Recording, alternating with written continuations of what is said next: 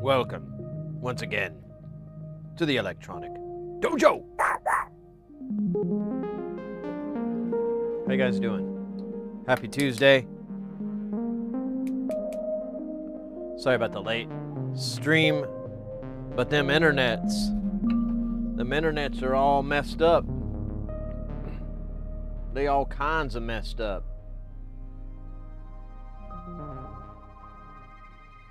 I called Bill Gates and I said, Bill, you gotta fix this. And he said, I'm working on it. And I said, work faster. Work faster, son. You're not working fast enough or hard enough. Why don't you get some buddies in there, get some Zuckerberg or who else had got that internet stuff? Damn, you know the guy that invented it? He says a bunch of tubes and stuff. He came in. You get that boy on the phone right now, and you say, hey, I don't care what you're doing. Get your ass over here and fix these internets with me. I can't plug all these cables in on my own. There's like dozens and dozens of them. I ain't got that kind of time. I need 4 hands, not 2. What's that boy's name? That boy's name is Al Gore. Yeah, get Al Gore and Bill Gates over there and the Zuck and get a couple of them fancy AI robots over there, the ones that you can have sex with. Bring them over there too. Put them all together, put them in a room and say, there's the internet, I want you to go fix it. And see what they do. Actually, when I put all those elements together, I'm pretty sure nothing good's gonna come of that. They're probably gonna impregnate the robot. That's not good. Robot babies, I don't want that. How are they? Well, you know what? I say that, now I'm thinking they could probably fix them internets. Because you know how the kids are. You're like, hey kid, make my iPhone work. Make my email quit saying, you've got mail. I don't want that. I want it to say, hello, how are you? What do you love? And I'll say, I love them internets. Oh, look at it. I ain't even reading the damn chat. JFix, welcome in. I wanted to say thank you because I tried your soldering method with SMD components today, and it worked really well for me. I learned from your videos. Oh, I'm gonna break character for a minute here, just a second, and then we'll come back. Dude, that's awesome. Mate, I'm very happy to hear that. My method is ridiculously stupid. I am more than shocked that other people can do this method and it actually works for them. Because I had a lot of trial and error and a lot of struggle. So seeing that is really cool. Maybe someday I can make some controversial YouTube video where I'm like, you're soldering wrong. You know, make some fucking completely poor semantic hygiene, like just asinine statement, and then like show the video and just live in that bubble of interaction. And hey Doey, what you got up on there? You said work farther, not harder. Damn it, Elon Muskrat. Now, man, I think that guy. I don't know what that. I think that guy thinks he. You know what? I ain't gonna get into that ball of wax. I'm just gonna tell you right here, right now. Them other guys, especially Al Gore, they invented the goddamn internet. Okay, let's just put that to rest. Put a little blanket over it. Tuck the blanket in. Rub its smooth, bald head, and then give it a little kiss right on the side. Put that baby to rest, cause I ain't into that. Fuck us up. Well, that's what the robot thing would do.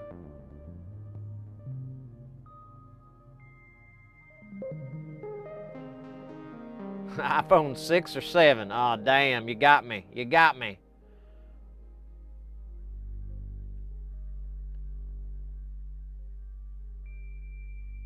Wait, I always never know how to say that name. Oh, wait, I gotta say it in this accent. So I don't know how to say that name. Zeoduke?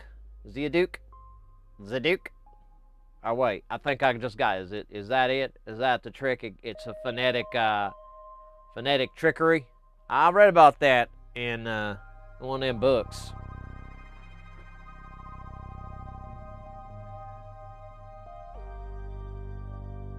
Barbio. Zeodirk in Southern. Well, you know, you got to translate for the cultures. JFix over on the YouTube is, I was scared to use the hot air as bored with popcorn. I really didn't see other people showing this method, so I'm genuinely grateful. Well, that's awesome. That's great to hear, mate. I don't know. I think I told you, it's like mostly impatience. But, yeah, it's true. Like, a lot of them, they always whip out the hot air and stuff. And I don't really like hot air. I try to use it sparingly. Like, there's a lot of stuff you can put on and off without hot air. And like, when I first got it, you know, I just used it indiscriminately. But as time went on, I realized it's like the tool I least want to use. Because that means this is going to be like a big dumb job. Hey, Sander Klepper, welcome in. Oh, wait. Am I going to just do this voice the whole time? I could do it. Ain't no problem here. I just don't know if it's gonna ring out to all the Southern folk. You know, they're gonna be like, hey, why is he talking normal? I learned that a long time ago. One time I was working with all these guys who were up from North Dakota. Like, a whole crew was all from North Dakota. And they were all a boot, and they just sounded, you know, oh golly gosh, you know, just like in that movie. And so I was like, at one point, I was just the only guy with them, you know. They were all from out of town. I was working when I was a hired gun, as they say. And at one point, the guy I was working with, he's the boss of the audio department. He was like, said something like, okay, man, I'm gonna head out, you know. And he said it in all golly gosh, you know. And so I just said, alrighty then, you know. And I like laughed, but he didn't laugh back. And then I realized I was not sounding funny like he was sounding funny to me. I was just sounding like his neighbor. And he's like, why are you imitating Jim and smiling? What? I don't get that. You know Jim? Because he's a hell of a man to know. That was the vibe I was getting from him. And then that's when I realized that you can't do an accent to that person unless you like really got it down. You can't just pick little things. You gotta get the whole damn thing.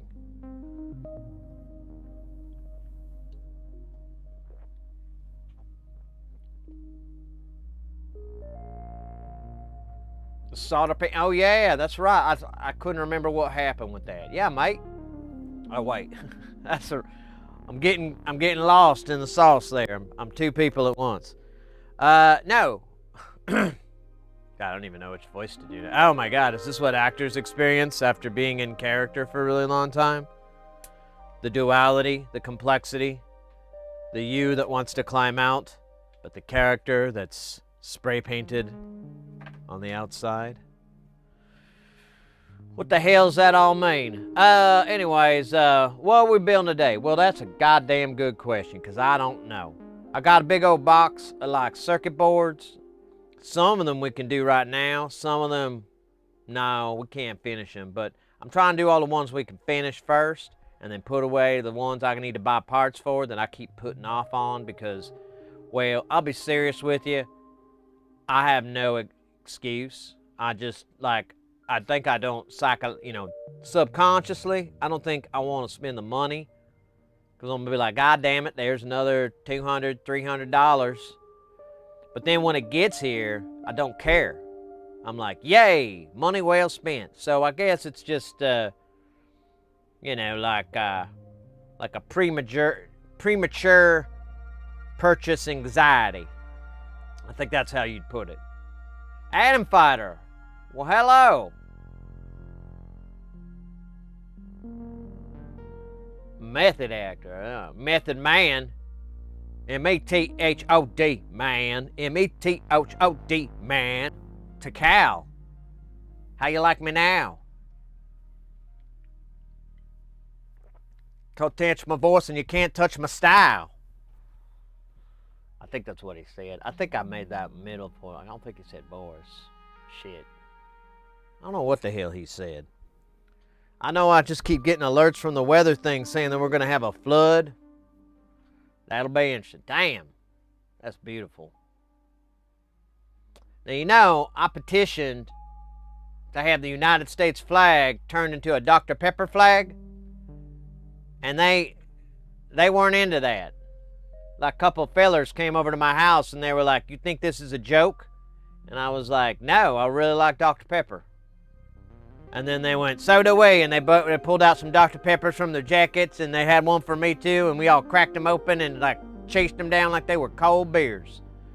Then we burped a lot because it's pretty bubbly when you do that. If you ever just chugged a Dr. Pepper, you're gonna burp. There ain't no, I mean, I don't care who you are. You could be the King of England or whatever. You're gonna burp.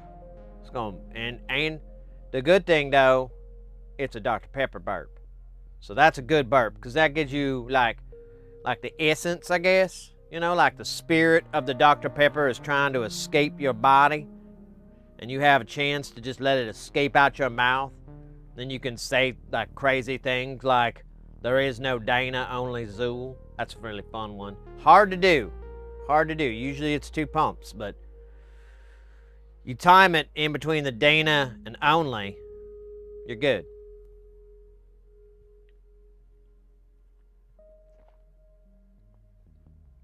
Those CB radios for synth fans. Damn. Hey, Calderia, welcome in.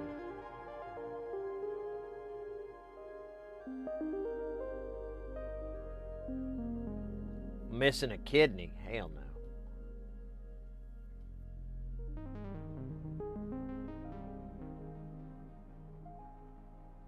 Sprite.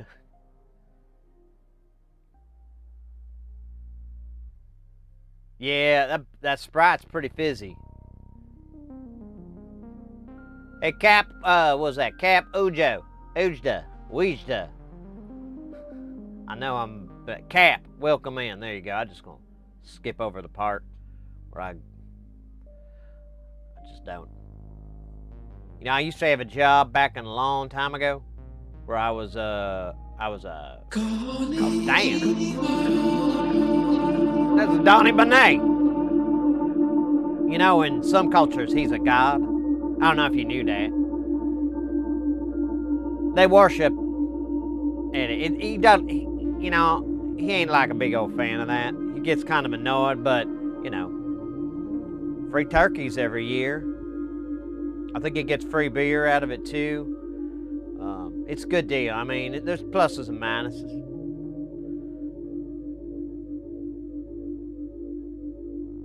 Yeah. Couple of DPs, no kidneys. Now we doing Method Man again? 2 pinkies, no kidneys. That's not very good, Method Man. I should never, ever try that again. Oh, damn, that was Porphyry. Welcome in. Damn, we got a lot of good folk. Pop it in that chat. All right, I'm gonna stop. It's getting tiresome, and I'm kind of getting lazy on the accent. I'm just talking like that. I'm not using any like inflections or, yeah, it got boring after a little bit, but it was fun for a second there, you know. But yeah, I gotta take a break. That's a lot of extra work. Now I want a nap. That was so much extra work.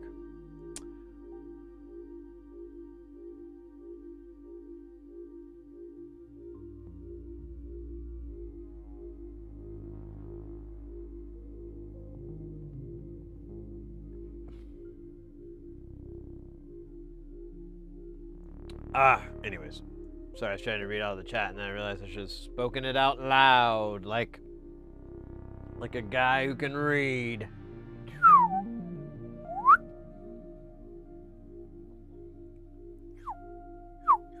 I don't know why I'm doing bird calls, but why not? No. I don't know any bird calls. It's probably why I'm not overly successful. I just needed to master that. And I'd be high up on the horse. Horse high. Bird call is a whole language of its own. I swear there was this bird. It just sounds like a fire alarm, low battery sound. I was like, what the hell? What a terrible song. Yeah, I don't know what happened. But like when I first moved to Phoenix, and I guess maybe it was the neighborhood, maybe there's something about that neighborhood. But I remembered like one day I was going to my car and there were a bunch of birds in the trees, and they were like had this really crazy song, and I just moved out here, but I'd never heard it before. It was like, what the hell is this? This is wild. This is like some really weird sounds, that's the last time I remember enjoying birds. Like every now and then there's maybe a little bit, but like we just have pigeons most of the time, and then that low battery fire alarm bird, whatever that is. And the pigeons just have the same song. Not a fan of the pigeon song. And then and that's it. That's like 98% of it is just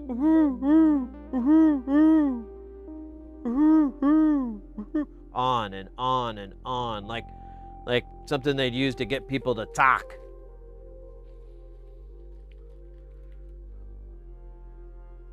Yeah, I don't know what species it is. I didn't try to go out and look because I was getting kind of annoyed. It woke me up. Like they perched outside our window, and we've been sleeping with the windows open, and we just heard this fire alarm noise.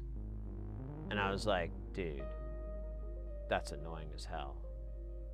And so I got up and shut it, and then that was the time I was having the nightmares, I remember now. And then I had to get up, so I went and slept laid down in the couch in the living room for a bit, and then I heard that fucking bird again.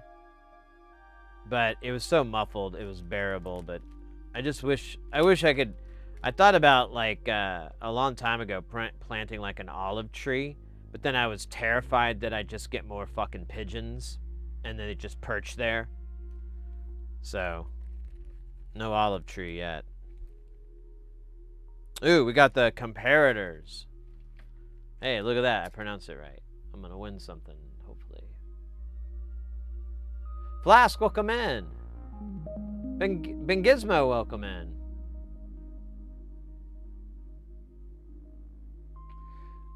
No, it's not. I got 2 smoke detectors in my casa because there's technically like 2 hallways, and so it just makes sense. And one is just like the kind you buy at at Walmart or whatever, and you install on the wall. And then the other one is built into the house, like it runs off the 24-volt system. And so I don't even know if it has a battery. It might. I never used it. Cap with the hype up in the YouTube chat. Let's go. I need to figure out how to get the YouTube icons to bounce around in the screen. Gotta learn that one.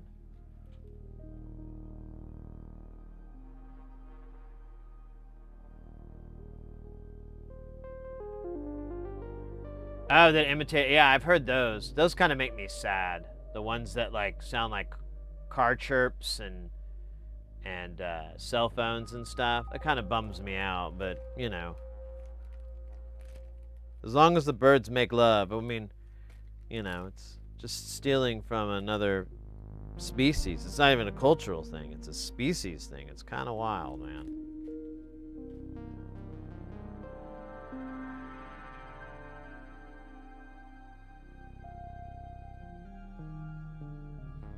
What the hell are you talking about?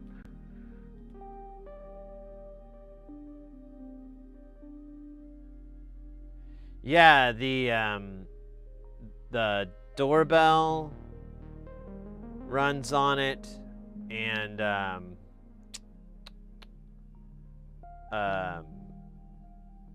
think the thermostat control system.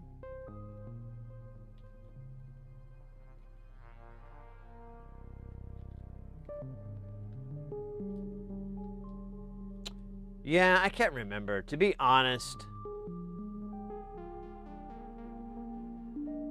I'm not 1,000% sure. I know that it has to go to something. Because it's always on. I've never replaced any batteries inside of it. I haven't even looked in, I don't know if I've looked inside it now that I think about it. It's just always on. It has a little red light. I assumed since it's near the front door that it would be an easy hop from the doorbell. Like they literally are next to each other. So I figured the doorbell power went to that. But you might be right. It may be 24 AC. I could be wrong.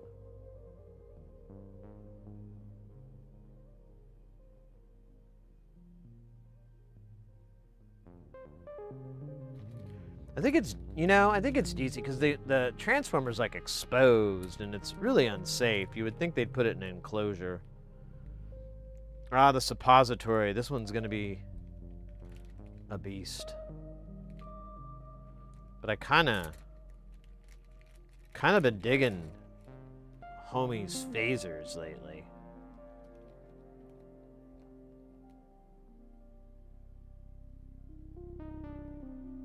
Then it may not be the thermostat. It may just be pulling off the doorbell power. I'm trying to think. I thought there was another part of the house that runs on that, but I may be getting that wrong about the thermostat.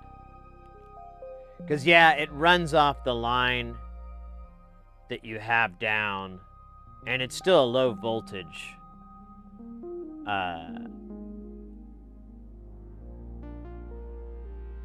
system. But, yeah, you might be right. Maybe getting that wrong. It's just the doorbell.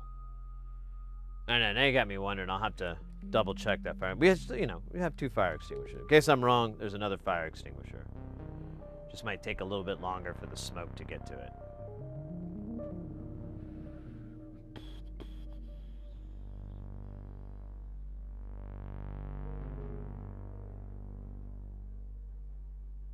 Anyways.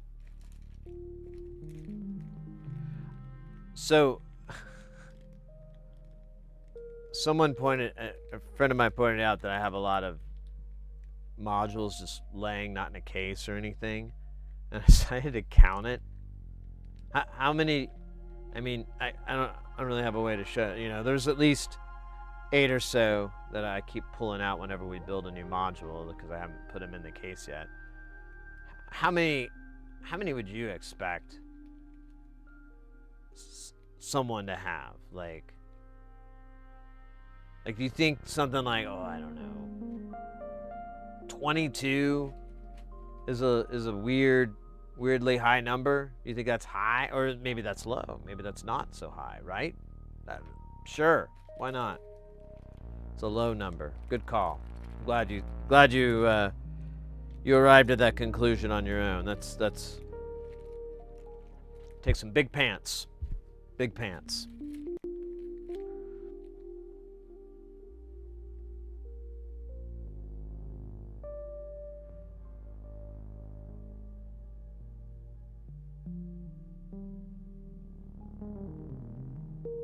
Yeah. When I found out that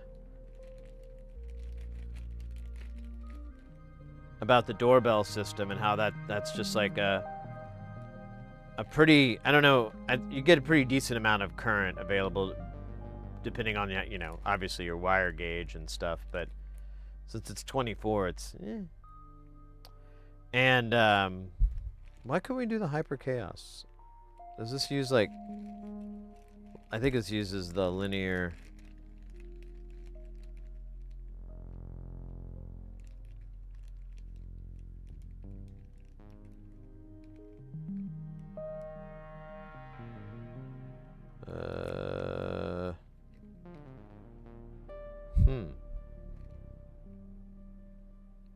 No, why the fuck not? What was it that prevented us from getting this? I can't remember now.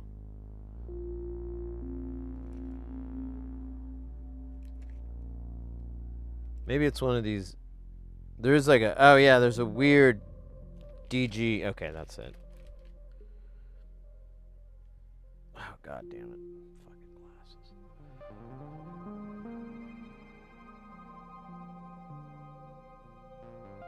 Yeah, the doorbell, I think it's like a, I want to say it's 20, well, let's just ask the internet. What is a doorbell voltage? Let's see. Yeah, 12 and 24 volt systems. Oh, AC though. Huh. I don't know if that's right though. That is straight from the AI Zerpider, but oh wait, yeah, it's all saying 8 to 24. Huh. Now I'm not so sure about, I don't know what the fuck that fire alarm's running off of. The souls of the damned?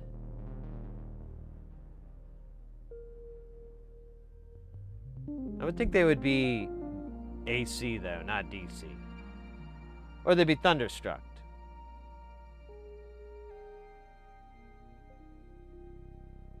Understanding doorbell voltage, a complete guide. Jesus Christ.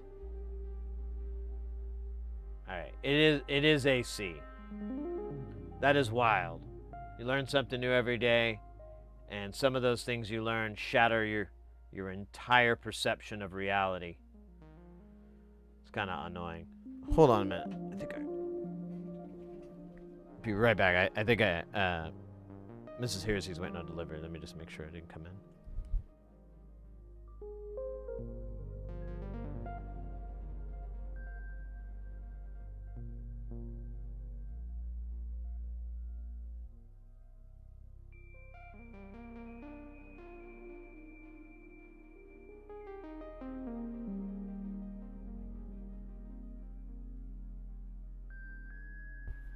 All right.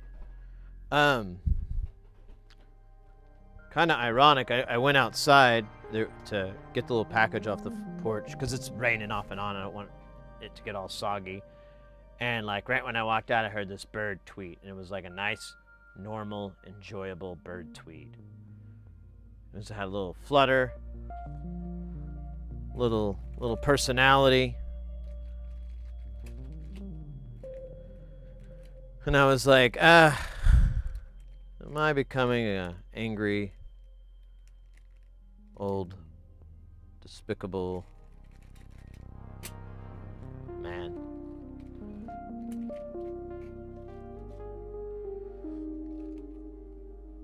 Probably.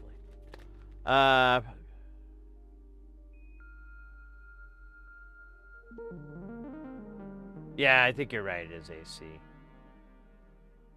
What's funny is like when I first moved into this house, I bought a doorbell, and it was just a little momentary switch. It didn't have any circuitry on it, and so I went online, and it was like, you need to use a diode so that when the button's pressed, it will continue it until, you know, it finishes the cycle or whatever. And I was like, okay, that kind of makes sense. And it never worked. Like, I put it in, and you just hear it. You had to hold it down for the whole thing to work. Most people would tap it, so it just go, pop. It never, like, rang correctly. And then, like, recently a friend pointed this out, and I was like, yeah, I put a diode in. I probably put a 4148 in there that could probably only handle like 12 volts AC or something, and it just obliterated it. I think that's what happened. Poor guy. I wish I cared.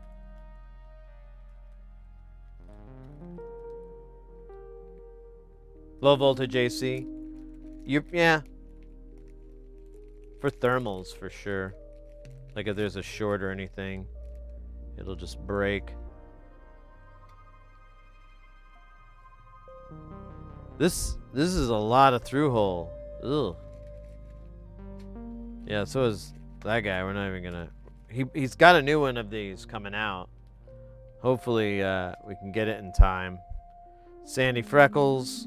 I don't want to do that one. Bulls. Oh, Bulls looks very entertaining. Then we got the Sim 340, which I do not have even close to the parts for that. All right, we got the Comparator, Bulls, Spasm, Mobius Pill. So these are all going to require building a black box Vactrol. I really kind of want to put that off for just a little bit longer. Those are big deals. So we've got the choice between the router, the weird slew thing,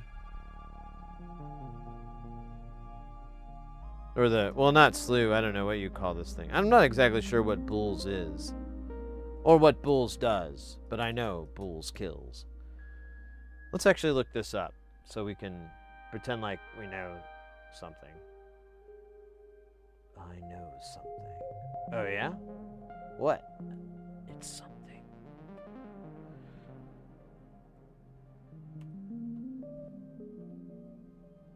I don't know why this page always widens up. It's embarrassing. Mr. Lurketty, welcome in. I remember you popped into the channel, I think, like... Oh, no, wait, we rated you, didn't we? What? Yeah. That sounds familiar. How you doing? Trying to see if I actually have it there. Doesn't show that. That's weird. Oh well. Anyways. That's yeah. All right. Just connecting all the dots here. Well, welcome in, mate. We're getting ready to start a build, but I don't really know. Bloody hell. I don't even know which thing we're gonna do. And there's this module, but I didn't understand what it is. This module is like a hybrid between the NLC Quad Logic module and the Sauce of Uncertainty, or Sauce of Unce. There are 4 inputs driving channel logic gates. You can choose what logic you want with a chip, which... There are 4 gate outputs. I guess I'll see which one of these chips I have.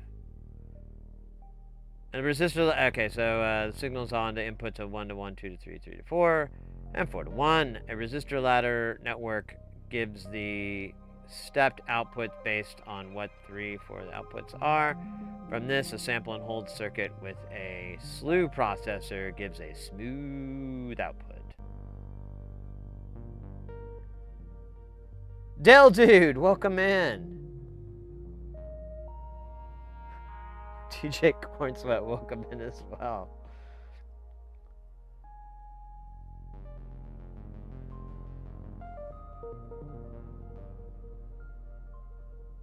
I don't know. We could maybe do it. It's a weird module because it's like, I think it's like his first real entry into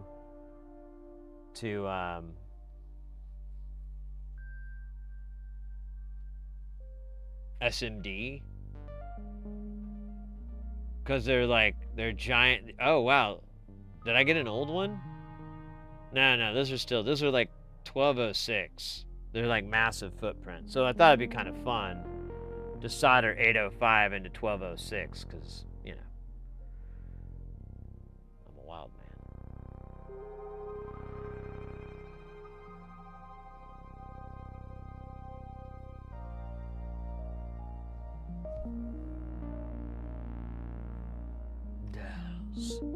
Dells for everyone, dells for us all.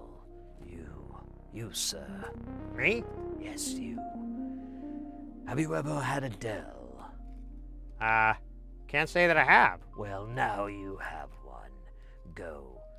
Tell your wife. Well, I don't have a wife. Then your boyfriend.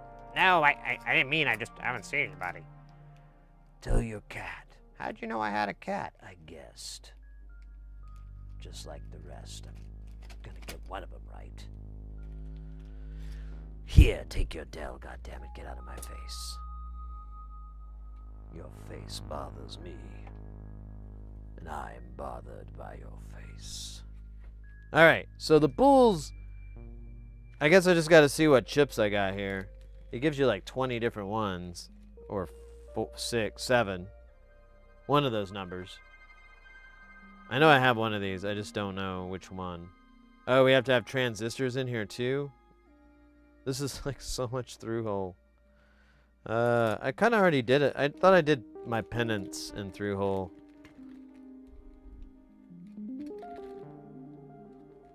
Maybe we should save that for like Thursday. We could have through hole Thursday. God. Damn it, that's so cringe. There is the router. Yeah. Oh. I believe we have the DG412. Yeah. This is something we might have. And then the comparators. I kind of want to do the comparators. There's a lot here though, so I should like get to work rather than talk about that time I got in trouble at work.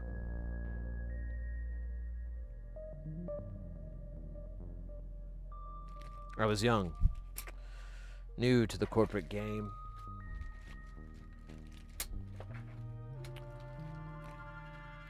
So I'm gonna try to make this a kit for people to get to win. Like I gotta find a raffle service though that doesn't suck. I found one, but it's like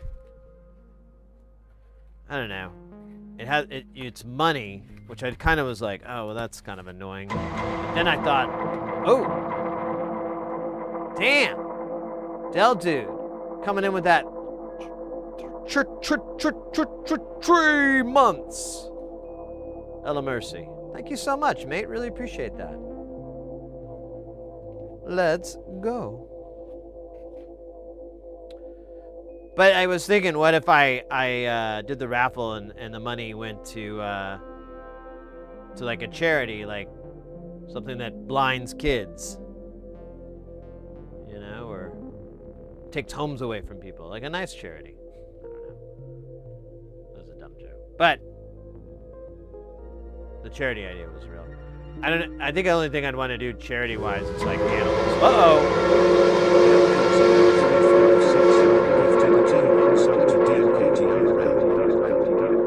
You weren't kidding about that. You get a Dale. You get a Dale. Dale Dude 03561 gifted a tier 1 sub to Comparator.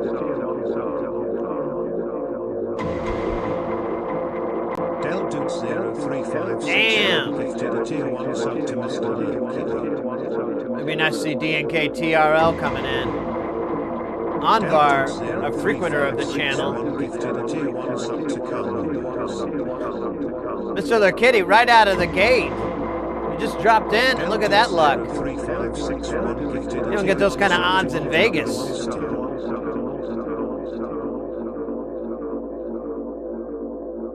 I don't necessarily recognize these other names. But that doesn't mean anything. Well, it means a few things, actually. Del Dude, Merry Christmas to you. Thank you very much. Super appreciate that gift sub. That is killer.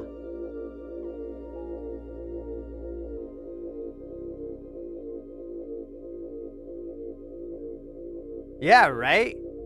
Get some scratchers. You know, don't go big. Just get the scratchers. Hey, Norton, there we go. Welcome in, mate. Killer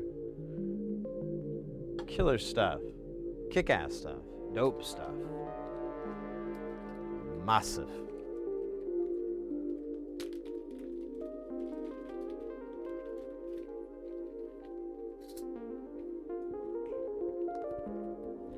I forgot what I was talking about. Oh, yeah. I was thinking about if I did do something like that, maybe I could do it like have it all go to like something for kitties or something like that. I like kitties and dogs. I think those are typically worthwhile charities that help, you know, stray kitties and dogs. Or help get the kitties and dogs forever homes. Stuff like that. I would be amendable to that. But then I'm like, why don't you just keep the money for yourself and buy yourself a cool grill that says SIDS, because you can't have 3 letters. It looks stupid. Maybe put an exclamation point after the SID part. There we go. Okay, tragedy averted. But the real problem with all that is finding a jeweler that's willing to do that here in Arizona. There's just not a lot. You'd think it'd be the hub of like iced out grills, but it's not. That's what we call a stereotype.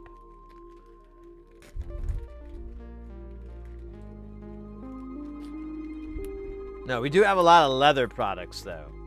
You know, if you ever wanted like a tasseled leather jacket or a leather Stetson or leather shoes and a belt, pants even, I can name like 20 stores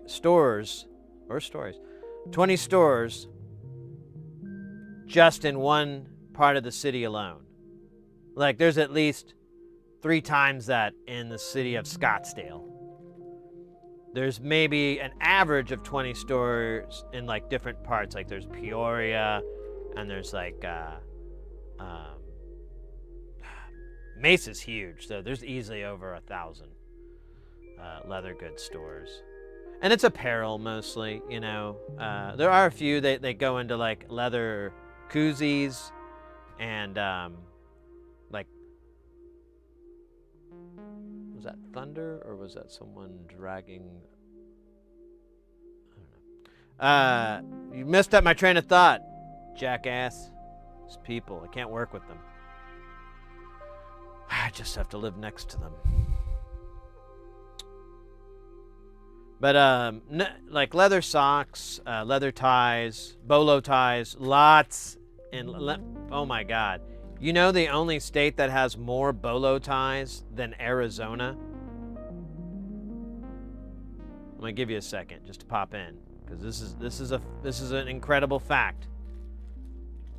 New Mexico.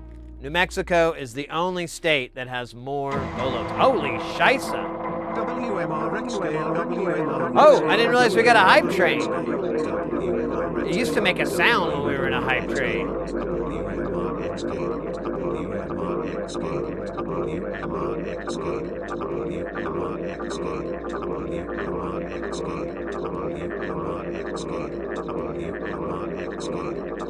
Hold on a minute. I'm trying to get what this says.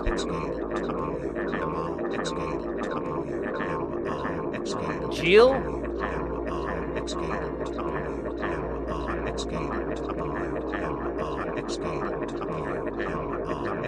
X game.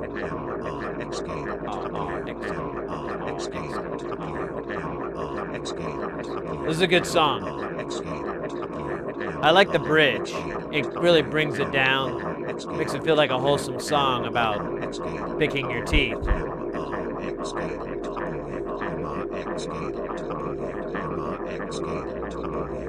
Here's the part.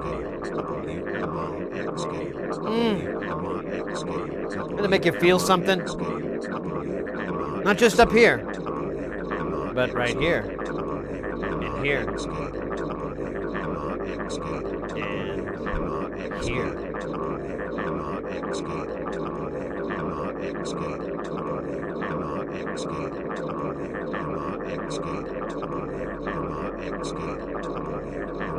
All right, I'm gonna take a nap.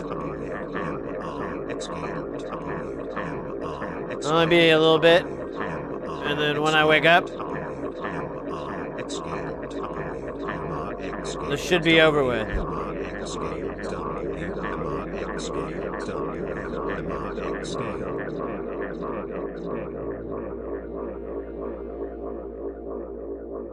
All right, well, there's a lot to unpack there. One, thank you for the hype train, and I apologize for not hyping the hype train. I guess the sound effect's gone, or I got to reattach it or something, but I don't hear that choo-choo sound, and that's what really gets the old blood boiling. In a good way, you know, like nitrogen narcosis.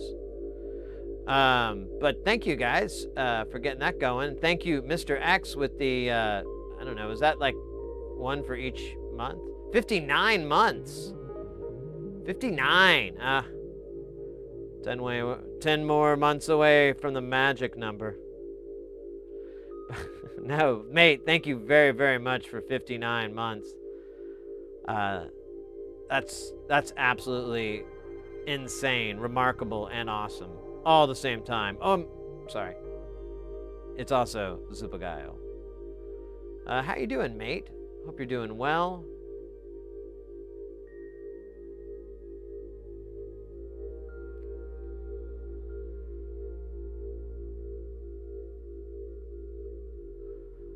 Grossartig.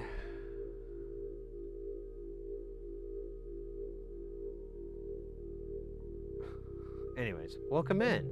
Good to see you guys. Thank you again for all that. I hope I'm not missing anybody or missing anything. If I am, it's not my fault. There we go. All right, accountability. Excellent.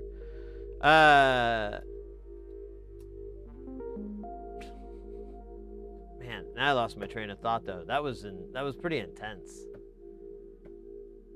was very intense. Oh yeah, I gotta see. Oh yeah, no we're not. I think I'm hearing thunder. Either that or my neighbors just keep moving the trash can around. So I think it's thunder. Ooh, so the internet might go out again. Ooh. Yeah, I had to start the stream really late because we didn't have internet until like 12:30. It came on like, and then I had to really like ride it because I was like, are you gonna go out again? Because it came on at one point for like 10 minutes. And I was like, okay, cool. And I, started getting stuff together. And then I went to go like name the stream and all that kind of crap. And I was like, what the heck? And I went and looked at my modem. It's just like no connection.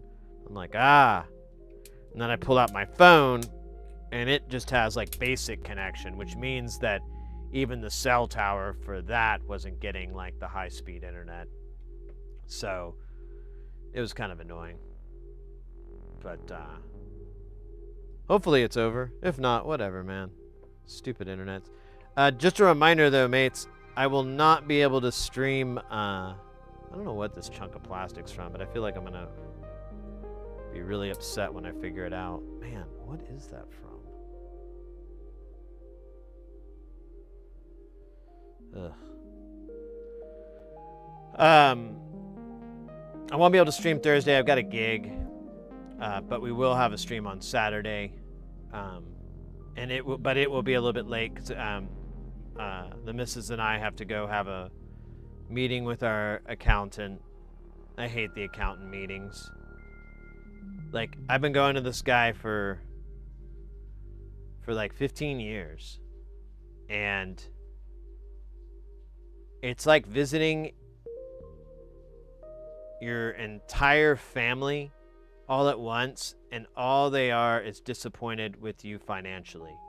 Like you try to tell them something like you did that's financially responsible, and he's like, well, I wish you could have started sooner. He always has something like that, or like, that's good, but then it's like, it's not like what you were hoping. Like, oh, Sid, you contributed to your Roth IRA or your SEP IRA? Oh, that's so great. Oh, you have investments in mutuals? Oh, that's wonderful. No, I don't get any kind of, it's awful, really. I don't like it. Because I do these things to make my accountant happy and make him proud of me, but he's just never proud. And I've talked about this with other people, and they've been like, that's weird, dude. This sounds like an unresolved dad issue. And I'm like, no. My dad was proud of me, and he was really happy. That's why I'm annoyed that this guy can't, like, pick up where he left off, you know? But make it about finance.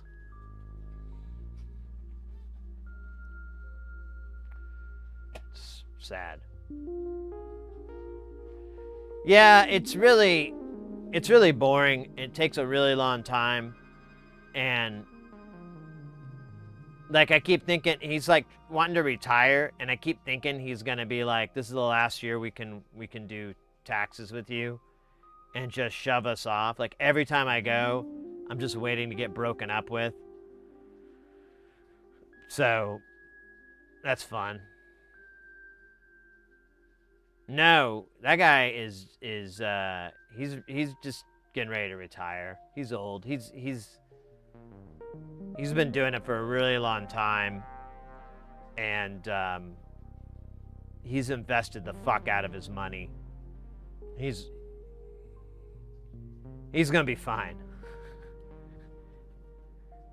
He lives in like a fucking mansion. We go, like, once he got rid of his office, he just moved it into his house, because then he could use business use of home.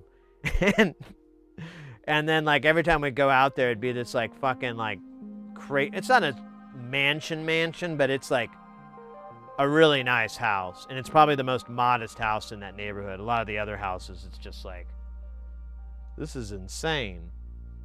And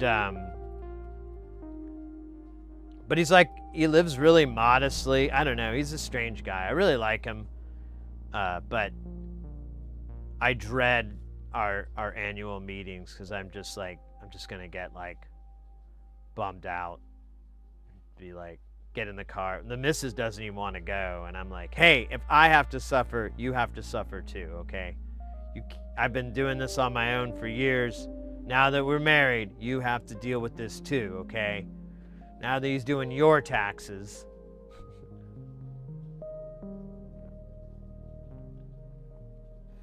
You have to suffer with me.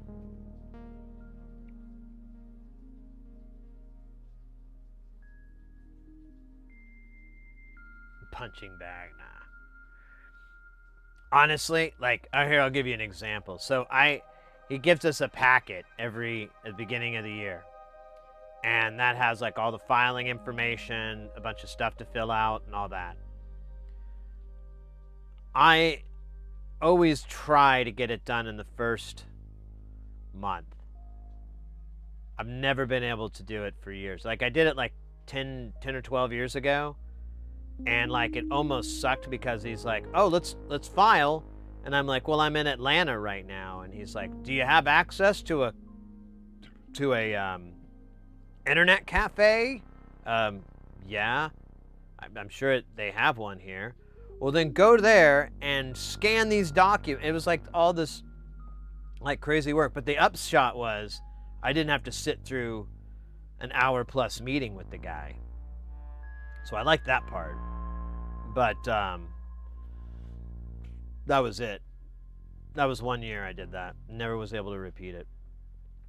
But I'll send the packet in, and like we don't hear anything until September, because they'll file an extension automatically, and so we don't hear anything until September.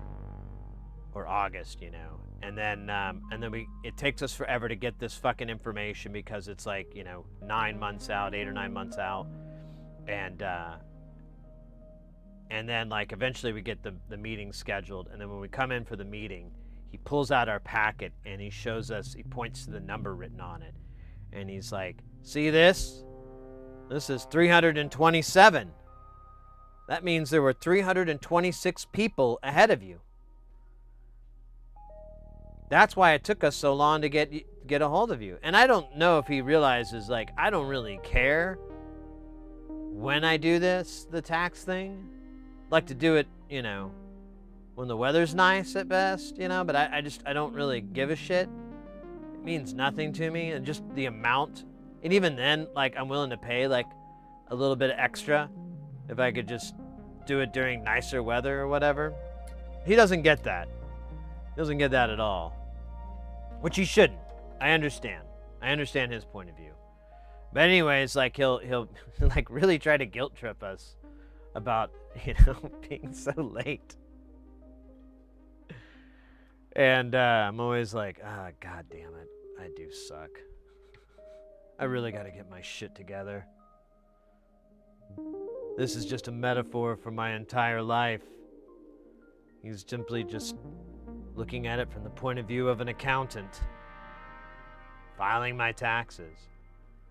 I've never hired him for any other crap, like any other accounting crap. I don't think he'd want to. He'd probably be like, I'm retired.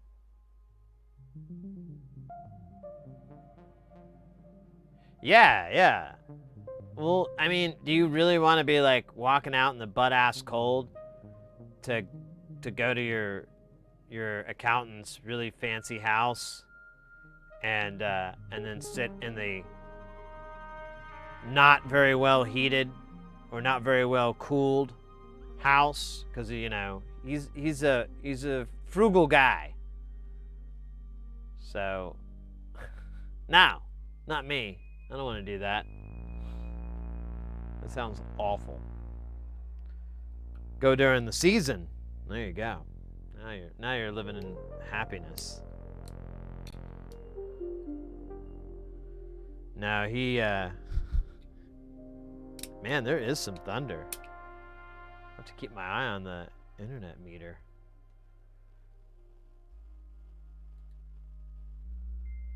Let's see.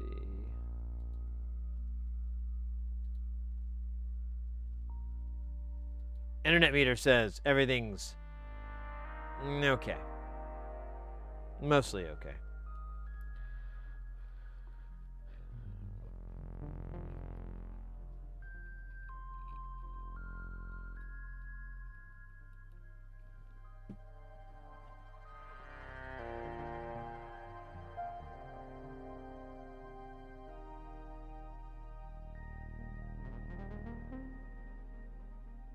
What do you mean a better accountant?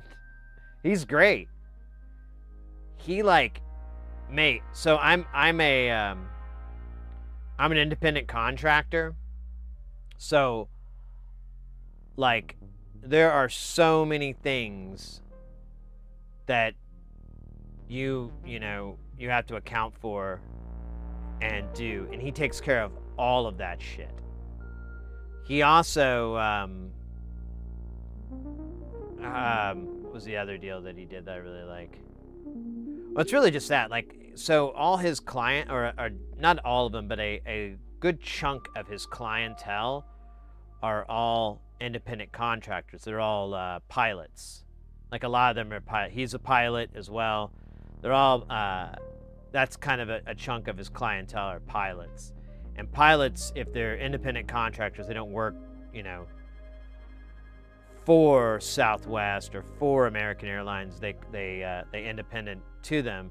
Then you have to do all the tax and all that crap on your own.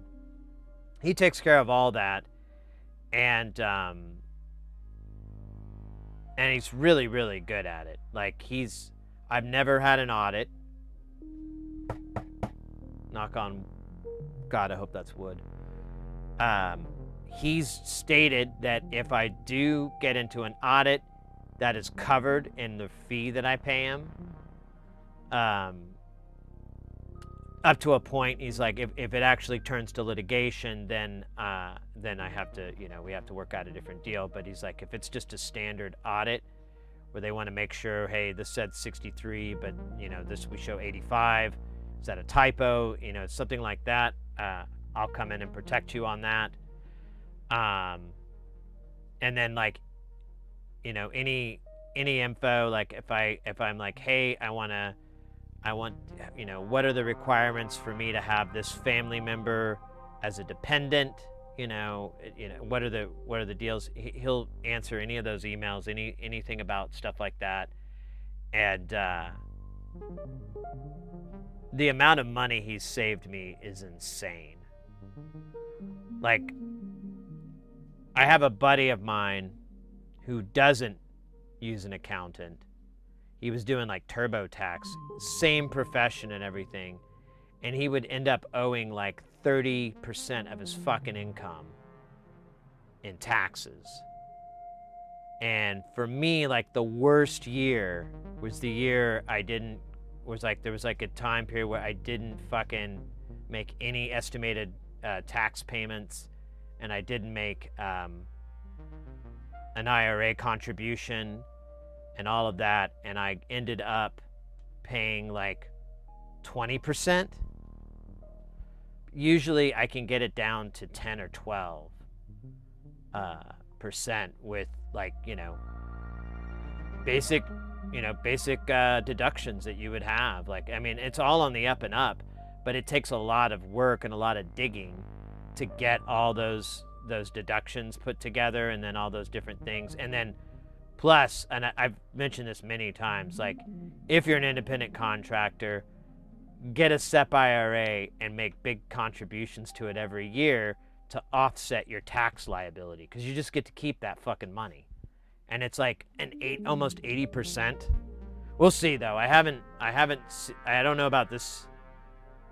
I guess it won't be that bad, because I think the last tax year I can't remember. But either way, like, it may change a bit, but it's like, it's insane, like the difference. And he's given me all this information and whatnot.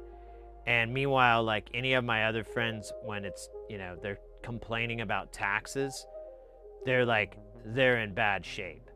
Like, they're all in really, not all of them, but a lot of them that will talk about it. They're like, yeah, man, I got like another 140,000 to go.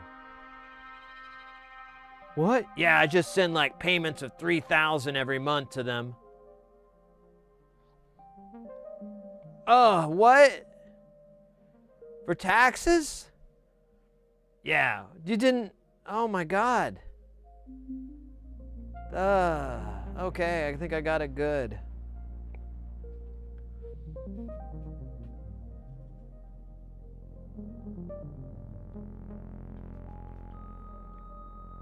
I think I got it good.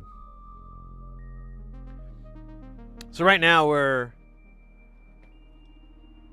letting the good old juice evaporate. Wait, that doesn't look wet at all. You need to be wet.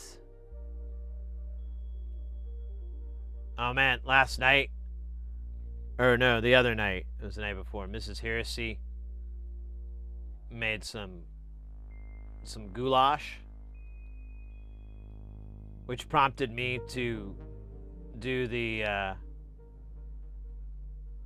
Rammstein parody that I don't think I'm the originator of it, but I mean,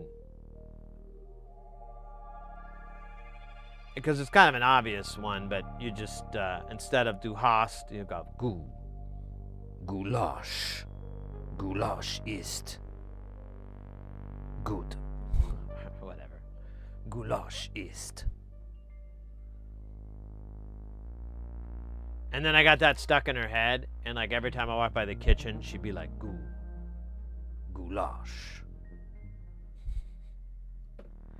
That's what I know. I'm a good husband.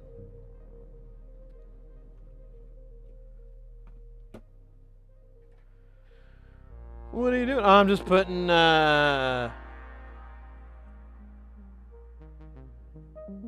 Weird Al level parodies in my wife's head.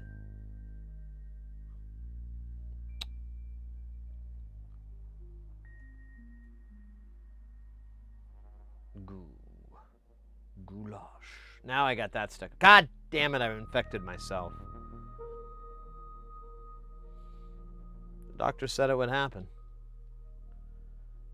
He said it would happen slowly at first. And then get worse and worse. I gotta turn the fan on here. The fume sucker, the Mr. Snuffleupagus. I wish I could put eyes on this guy, but the material is like silicone, doesn't like adhesive too much, and it bends a lot, so they pop right off. And the moment you have an eyeball, a googly eye, pop off of this, it's fucking horrific. It's what the stuff that nightmares are made out of.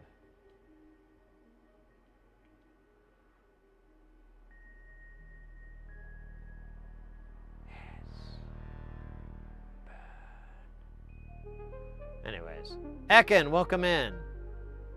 Was a little slow on that. What's up? Probably from all the mild brain damage I did from huffing helium. I'm telling you, you can keep your nitrous oxide. I'll take my hello helium.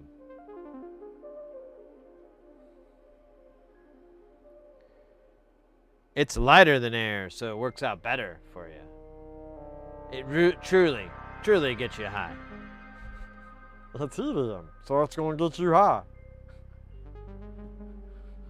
Because it's lighter than air. Damn it, how do I have to explain this to you? Yeah, exactly. You take some helium before you weigh in for the big match. You're totally going to make your weight class. And then you're going to pummel that opponent with that little tiny edge. Of course, you just got to not talk or exhale. I guess if you did like a lot of helium, it eventually would work its way into your bloodstream. And then you'd be all right. If your lungs can process helium. Now sounds like a medical question. We should ask AI. It'll give us the best answer. Only in a helium-rich environment. Like the planet Motop and the Onadar system. Wait a minute. I think it's confusing a comic book for real. I don't know what comic book that would be. Probably a made-up one. With large-breasted men. Zen Attack, welcome in. Yo yourself. How you doing? We're juicing up this board. Not with anabolic steroids.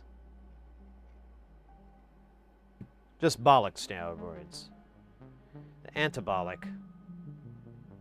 They're a hate group. I think all bollocks should be free.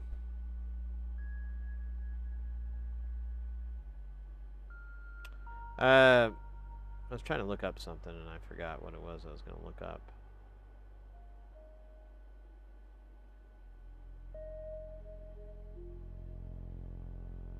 It's Alcadroid. Changed my name. Oh yeah, I forgot about that. Yeah, you may have to remind me a few more times. Good to see you though, mate. And Bog was amazing in Star Wars. Oh my gosh.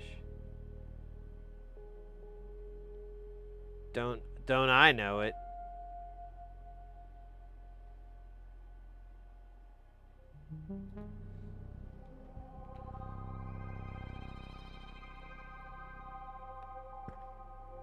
Isn't there an adult film company called that too? I mean, not that I would know. I just I had a roommate, yeah, who was into that stuff a lot. We had to have an intervention. It was that bad. Yeah. Took it all away and kept it for ourselves. was the only humane thing to do.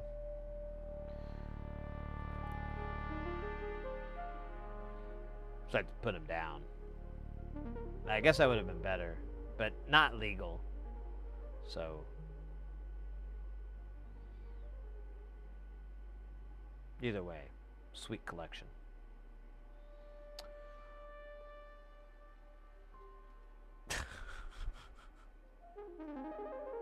Yeah, Busty Bathroom Babes, volumes 7 through 11. Truly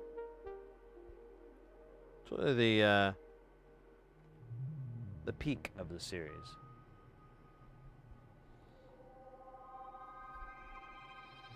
Busty Bathroom Babes.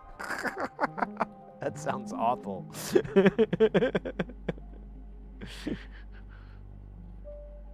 Well, I guess unless you're into all that in one sitting. So I found an IKEA solution for building my giant rack console with integrated desks. Oh, cool. From the producers of Inspect Her Gadget comes Busty Bathroom Babes, number 10. Volume 10. There you go.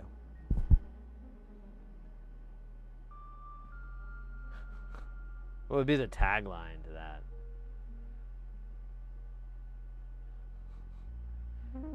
It's not even a porn, they just clean the bathrooms. Like, what the hell am I watching here? Is that a toilet brush? Oh, this is gonna get weird. Oh, wait. Just scrubbing it? Oh, okay.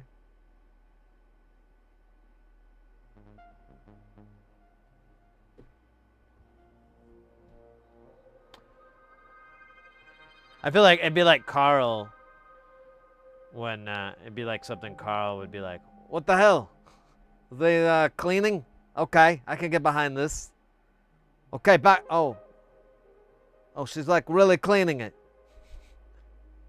Okay, I can maybe. I just gotta muster up. Gotta dig deep. Anyways, the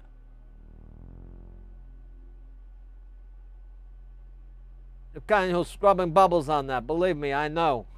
Got a rash. I have to tell doctors I fell into it.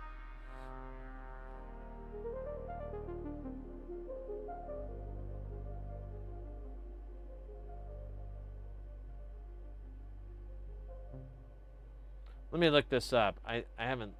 I know that IKEA has some perfectly distanced the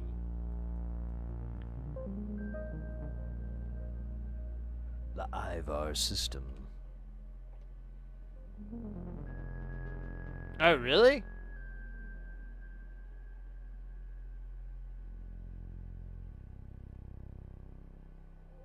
Ah, is that it?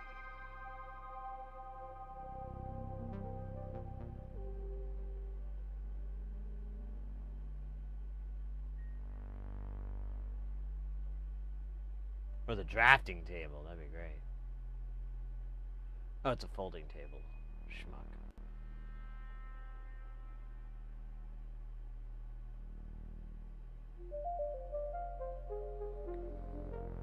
Yeah, that one thing looks like what we're talking about. I didn't even see the price tag on that. $30. Damn.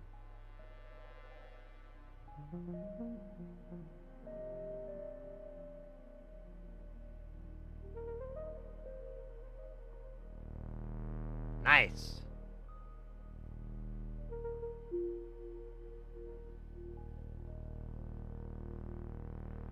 Oh wait, so the pen's 32 by 32 3/4 inches, I guess. Wait, how big are the compartments?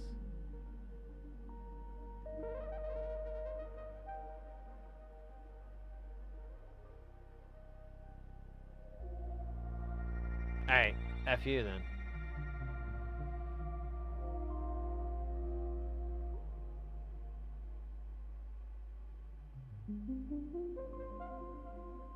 Oh, the shelves we were looking at in the beginning.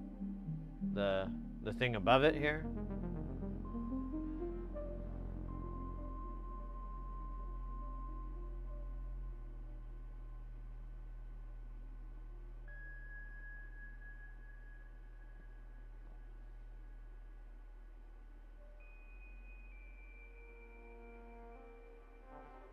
Pine is very lickable. First I thought you said ticklish. But both make sense. Good to see you, Grizzleby.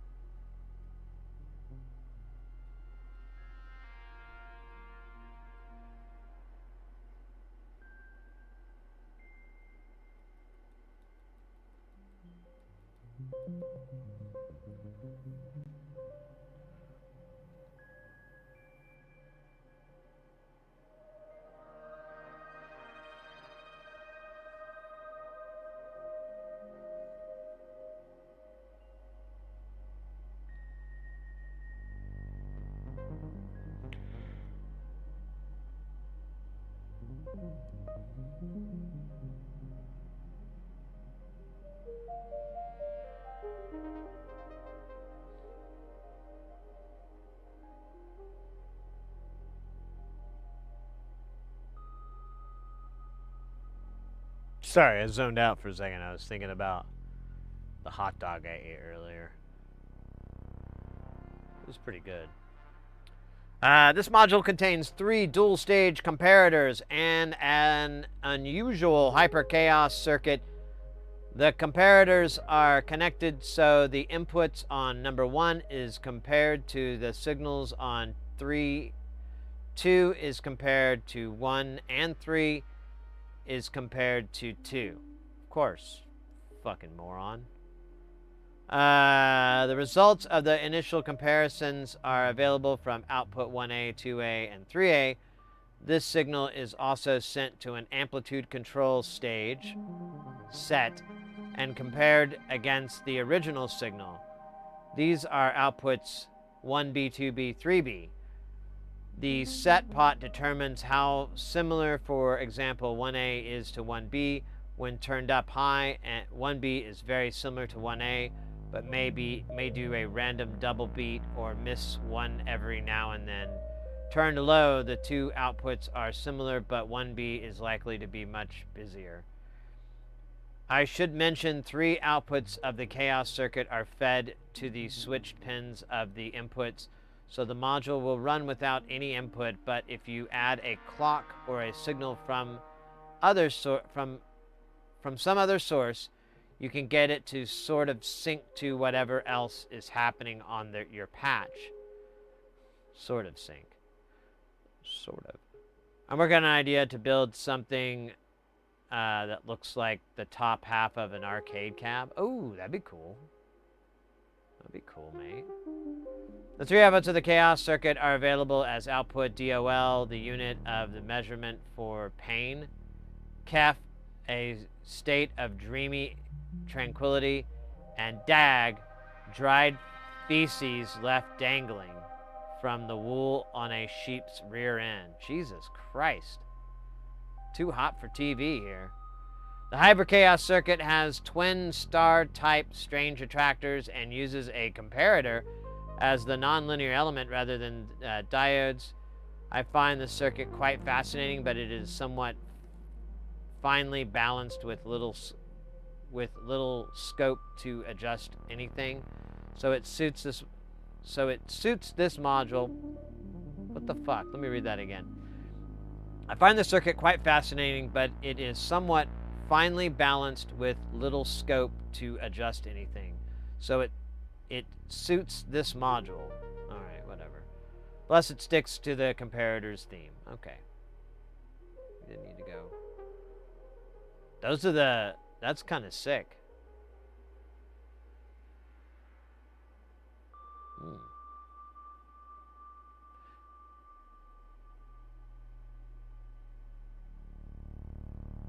Aqua Funka Licious Booty Wop. How you doing, mate?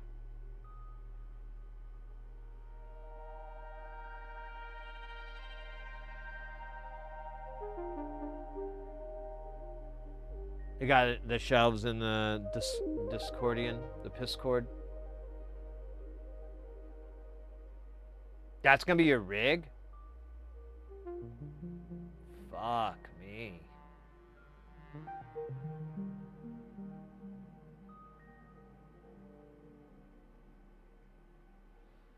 Well, so much for me having the biggest NLC collection.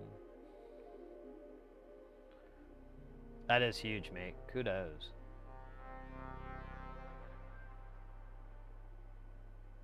Unusual hyper chaos. I know. It's always a bummer. Alright, well. Dude, there's more text. Are you kidding me? I didn't even read that. Wait, we've got like an ad running on Twitch, so I'm trying to kind of tiptoe through the tulips, as they would say.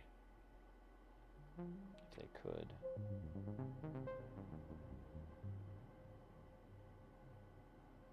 On the left. Let me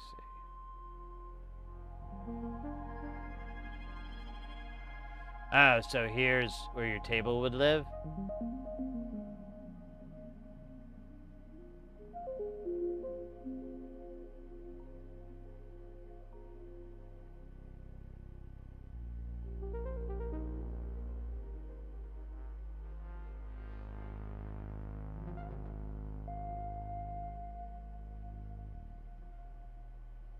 Nice. Lots of powers. Lots of power supplies.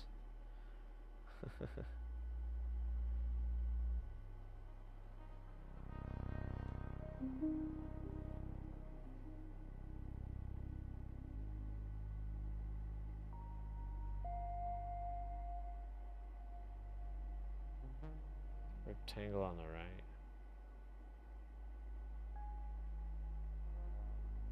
Oh, so this is going to be the modular section? Or were you going to run these as...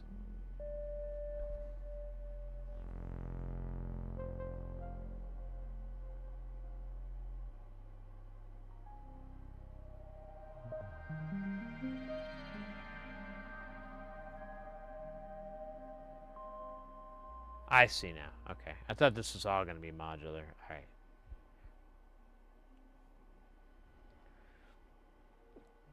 That was terrifying. In a good way. Man.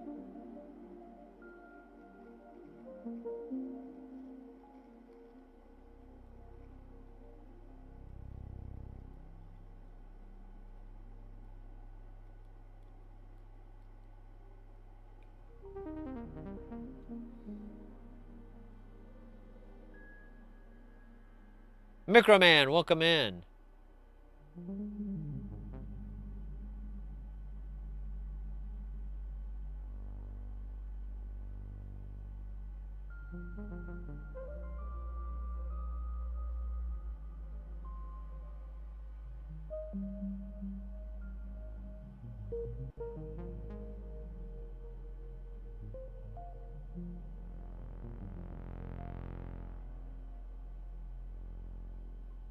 $500 on rails, $500 on power.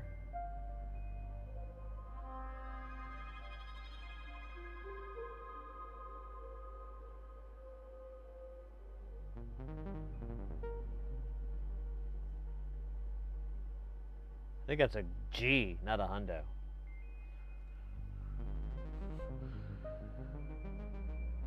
All right. Kind of want to have another Dr. Pepper. So good. All right, let me get this party started. Let me get this party moving. Whoa, we're doing that again.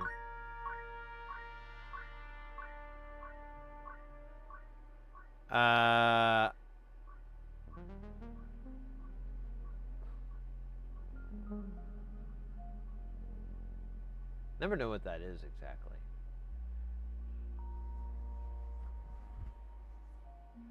Thank you for the 5 bits. But it doesn't say who did the bits. 100 on the IKEA, I get it.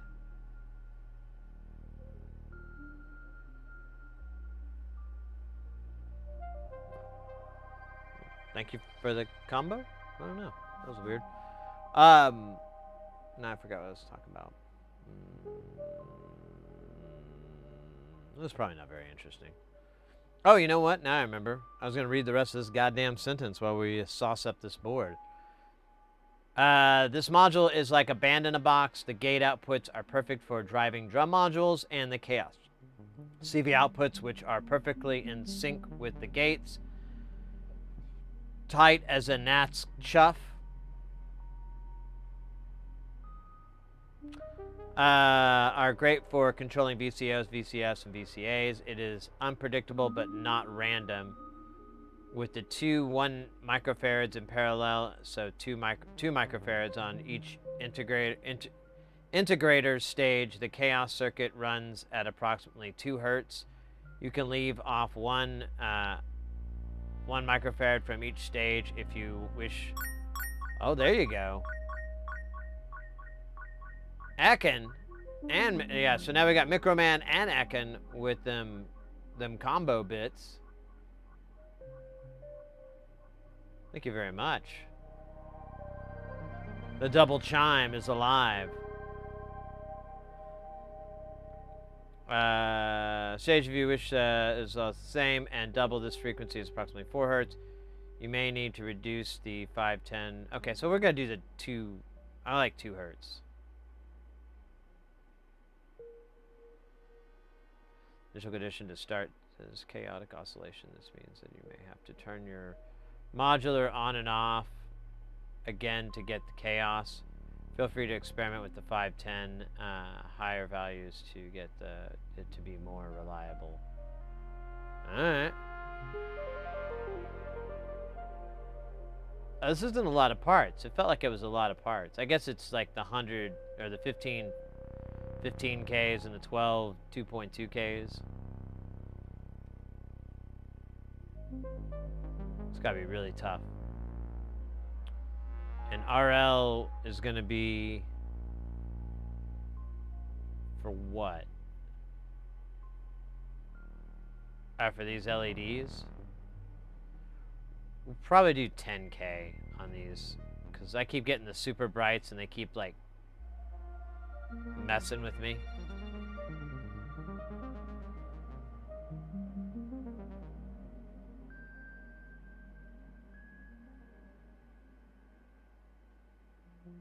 Yeah, I'm gonna go for the slower. That's 2 of the 1 microfarad caps in parallel. I'll do 10K resistors on the LEDs, and we'll just go down or up if it's too dim.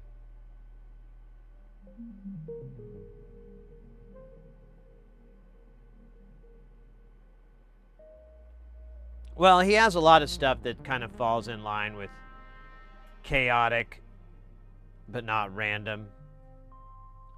Because he does specify in like the FAQ the difference between those two things. Chaotic, there's a pattern, but it's not, it doesn't stay that way. It's always mutating. And random is just, you know, exactly that. It just, you know, whatever happens, happens. So lately, the rain's been, it started raining here in Phoenix, which is super rare. And I was just listening to the rain dropping off on this little grill I have. And you just hear, the tapping, and it's very, it's not perfectly on beat. It kind of speeds up and slows down a little bit. And then sometimes you get a double hit for like a little bit, and then it goes away. And then you get all these kind of chaotic things, but it's still like, there's still an element where it's very natural, or not natural, but I don't know. There's still that predictability a little bit, that expectation that you're gonna hear the next hit, and random is just, wind.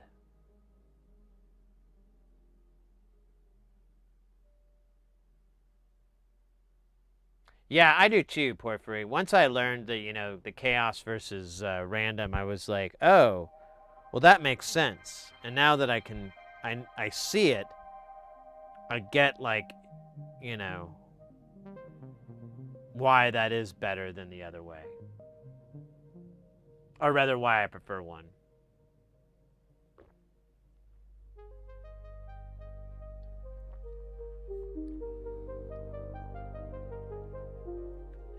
Skitty. Skitty bop bop bop. Bop bop bop beat up bop. Jay, welcome in. Good gracious, what in the wide world of sports is good? 2 thumbs up on the angry German speaking. 999. Actually, we started off with my southern voice. Let me see if I can remember it. Yeah, it's pretty much like this. I just you know, talk like that, use my tongue, hit the top of my mouth a lot. That's pretty much the whole secret. Maybe a little bit of whistle tooth every now and then. You do, hey, say something's super. You know, you do that every now and then. People know you're good. You ain't bad. You know, and then you just talk like that, and hope you don't run into another fella who talks the same way, because he's not gonna think it's funny. He's gonna find zero humor in it. He'll be like, hey, why are you making fun of me? I'm gonna punch you in the guts. And then we gotta go to fisticuffs out in the parking lot of a Walmart or you know, a Del Taco or whatever. And I'll be honest with you. I'm 47 years old. I don't fisticuffs no good ever, and I sure as hell ain't gonna do that after I had a big Del Rancho steak sandwich. All right. After that, I'm gonna be sleepy. I'm gonna be a sleepy boy. So you probably knock me out, and I'm gonna be grateful, because I'm gonna be like, oh, thank God, now I can get some goddamn sleep. What are we talking about? Hey, there's DJ Dowie in the chat.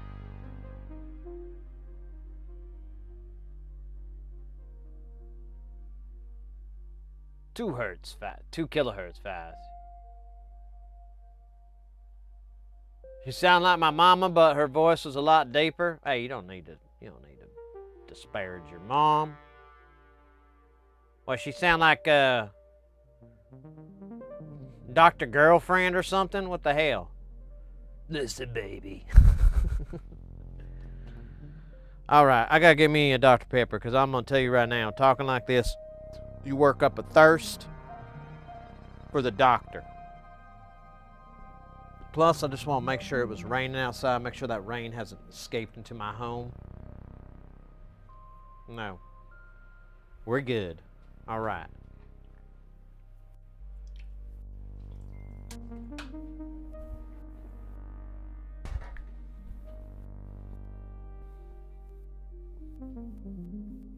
Oh, do you guys remember the spider? We had a spider on Thursday. I think it was Thursday's stream.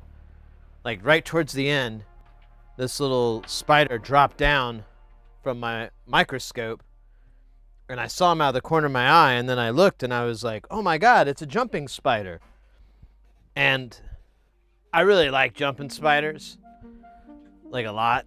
And so, and now even more so. So anyways, there's like a clip of it on Twitch, and there's one on YouTube. I can't figure out how you find your clips on YouTube though, but it's on there. And he's a really, really tiny guy. I zoomed him in really tight. It was really awesome. And then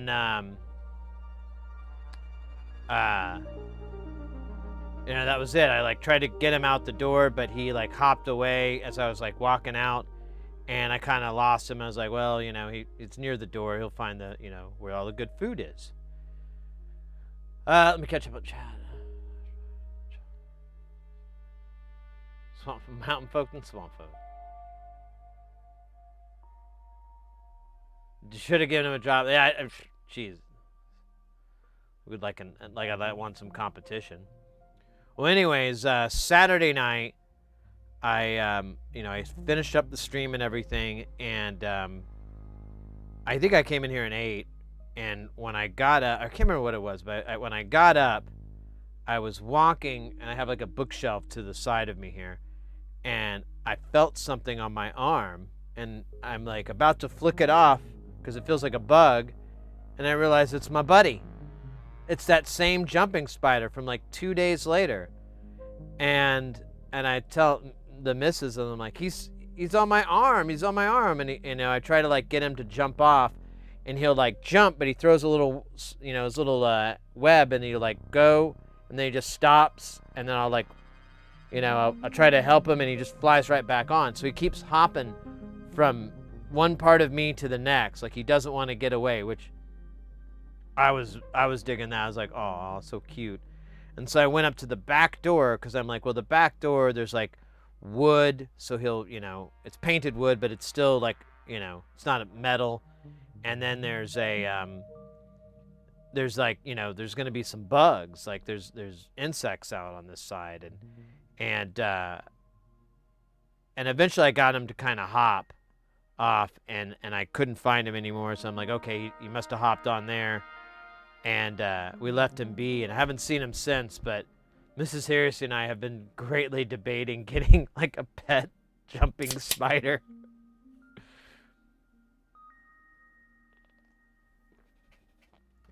She was watching all these YouTubers that have like spider terrariums, and they really like their little terrariums, so you typically don't have to worry about them like getting out and getting lost or whatever.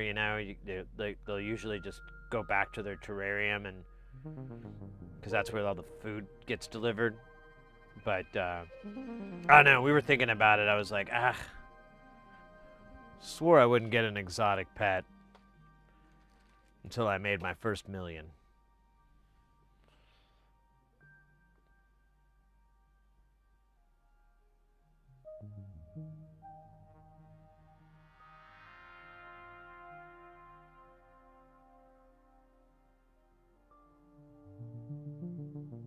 I'd rather friend a raven. Oh man, I had a chance when I first moved into this house. There were a bunch of like ravens or crows or whatever. And they would hang out on my backyard. And I knew, I'd already read about how smart they were at that time. And I knew if I were to feed them or to do like nice things for them, I could get some buddies out of it. But I blew my opportunity, and I never saw them again. But I kept seeing this one come back over and over to my backyard. Hell of a son of a bitch. Well, no, Microman, there's like dudes and chicks. Like we watched this one guy. He like had some really great information about jumping spiders. And then later we watched this gal, and she had like a ton of different, tarantulas and spiders and stuff like that. And I think we watched another gal that was into it, and then and this scientist guy. It was great. We just watched so much information about jumping spiders.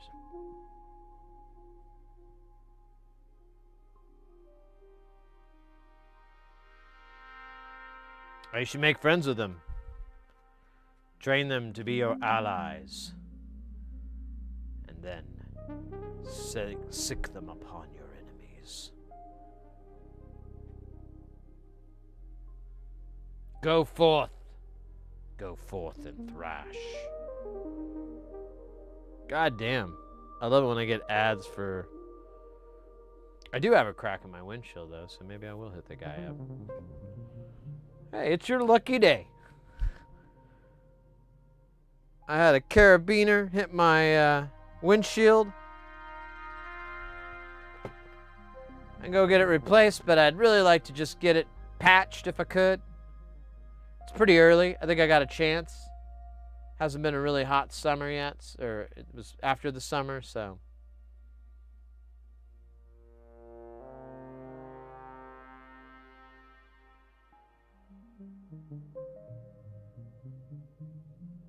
Damn, there's a lot here. We're doomed. Doomed!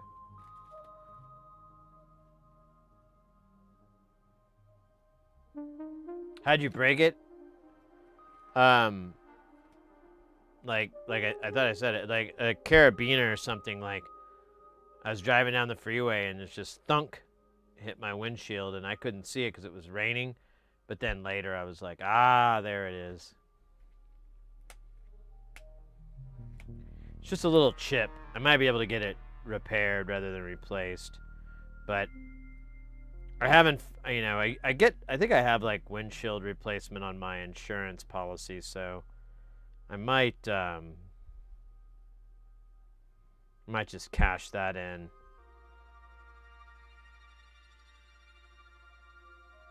We'll see.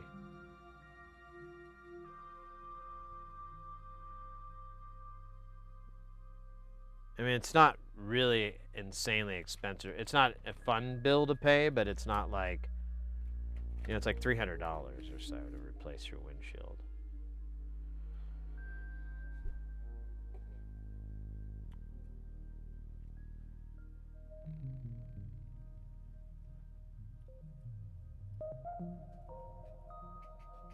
You spent $450 on yours? Damn. Maybe it went up. Mine's an American car. Made in the good old US of A.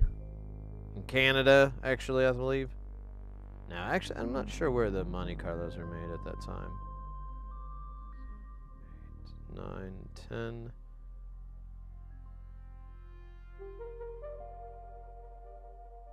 $11, $12.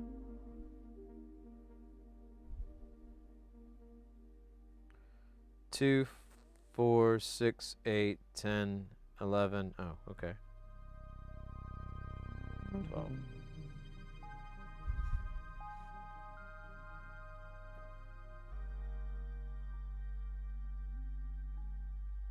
Oh yeah. I've luckily over the years I've been able to find some places that are pretty good. Like I didn't use it last time because I was in a hurry, but there's this company here in Phoenix.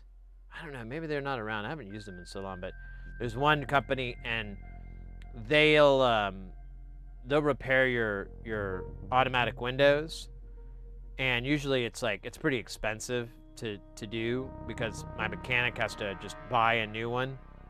But these guys will rebuild. They just have all rebuilt parts, and they'll put that in. And I've used them on, not on this car, but on my other cars. And because it always seems like I get the car and then the fucking window breaks. And I've called them up, and they'll do it for like almost like the lowest I got was the first time was like a third of the cost. It was like 75 or 80 bucks. And he came out to my house, did the whole thing with my car in the driveway, and was done in like 20 minutes. It was like dumb fast. I thought it was going to, because I tried to do that once, and it was like hours of my life I'll never get back. That guy had it all done in like 20 minutes. Didn't do any damage to the door. Everything was fine. And I can't remember. He did a couple of, I think he did something, I can't remember. He did something nice. But either way, I was really happy with the experience. And I used them like at least 1 or 2 more times after that. Same thing with the windshield. I'll have my mechanic a lot of the time, but sometimes it's just so expensive. And this guy will do the same thing. They'll drive out to your house and everything. They'll do the repair or the replacement there. And I don't know about the quality of the windshields per se. It's really kind of a pain here. Like, there's so much shit on the fucking road and so forth that you're bound to just like get your windshield cracked within, you know, a couple of years later. So I don't want to spend too much money on fancy pants, but I'm not going to use Safelite because I haven't heard anything ever good about them from anyone. Like, every time I hear some story, it's always like, oh yeah, I use Safelite. And then they have some horror story, and I'm like, I'll just use anybody but them. Anybody else has got to be better. And if I don't, then, you know, at least I know how bad can be. But sure as hell don't want to intentionally walk into a burning building that everyone said, that building's on fire. And be like, haha, not for me. and then run out with my hair smoking.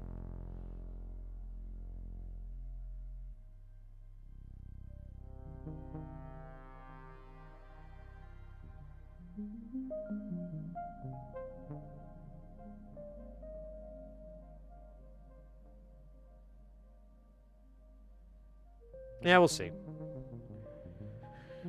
Just a weird ad, and now I'm like, oh, you know what? I actually do.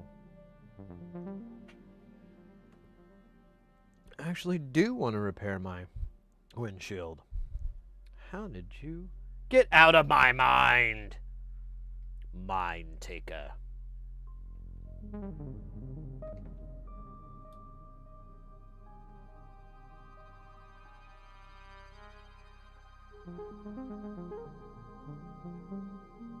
There's gonna be a lot of 15Ks. I almost think I should just grab the other book, because there's only 3 out of this book. There's gonna be 3 out of the next book, and 3. Okay, I guess I see a pattern emerging. I'll respect the pattern.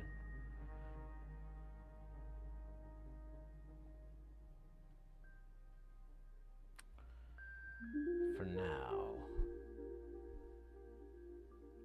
I'm gonna go brush my teeth.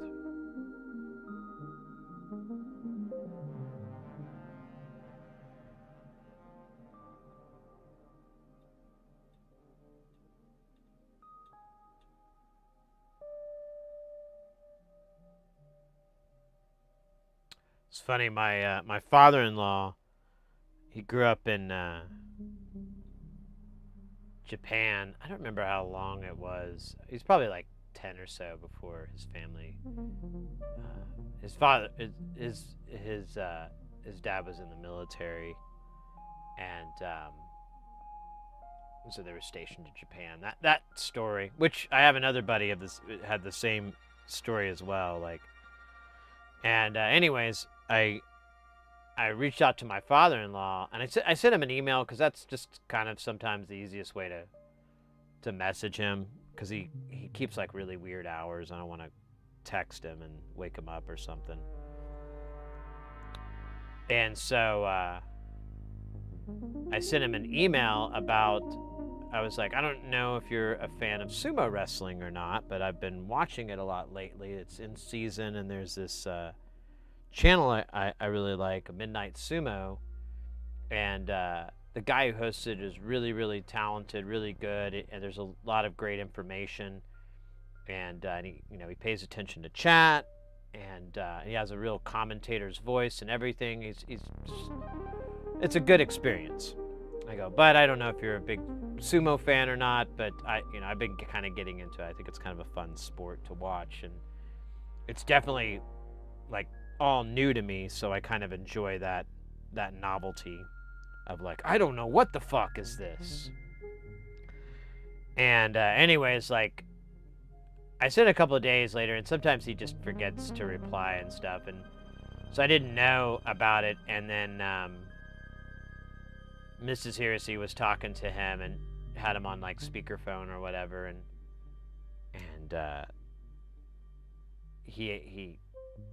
long story short, he brought it up. He's like, oh, I got your email, I just never replied. And I was like, oh yeah, are you a big sumo wrestler? And he's like, well, when I think there's a video somewhere of me when I was a little kid, and we were in Japan, and I wanted to be a sumo wrestler when I was a kid. I was like, oh really? He goes, yeah, so I'm doing like the stomping and everything like that. And I was like, oh wow, that's awesome. And so we chatted a little bit about sumo, and the missus was there too, because it was speakerphone and everything. And I had her watch a little bit, like a day or so before, and she was like, it's just weird. This is weird. And I was like, oh no, I 100% agree. It's nothing like anything that we have here in the States that I can compare it to. I go, but it's really fun.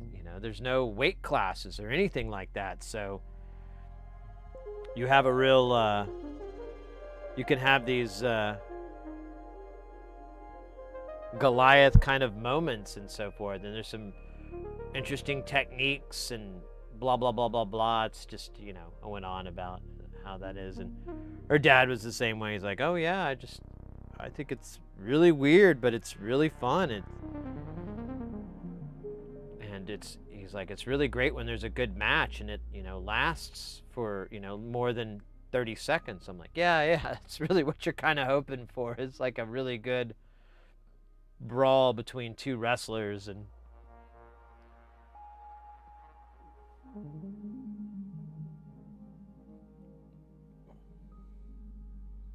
it's like, I guess that's my only criticism is it's just over too quick, but it's still really cool. And I've been watching it enough now that I've started to recognize some of the wrestlers, and like I have like one guy, he just keeps just killing it every time, and he's such a chill dude. I'm like, or he's just got such a laid back, chill kind of vibe. I'm like, this guy's my favorite. But I can't remember his name, so don't ask me what his name is. I haven't gotten that far. But I've recognized him. And I'm like, huh, this guy's really good.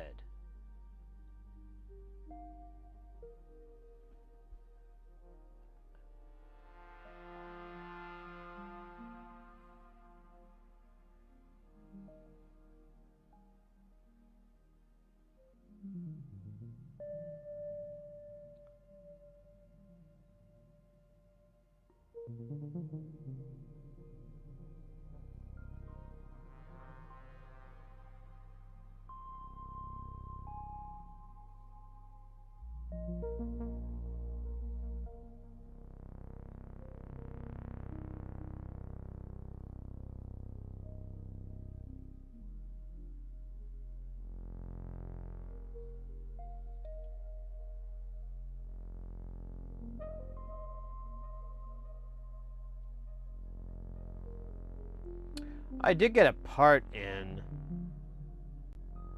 but I kind of wanted to take some footage of the thing before we close it all up, and I don't want to close it and open it, so I was gonna hold off. And it's really not gonna. It's almost debatable if it's worth streaming, because it's just replacing that AC socket, that IEC connector on the back of that Fractal Audio AX8, I think is what it's called. I found one that should work. The only difference is it's illuminated switch, and the switches are modular, which I didn't realize that until kind of after I bought it. But I wasn't for sure if the client was really going to mind. It's not going to affect anything. The illumination from the LED comes off the neutral leg of it.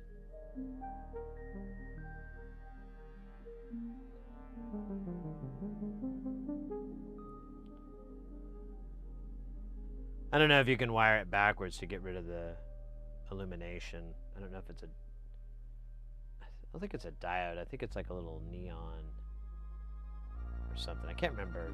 It's been explained to me what that is, and I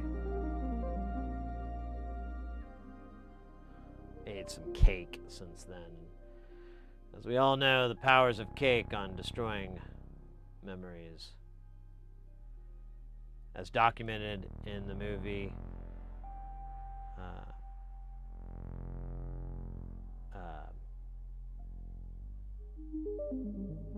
Goldfinger. No. Eternal Sunshine of a Spotless Mind. Yeah. It's documented in that movie.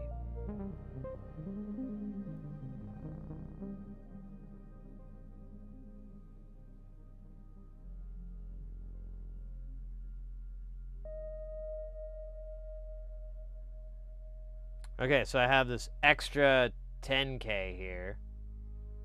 I'm not sure what to do with it. It might go into an RL.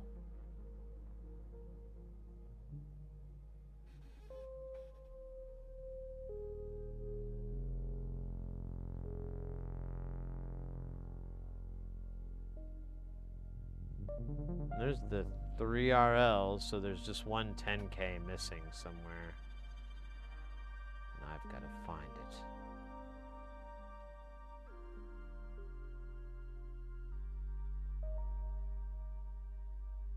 Middle upper.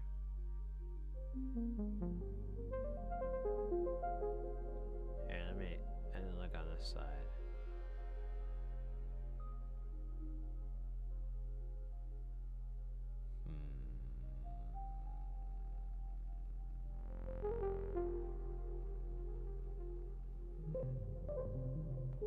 Before vertical 7-4.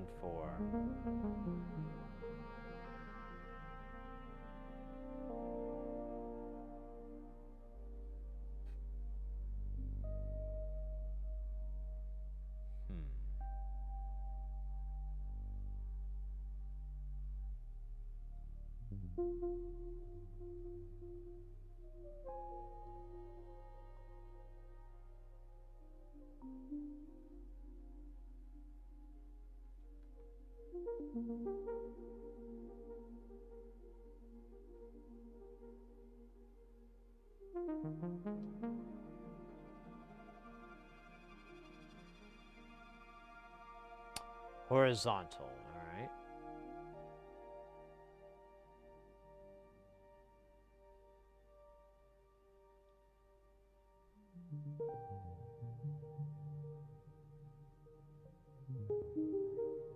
Okay, so there's 7-4.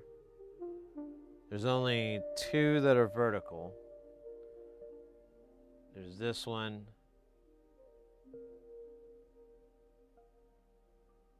Below the 2201. So 2.2K. Alright, and then we'll go to the other one here. How am I not seeing this?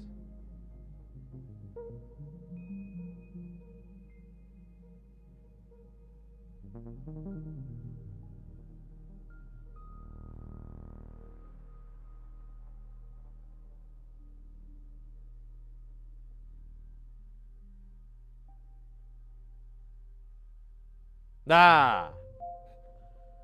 Damn, that's a hidey little bastard.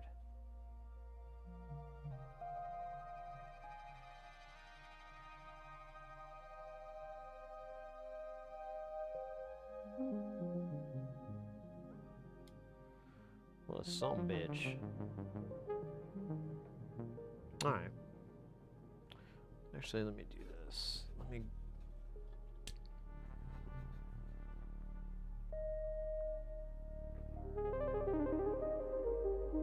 Ah, that's good.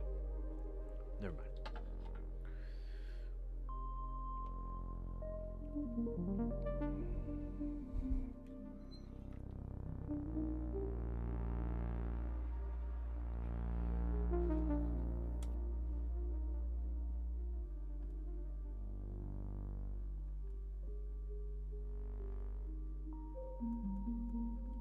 Which tip have we got? All right.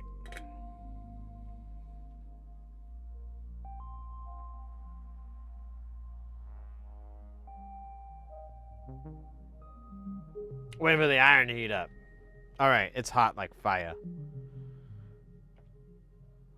Oh, shit. Well, we'll do all the ones that go this way first, and then we'll flip it around, I guess. I thought they were all going that way. I don't know why I thought that.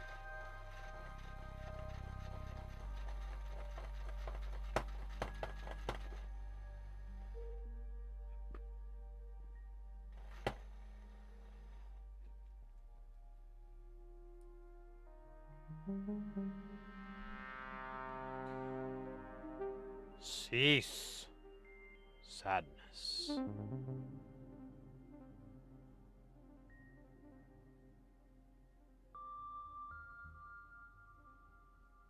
gonna turn the de-stinker on.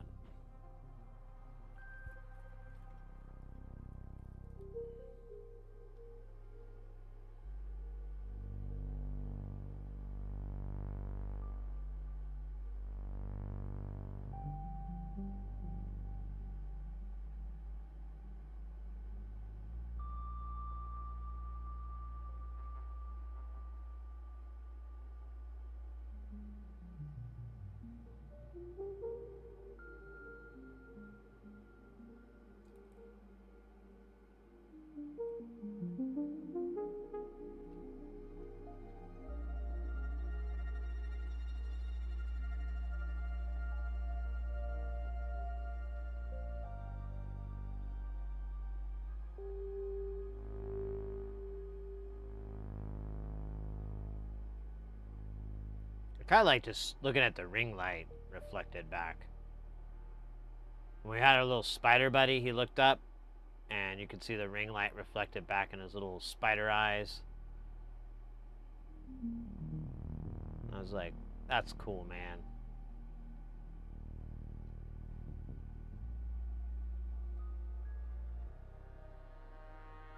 Rats are there too. Well, you know.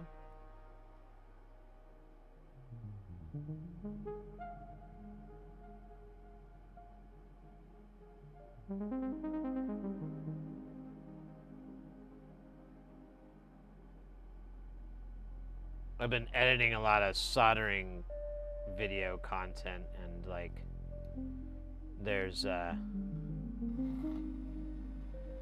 keep noticing, like, you know, oh, where do I cut it in it? And I'm like, oh well, let me wait until the solder like changes color, and or not color, but like goes from solid or from liquid to solid. And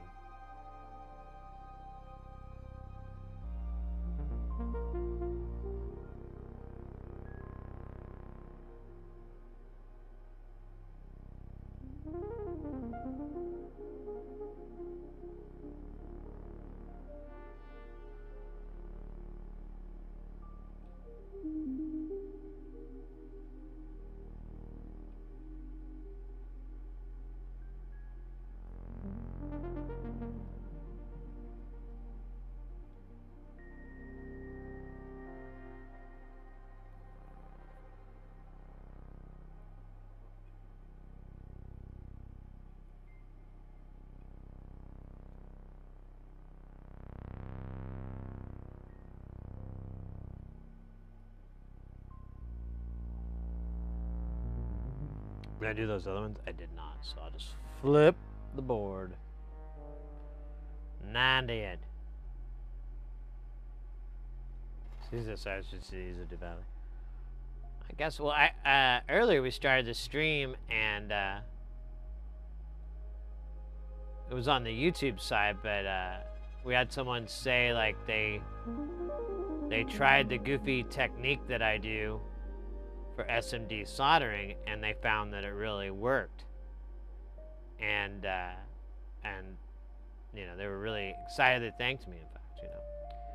And they were like, yeah, I wanted to use hot air, but it's, you know, I was kind of worried about it. And I'm like, yeah, this is the way to do it. Hot air is just,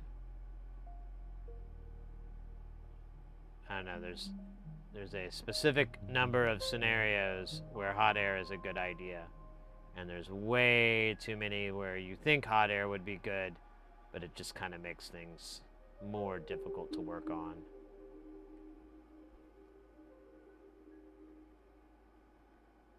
It's like using a circular saw for like every fucking kind of cut out there. You're like, well, yeah, circular saw is great for, you know, splitting this and cutting that, but, you know, sometimes you need different blade types to do a good job.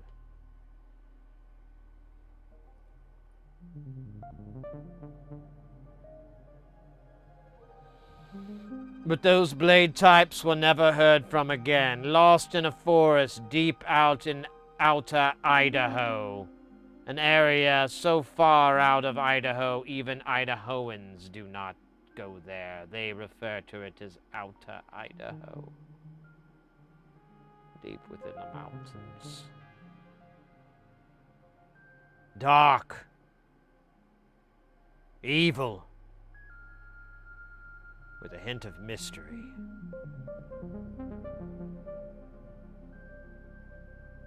The Idahoans believe that when you die, your spirit inhabits outer Idaho, forever locked in the state. The state with no tax on tags. Oh yes, its brethren and neighboring states tried, but Idaho was the beginning, and Idaho will be the last.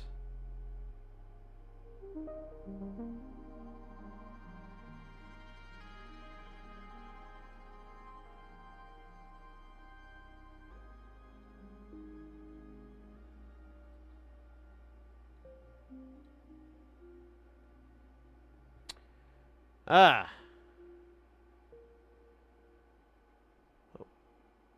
No one really goes digging why I have all that knowledge about Idaho. Because I don't really know. The state comes up a lot for some fucking reason.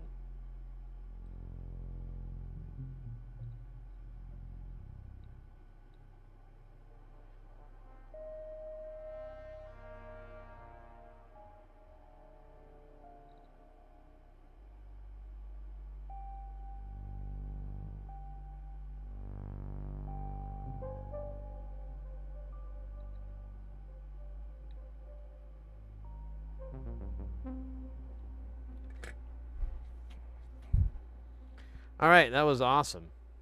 Not as awesome as a self-inflicted breast enlargement surgery, but pretty close. My bad. I meant the opposite of that. What would that be? So awesome.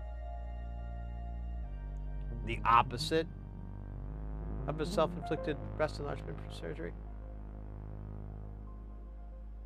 It's the self-inflicted part that's the most disturbing, I think.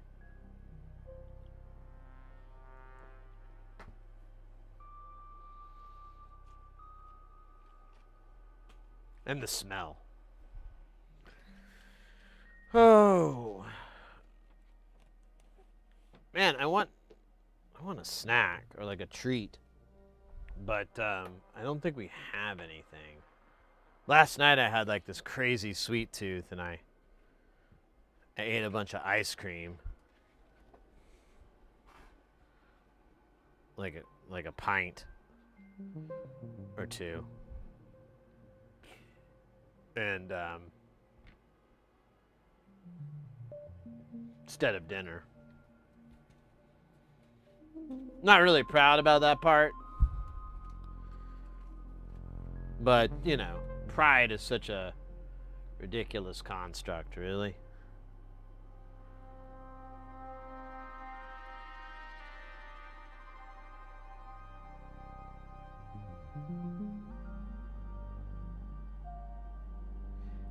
God fucking damn it! No. No swings. No, I need 15 and I only have 14 in that strip. It's as if the strip's new. They knew exactly where to hit me. Where it hurts the most. Easy numbers.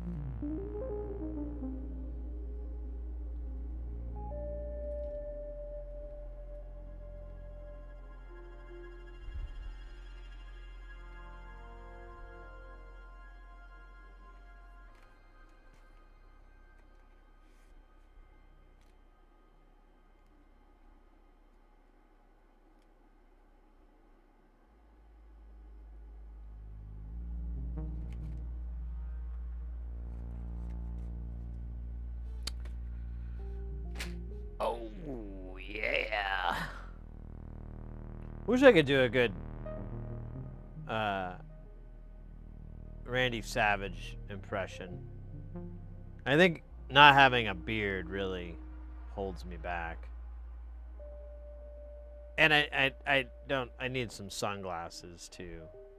I think not having a beard or sunglasses really hinders my Randy Savage impression. And really hinders the world, if I'm not being too over the top.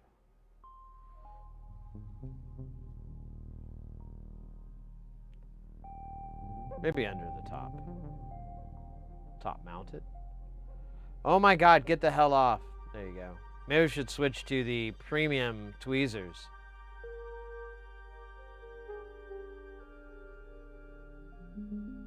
Crafted by the children of God.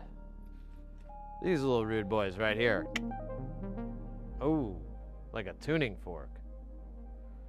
It went. Oh, you can't hear it. It's too low of a frequency, but trust me. Oh, here, wait, I got an idea.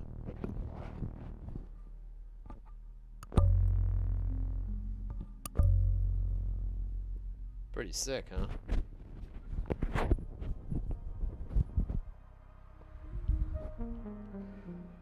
Take that, Donkey Kong challenge.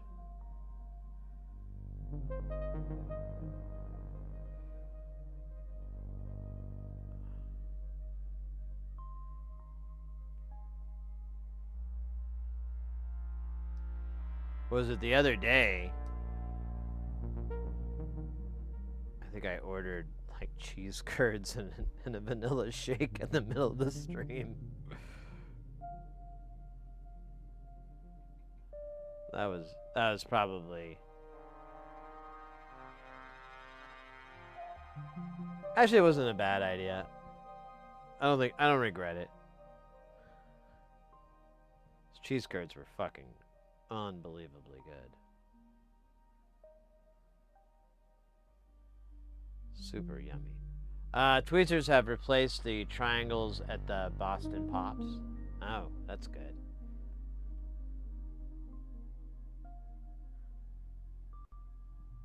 But then, how will Great Britain have their top of the pops? You know? That music thing?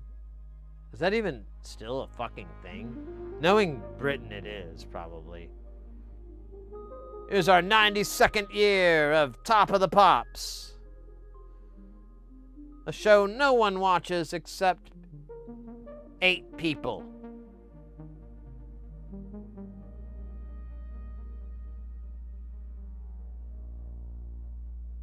And here's our new band, Flopson and Jetsam.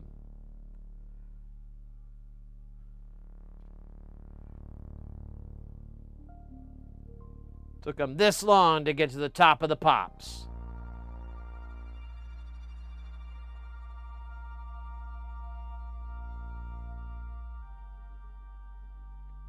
Why is it every time I put one on, it's pointing the other direction? What kind of hell are we in? I just realized did I skip out? No, I didn't.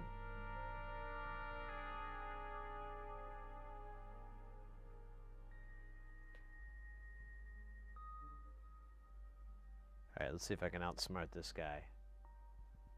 Oh, fuck you. Oh, this guy's gonna be a tricky one. Alright, 70-30. Well, looks like it landed on the 70 instead of the 30. Definitely on the 70. Not good odds. Not good odds. Or good evens, either. That's where we get the phrase good evening from. It's a gambling term used in Las Vegas and Atlantic City.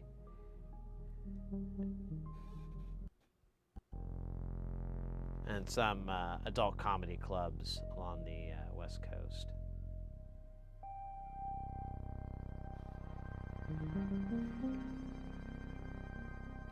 Its linguistic etymology can be traced back to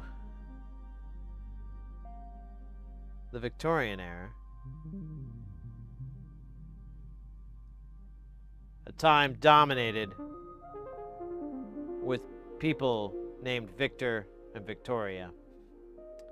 Truly dark time in our nation's history, as well as our global history. But interesting enough, the Victorian era had very little effect on Australia in general. No, they were able to stay isolated.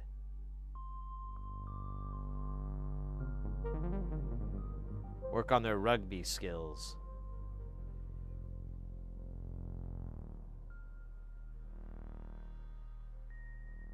And perfect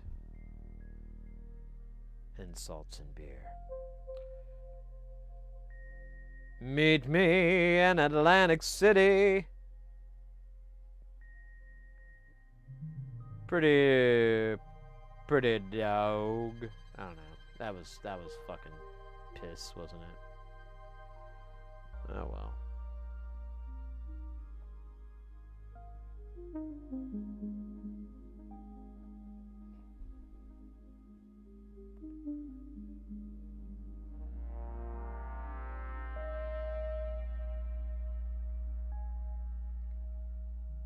Dude, there is a lot of components on this board. More than 12. Quite possibly 3 times more.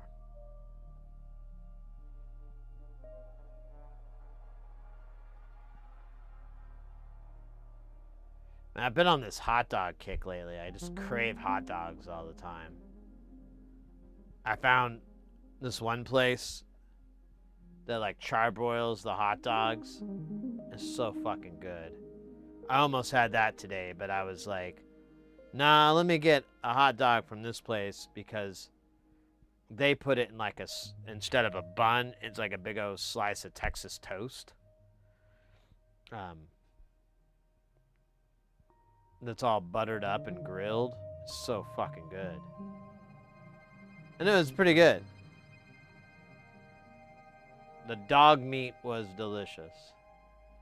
But the hot dog meat. The hot dog meat.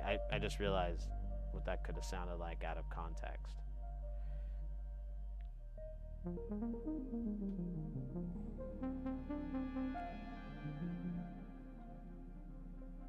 But,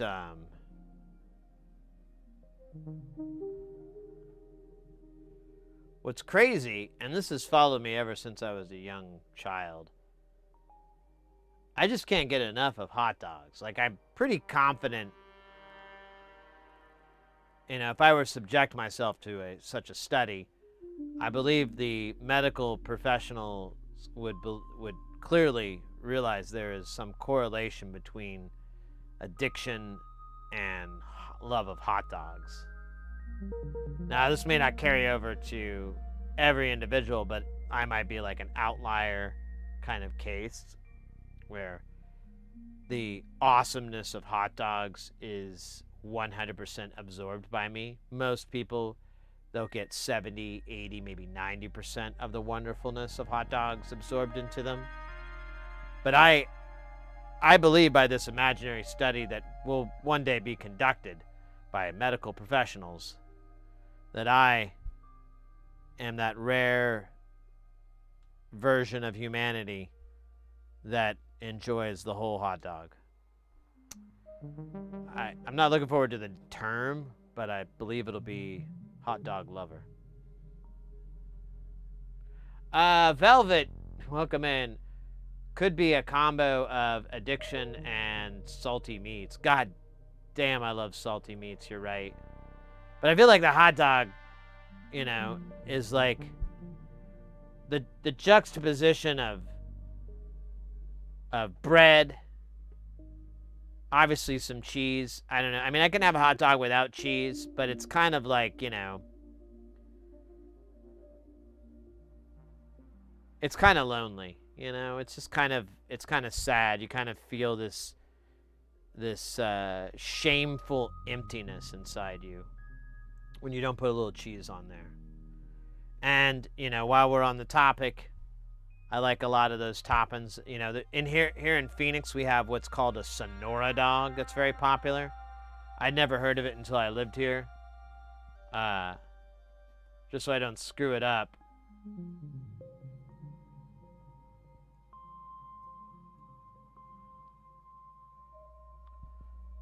Yeah, it's Mexican-style hot dog is what the deal is saying here. Oh, scheisse.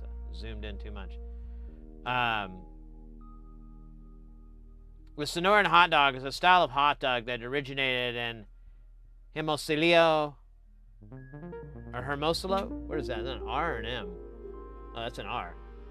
Hermosillo, the capital of the Mexican state of Sonora, in the late 1980s. Oh my God. That was forever ago. Well, you think anybody was even alive back then? Jesus, 1980s. Wow. Talk about taking a trip back in time. I wonder if they had cars or if it was still horse-drawn carriages. Though some theorize it existed as early as the 1940s. Well, I guess if they saw it written in petrographs. And it is popular in Tucson, Phoenix, and elsewhere in southern Arizona. It consists of a hot dog that is wrapped in bacon.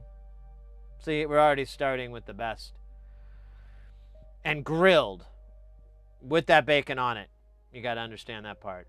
Served in a bolillo style hot dog bun.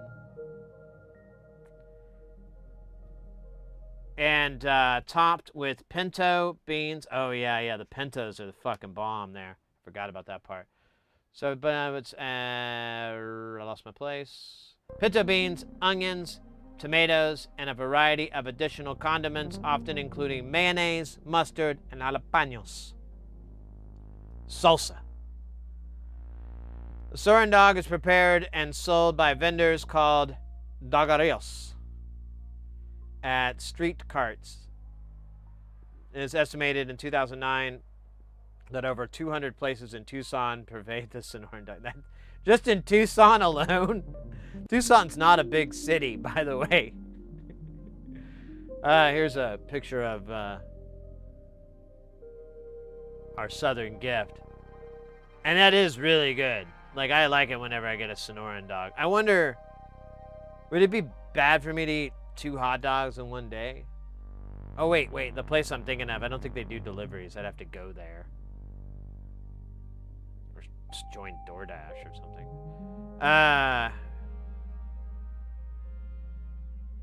Decade ago, a small Texan town festival would sell leftover post-lunch sausage wrapped in tortillas. Oh, God. Yeah, I like hot dogs and tortillas, too. I had the hot doggerito, which was a line of ridiculous. So I had the pizzerito, and then later I came up with the hot doggerito.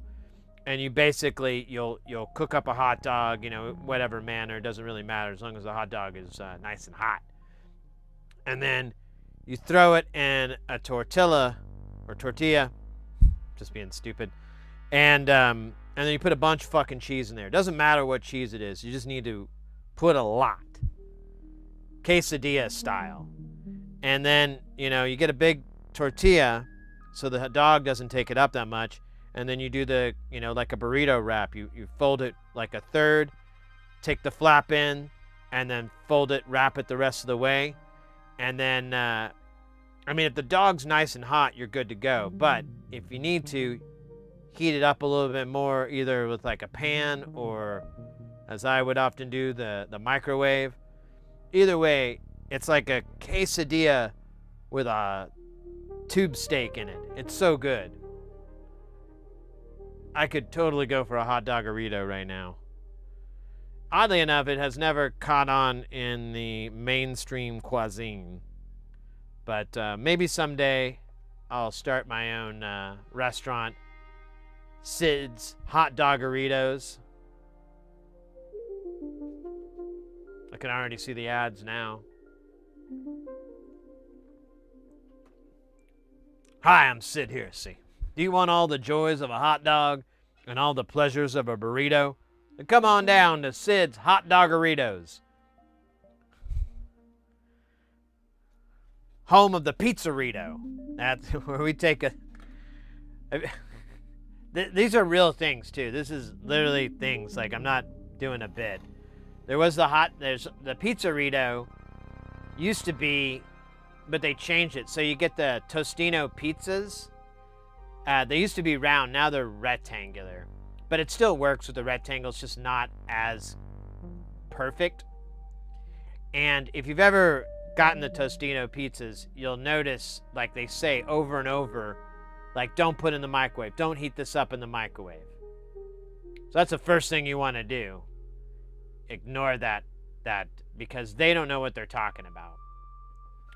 So the pizzerito works this way. You take that pizza and you put it on like a plate. Usually it'll fit like most dinner plates, so you don't even have to mess up any dishes. You know, you get your dishes messed. This is perfect for the single living bachelors. This is definitely not something you want to serve your family. They will look at you like a fucking loser. Possibly call you that to your face in front of your kids. Multiple times. But anyways, so you'll get the pizza, the Tostino's pizza. It has to be that brand. Has to be. And because it's the bread they use that makes it magical. You put it in the microwave for no more, no less than 2.5 minutes. During that 2.5 minute cook time, you're off to the side getting your favorite cheeses either cut up, slice them up like in little slices. If you're working with a block of cheese, or you know, you can shred it if you want. It doesn't really fucking matter. You just need a lot of cheese. Cheese is the key. Because just like the hot doggerito, 50% of it needs to be cheese. Otherwise, it's disgusting. So once that 2.5 minute timer's out, you go ahead and pop on the cheese there. Now, you'll already notice, and you'll probably have some objections, and so I'm just going to bring it up now. The center of that Tostino's pizza is not even going to be warm. After 2.5 minutes, you're lucky if it's got any action on it. Hopefully the ice is kind of melted, but that's okay.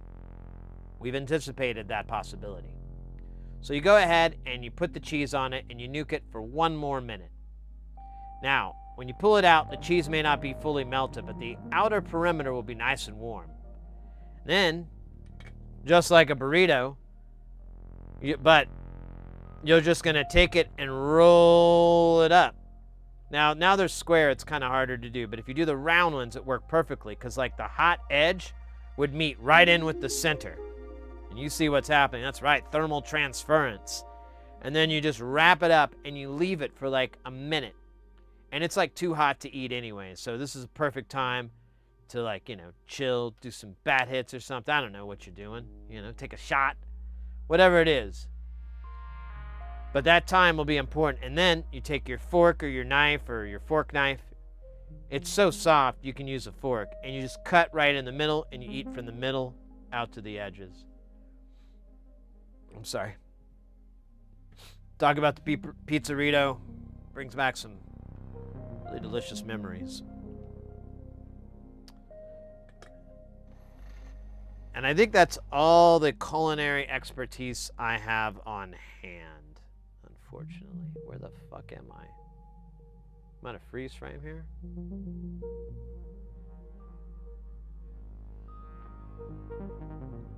Now, if you're like me and you're kind of getting along in your years, your days of pizzeritos and hot doggeritos, it's not going to be as many. So you got to cherish that time that you can, or sneak away when you can.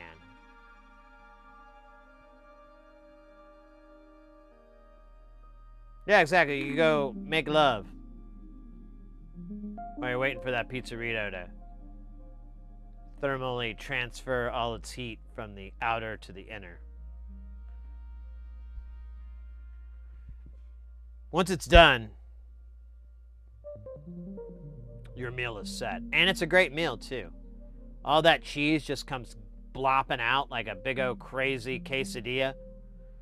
But it's made out of pizza. So it's like a pizzadilla. Honestly, maybe I should reevaluate my naming scheme for that, the pizzerito. So I feel like it does have a little bit more in common with a quesadilla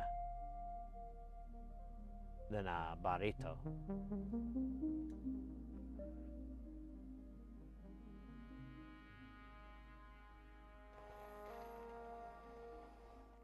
I hate apple pie, so I have no idea. Sorry, apple pie once attacked my family when we were at the fair, and I've never really gotten over it.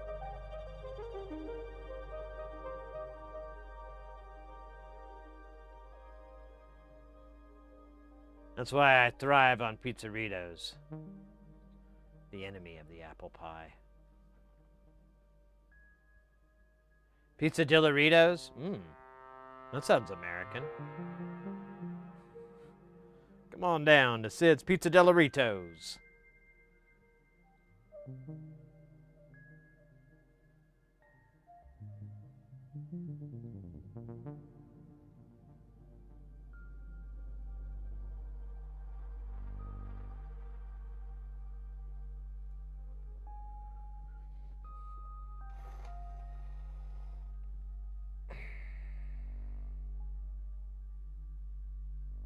I should actually, like, write all these dumbass recipes down and put out some sort of, like, fucking cookbook that's just nothing but complete crap. The no cooking skill cookbook. There you go. I could call it something like that. Instead of cooking for dummies, cooking for one single idiot. Is that an armadillo roadkill pizza? I've seen a few on. Ugh, gross. Of course, that would be interpreted as pizza made out of quesadilla, made out of Doritos. Yeah, we could have that as a topping. I'm not against that. We need to appeal to a younger demographic. If we threw some Doritos in there, I think we could. I think we could bridge that cultural gap. The kids will be like, "This is so 6'7". This is great," and then chomp, chomp, chomp. I like the coolness of the burrito, but I like the crunchiness of the Dorito. And they'll be like, "Yeah, whatever."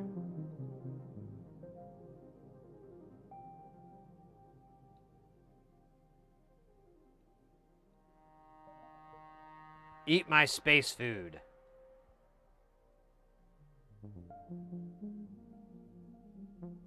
It's not from outer space, it's just taking up space, so I call it space food. It's very confusing, I'll admit it. Dorito flour, there we go.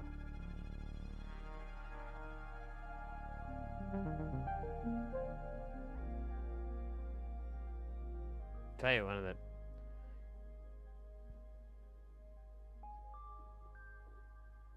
one restaurant that it would be you'd have to really be trying. Like, you're not good at a restaurant if you had, like, if you opened up a pizza place and you failed, like it didn't do well and you had to close, because like you're messing something up big, because pizza's like very low overhead, very low cost, all profit pretty much.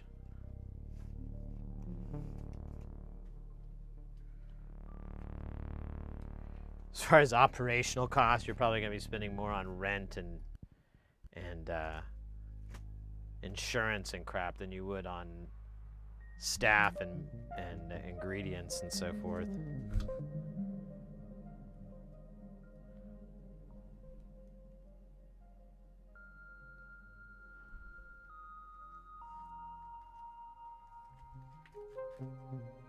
$200.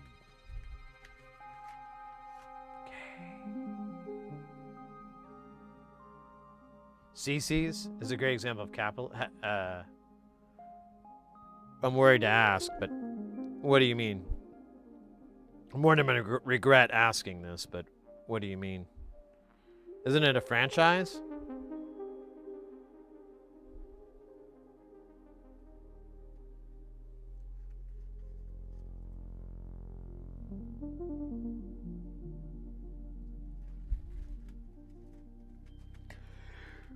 Uh-oh. I don't have 510. Mauser?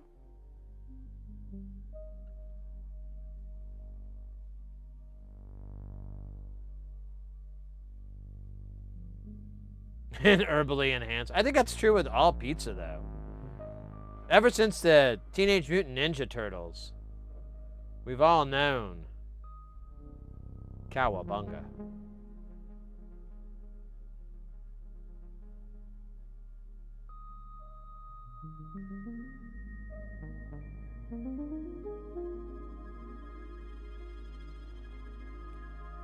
Well, I mean, that's my point, is that it doesn't take that much work to make really good pizza.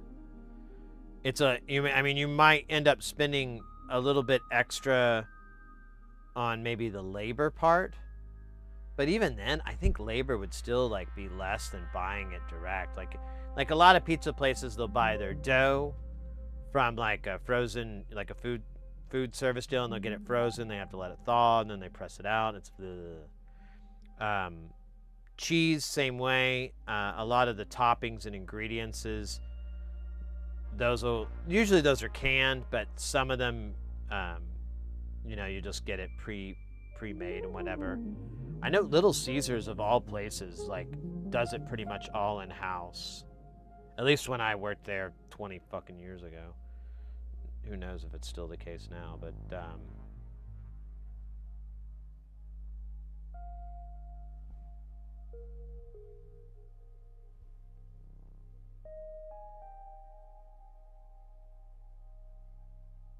maybe yeah, I know, right? Yeah, but pizza is nearly inedible unless you're high as a giraffe ass on, or you're a child, or both. Not my household. We eat pizza like way more than we should, and my wife doesn't smoke or anything.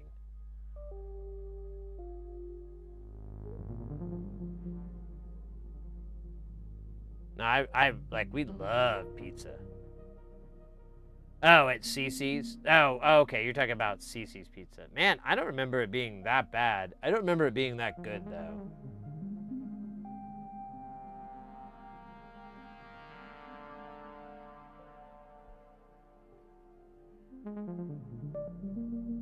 Doesn't Cece's Pizza, like...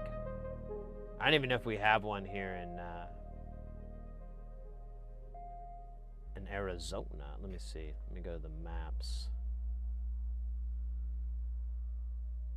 I don't think we have any, but let me see. Cece's Pizza, see locations. They're as far away from where I live as possible. Like, every one of these Cece's pizzas, I see like I see like 5 on here. Oh, it says permanently closed. Permanently closed. Oh yeah, they're all closed down.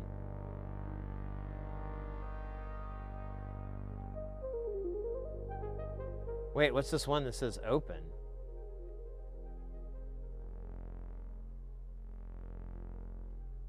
Where the fuck is that? That's in El Paso, Texas. That is the nearest Cece's Pizza to me? Seems a little bit far. This one's in Albuquerque. Okay, that makes more sense. Yeah, there is no Cece's Pizza in Arizona.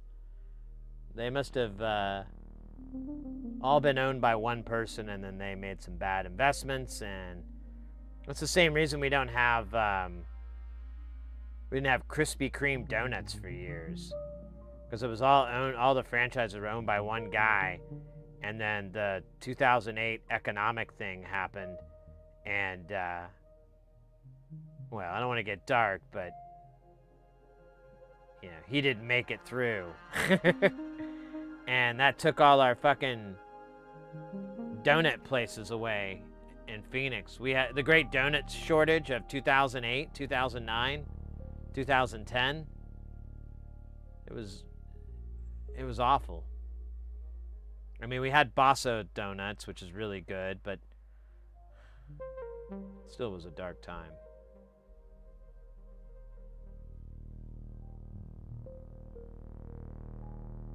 French bread pizzas? Ooh.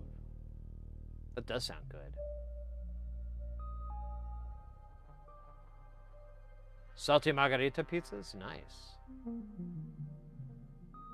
Cheap pizza use imitation cheese made from vegetable oils and milk protein.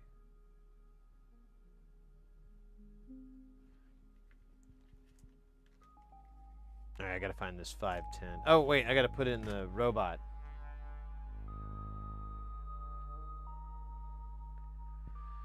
$510K. Where the hell are you?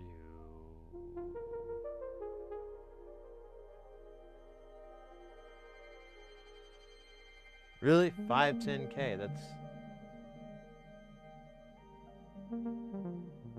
not a value I'm comfortable with. And then 1%, and then we need 805.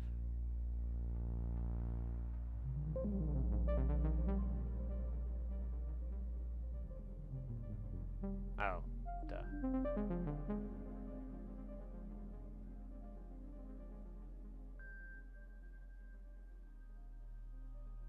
And then we want them in stock. What's the fucking point?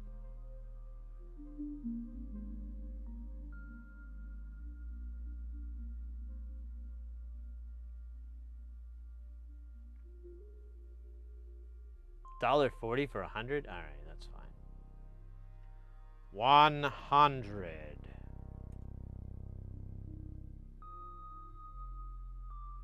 All right. In the meantime, let's see if we have it in 604. Or 603, I mean. Whatever, 6 something.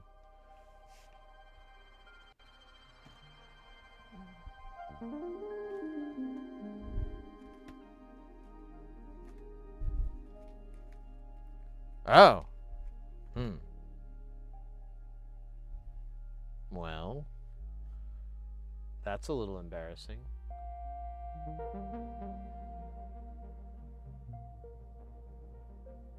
We could do 470, I guess. I don't know. Let's read the notes here.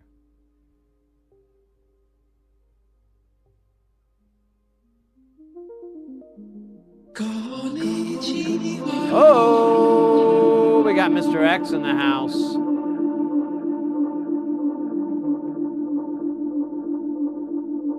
Welcome in, Mr. X.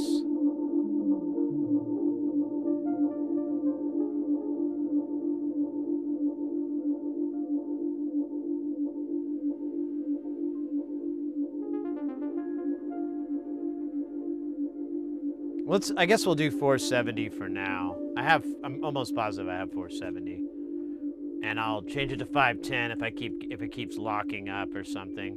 Because I'll have that on order, but it should still work.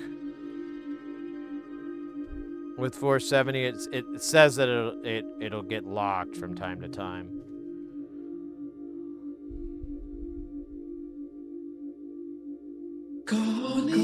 Damn, double konnichiwa. Mr. X and Lusty Bard. Willkommen. Thanks for the double deuce there. Double dose of konnichiwa.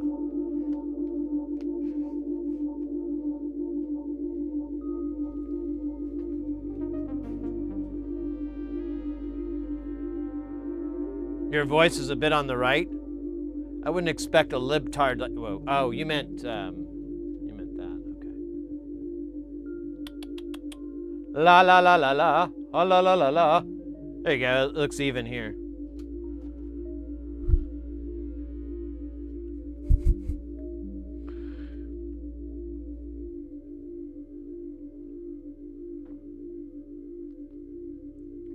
Yeah, I'm seeing it even now. I think you're like one of the few people that listens to the stream on headphones.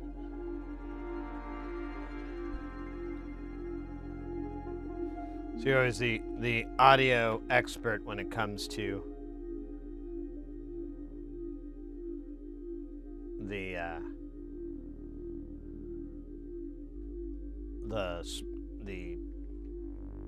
stereo anyways. 100X programmer, cheap piece of cheese made vegetable. Yeah. Like you can really screw up a pizza if you don't get fresh ingredients. But that's all it takes. Like to make it really good, just use fresh ingredients, and try to have your stuff not sit in the fridge too long, and it'll taste awesome. It's just that easy. Well, I'm sure there's some other factors, but I like to oversimplify things. Makes everything easier if you just oversimplify it. I bought a 603 metric, was a bit difficult to solder. 201 I got then. Yeah! I don't like to go smaller than 603. Like the 4, and I just hate that. I hate it. I just generally get rage. Filled with the rage.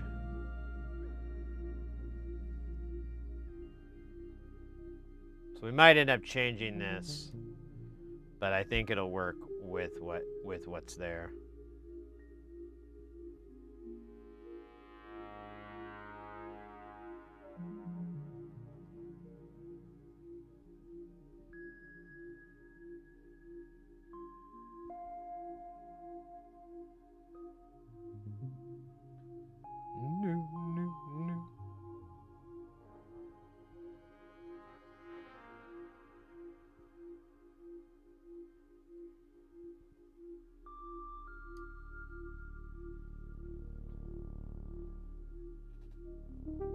Wait.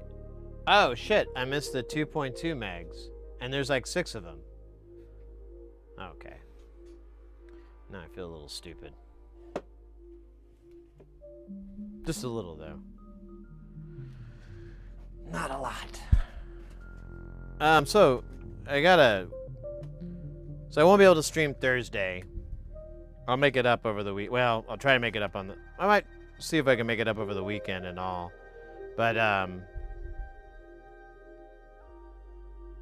have this gig, and I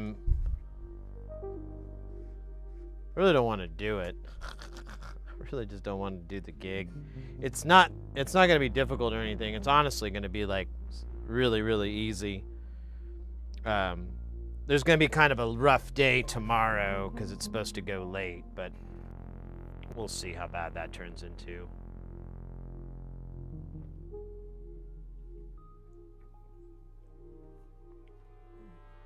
By the way, the TLO74 is still pretty good. I was looking for a very low noise op-amp. I found the OPA 4376 with 7.5 nanovolts noise at 1 kilohertz, but cost euro 299.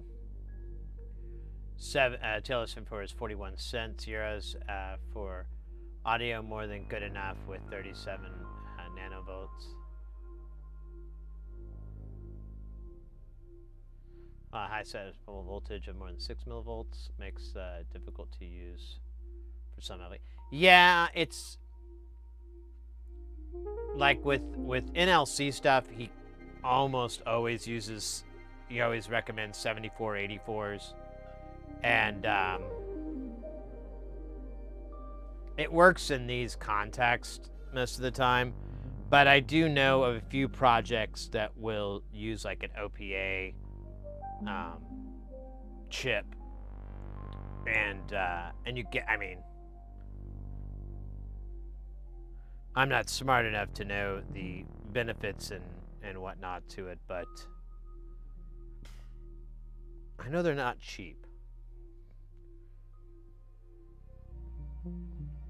And I kind of worry whenever I'm like, oh crap, I have to get like a fancy OPA chip.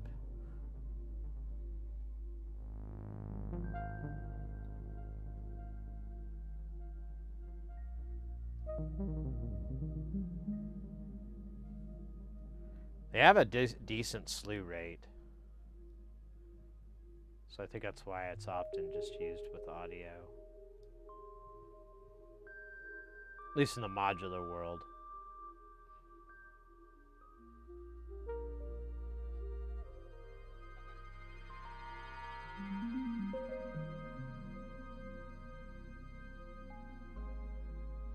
If you need a high gain, yeah.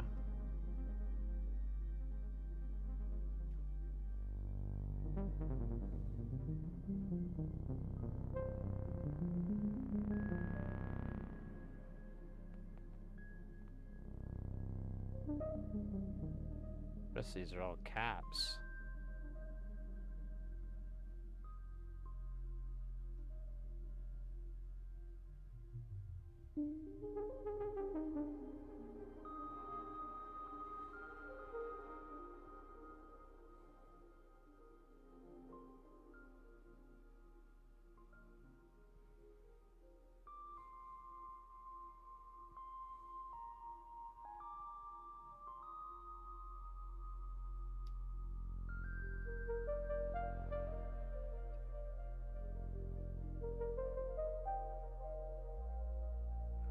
videos that Mrs. Harris says she likes to watch a lot of YouTube videos, and some of them I just can't. Like, I have like an automatic rule. If I see someone holding their mic like this and they're talking, I just skip the video. I'm like, I don't have time for this. I don't have time for this level of stupidity. Whatever that person is saying is garbage, because they can't even bother to read the instructions that come on the microphone. I can't even be bothered with it. They're like, so whatever that's coming out of their mouth is probably as stupid as holding a mic with a fucking clip like a microphone and then talking into it like that, when there's like a fucking manual that comes with them and explains, like, don't do that, don't do that, Sid'll come get you. And all the courts have held up his attacks as being within his rights, so I wouldn't test it unless you got some lawyers ready to go to the Supreme Court or something. He makes a compelling argument of how fucking stupid that is. I don't know why I'm talking about myself in the third person like someone else would say that about me. It's weird. But I do make a compelling argument because it's fucking stupid. That's not how those mics work at all. There's like a rejection band. Well, it depends on what kind of capsule you get, but I feel like they probably just buy the cheapest piece of crap anyway, so. Which honestly, like, sure, is pretty damn cheap, like, cost-wise, but the quality is there.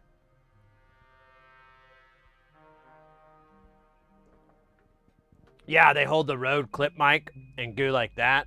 It's the same thing. It's a lavalier style mic.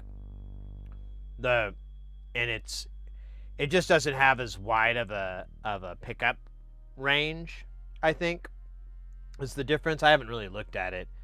But yeah, I mean, and those mics are okay. I think they're kind of stupid because they're really like in your face and they're just kind of big and I don't know. I have some issues with them personally, but they work pretty decently. They do an okay job of people like just hanging them off their t-shirts and stuff. It does okay, but like if you have the mic up here, you can tell like it just sounds different. Doesn't sound as good. If you kick it off to the side, you get this weird phase shit that sucks butt. If you have it down here on your sternum like you're supposed to, the way God intended, it sounds fucking great. Sounds awesome because it's picking up the low end from your throat, which radiates a lot of the sound, and then it's also aligning with all the high end coming out of your stupid face hole to bring forth the great zen of audio and motorcycle repair. Leo, welcome in. I'm doing all right. I have to go to work tomorrow for a few days, and I'm not looking for it. And then I got to go see my accountant once I'm done with that. So I'm kind of dealing with those bummers, but, you know, they're necessary evils. It's like doing laundry. Nobody enjoys it. And if you do, you got to teach me your secret, because I have no idea how one could enjoy doing laundry.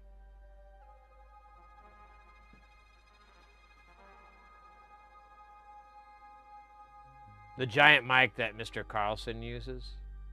I don't know who Mr. Carlson is. Ribbon mic. Ribbon mics they don't have good plosive protection. Like, you should just use a regular capsule mic. I don't know, like, ribbons I don't think have good plosive, and they have bad SPL. I mean, they're good for certain things, but, like, they're really not great for voice.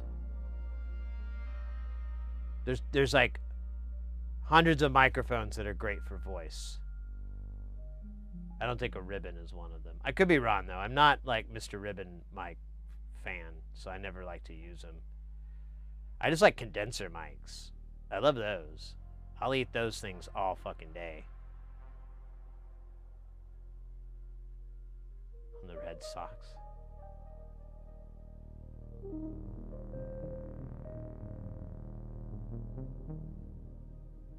Yeah, I mean, if you have to take the mic and clip it off to the side, the problem that you're gonna get is when, so like I have to do that at work. If I have a dude, usually they'll have a dress shirt or they'll have a polo on, and I can just put it right here. If it's a woman, a lot of the times they'll have something that's more open, and so you'll end up having to put it on their collar. But the problem is, so I'll put it off to the collar here, and I'll aim it right at the face box. Sounds good. Sounds great. What? Now it's all shit. Sounds good now, though, right? But then it turns to shit. So that it's important that the pickup pattern, because all it is, like with a microphone, the way I look at it is like a football, American football. So you've got the mic, and it's just this kind of football shape that comes out of the pattern of its pickup.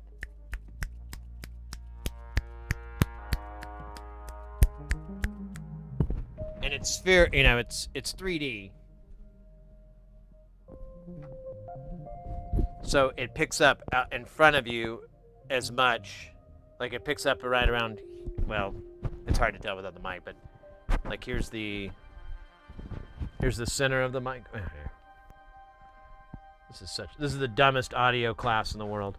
So here's the center of the mic, and it's shooting out. So I'm within that field where I'm able to talk. I'm kind of covering up the mic, so it sucks, but you're within that field. And if I look to the left, I'm still like a few inches from that pickup pattern. And same, either side, it's going to be even. But if you hang it off to the side and do it, it works. But once you go there, you're out of the range of that pickup pattern. And it goes same with those Rode mics or a lot of those lavalier mics. Now, one cool thing. Here, I'm going to turn this off because it's going to pop.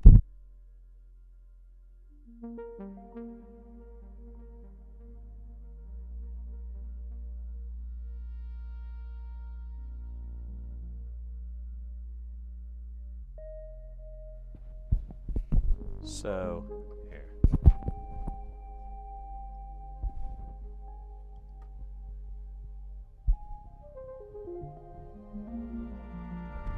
So you're not going to be able to hear me very well, but here's the capsule part.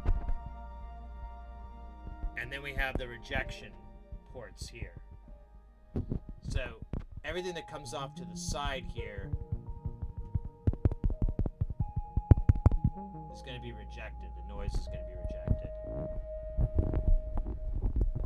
Because it'll hit the capsule at the same time, and because it's 180 degrees, it'll just go away. Oh, my whole point was there's plenty of microphones. I have to aim this kind of at my face. There's plenty of microphones that don't do this porting, or the actual capsule sits back down, so it is picking this up. Those are going to be like omnidirectional. Here, hold on.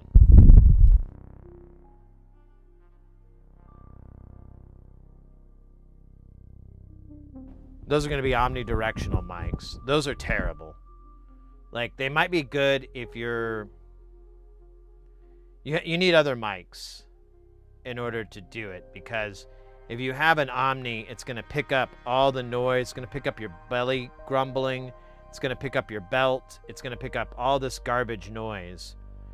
And there's techniques to removing it, but it's a lot of extra work, and it doesn't always work very well.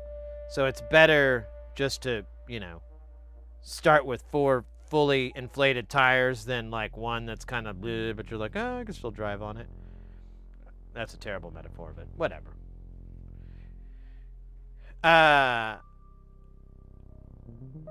Yeah, sternum's where you want it. Yeah, definitely. Mr. C is an extremely knowledgeable restorer and tech. Oh, I'd never heard of him.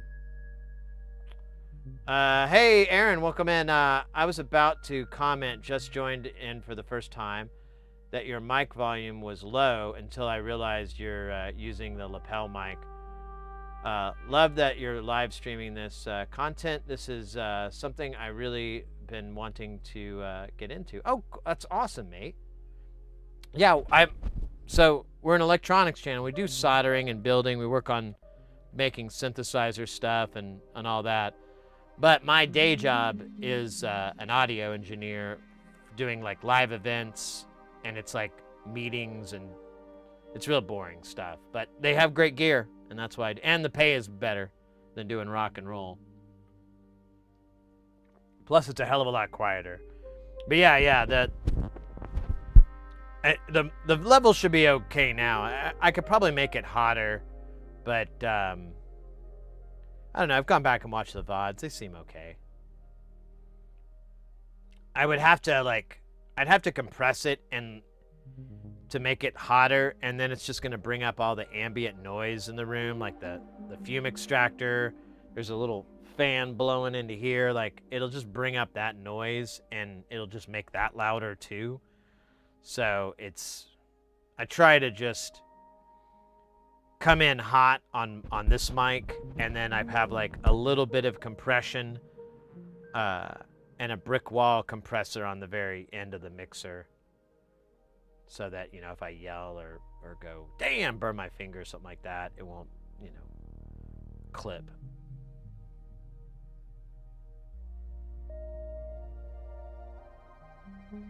Yeah, the software ones, some of them are pretty good, but a lot of the times it incorrectly identifies a sound as noise. And, you know, when it's you yawning or singing or something like that, and I've seen that happen before.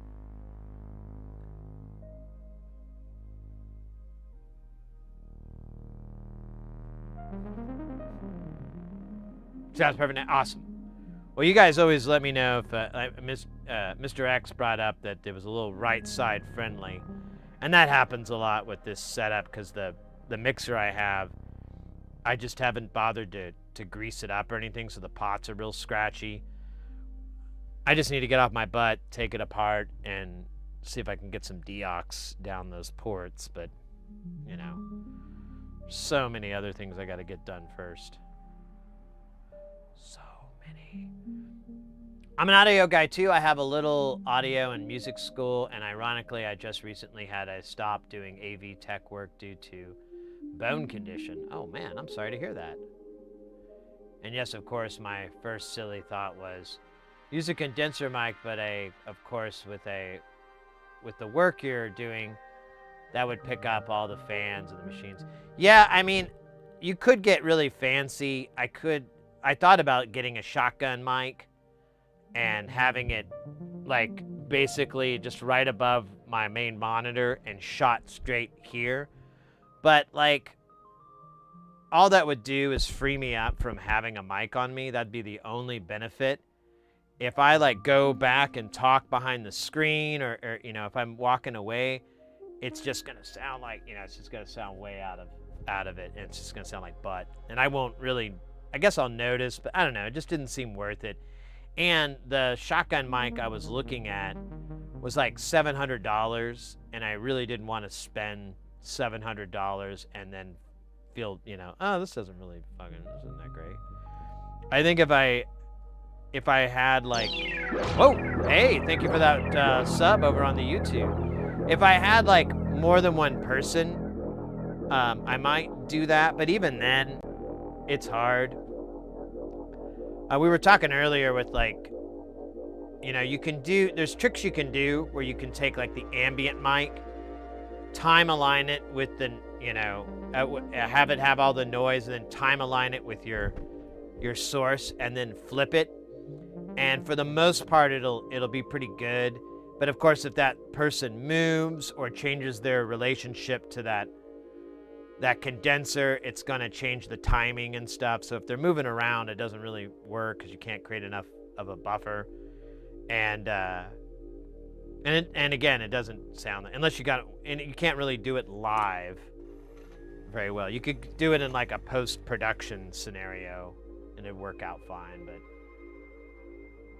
you know, I wonder if you could have two mics going at two mics at the same time, Peter Man. Hell yeah. Same time with a limiter or something. That way, it never breaks anyone's ears. Well, I do have processing that's like mild compression. Let me see.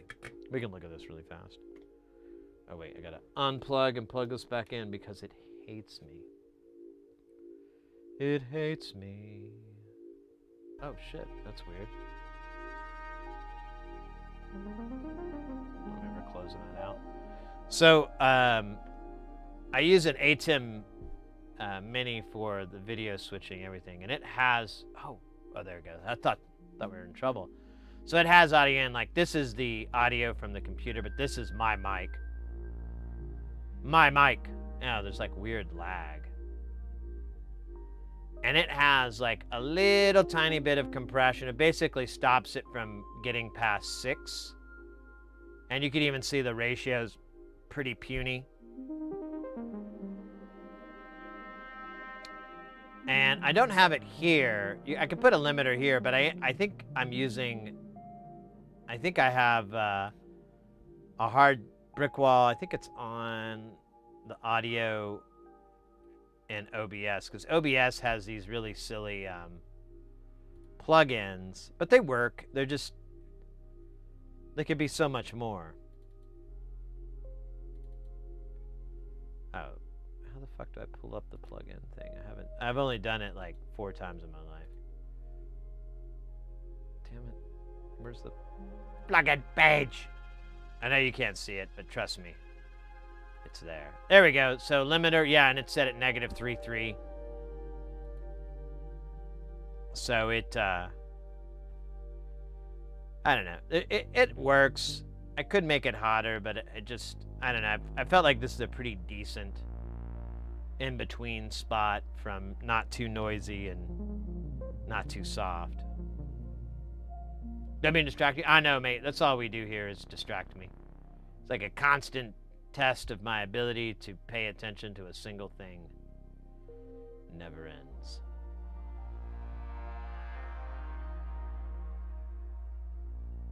Yeah, I have, I do some of my videos, I'll have it on. The problem is, so I have a Countryman E6, and it works really good, but it's like, we do pretty long streams. Oh man, I think I lost that guy. And I don't know, it gets uncomfortable after a while. I got it and I wore it for like a few months, I think, like maybe 6 months. And eventually I got tired of it because, like, I've got these IEMs on, and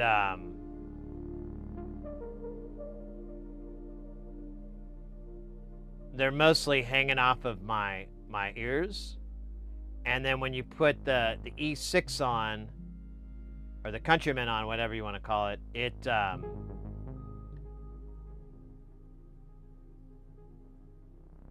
really starts to get on the nerves. I used to put these little rubber bands on it, and that kind of helped, but it was not always the bestest. Ruggers, welcome in. Mac is the best for audio. I always have driver problems in Linux and Windows.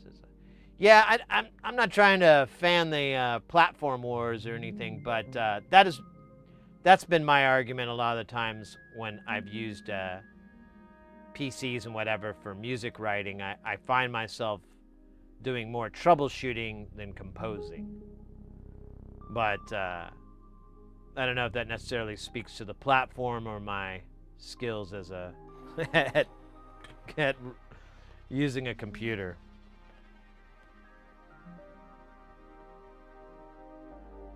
Ruggers, welcome in. I think I said welcome in, but I feel like I didn't properly put the welcome in there. Oh yeah, I have a crazy soldering method that I use that I don't recommend, but maybe I should start because someone earlier saw it and like, you know, a couple days ago, and then they're like, I'm gonna try it. And you know, I told them all the stuff that I do to make it happen, and it's really just this liquid flux. You use this liquid flux and you put layers and layers on there so that the board is covered, as you can see, in crusty flux. We can add a little bit more. Once it evaporates, it'll just leave behind more flux, and that's the trick to that crazy soldering technique. But I don't recommend it because it gets kind of crazy. It can get hairy. You saw how those guys were getting stuck to each other. It can go south really fast.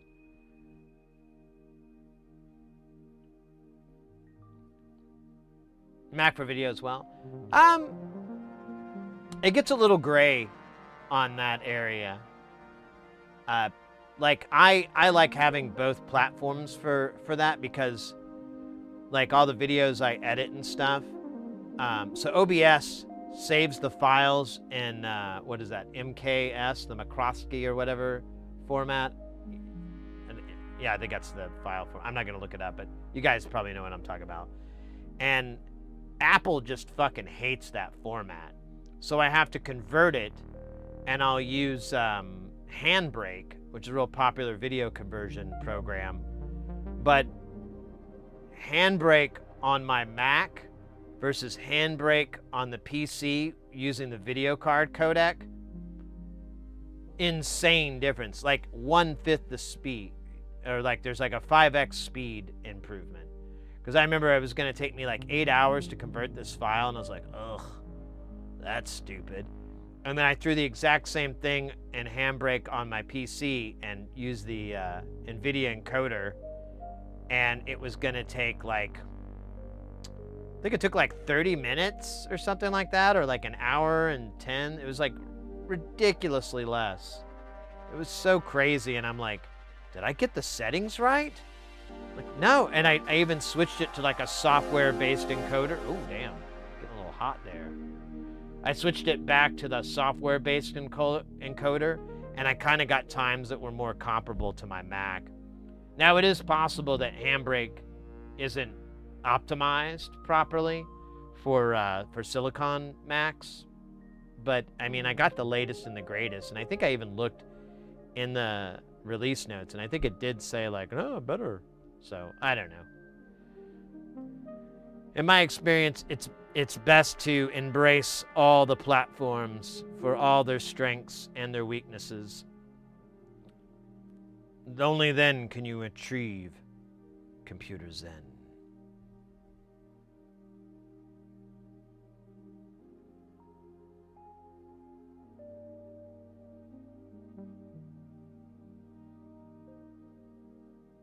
Thank you for the info. I knew my next project is just replacing the USB on my M Audio 49 key.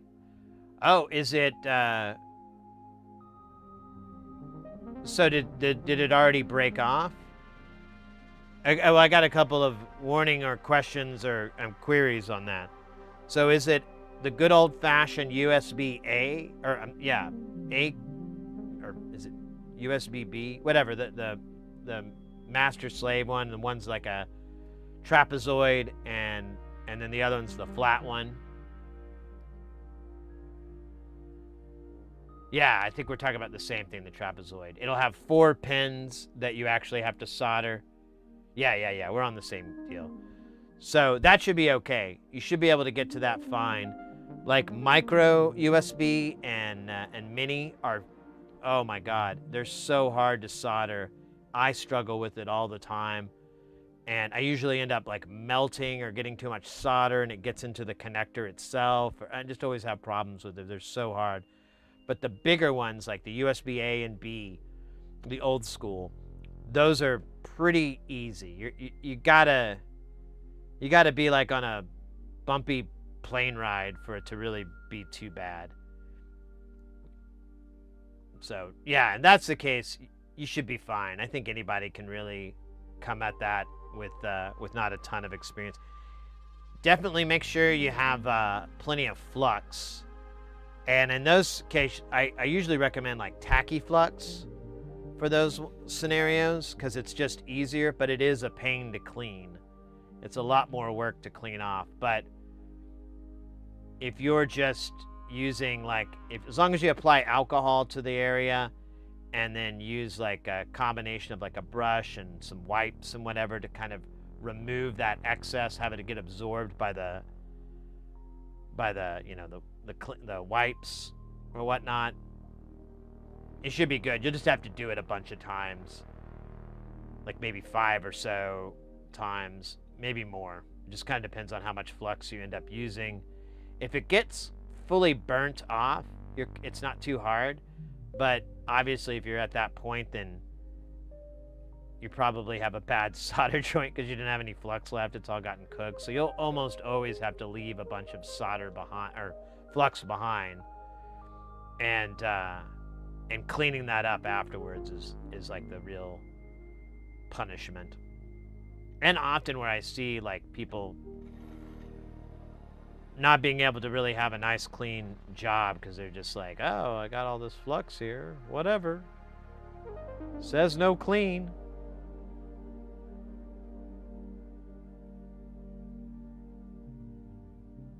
I didn't bathe. Good to know. I'll give it a shot this week, and thanks again. Yeah. You bet.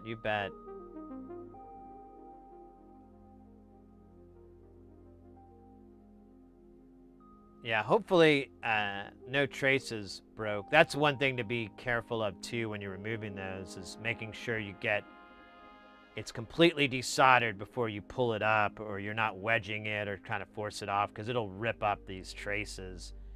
And while that's fixable, it goes from like an easy job to like a really difficult job, because you're gonna have to try to attach a wire to that pad, to that lead, and then run it up, and like it, you'll solder one end and then you'll go to solder the other end, and the heat will travel up the wire and desolder it from the other side. So you're just going back and forth.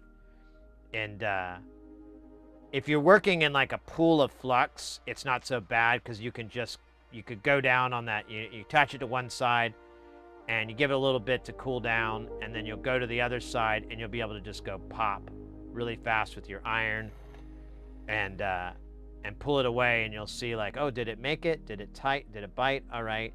And then either give it a beat or two, because you're really trying not to heat that wire up too much, and then dip it again in the pools of flux and solder it in. I have isopropic if I want to clean my boards, but usually I don't care about flux. Yeah, it just kind of depends. Like, so the issue you can run in that I've seen firsthand is that if you don't clean the board, you could run into problems later on. So like I had to repair these boards, and they had corrosion and all this damage, and it was, as far as I could tell, from the flux not being cleaned off. And this was a commercial product, but like a dip went down, like a 16 pin dip, and I was replacing those chips thinking they were broke, and when I replaced one, there was just all this black for a trace that went to like a via, and I like touched it and I realized it was just gone. There was nothing there, and so it wasn't even making a connection to that pin. And I repaired it and I thought, oh, that's weird. And then I went to another one, and there was like a little trace that looped two guys on the inside, exact same problem.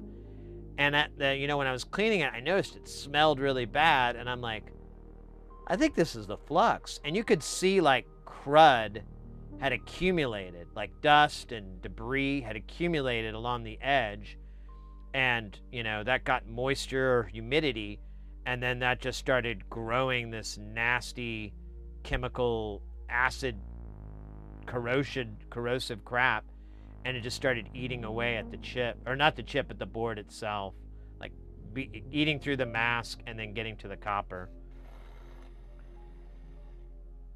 So that, I mean, I'm with you right there, programmer, because I'm just always joke like, yeah, well, if that ever happens, I'll have to call my guy, see if he can fix it. Hold on a minute. I'll give him a call, just see how he's doing. Hey, me! What are you up to? No shit. So am I. How did you know I was gonna call? Right. We're the same person. All right, man. I got some stuff for you to work on later. We'll chat over beer. Or, I'm sorry, tequila. Tequila. Sí. Hasta luego. He likes it when I speak Spanish to him in a very shitty pronunciation. I am Aaron Bowley. Thank you so much for the follow. Oh, double follow in there. Gave us some YouTube love and the Twitch love. Just now put that together. Thank you so much, mate. Appreciate that. That's dope. That's killer dope. That's a good old boy. You know, they know what to do when they do the dude.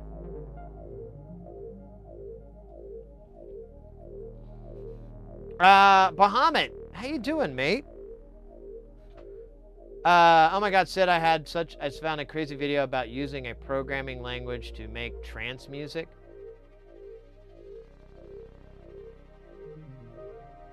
Is it the woman?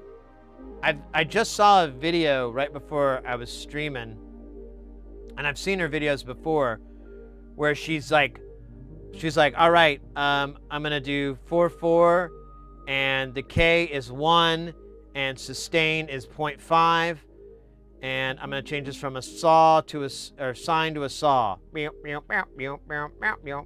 right, let's put a little reverb on it. Reverb equals 1. And it was like reverb equals yes.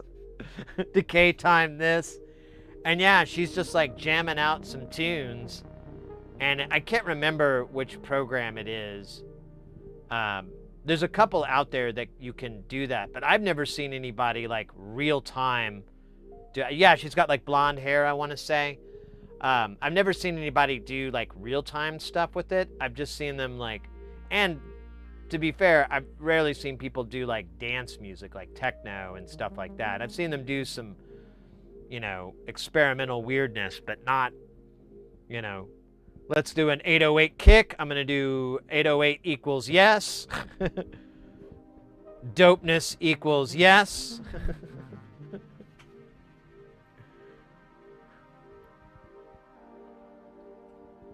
Booty shaking on.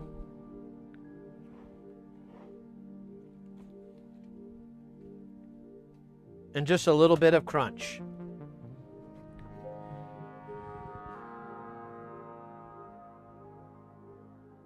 I just saw a video too. I like writing trance in Python or something like it. It was cooler than seeing someone DJ. Yeah, no, I'm here. Let me see. I might have just. I saw that video and I think I might have liked it.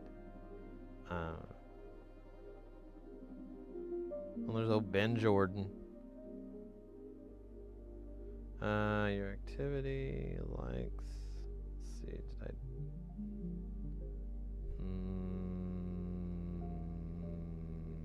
I don't see it. So I don't think I did. Let's see if I saved it.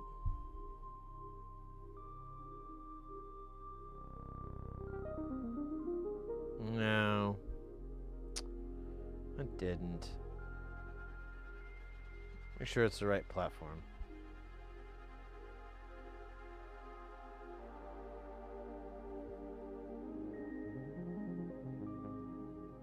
No, I don't see it on here.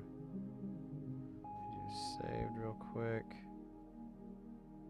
No. I do have that Miss Chile doing the death metal shit. That I want to go get that album. Ah, damn, that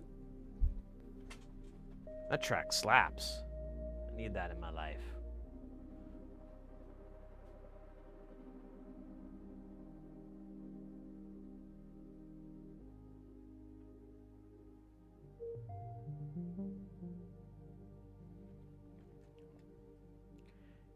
Yeah, I wonder. I don't know. I'm always fascinated with that stuff.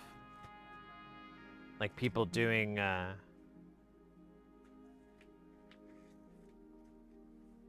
music writing and composition using, you know, unconventional stuff or stuff that I'm at least not familiar with. You know, it's all new to me. I often find that that's like it becomes your muse when you're writing.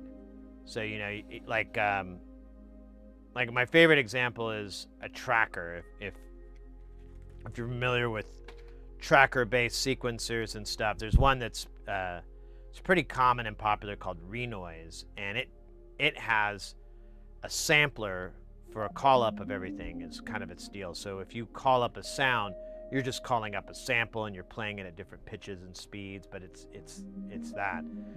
And writing in a tracker is one of my favorite ways to write like jungle and breakcore and stuff like that, because it's extremely conducive, because you can very easily go in and change each individual note, but you're not dragging a mouse or like double clicking on it and then changing a value or anything. You're like almost 90%, 95% on the keyboard, and you know, you're just using, you know, basic commands to move around and navigate, and you're just like, okay, well, I want it to be, you know, I want the decay to be short, and I want it to hit twice, but I want it to pitch down each time with that short decay, but then the last one I'm going to open up. And normally in something like Live or Logic or whatever, that's a lot of dragging and clicking and blah, blah, blah. But in a Renoise or a tracker, it's you know, it's like 4 character hits, it's 4 button hits, and you're done. And you can just do that really, really fast and quickly, and hear your results, change your results, and things like that. So the idea of using, like, you know, programming language, you're able to compose and you're able to have that detailed of control, and all you're doing is, you know, updating a, you know, a command or whatnot, or updating, you know, a set of a string of, you know, data sets or whatever the fuck.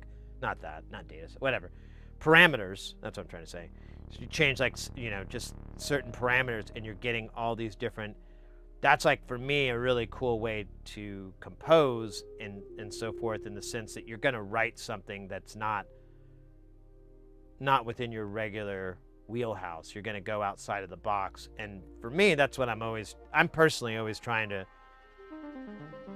write something I haven't written before, because I get bored really easily. Doctors say it's incurable.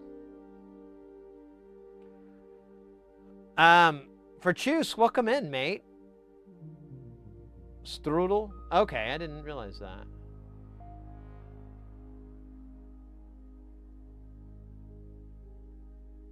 It's apparently JavaScript rather than interesting. I have a little mini Arduino thing hooked up to the Game Boy for.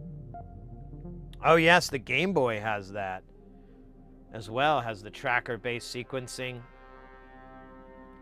and you have synth control within there. This is 1 microfarad.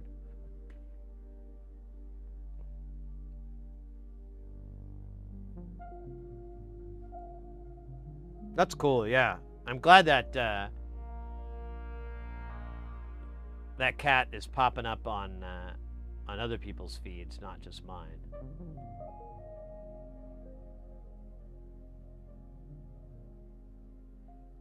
She's expanding some minds.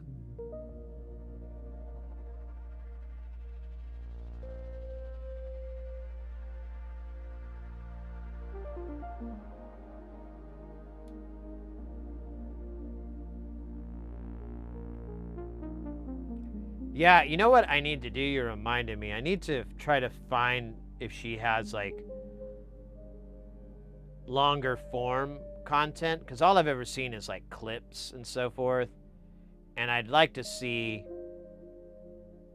you know, like a YouTube video or something like that, where she's, like, walking through writing, you know, a total banger, and and talking through it and being like, yeah, I add this, I do that, and then I put this on, I change it to this, and blah, blah, blah. And then you're like, holy shit, this is awesome. I'm curious, like, you know, like I was just saying with jungle, you know, like, is that plausible or is that to ask too much? Because, like, the thing with breakcore and jungle is it's, a lot of people think it's like random or there's a chaos thing involved, but it genuinely, everyone that I know that writes it and has done it, you know, professionally, like written albums and people bought them and stuff, they're all like, no, dude, you have to program in each one of those hits, each one of those, like, it's like asking a drummer, you know, oh, do you just like hit random and you know, you come up with a drum beat? It won't work that way, at least not currently. Maybe there's some new breakcore AI patches, but in my experience, it's better just to write it all out. It takes a lot longer, but the results are perfect. If you use any type of randomization, you're gonna get these imperfect results that will, you know, have like little moments where it's cool, but like overall it's just gonna be trash. Okay, you're gonna hang out over there. Oh wow.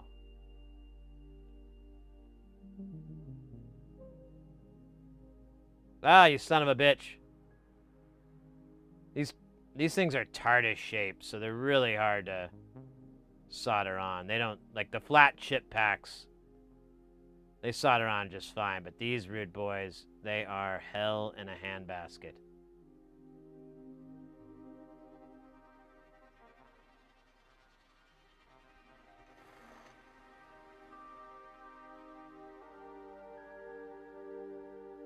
She's got a link tree. I'll try to, I mean, if you want to post,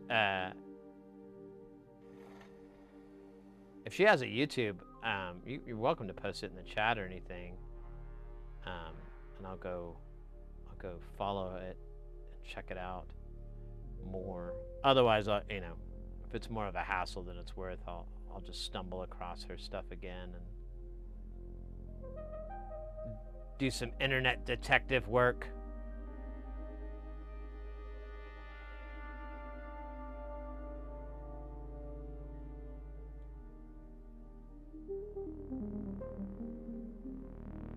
Oh, come on. Don't do that. You bastard.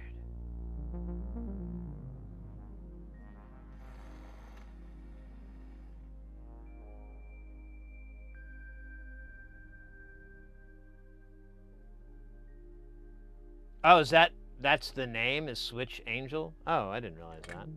Thought that was like the program or something.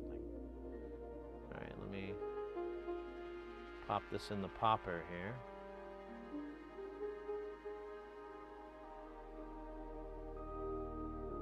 That's so old.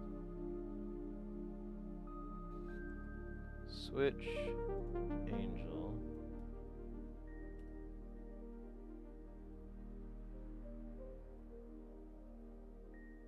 Yeah, here we go. Okay, cool. I'll go ahead and subscribe so I can follow in. 81K, good for her. Kicking butt and taking names on them internets. And should, because it's a pretty novel idea.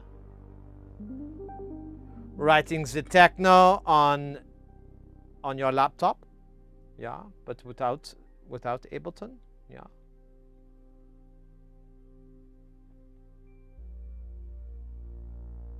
Yeah, oh, there you go. Well, yeah, if someone wants to beat me to it, go ahead. Otherwise, I'll put it in there. Once I get done with this bloody soldering. I don't know why I used that accent. It was not, didn't make any sense. But it felt good, didn't it?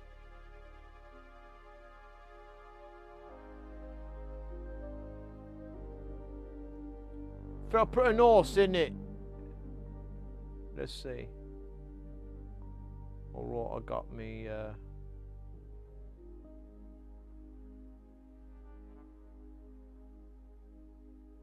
got it. Let me go to, there we go. Where's it at? Where's it at? We got it right here. Where are the jams at? There we go. I'm just going to put that right in there. And we'll see. Is it? Oh, right, it automatically. Perfect. I'm not even going to say anything. Because I ain't got time. But, you know, leave it a little bit of mystery. It's like a terrible accent. I'm like going all over the UK. For a minute, there was like a Scottish accent in there.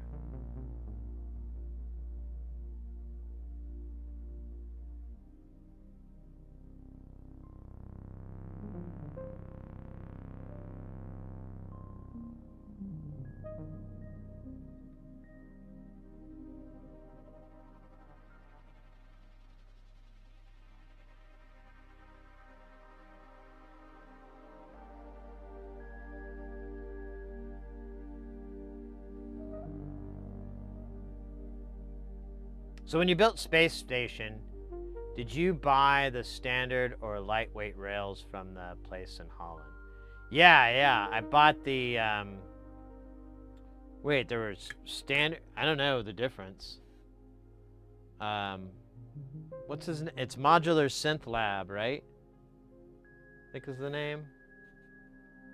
Modular Synth Lab. Rails. Let's put rails in there. Okay, I gotta learn how to spell Modular Synth Lab. Yeah, there we go. If I go to their Etsy, I got these cheeks and oh hey, they've got a black. Oh shit, it's on. I've been waiting for this. Oh shit. What format is this? So I can do...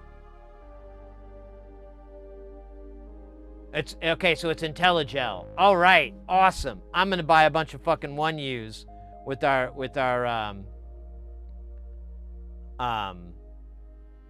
and our Lilu Dallas group buy. That didn't make any sense. It's supposed to be multi-pass. Lightweight or lower profile and cost less. Yeah, I got these ears and then I got these rails.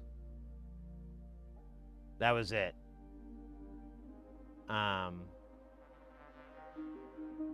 Actually, I think I want to say I got this. Let's see.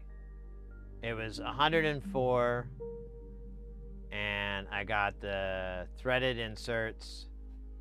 I want to say I paid a little less, but that might have been, that was a year or so ago, so maybe the price went up. Oh, wait, I didn't have this. Mine were just shitty.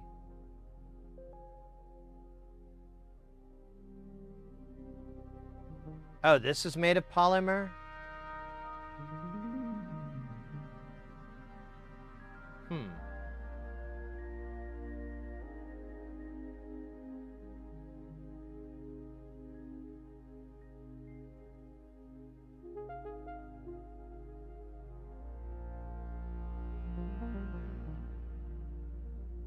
Alright.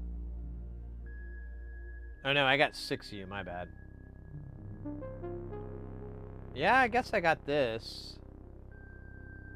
So I don't think he had... Or was it black? I don't know. You know what? I think it was silver. Because that wasn't as important as it is in Jamtown. Yeah, I think I got this. I'm 100% positive this is what I got. Yeah.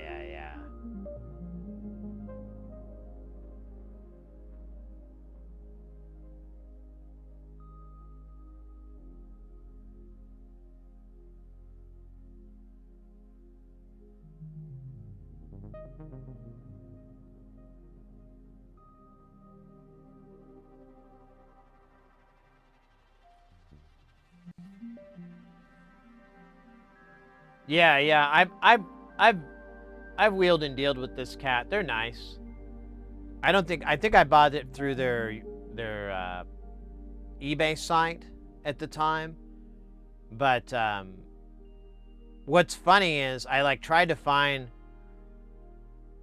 a cheaper source, and like if you go on Etsy or other places and you look up rails, you start to realize they're the exact same things as this. Sometimes they even use the pictures, but their markup is like 20 or 40%.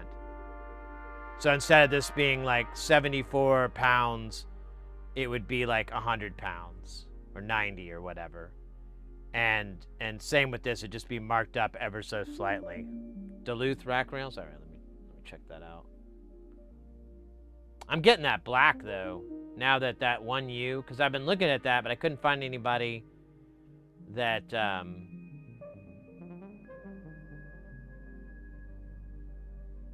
that did it for less. Or I couldn't find anyone that did black. That was the issue. So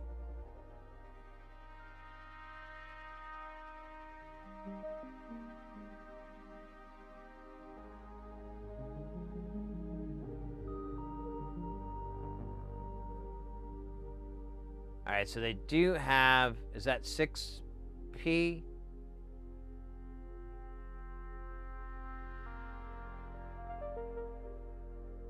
Three plus 3 plus 3U, 7U, it's 9U. So I needed a pair. Looks like he doesn't have 6U. He just expects you to stack these. All right, let's do that. We'll get a pair of these. I think this is going to be more expensive.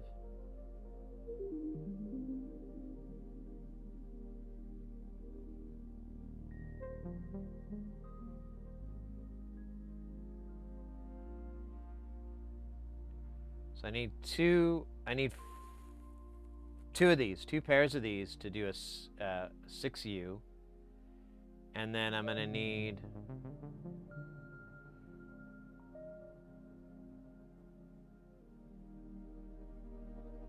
this. I'm going to need 4 of these, or 2 pairs. And I'm going to need it 104. I need 2 sets. Add to basket.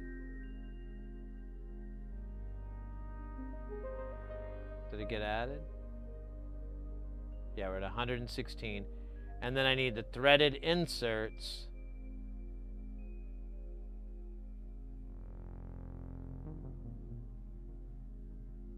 And I'm going to need 2 pairs. And if I go to that, it cost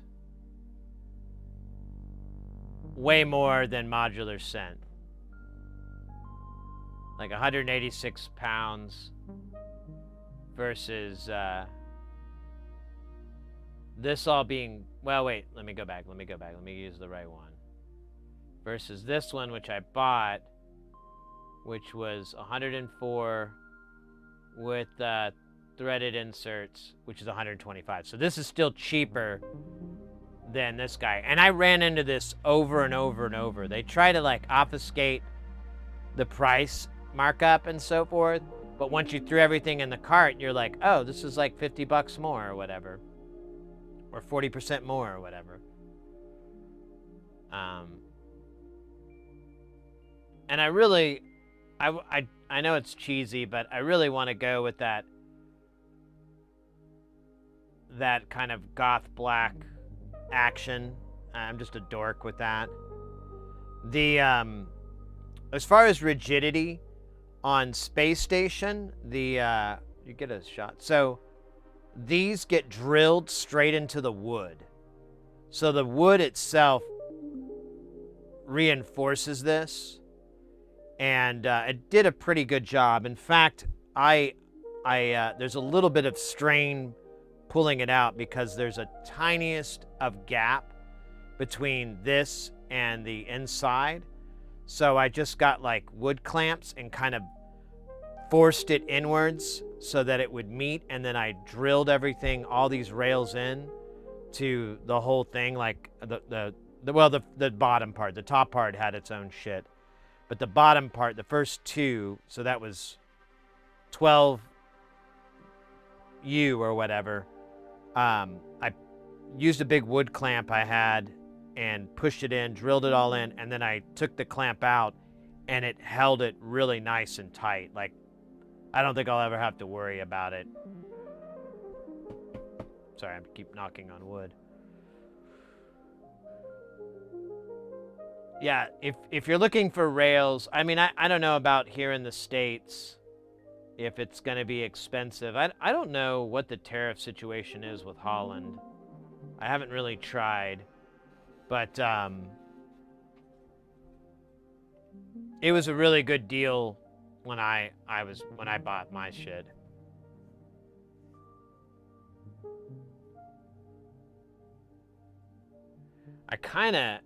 I really want that 7U though, or the not 7U, that 1U for Jamtown. Let me check this out real quick before.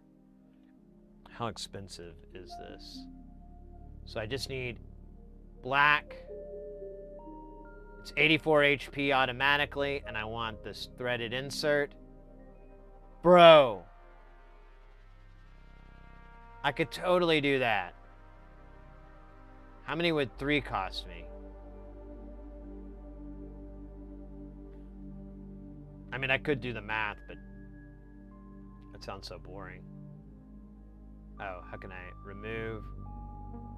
999. $200? Hell yeah.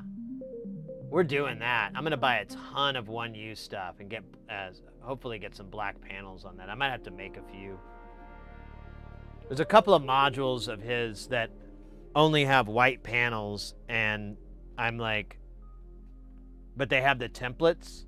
And I know if I reached out to him and was like, hey man, can I get the panel template for this? I want to make a black panel, and or if you're gonna make some, then I'll hold out and get them when you make them. But you know, I just want some black panels for this.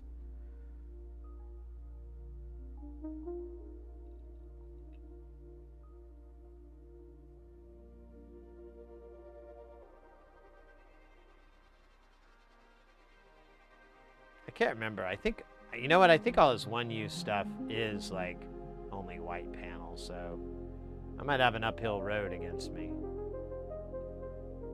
Whatever the fuck that sentence meant. Uphill road against me? That's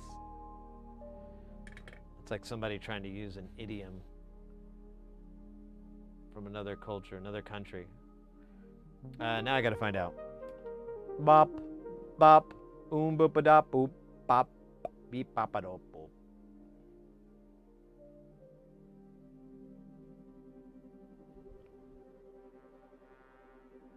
Oh, looks like black is back. Black is back. Okay, so we're good. All right, I'm gonna buy a whole bunch of 1Us. I have some modules that are 1U too that I just never use. I like built them and then I'm like, you'll sit on the shelf, Dimmy. Oh man. There's a bunch of Ornament and Crimes. Oh, I could put my Ornament and Crimes in a 1U.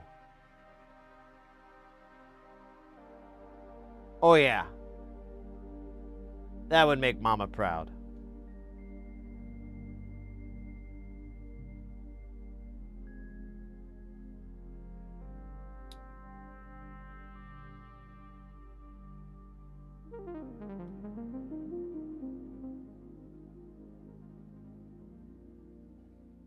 Oh shit, look at that. It's like looks like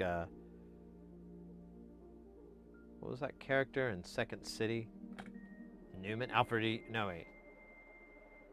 Is it Alfred Newman?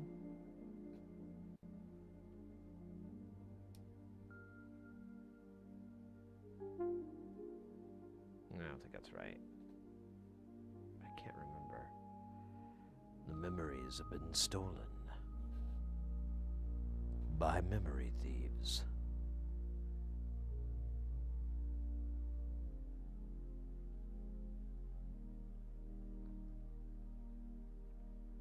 Alright, now we'll do the 100 nanofarads. Just like in the Bible. Remember that part in the Bible where Abraham was like, yo, I got some 100 nanofarads. You want these? And then he did the Salt Bay thing with them. Just let them like drip down the side of his shoulder. He's like, here you go. Remember that? Maybe that wasn't the Bible. Maybe that was Pulp Fiction. I get them confused a lot. I don't know why. Totally different soundtracks.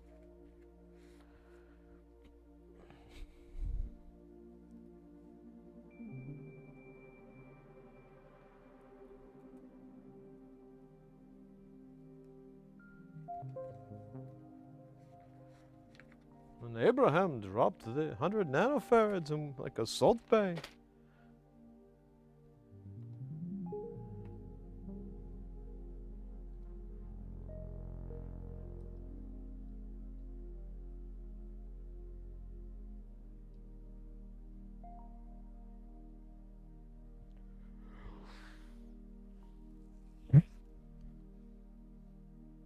Anyways.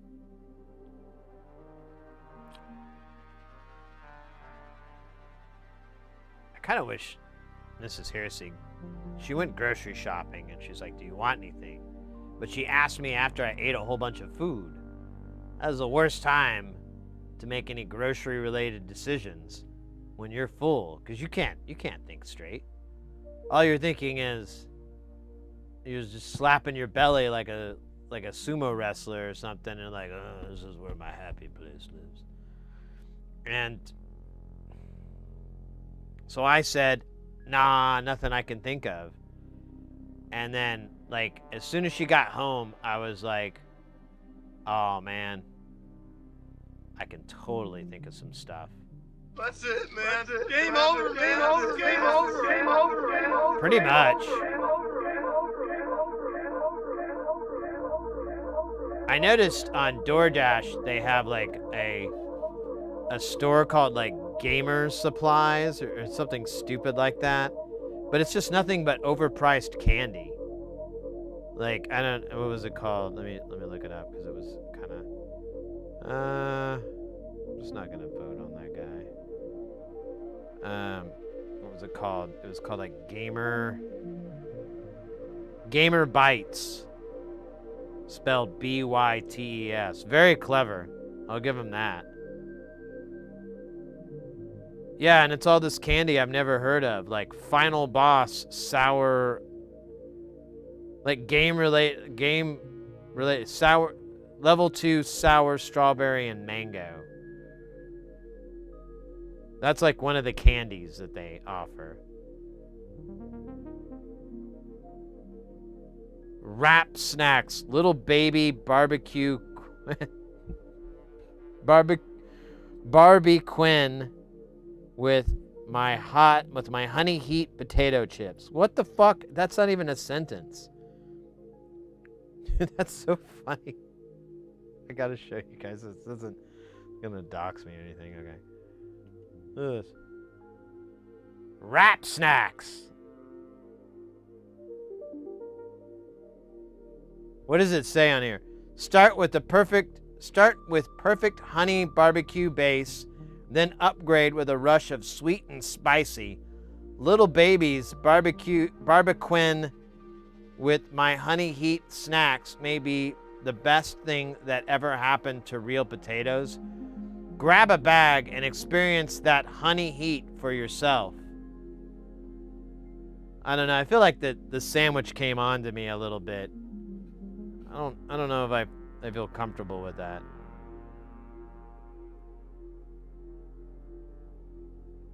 Yeah, there's all these candies I have never fucking heard of. Oh, there's their own brand of candy. Gamer Bites, Level Up Sour. They have these different ones. Neon Blast. And then they have Sweet Bites, which includes wrap snacks. But that's like all kinds of shit. This is so weird. I feel like I'm missing out on the candy world. I don't even know what's going on. Like, nothing makes me feel old than finding out that there's a wrap snacks with, is that? Yeah, that's Snoop Dogg.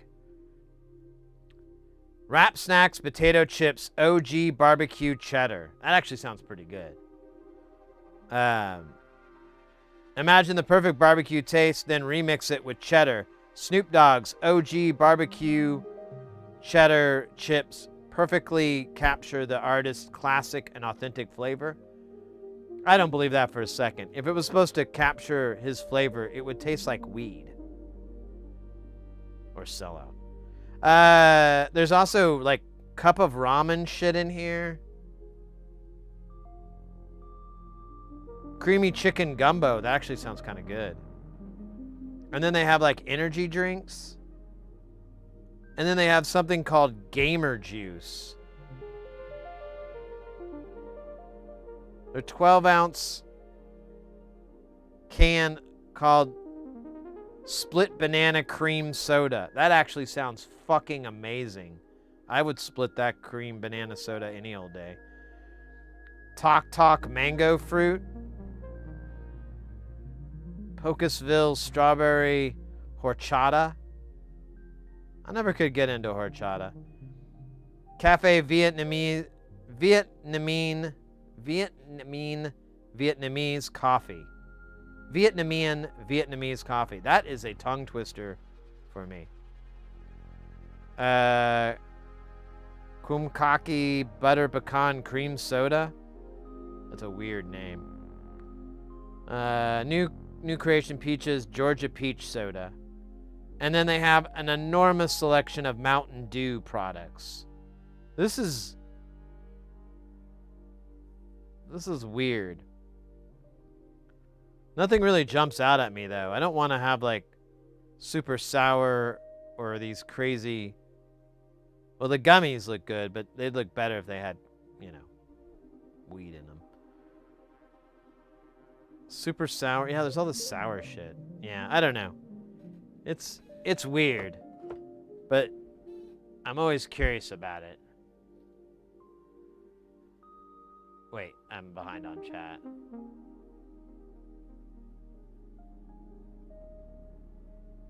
So I know, Sleepy. Sounds like a Led Zeppelin song.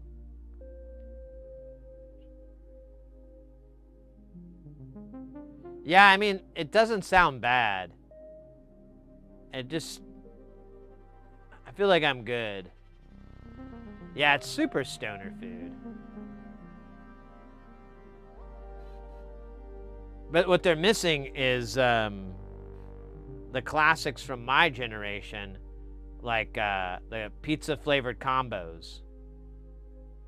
I wonder if combos are still around. I haven't seen them lately. But I haven't looked for food in a convenience store in a long time.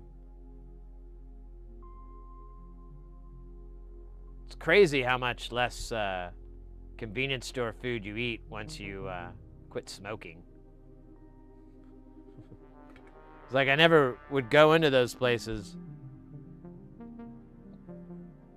Once I quit smoking, I had no reason to. Cigarettes. Smoking cigarettes.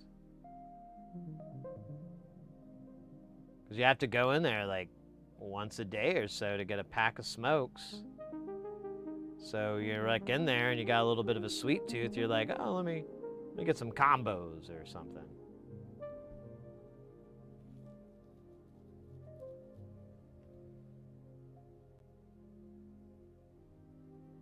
How many are those? Oh, yeah. For 5.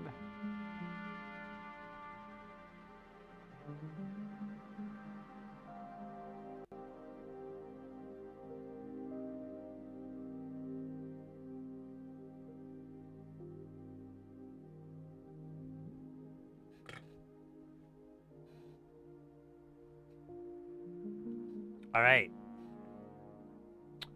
And we just have left the 2 10 microfarad caps down here. We'll solder these lovely ladies in, and then we'll do a little dance and drink a little water. Then we'll reel with the feeling, and then we'll stop in continue. That doesn't rhyme.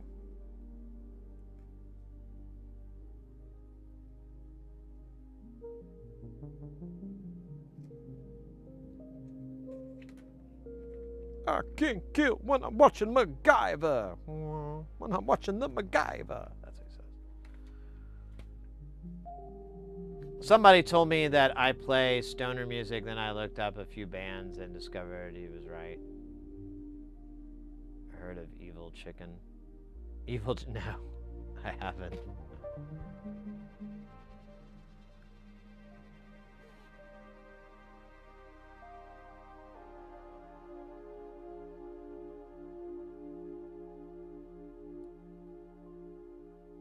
BillyWitchDoctor.com feel more comfortable with chicken. You say funny thing. One convenient location in Africa.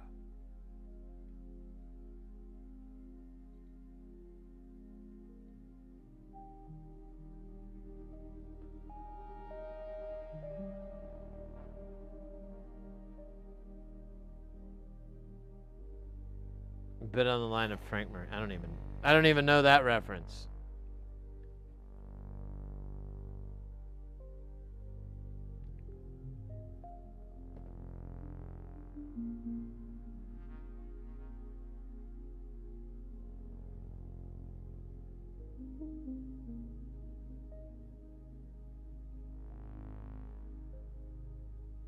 Mahogany Rush. I was gonna hog no rush. You can have him.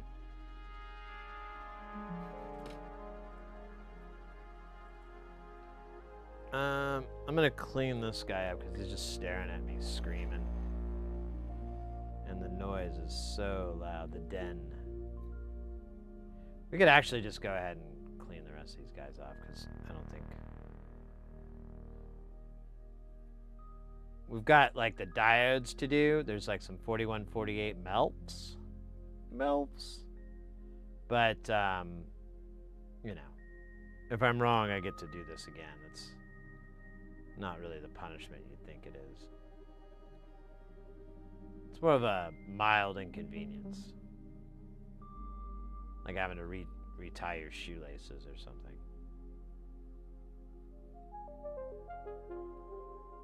Although I don't really enjoy tying my shoelaces that much, so that's where my metaphor falls to the ground. All right, those all look good. Except for that guy. Where did you go to school at?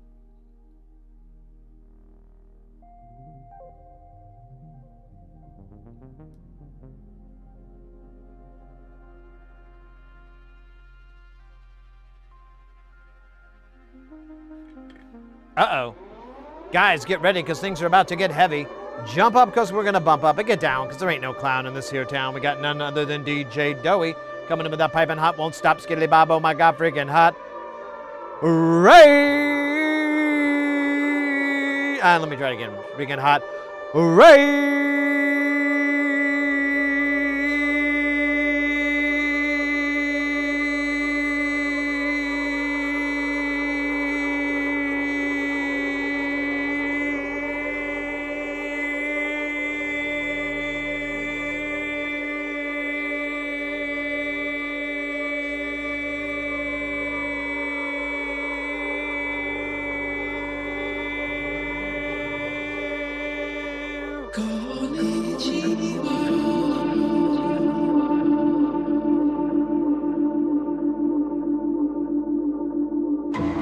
Oh, whoa, double whammy.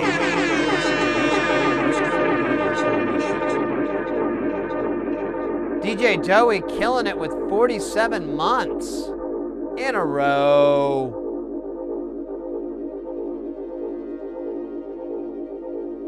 Nearly 4 years ago in the before time. Mate, thank you so very much. And thank you for the raid as well. That's double thank yous. Thank you, thank you, thank you. I tip my fedora to you. Mates, if you're not familiar with our buddy DJ Doughy, don't fret. I provide the links to link you to the man There you go. In the Twitch chat, there's a link to DJ Joey's channel. Go check them out. They do music. They do art. They do gaming. They do, yeah, I think that's it. There's some other stuff. Music. I said music. Synth. Electronics. They do electronics, too. That's what I was missing. Welcome in, mate. Believe it or not, we're soldering. I know.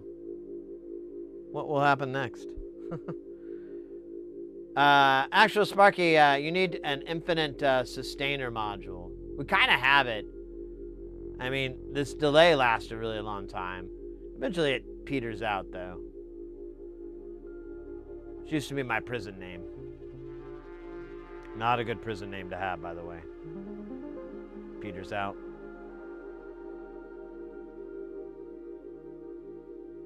A lot of misunderstandings. A lot of fights. Fuck! Fuck, I swear it isn't me! I swear it isn't! I know who it is! I know who the monster is! I know who it is! I got the blow on the moment! I swear I know who it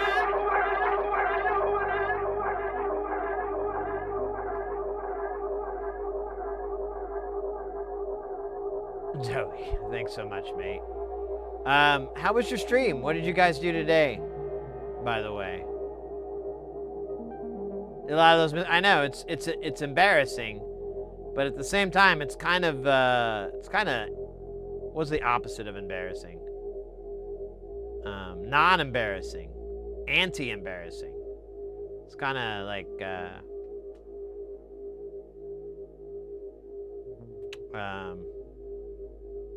I don't know, like being able to juggle. Yeah, it's like that. Not that I would know. I never learned to juggle. Growing up anyways, I had friends, so I mostly spent time with them. But if it weren't for them, I would have learned to juggle. So take that to your pipe and push it in really tight. Take a big rip off of it. Oh, dude, you didn't have to blow it in my face. I didn't say that. But I'm glad you did. That's called a French inhale. Or no, wait, no, it's not. It's called hot boxing. But there's no box. But it is hot.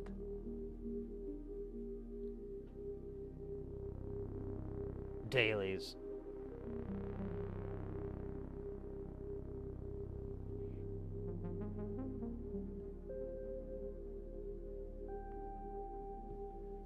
Yeah, it looks like you're trying to spell Daleks and you just like fucking failed.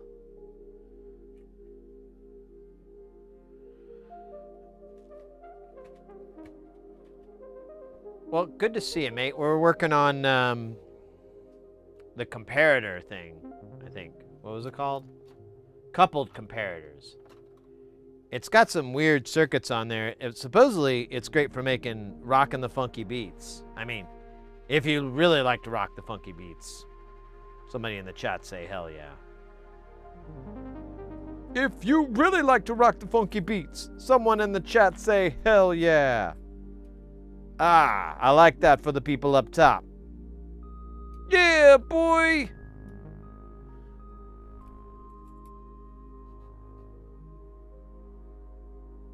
Bass in your face, London! Sorry, I'm just doing samples from, wait, is that from It Takes a Nation? I think it's from Takes a Nation.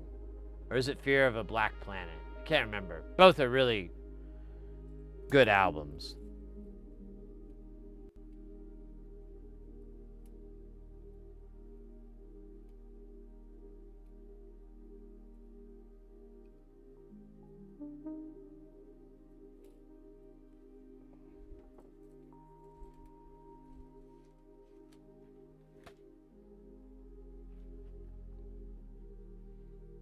Beastie Boys. No, that was Public Enemy.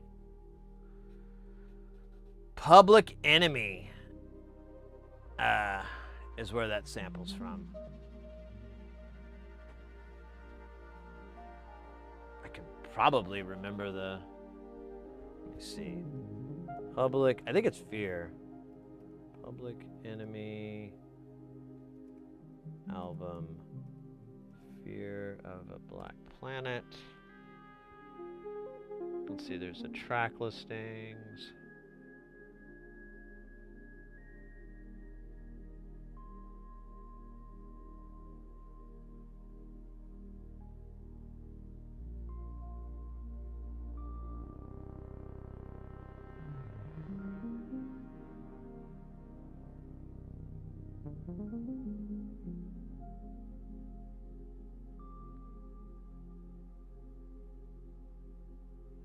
I think it's...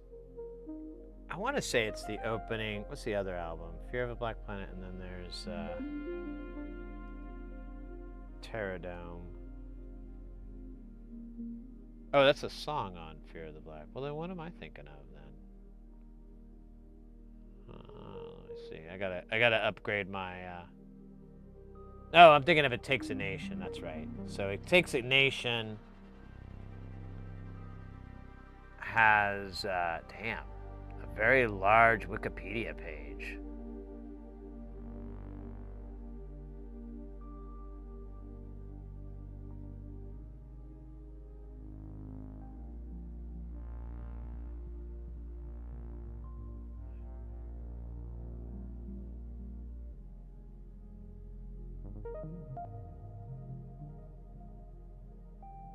Maybe it's Show 'em What You Got. I can't remember.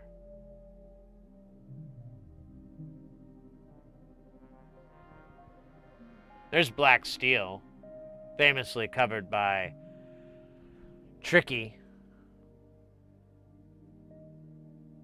I think it is on the Fear, or yeah, I think it's on Fear of a Black Planet.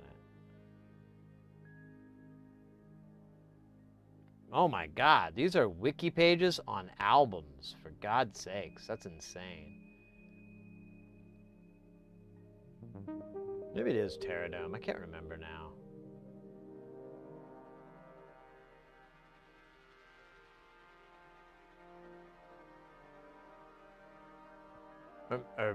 Oh, B-side Wins Again. That's a good one too.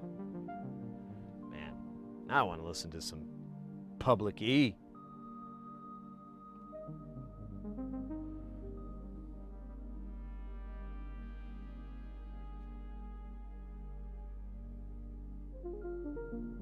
Peter Gabriel.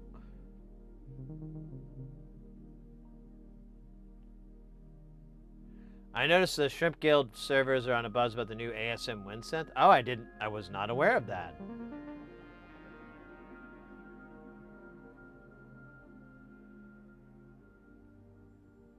Dirty Dick and the Trojan test pilots? I don't know who that is.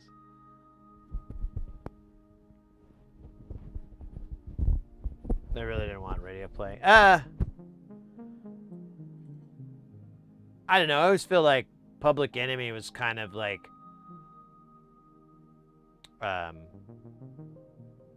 almost like the punk rock mindset of in a lot of ways. Not, I don't know, it kind of fuzzies out with certain things, but I always felt like they were kind of that when it came to like hip hop, rap, and so forth.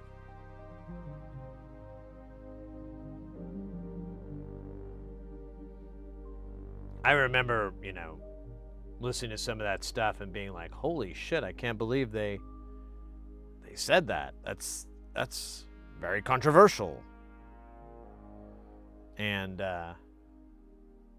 nowadays you're like, it's pretty watered down by today's standards.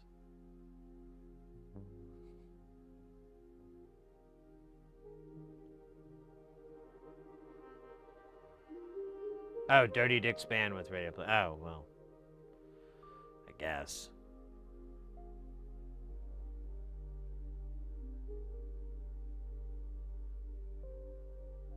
I figure if Right Said Fred can get away with it, why the hell can I?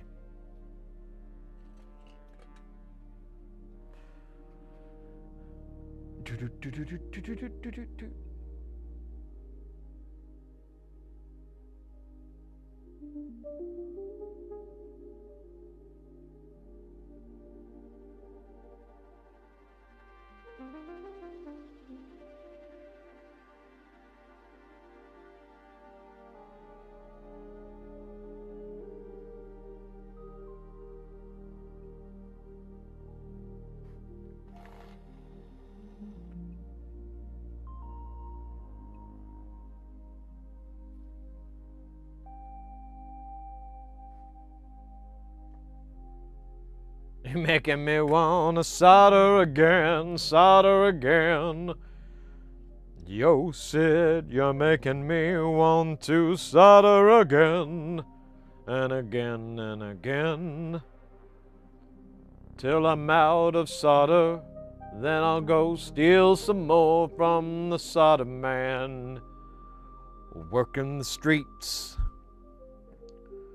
I'll go up to him all friendly like and sucker punch him and steal his treats.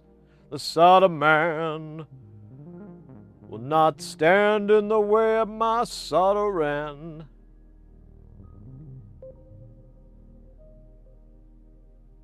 Bela Lugosi's dead. I don't know. I just kind of lost idea on lyrics. I think I just had that going. Keep going with it.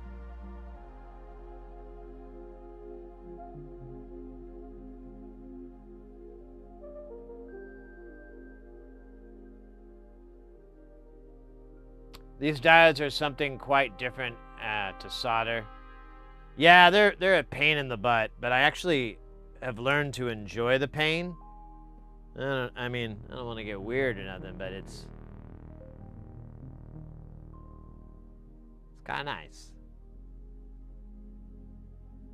And they look really cool once you get them on there, which is nice, you know.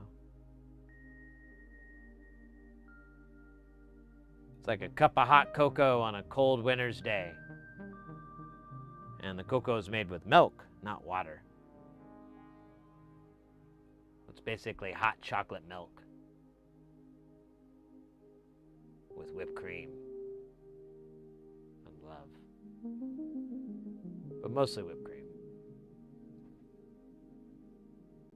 A little dash of love.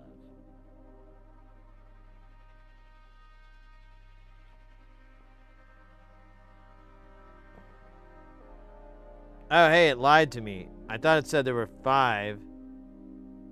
And I pulled out 5. But I'm seeing 6 here. Who? Oh. Huh. Did I miss one? No, I think I just pulled out 5. Probably some sort of brain deficiency.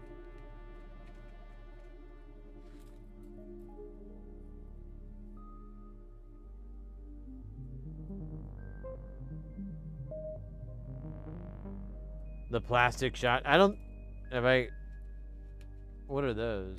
I don't think I've ran into those yet, or I'm not sure. I probably am, and I just don't know that they're made of plastic. That's happened a lot in life.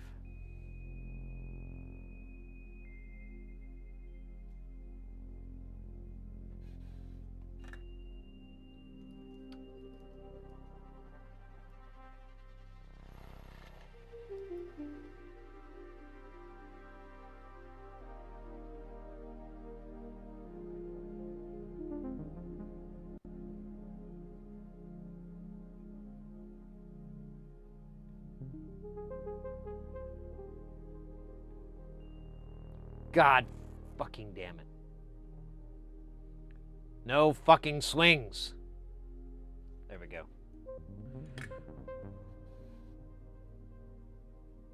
Just the typical ones.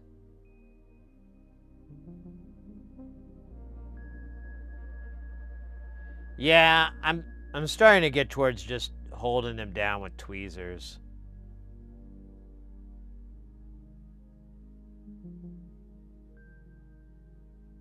Playing that Nickelback song. Hold me down. I got 2 hands on my tweezers, I'm saying now.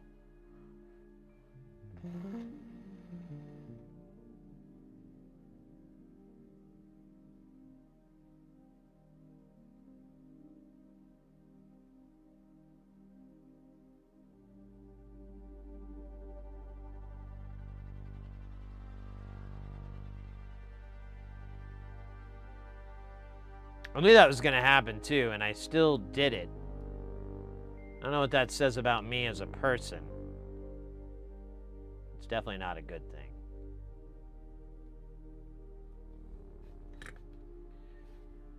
All right. Oh, yeah, we still got these son bitches. Son bitches.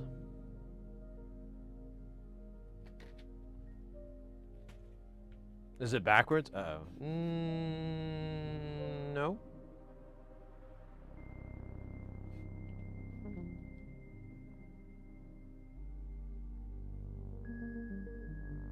They both point outwards on all of these, so this one points outward, that one points outward. Ditto datto.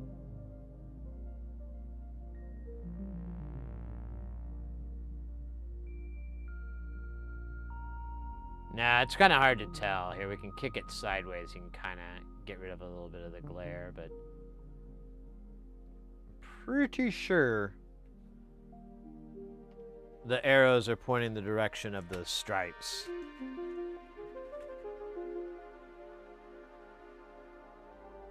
So I bought all these different diodes and these different tchotchkes. I'll just, we'll try these guys out. These are BAT 54s. It doesn't really matter. I don't think there's any,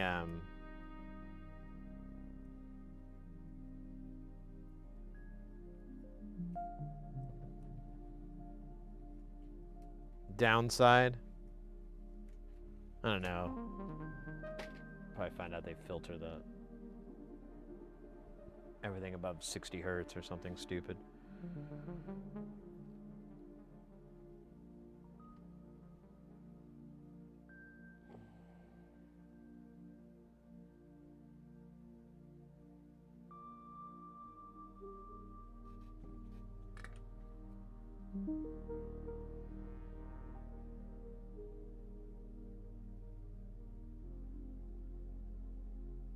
Yeah, so here it's being a little squirrely. We're just going to take our tweezers and de-squirrel it.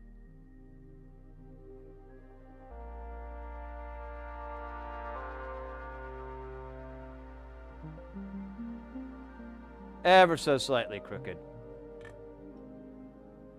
Ever so slightly. That just shows a human did it, not a robot human.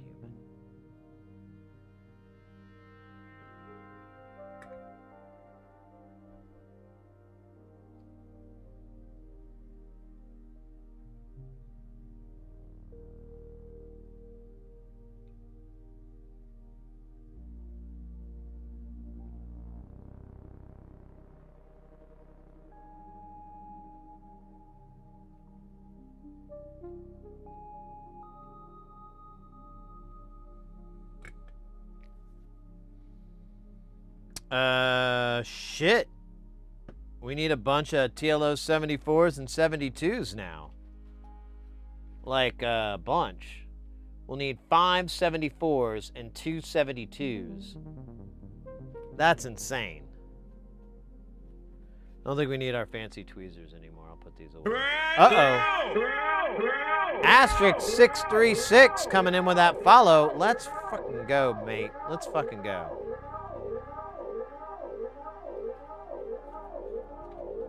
Hide your wives, hide your kids, hide your husbands too. Oh wait, I just remember the rest of that sentence.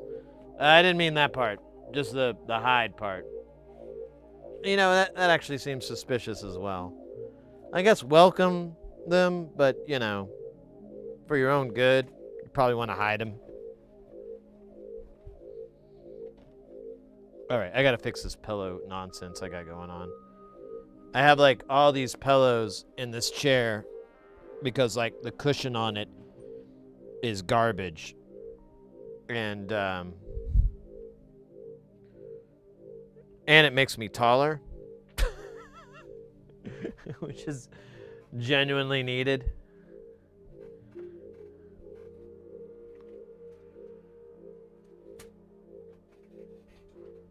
And but it works.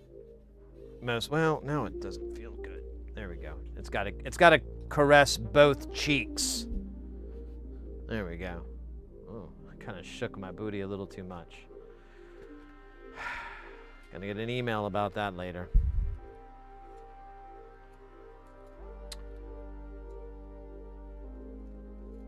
Welcome in, mate. I hope you're having a super guile day. Everything is trip the light fantastic.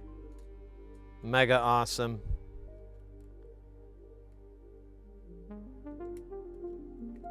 You probably missed it when I was going on about a food store called Gamer Bites, but I can't stop thinking about those potato chips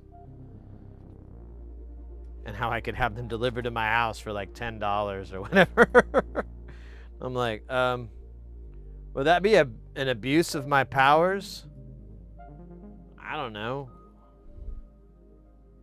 Maybe a little bit of an abuse, but nothing crazy. Oh my God! Speaking of crazy, we're almost out of TLO 72s. Let me put them in Mauser. I think I actually added this already, but let's add it again. What the fuck is this chip here? Oh, never mind. That's here. I'm just gonna start a Mauser thing because I forgot. I gotta go through and catalog those parts. And I still haven't. I am a fool. TL072. You know, I always have a hard time deciding which one of these to buy. Because it's like, there's different versions of it. And they have different trade-offs. If I remember right, the cheaper one is the one that I want. Because yeah, here we go. We're just going to get the HID. Well, are these the cheaper ones? Dude, there's so bloody many. How did I get so many on one page? Oh, because I didn't hit in stock. I hit normally stocked. There we go. I'm good, but going a little bit crazy searching for schematic for speakers I can't find. Oh, schematics for speakers I can't find. What's up with the speakers? Do they have like built-in crossovers? Is that what you're trying to repair, replace, renew?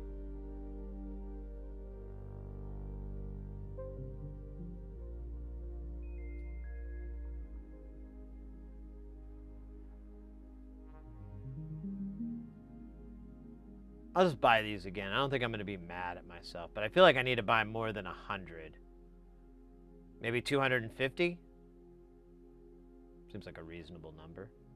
Yeah, let's do 250 of these. We're going to up our game. I usually buy them by 100, but I keep going through it so bloody fast. Can't be right. Can't be good.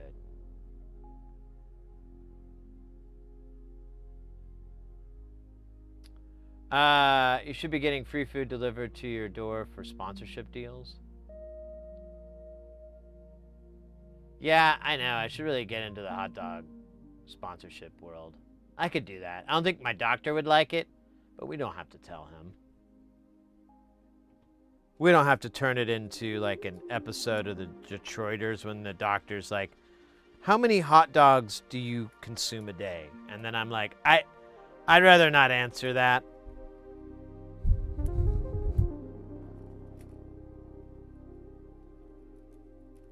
Why are you asking? Well, your breath reeks of hot dogs, and I see mustard stain on your shirt. Yeah, that's about right.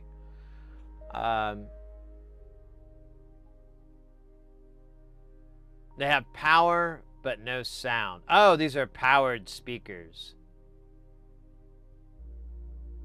Right? Am I guessing right now? Those are hard to repair. A lot of those plate amps and shit, those are such a pain to repair. Well, I don't know if we'd be able to find. I've never even heard of that brand. Weigel, damn it, where is it? 212, so 2128. So C2128.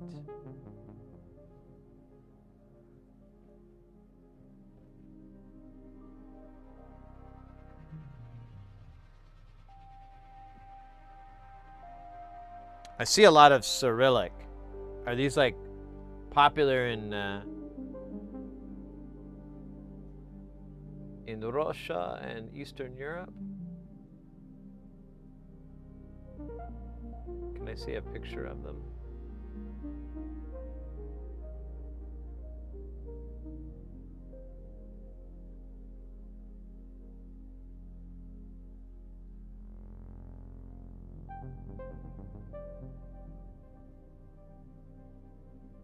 They're Chinese. Okay, so this is just coincidence. So one thing you can try is search for service manual.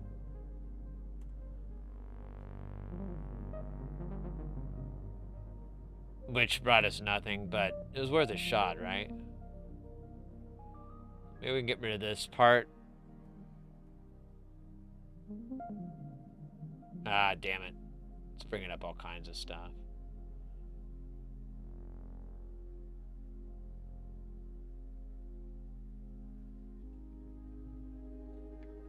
Speaker, service manual.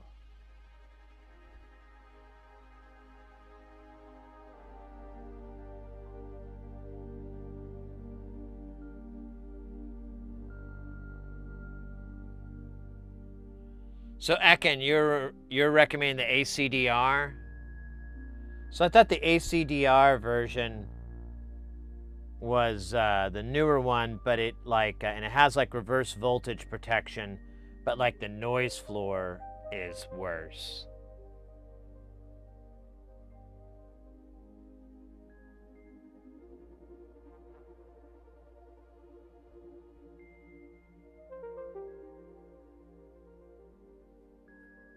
No, the 8. So that is the noisier one that I have.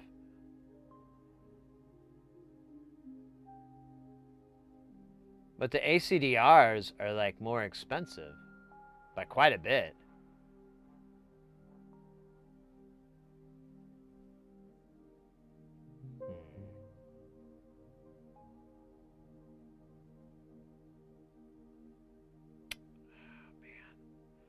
I hate this because I can't decide which one I want.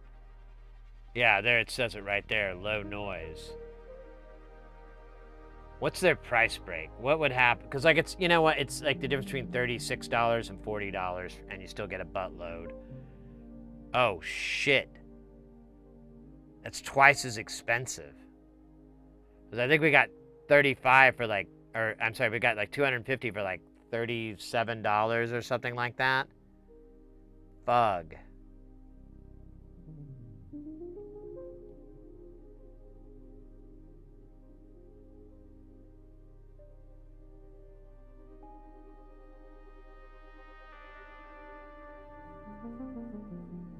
That's a tough call. I could buy 100 and then I could mark them in the deal like, hey, these are the low noise version and these are fine for CV and stuff like that. Maybe I could do that because I don't really care about noise when it's in low voltage. Or I'm sorry, yeah, not low voltage, non-audio rate. Because it's just gonna be like, you know, buffering a voltage up and down. Let's have the best of both worlds. That way I'll have 350 TLO 72s. Just like Janet Jackson.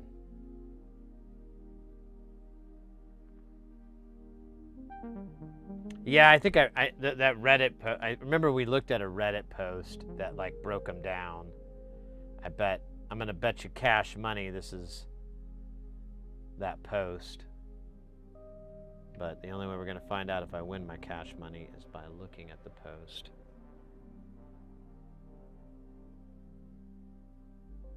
Yeah, phase inversion flaws of the original, that's unlikely to make a difference in practice.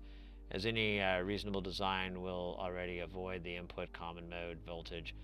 There is a very slight chance that the design will deliberately use the phase inversion and a source of extreme distortion, but I've never seen one used that way. The H version has ESD protection in the diodes. This original version lacked the diodes and presumably was more sensitive to ESD. As a result, due to the P-channel JFET input, it was possible to apply voltage to the op-amps instead, or op-amp inputs that were more positive than positive supply voltage without damage. It would be unusual for the design to rely on this feature, but it is not impossible. The minimum recommended supply voltage is 9.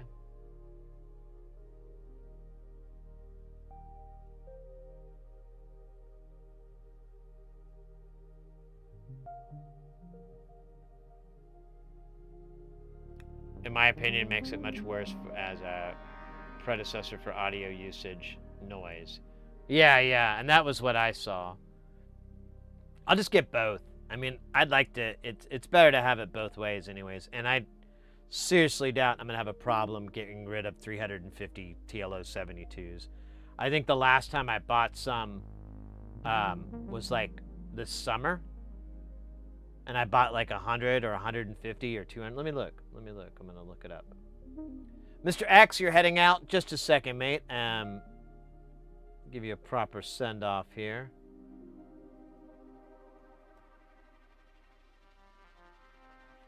TLO72 CDR is what I bought last time, and I bought 100 of them, and I bought them in August.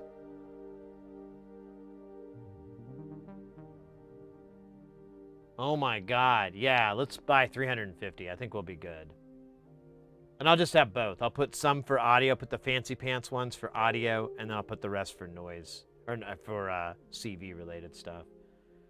Guys, our good buddy, Mr. X, moderator here in the chat, and all-around killer musician on the net, and the Twitch chat, that you can go ahead and follow them. There's a link to their channel. If you like synths and you like jams, definitely go hit them up. You will thank me later, because you'll be like, hey, this shit slaps, and I'll be like, I know, that's why I sold you. I'm not gonna get behind something that's like meh. Well, like, you know, especially that.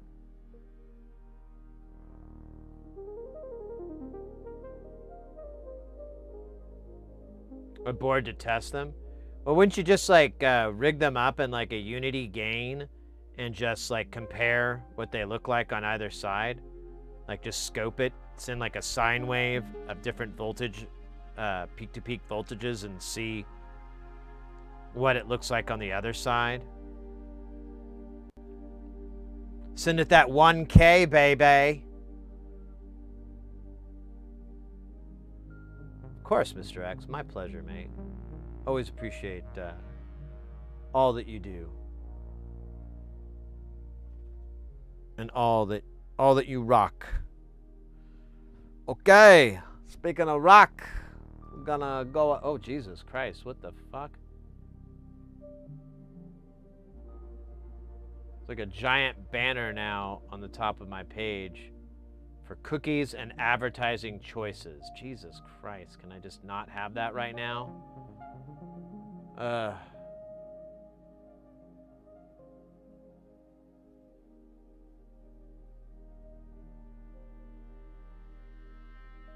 Opt out of targeted ads. Hell yeah. I don't care. I fucking hate ads. And I'm running ads right now as I say that, so kind of a hypocrite. But I don't have a choice. They make you run it. And I found the best way that of them trying to meet me and other content creators halfway is getting rid of the pre-roll ads for, you know, set time ads. Because the pre-rolls I hate. I hate going to a channel and immediately having to sit through like a minute or whatever of advertisements. I would rather just go to the content, see what's up, and then, you know, get an ad, in the next half hour or whatever, you know, that's fine. But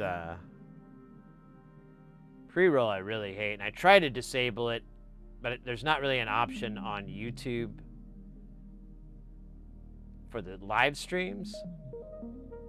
But I've watched other live streams on YouTube, and I'm not like, you know, I'm just subscribed to. I'm not a member or anything, and I don't really, I'm not really bombarded with ads. In fact, I don't know if I've had any lately. I think it's just my ad blocker kicking ass and taking names. I'm the ad blocker. I block ads. Come with me if you want to live in an ad-free society.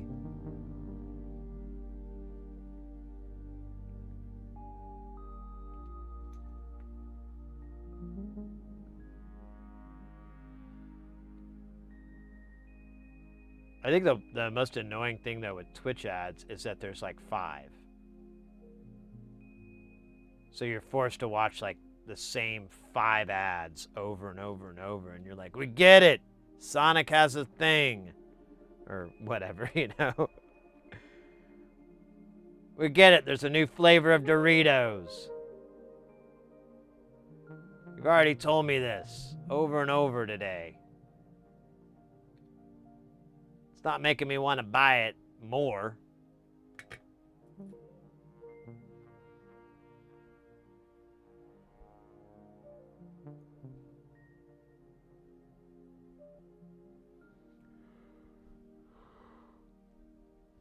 Pardon me. Just imagining what a $5 footlong would be like. If it was thrown at my face, I had to catch it with my mouth.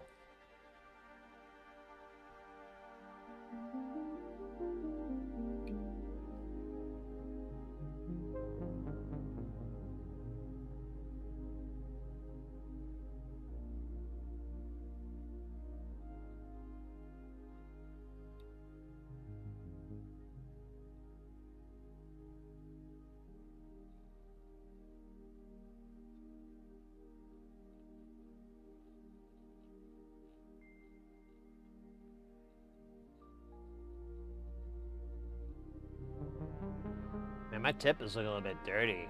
There's like blood on it or something. I don't know what that red crap is. I think it's pretty cool though. Yeah, man, I really want a snack. I'm trying to think if there's anything I could snack on that would be yummy and not too stream intrusive.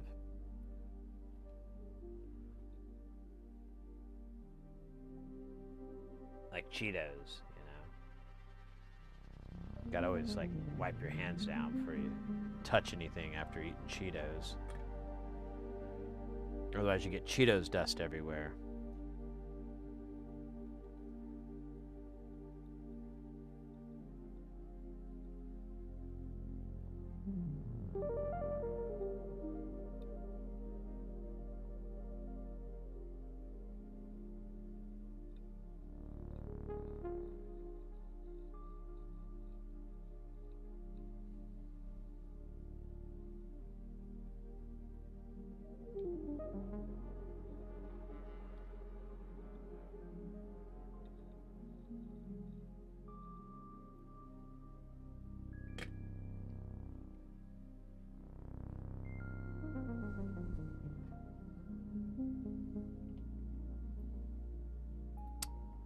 And part of me doesn't want to get something delivered because,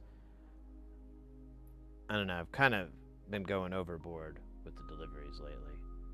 I probably, I don't know, maybe spent a little bit too much money.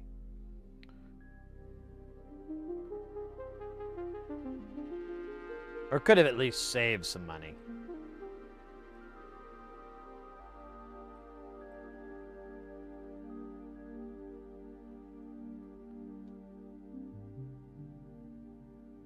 I guess I could have a Dr. Pepper, but I'm almost getting burnt out on that, like, as a treat.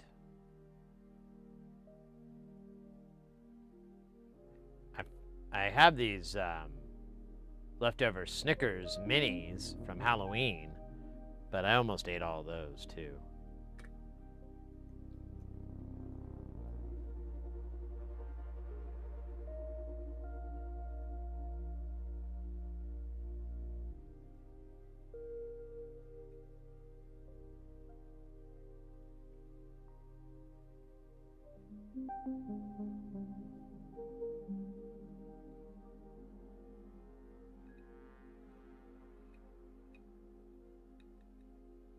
Solder blob,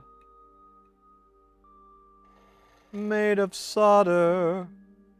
Solder blob, make it hotter for the blob.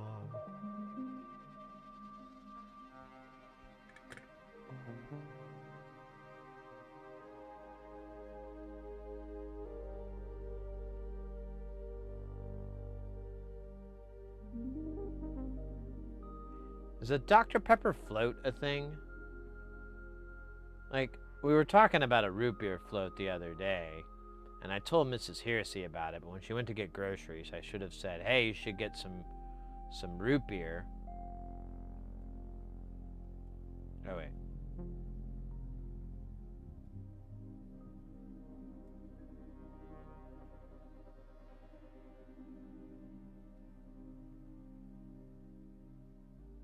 It is a thing. I would think so. It's Dr. Pepper is kind of like a sarsaparilla anyways. Oh wait, they make a Dr. Pepper float ice cream flavor? Guys, we're living in the future. Look at this.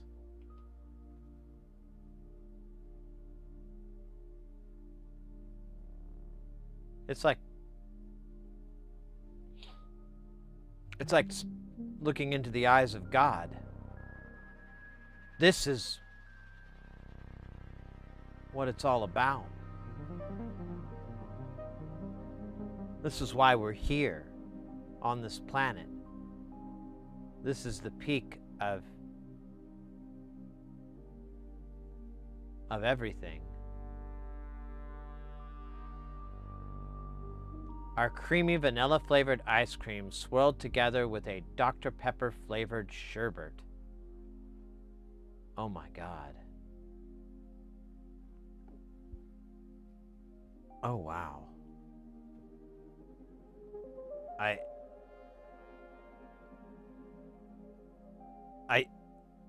I used to think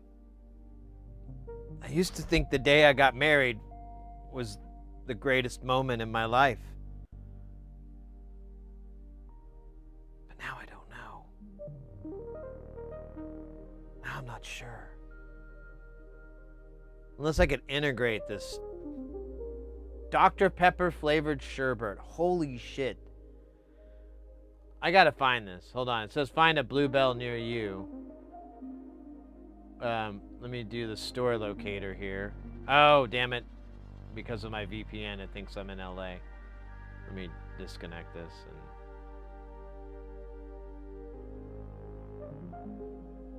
And it still thinks I'm in LA. Maybe it wasn't the VPN. Maybe it was just its default. Let's see. Let me do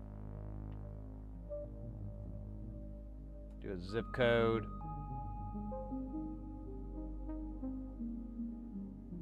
Really?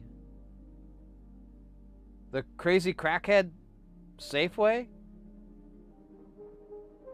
I never go to that Safeway, but I'll go to the other one there. Oh, it's a Walgreens. I'm not going to Walgreens for ice cream. That's...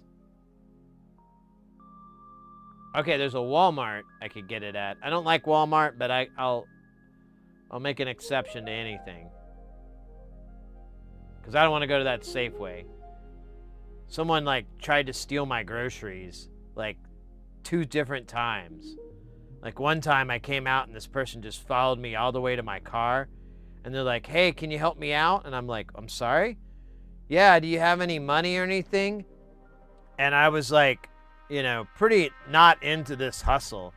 So I was like, oh no, these are food for my grandma. I buy her groceries and everything. And then they start like reading off everything in there. I'm like, yeah, it's my grandma's, not my food. I don't have any money for food. That's why I'm getting it from my grandma. Truth is, my grandma's been dead for like 10, 15 years. So. And then another time, someone followed, and no, they didn't follow me out. They just met me at my car and did the same thing. Like, oh, those are expensive pizzas. And I'm like, they're frozen pizzas. There's no such thing as expensive. They are still 1/100th the cost of anything else that would be called expensive. Like, you should see the cheeses I pulled out of here. That's where the money's at. All in cheese. But yeah, either way, I don't like that Safeway. It's kind of crazy.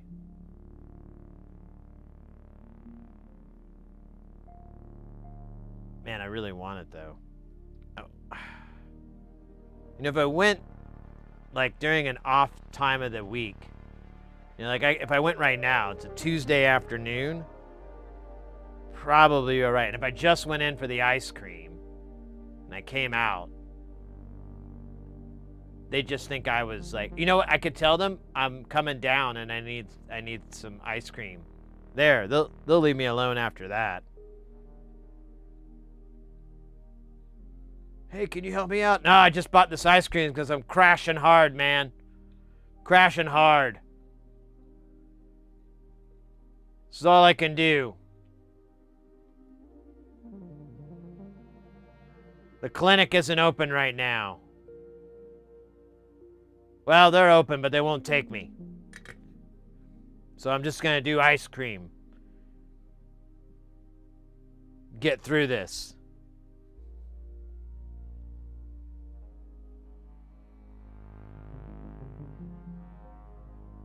Where's the 0 mark on that IC? Little dot there for pin uno. I worked at a Safeway in Canada, and most people after 6 p.m. come to buy ice cream. Yeah, I mean, it's just that Safeway. Like, there's plenty of other Safeways around here that are fine. That's just the one that I keep getting hit up by, like, you know, people hustling for money and stuff.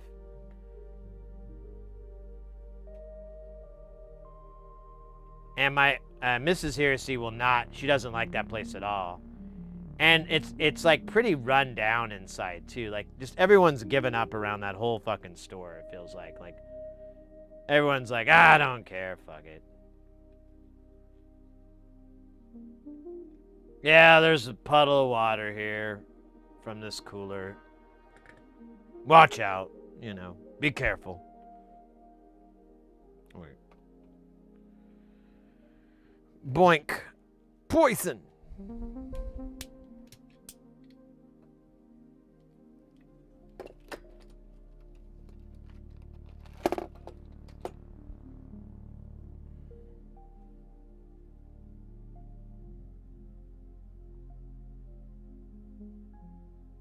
It was bad there.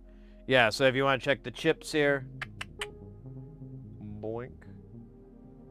We'll do it. We'll do it, dog.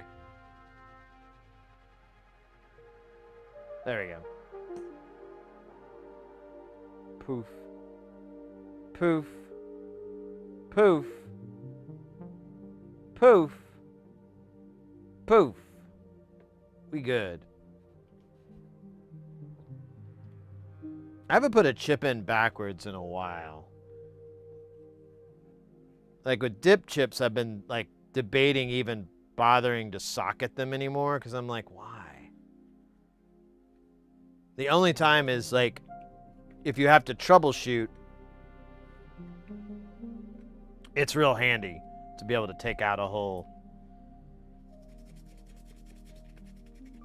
dip package.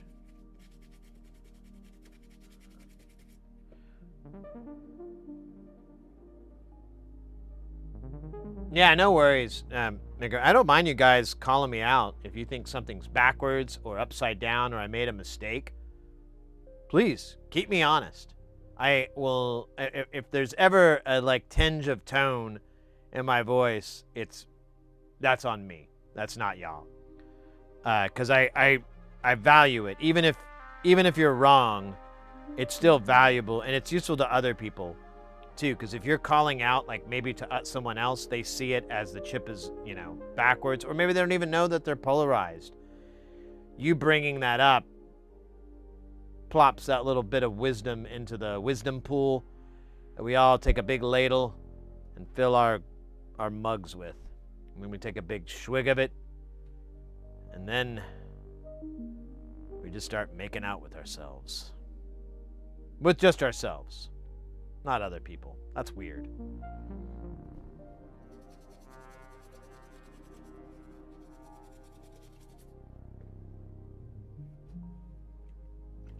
All right. I really want a Dr. Pepper float.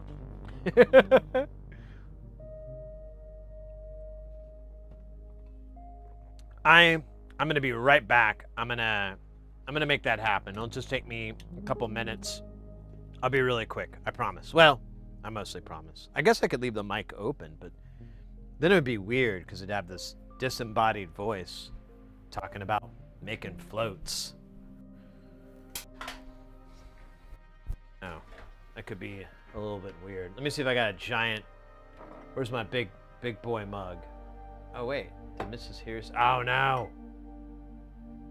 Well, we'll use a pint glass, I guess. All right, be right back.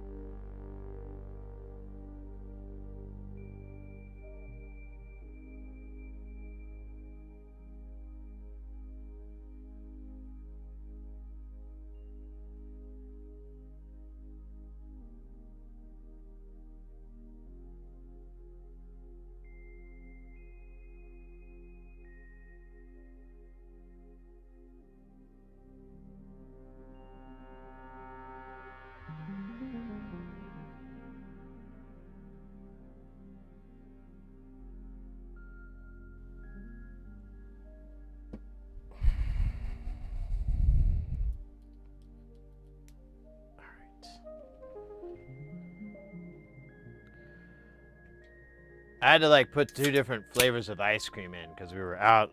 I killed one deal. And then, and I opened up the other pack and I realized it said vanilla bean.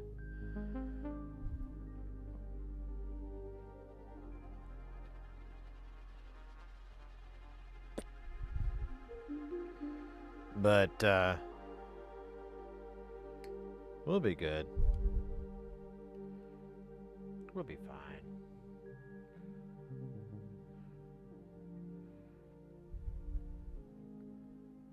I didn't have a root beer float, so I did a Dr. Pepper float. Pretty sure that's the same thing.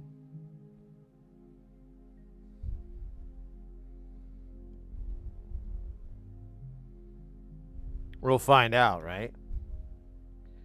There's like hardly any soda in here. It's all ice cream.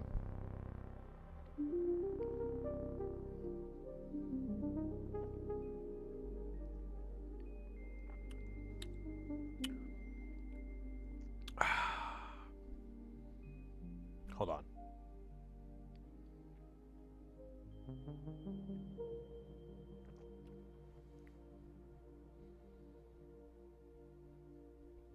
That is pretty damn. That's acceptable.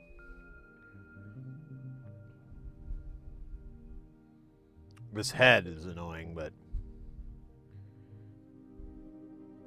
I don't know what to do about it.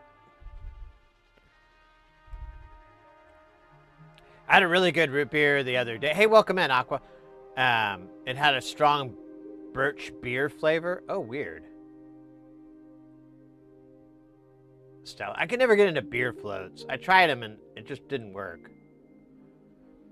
I have a homemade ice cream maker, but it costs twice as much to make it. Yeah, I know. Like, you gotta buy all this cream.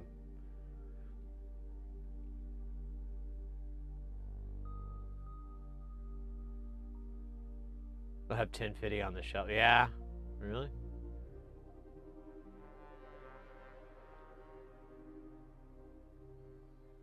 Cool, the Dr. It came out of an ice cold fridge. Like, the fridge is like just slightly above freezing.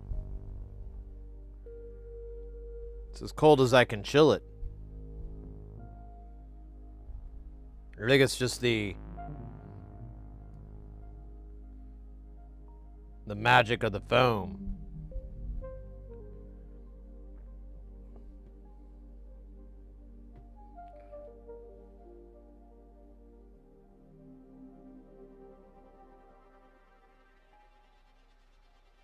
Yeah, this one bar, this brewery here in Phoenix called Four Peaks, they have a lot of seasonal beers, or at least they used to. I haven't gone to that place in a while. I used to go there a lot. And they had a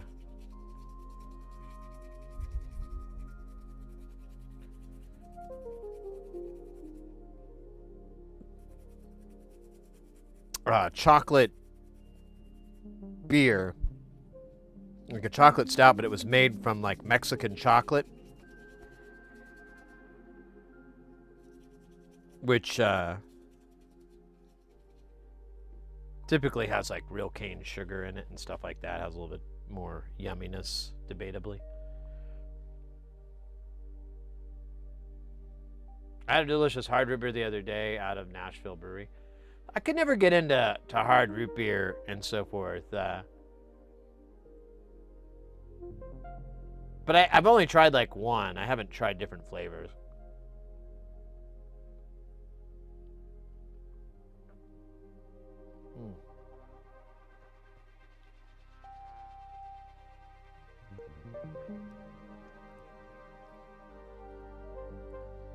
Well, I figured the chocolate beer with the ice cream would be like the perfect juxtaposition. But when I went to go have it, they were like, oh, well, we're out of that. You know, it's just a seasonal beer that we make. We don't have any more of it. And then I ran out of the building and screamed, damn you all to hell.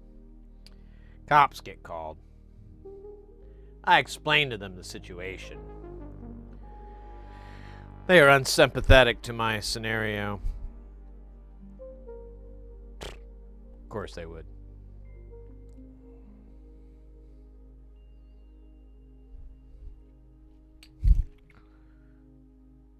Fuck me. God damn it. This is why I can't have nice things. Stand by, guys. I gotta do some cleanup work.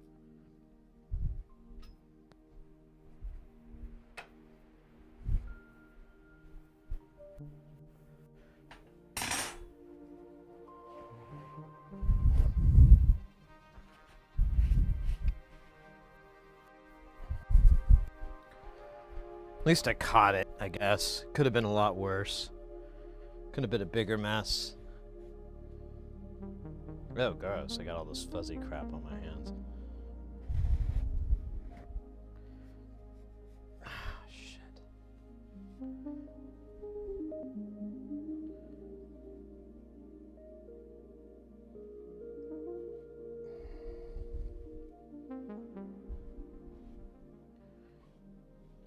Alright. I'll be right back. I'm gonna change my pants.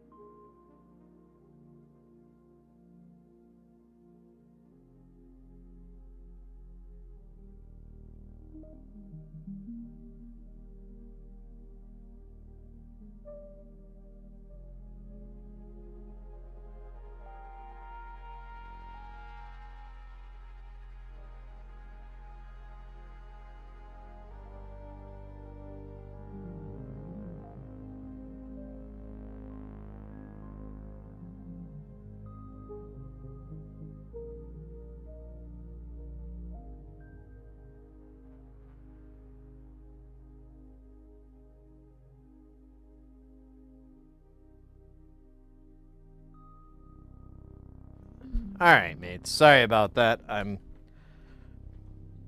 a little bit clumsy. Just a little bit clumsy. Especially when I'm using my arms. I get a little bit clumsy. Now I have more room for the Dr. Pepper, which is great news.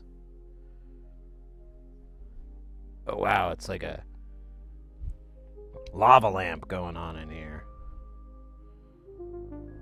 Oh shit. Hopefully I don't drop it now.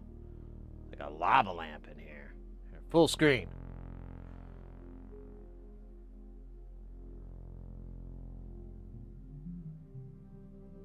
Look at that heavenly.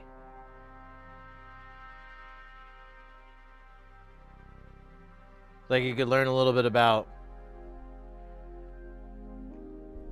geology at the same time you're enjoying a cool ice cream drink. If you're lactose intolerant, maybe you should try tolerating a little lactose. No, I'm kidding. Ooh, That's not the scene I wanted.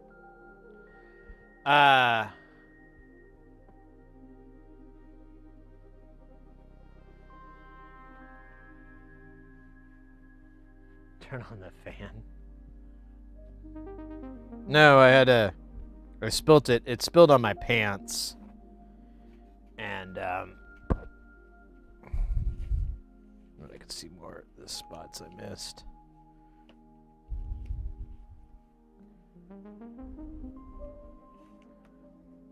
Get a little alcohol clean in here.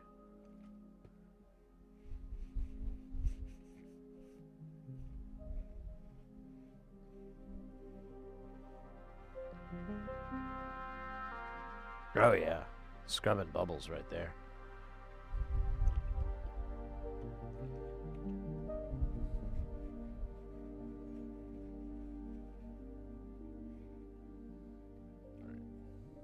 All right, hopefully we're back on track.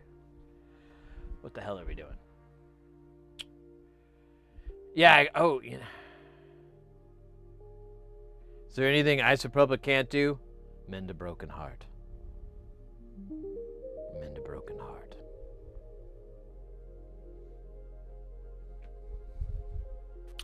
But everything else it's great at. Taxes, tax evasion, tax shelters.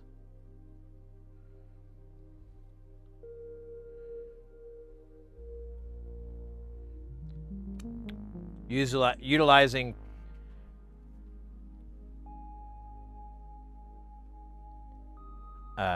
deductions in your taxes.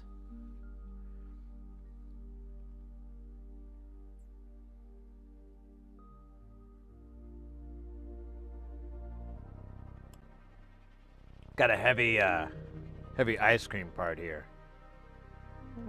There we go.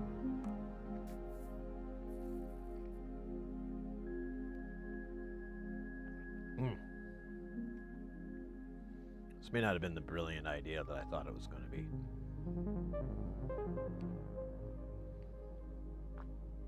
But I am pot committed, as they say. Oh yeah, taxidermy.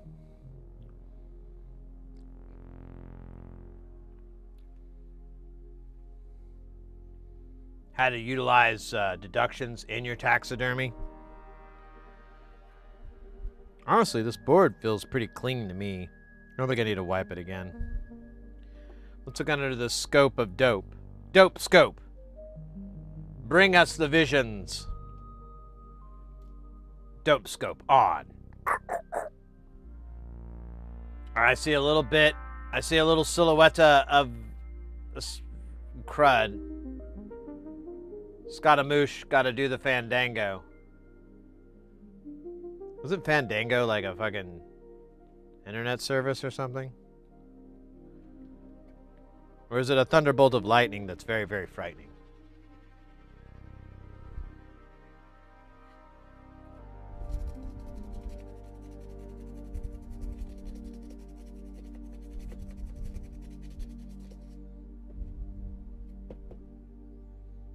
I don't know why I tapped it like that. That was stupid.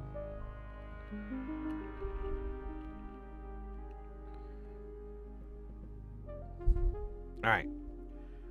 Let it dry one more time. And then, oh,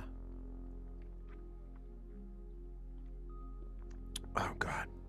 You know what? At first I was like, this is a bad idea.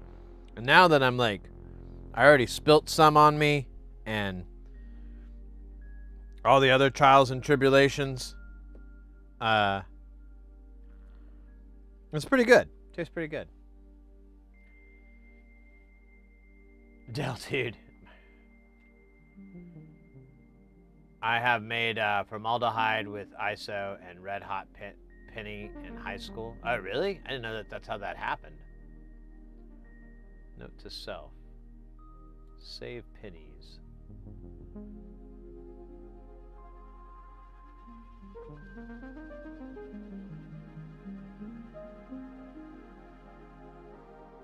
I feel like I'm a witch's cauldron here. The head on this just doesn't look right.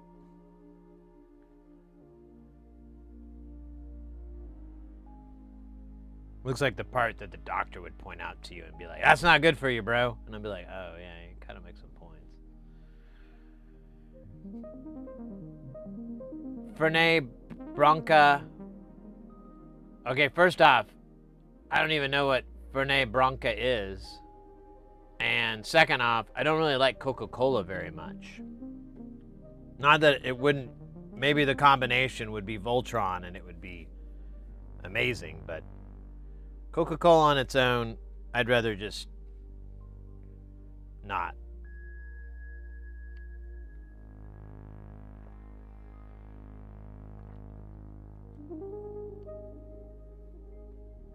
Let me look what Fernet Branca is real quick. We're waiting on this panel to dry so we can insult it again. Fernet Branca.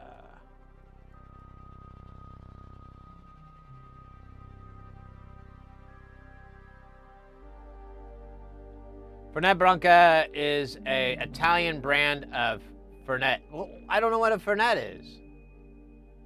A style of Amaro or bitters? Oh, weird.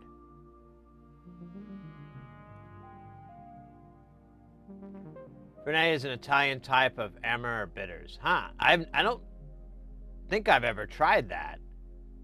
Ever. Ah, is this Fernet con Coca? Common in Argentina, and it's also spread adjacent on southern. Oh, I'm beginning to make all the connections here.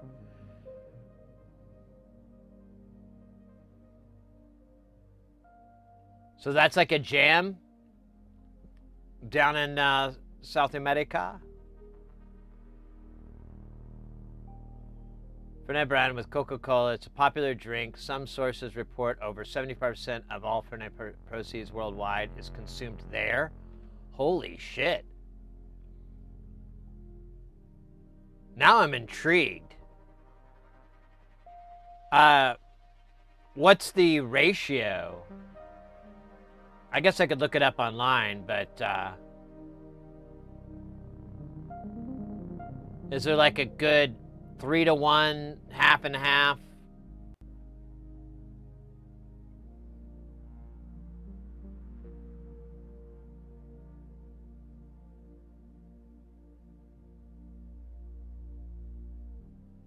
Yeah, I guess so. Yeah, you're probably right. It probably is like a splash. Since that's, I don't even know if I've had bitters really that much. You know, maybe in a cocktail, but not, you know, making my own cocktail and know what the hell I'm doing. 5 CL Fernet bitters to top up.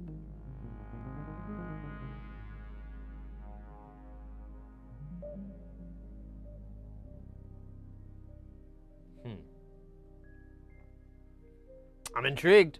I'm intrigued. Oh, 3070. Okay.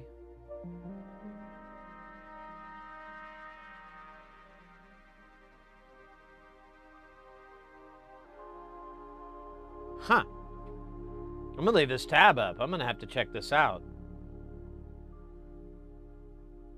It kind of sounds fun. Man, I don't know. There's like been a lot of people from that, you know, come into the channel from South America, and I'm telling you guys, like, anytime you talk about I don't know, like food and culture and stuff over there, I'm always like, why the hell am I like not going down there? Sounds like a really fun place.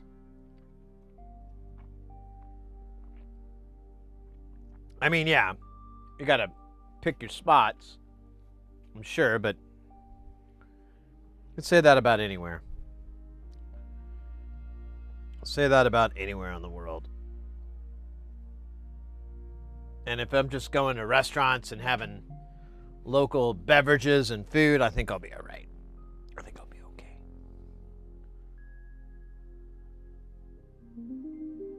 All right, now let's look at it under the microscope. Ah, man, it really... That's better. There's still a little bit of flux left behind around those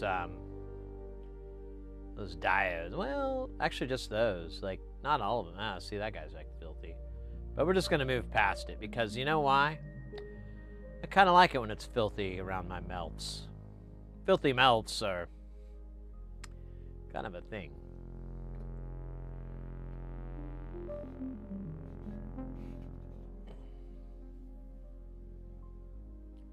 The conversations revolve around food and people. Well, no complaints with that. I'm a bigger fan of food than people, but, you know. That's just me. All right. Oh, shit, I gotta throw this away, don't I? Okay.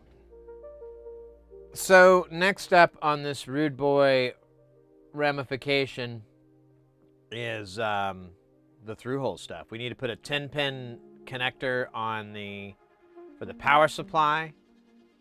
We need 3 10-pin connectors for the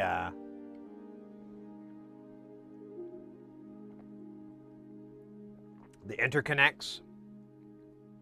We're going to need 12 jacks and 6 pots, preferably the spline shaft ones. Those are my favorite. Unfortunately, we don't have any more knobs for them, so we're just going to have to imagine what they would look like if they had knobs. Until I get some. I might have some white knobs left over. We could put white ones on there. But we don't have the nuts for the jacks, so... Which I have that order put together.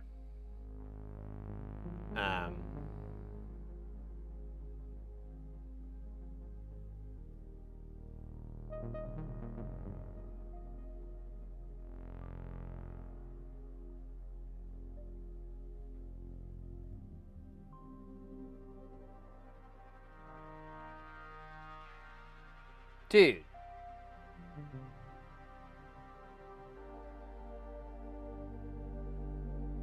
Did it knock out my fucking card again? Oh my god, I'm gonna be so pissed off.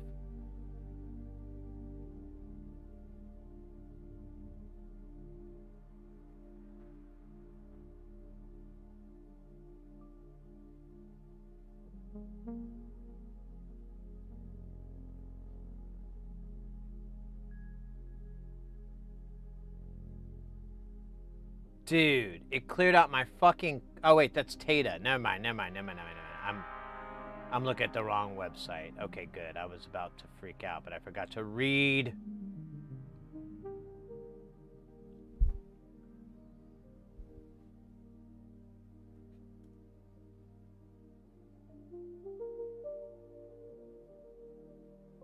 So, like, my ordered tubes of more now called amplified parts.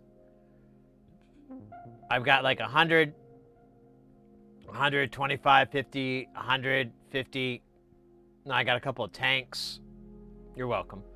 And then some pots.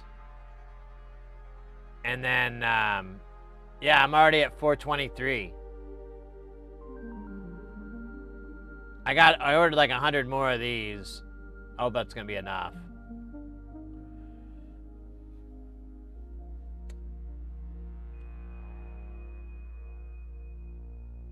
It's a little bit insane. I agree, but what are you gonna do?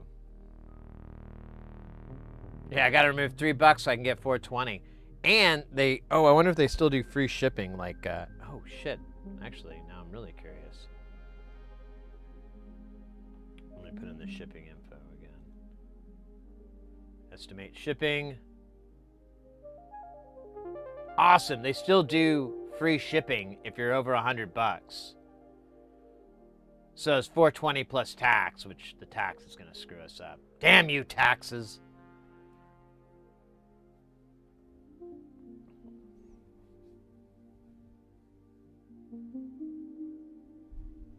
Dude, it's like still feels sticky here.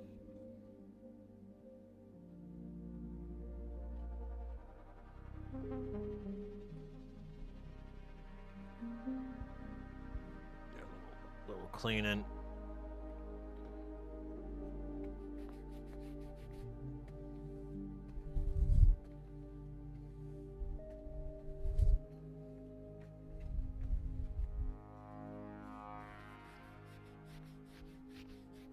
All right.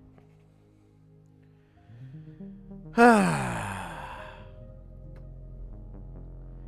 I'm like, this drink is so big and a bit unruly. I'm gonna put it off to the side here.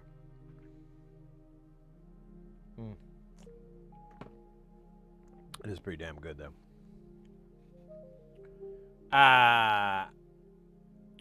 Why did you tax evade?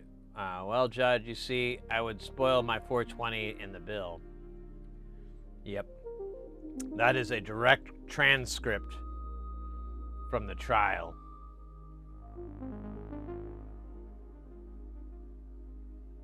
The judge was unsympathetic, though, as they often are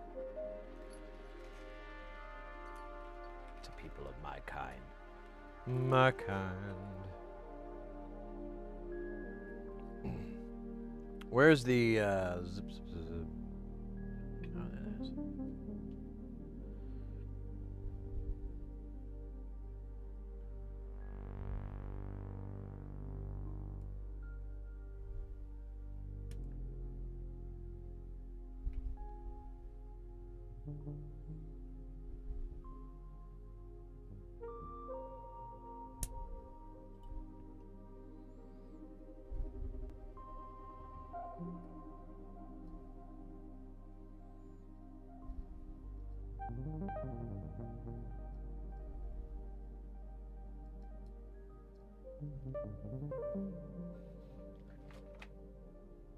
Oh, weird.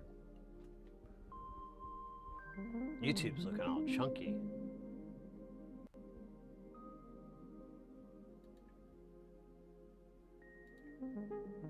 Make sure we're good on the connections here. Yeah, it's complaining that it's getting a chunky connection, but either that's short-lived or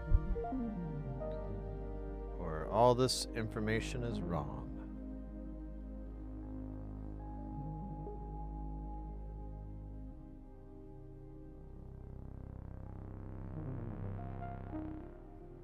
Yeah, it's showing me like 4 and 5 megabits, which is more than enough. Let me wiggle around, see if I'm still chopping frames there. I look okay now. I think it's stupid.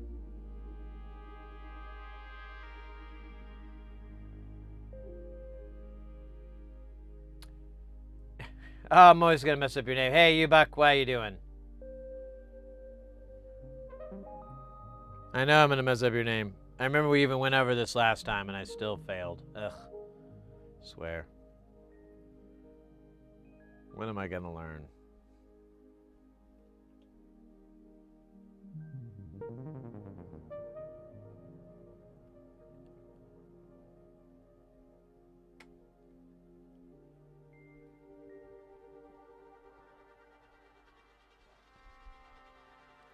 I hope you're doing well. I made a little mess earlier. I had to clean it up. That was some suck. But we're past it, and now we're on to whatever the hell we're on to now. Man, I am really excited about that 1U. It's exactly what Jamtown needs. Nay! Oh wait, yeah. Jamtown needs, not wants, it needs. It deserves. There we go. There's the nay.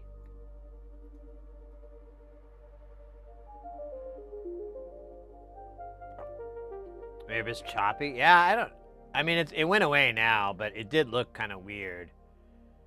And then I refreshed the browser because YouTube's kind of weird. Like, it'll it'll lag behind and won't update, and you really can't tell because you don't have any audio running to it. Well, I don't. That would create a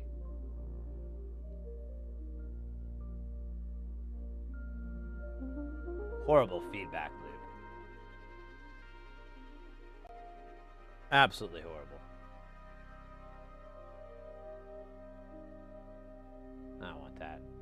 What you building? So we're working on the coupled comparator from nonlinear circuit. We've got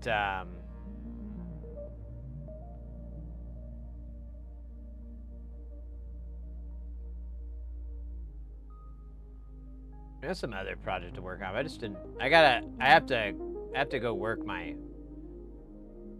day job for the next 3 days. So I really didn't want to get too deep into a project or anything. Well, I mean, the repair's fine. I wanted to have time to capture some video before I get really deep into it. Super deep, man.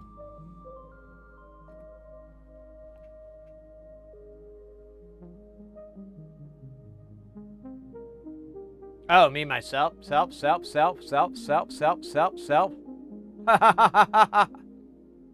good. We could do, man, we haven't done it in a while. I don't even think I have the buttons for it anymore. I'd have to go. Where is it?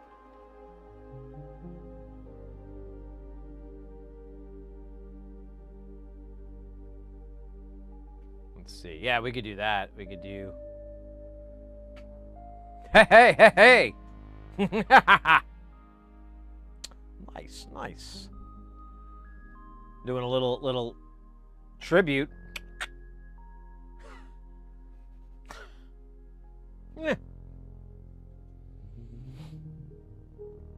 Let's take moment to enjoy our delicious Dr. Pepper, the true choice of the generation. I don't know. What did you do? Did you do Pepsi or Coke? I think you did Coke.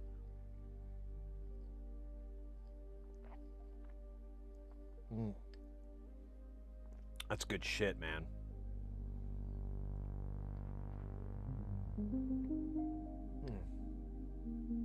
Oh man, it's reached that apex where the Dr. Pepper and the milk are perfectly infused.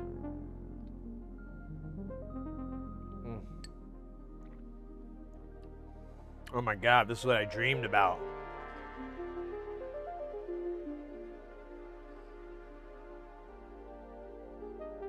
Oh my God. Holy shit. I'll come back to that in a minute. Once my heart rate goes back to normal. All right. Enough of that. But we got max headroom in the hole if we need to.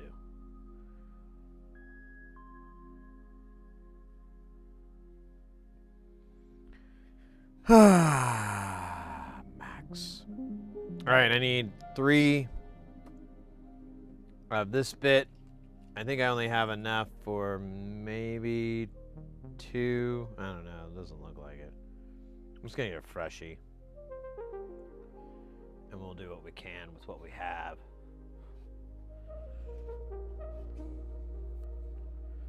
Good old max headroom.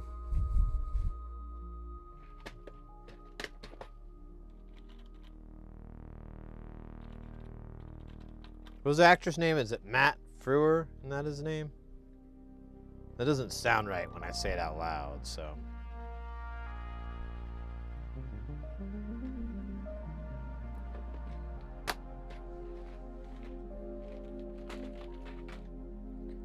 I really liked him in Star Trek The Next Generation when he played the time traveling guy. Because his line delivery at the end when Data realizes, like, you know, that he's a fraud and everything. And he's like, well, I believe this will even disable you. So don't worry, we're going to be going to a place called New Jersey. I don't know, I messed it up, but he delivers it so funny. We're going to be going to a place called New Jersey.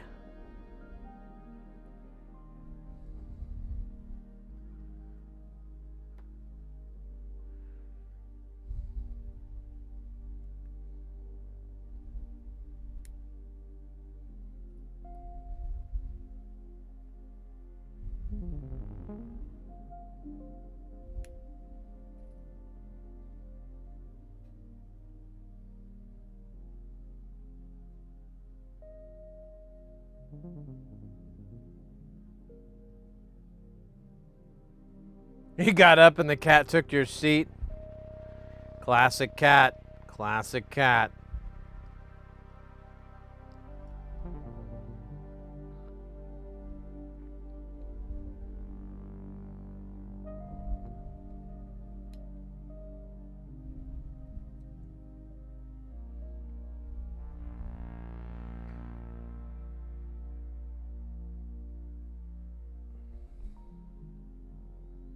Alright, this is probably the hardest part of my entire existence.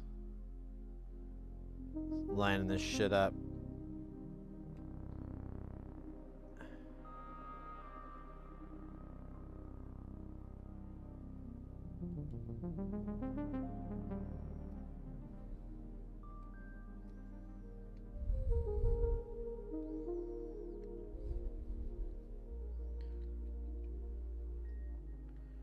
Last night when I was going to bed, my Mrs. Heresy, she was watching like some goofy guy, some YouTube guy I've never seen before, and he's like, his whole thing is like, I tried these things out, and he's like tries like 20 things in a scope of like a 25-minute video, 30-minute video, and like all his almost all of his testing out methods are incredibly flawed.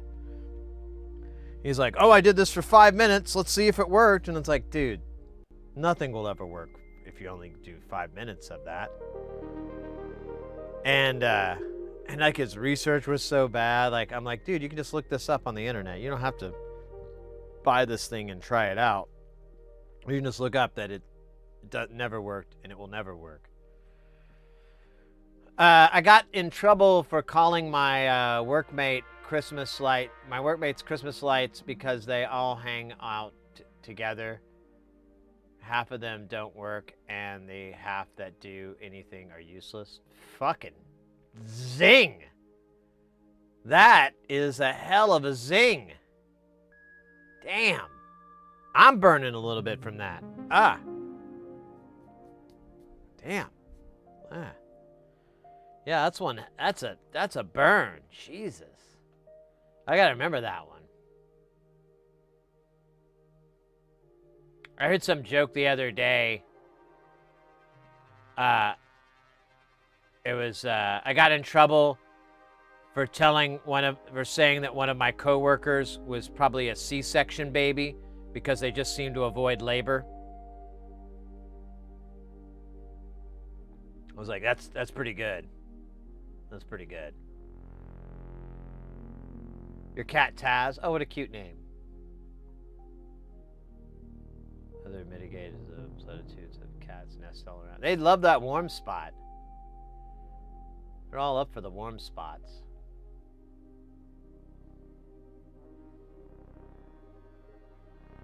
Yeah, I think I hope I'm telling the joke right. She's like, I said that he was a C-section baby because he seems to avoid labor.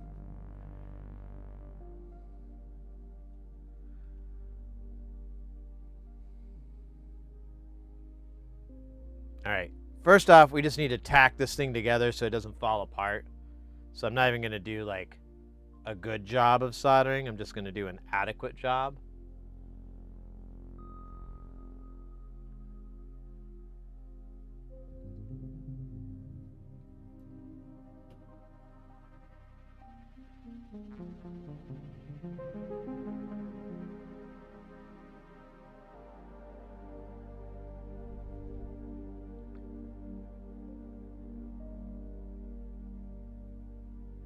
All right, did that work, or did I think I did this wrong. Yeah, I did. Hold up. Gotta be smarter than the gear.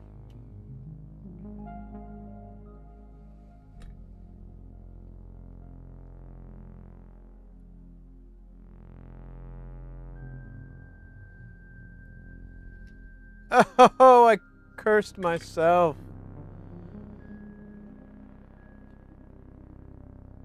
Damn it.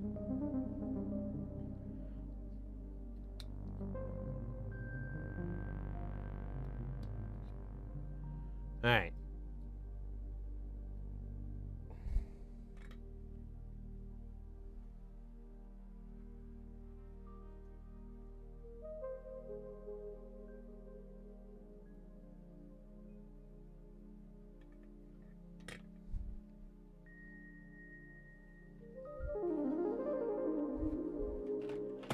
Oh, you bastard.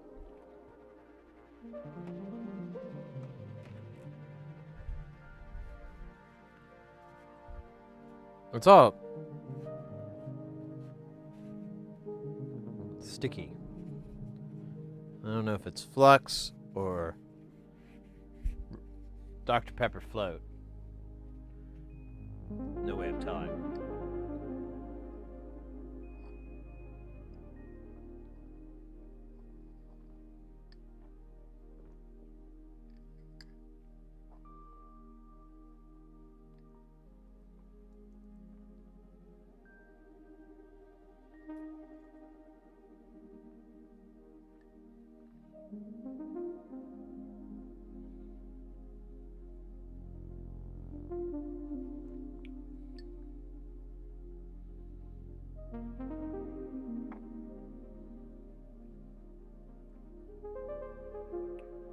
Talk about paid alternatives to wine? You mean the operating, the emulator?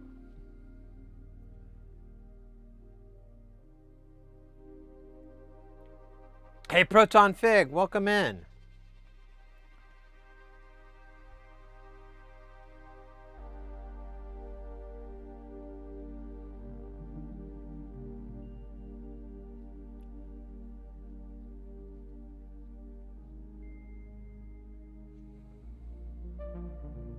How you been? It's good to see you.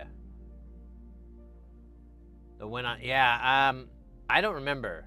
I kind of remember what you're talking about, but I don't recall any names being thrown around. But that's doesn't mean there isn't. Just means I can't remember. It's really a kind of an embarrassing thing.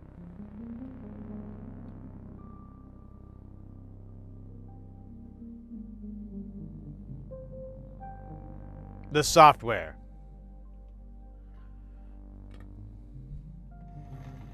Because we were talking about, I do remember the subject because I was complaining about dip trace and how it's probably not a bad program, but the Mac version is so insultingly bad because they just run it on Wine, and it's terrible. It's absolutely horrible.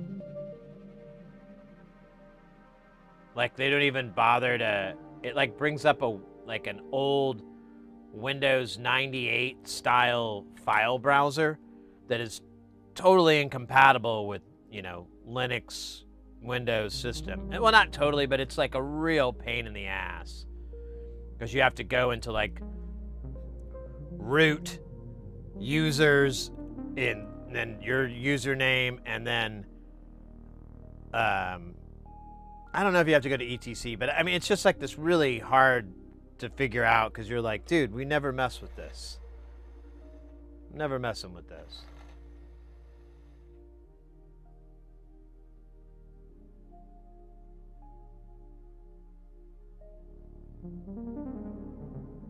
And a VM, yeah, it's probably not a bad idea.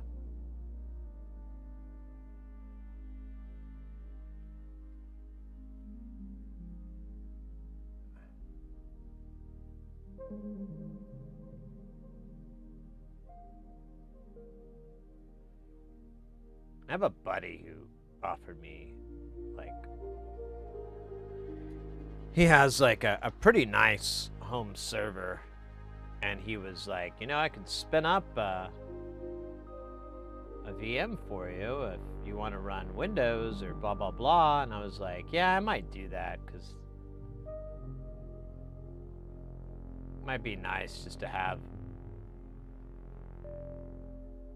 a machine for that purpose, and not have to like buy a whole machine for that purpose.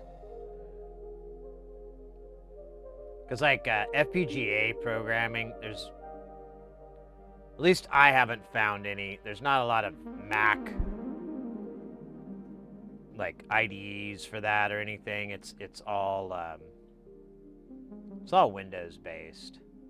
There might be some Linux ones out there, but I don't run desktop Linux. Like anything I have in Linux, it's just CLIs, and it's usually doing network-related shit. God damn it. I knew that was going to happen. I could see it in the corner of my mind's eye. I'm going to fix this right now. I'm not even going to settle.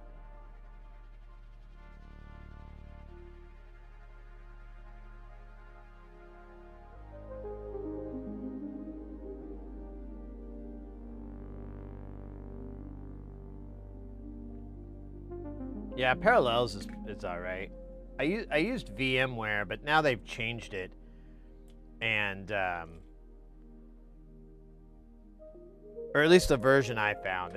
I think they have like, I don't know, like Fusion was just gonna run a ARM version of Windows, which sucks.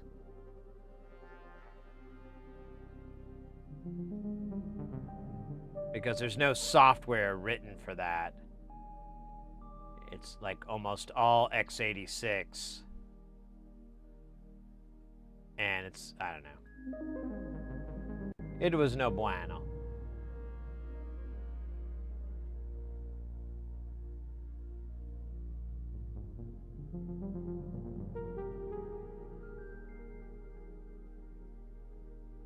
Yeah, I know you can run it and it can make, yeah, hey, welcome in, by the way, Full Hats. Yeah, but that's the problem. They didn't really seem to put any effort into making it run well. I think their only plan was just to make it, like, run. Because it just runs really slow. It's super buggy. It crashes a lot. There's no auto-save mechanism in it, so you just lose all your work if you're not hitting, like, and that's the other, they didn't even bother translating the key commands, so you have to, like, use, I don't know, it's just absolutely infuriating that a company was like, here you go, here's your Mac version. Guys, you literally can compile this for other platforms. VMware is loud. Yeah, that's what I've kind of ran into. At least for stuff like Fusion and whatnot. I liked Fusion, but I don't think they have a version that does x86 on an ARM. Last time I heard things went sideways, it worked my daily driver. Yeah.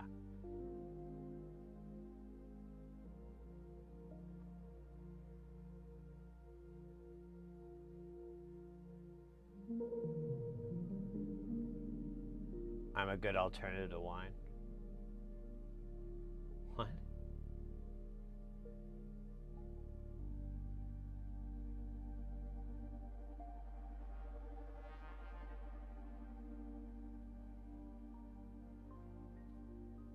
Yeah, I know, but I mean, it's a CAD program. It's an ECAD program. It's...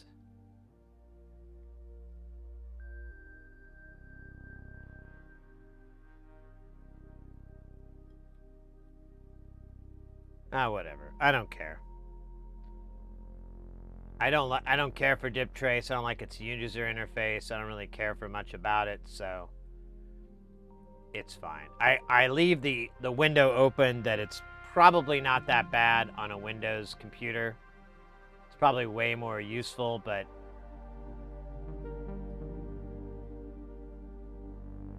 I don't know, I'd rather just use KiCad or KiCad, however we say it. However we are pronouncing it.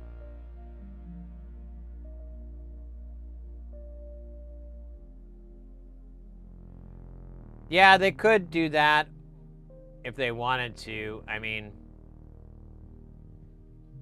no one on a Mac is using it, you know, because it's useless.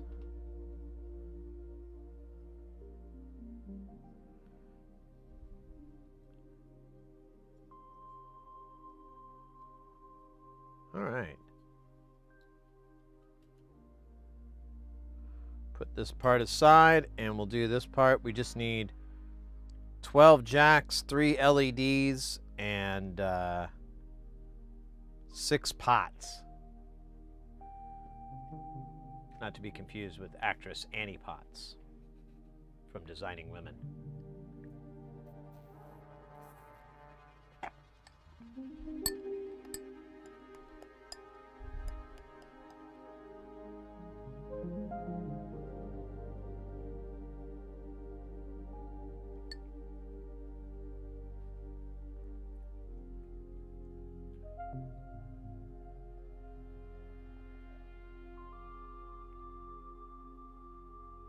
Yeah, for hobbyists and for people, I mean, even if you're, I mean, just for learning, like ECAD, I think it's great. And you can always take that and apply it to, what's that one that's like 10 grand, like Altram or whatever?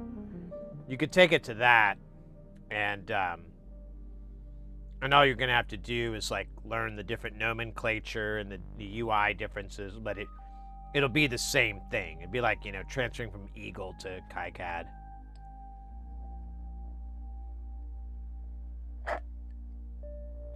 Although I have a buddy, he was trying to transfer to that, and I was like,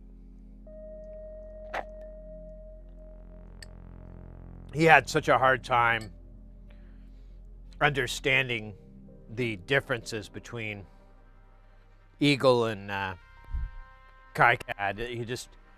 He's like, I don't understand how you do this. And I'm like, what are you talking about? How do I do this thing? And I'm like, you double click on it, and there's a row that says footprint.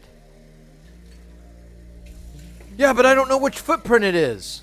What are you trying to do? I'm trying to get a footprint for a TLO74. Type in dip 14 or just 14. You're just trying to get the image format.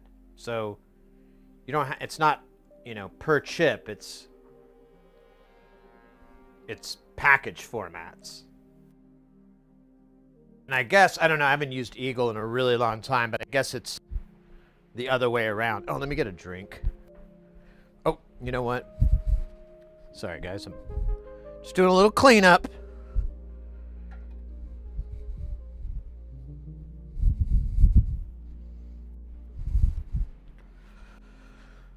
Oh.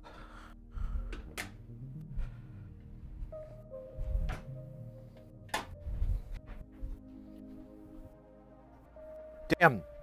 That Dr. Pier float. It's probably not the greatest thing in the world, but it's a close second.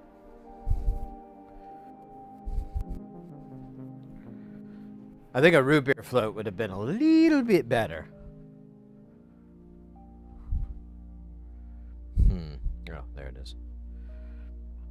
Little bit better. But what do I know?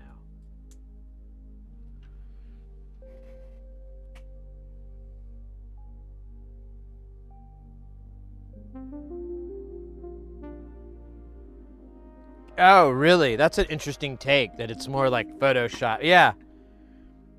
That makes sense.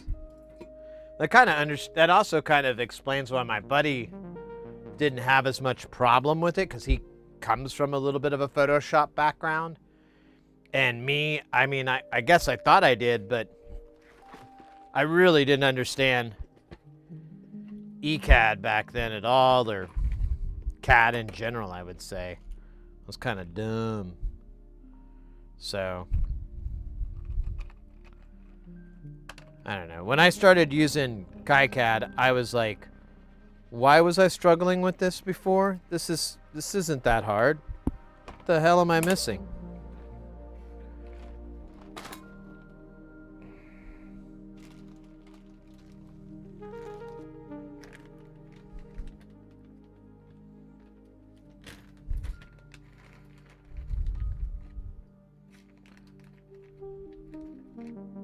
No. I like this little riff here. Okay, 4. And I need 3 more. 2 more. 4, 4, 4. Success. Success. So we need 3mm LEDs here. How do these light up? Are they like gates or are they CV-ish? Let's see if we can ascertain from the photo. Wait a minute. Do they light up? Oh. So we need it to be... Ah, damn it. I should have used super bright. I wasn't paying attention. We might have to change those RLs to 1K instead of 10K. Because they're all light up a little window. And I don't know if everyone's going to enjoy this as much as I am. But, you know, whatever. It lights up the words, eat the rich. Very nice. So I'm trying to think what's the brightest one. I want to say we have these white. Are they? Well, this is orange. This is RG. We can't use that. This is yellow green. We can't use that. These are green. Let's get the water clears out. We have Baloo. And then we have red and green. I think that might be... Oh, we have pink.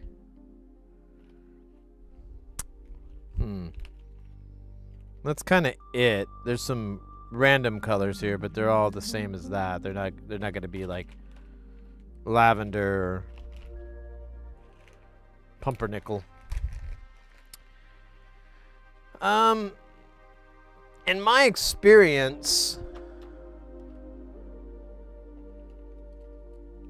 the red, I don't know. I think the red's going to be the brightest.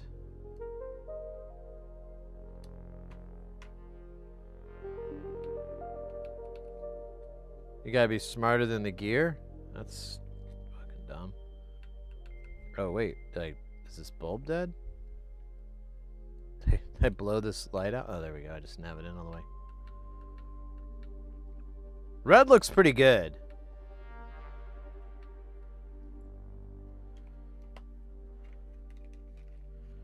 Pink is another option here.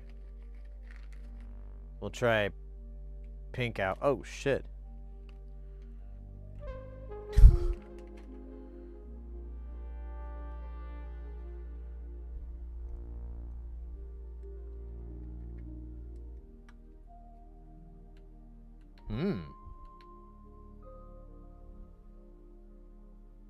It's kind of nice. I don't know, the red seems brighter. I know blue's going to be really dim, but I just want to check it out for sure. I don't think I've used this blue in a while, because the blues are super, super bright. But they just, they don't quite punch through the, oh. Come on, just, what is the fucking problem with this?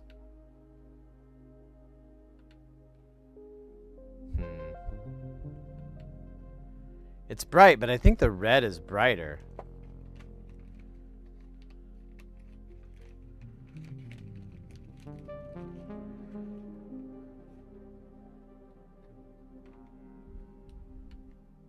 Yeah, we're going with red, baby.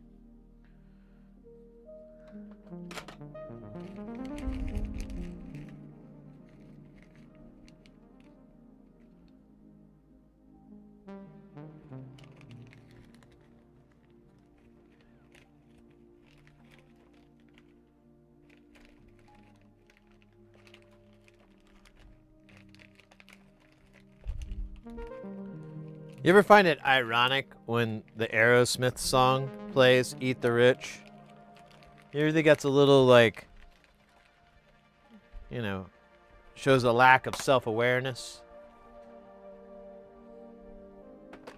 Or is it simply a dog and pony show meant to bring us joy at seeing when they bring out the ponies? I mean, I love ponies as much as the next person.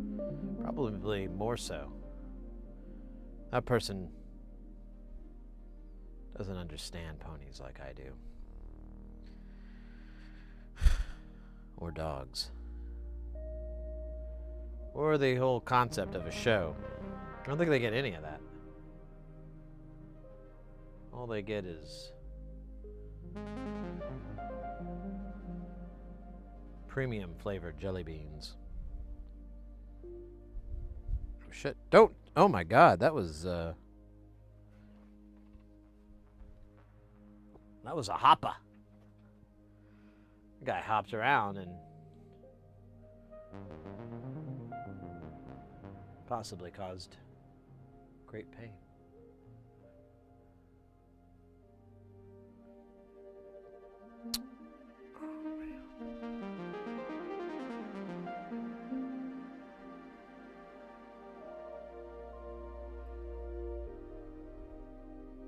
Oh, dumb.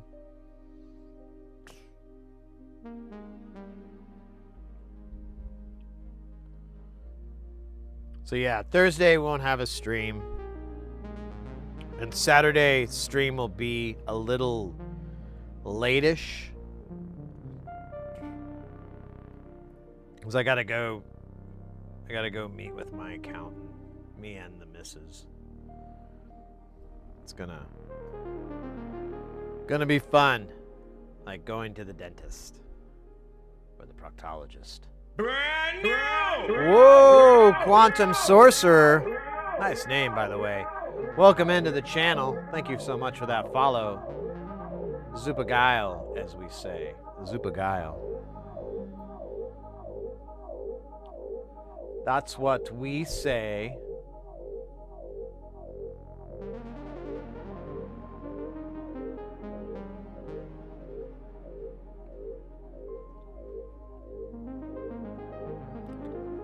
Oh man, now I'm just full of like soda and ice cream and joy. The soap. For some reason I just chugged a big mouthful of Joy soap. I thought it would bring me joy, but it really just tasted like soap. My personal advice for CAD choice, hobby starting is KiCad Pro, low budget, time efficiency targeted, dip trace. Don't care about efficiency and time and wasting company money, getting not cheap, not expensive, super glitchy product that is used by a majority. Altium, yeah, Altium. With a real budget, pads, Zuken, Ansys, and other house, other tiny house worth packages. Got a little lost there at the end. Obek, thank you so much for coming by, mate. Thanks for saying hello. Thanks for chilling. Thanks for filling the vibe void. Hope to see you next time. As I was saying, we'll be on Saturday, but won't be able to stream Thursday. But I'll try to make it up. Maybe we'll have a stream on Sunday too, or something. We'll see. We'll figure it out. We need to have very soon streamathon. So I need to put some more thought into that so that we can actually make it happen instead of me just yapping my jawbones about it.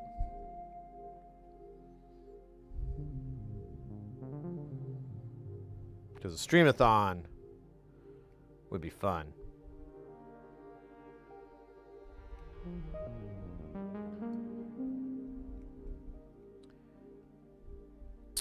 I don't know. I'm wondering if, the only thing I ever have a hard time with the streamathon thing is like, I just can't stay awake for a very long time. If I get a lot of sleep beforehand, I might be able to pull it off.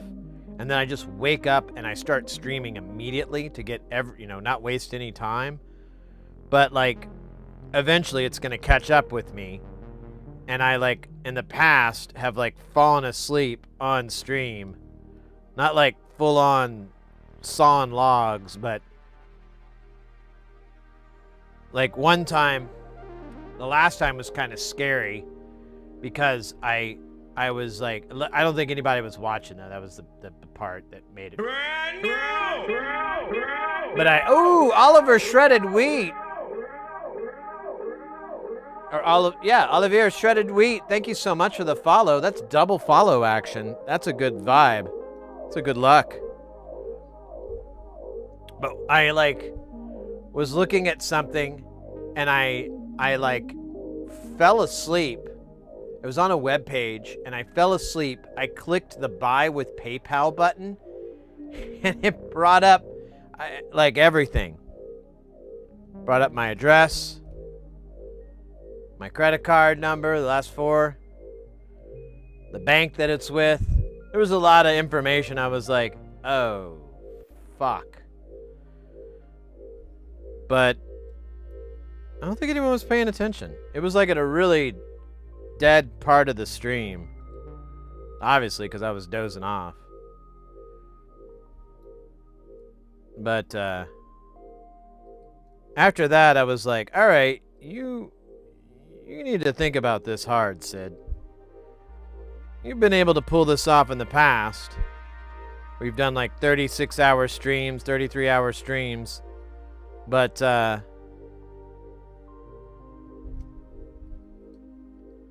maybe for a streamathon, do like a 4-hour like power nap, and then I could, maybe play some old streams or some videos or whatever.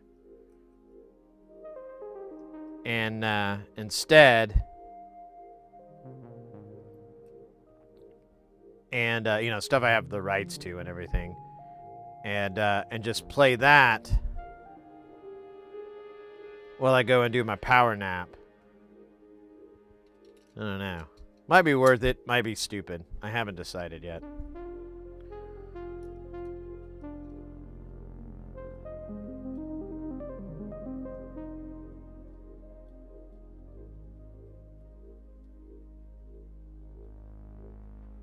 Custom ASICs. Yeah, I got those all the time.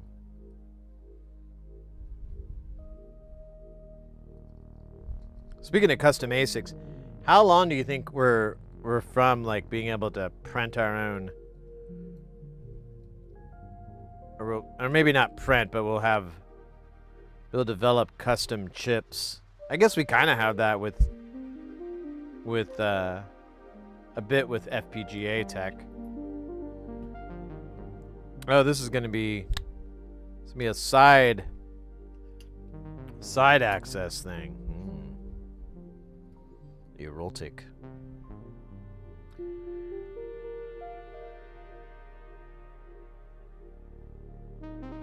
Oh, you know what I didn't do? The LEDs. Not smart. Hey, Javier, we are working on. So welcome to the channel, by the way. We're an electronics channel. We focus on soldering mostly. We're trying to get people into the wild world of soldering, and we'll do repairs from time to time, but we do a lot of builds. And we've mainly just been building. We've been heavily focused on building designs from this place called Nonlinear Circuits. It's a dude out of Australia who's kind of a mad scientist, but in a nice way. Not like mad, like angry. Mad, like cool mad. And I think that kind of just describes a lot of Australian personalities, though, when I think about it. But anyways, this particular module, or a lot of the stuff we're doing is eurorack synth module stuff. So this particular one is called the coupled comparators, or comparators. God damn it. I knew I was going to mispronounce it. And it's actually kind of interesting because it has a, what is it? Like a jerk circuit inside. It has this chaos circuit generating thing inside. So oh wait, we want these to sit flush. You know what? I'm going to hold off on these LEDs. God bloody hell.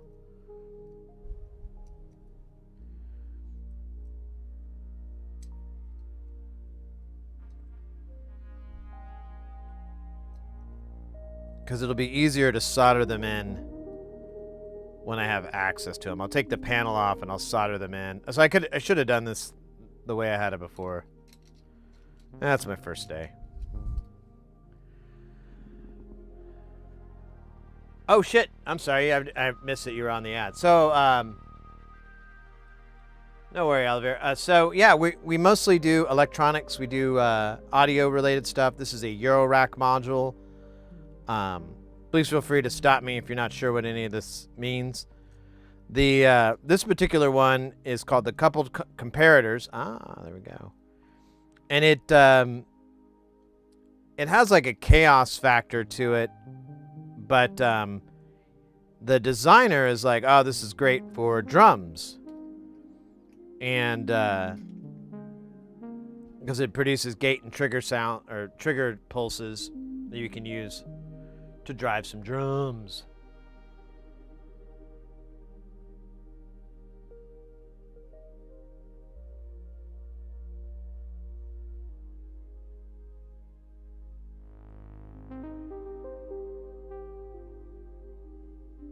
Supercut all the dance breaks? Oh my god. That would be such a weird video.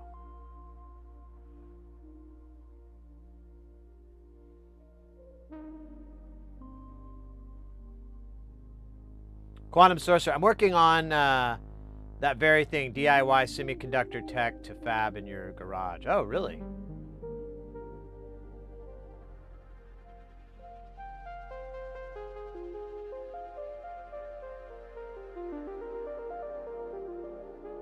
Spearheaded by Google, that I think, of course.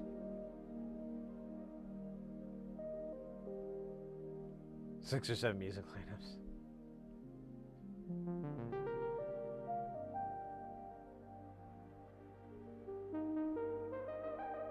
Two-way to get the ASICs for $200.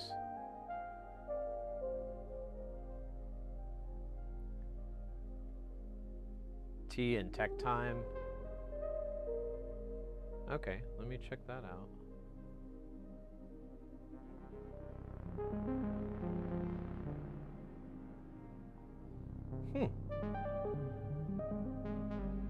I'll have to look at that later. That looks cool.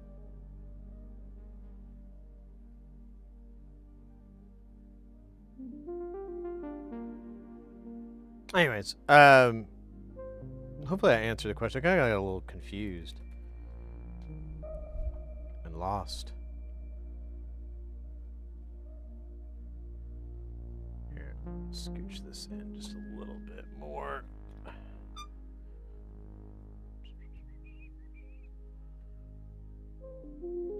But yeah, if you need further explanation, just let me know. I'm more than happy to give it.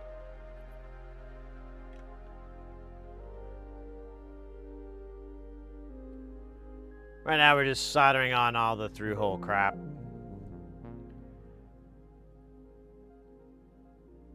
We're almost done with this, guys, so we're probably like 20 minutes or so out from being able to test it. See if it works. Works!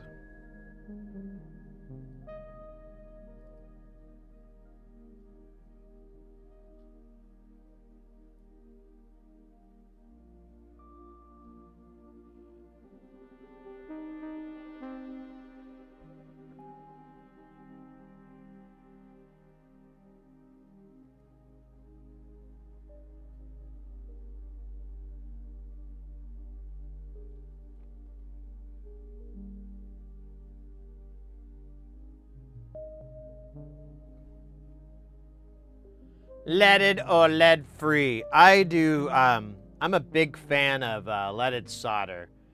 And this particular one is 6337 mixture. It's Kester 44, so it's rosin core flux. It's 44 is pretty good. And it's pretty inexpensive. Like, I just had to buy a new pound roll of this. And, what was the cost on it? It's pretty low. I think we spent like $40 on it.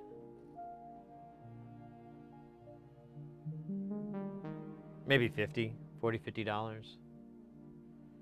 After tax, title, and tag.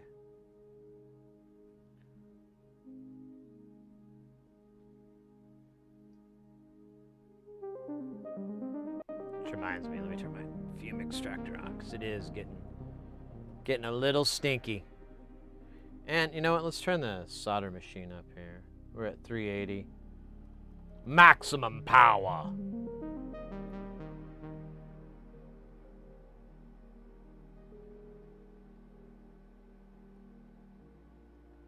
Those are clean welds. Mine are just big blobs. So if you're having like an issue where the solder is all blobby, here we'll do a little. Let me let the smoke cook off here. So whenever you see smoke coming off the iron, that's the flux burning off, and that's like how, and that's what's gonna make or break the weld. Let's see. I still have. Let me give it a little bit more. Just shove it down that hole. All right. So yeah, here we go. So this solder is going to be garbage right now. So I'm going to apply it. I can't even get it to really stick to it. There you go. Now let's add a little bit of solder that has flux in it. Booyah. Magic. Let me put a big ball on here. Let me see if I can get like... All right, I got a big ball of solder. I'm going to let it clear off. We'll do this experiment one more time.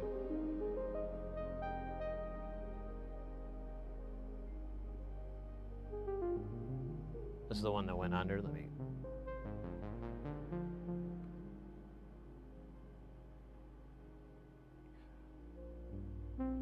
Umbra Logic Technology is doing business as a chip foundry.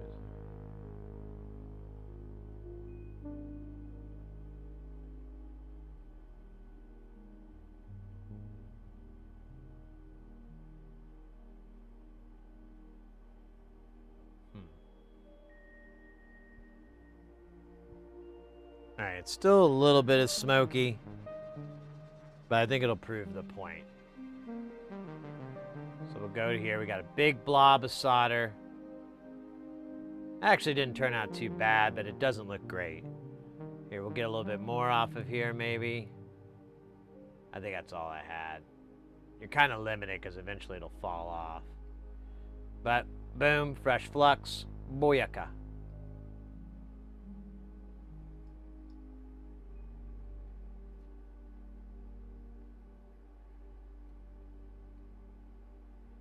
Yeah, Doughy's, yeah, if it's getting pasty and crusty, it's because your flux is burned off. But you can either add a little bit more from your solder if you have like rosin core solder, which I think is great. I know there's some debate on that, but I prefer it. This Kester is pretty clean. I mean, the 44 makes I will admit, 44 is a little bit of a cleanup job, but it's really not that bad. Like most of the time, you just let it soak in alcohol for about 30 seconds, maybe a minute, and then you can brush the majority off. Some of it will get really sticky if you burnt it really good, but and that might take, you know, a couple of doses of that time, but it's still pretty easy. This is one of that went under. Oh yeah, Chip Foundry. This is that board this is that bought the assets and seemed to be doing shared silicon tape tape outs for a spacer. Ugh. Not there yet. Maybe someday. Maybe not someday.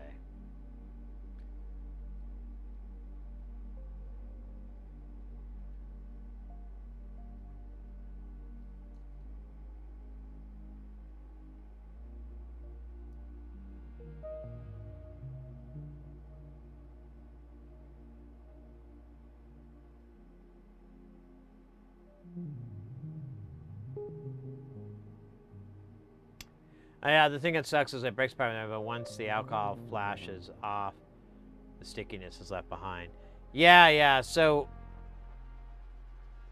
you have to use, like, I use these clean room wipes, because they'll absorb the crud, and they do a pretty good job of it. I like that. I mean, I still use a brush as well, but the brush, I have to use the wipes because otherwise it's just like mopping with dirty mop water.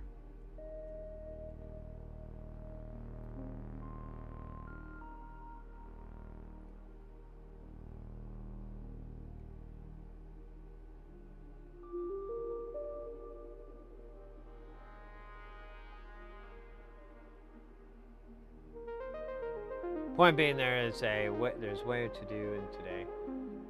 Yeah, I absolutely agree with you, foil hats.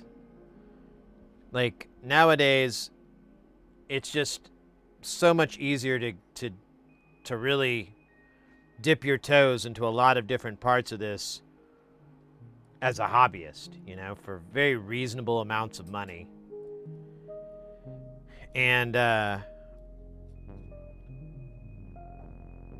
get some pretty dope builds, dope designs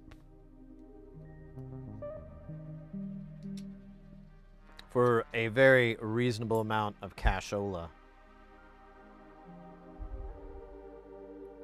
The official cash of Coca-Cola. Alright, I'm just gonna do these one at a time. Hopefully they line up. I didn't even look. Yeah, these line up. He had another one where it was off the side. I was like, why are you doing this to me?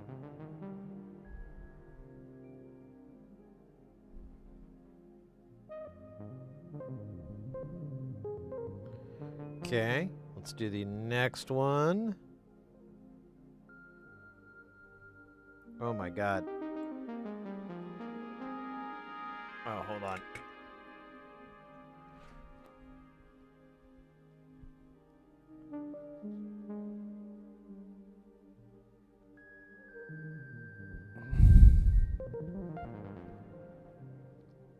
I had an itchy nose.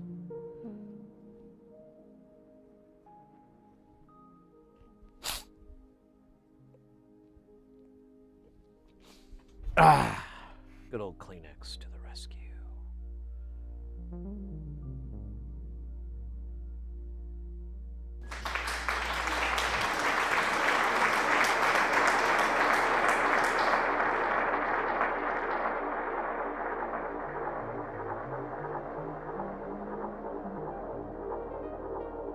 Process periphery. I make an alcohol puddle on my mat and scrub the toothbrush through it and wipe it out. Yeah, that might work. I just like these wipes because they cost nothing practically, and they don't leave little fibers behind. I can pretty much, you know,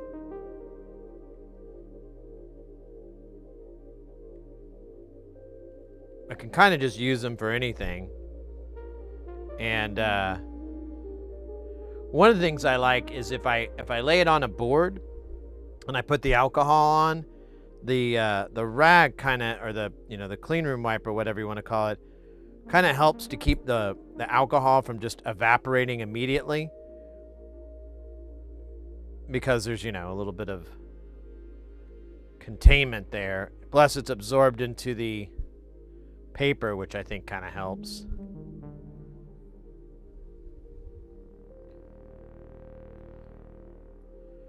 All right. I'm just gonna... Well, we'll do it under the camera.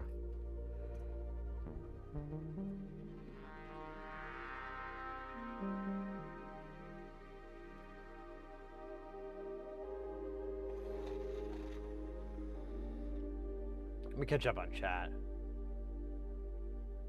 Electron beam lithography. Yeah. Hell yeah.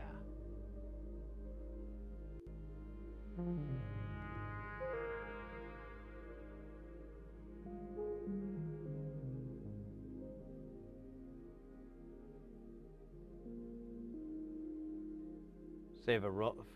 Save up for a roll on this.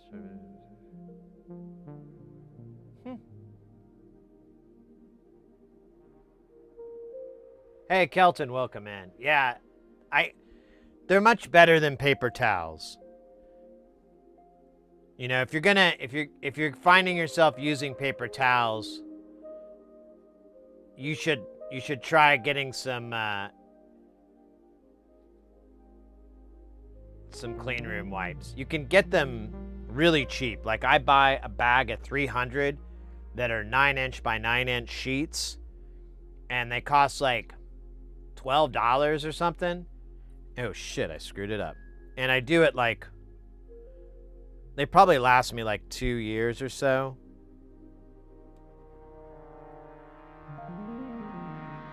So you get a nice life off of them if you're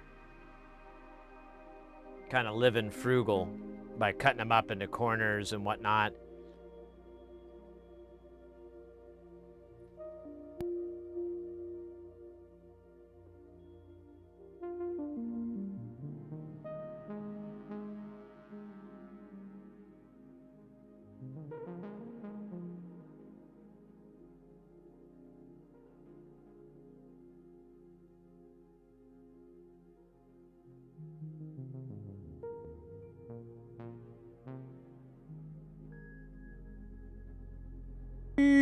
There we go. All right. Now we're at the part that I always enjoy. Finding out if it's going to work or not.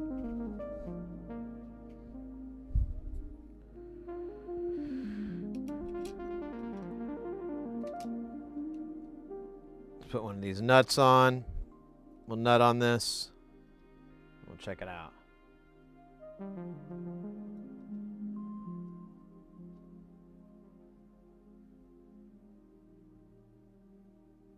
The wipes, yeah, exactly. They just pull them up. And I'll rub my brush in it, you know, with plenty of alcohol, and that kind of helps clean up my brush a little bit.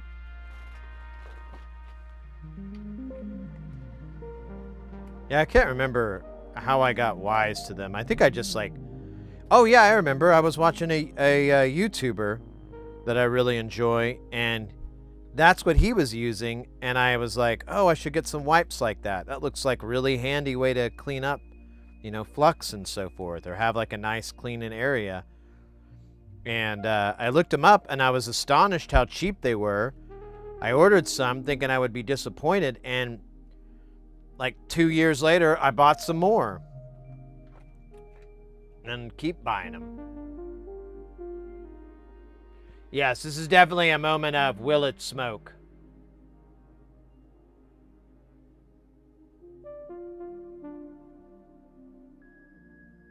Oh yeah, AliExpress probably got to be a good spot for that.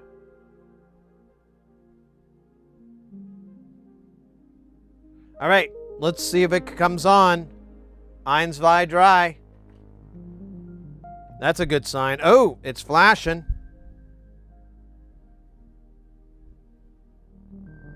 Here, let me switch over to the other camera because I think you can see better.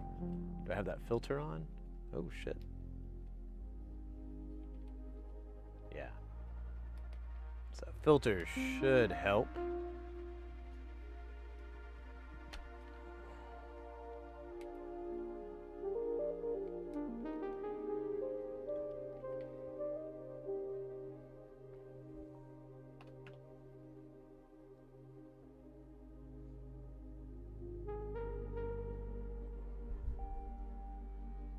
So if you turn the input all down, it sticks.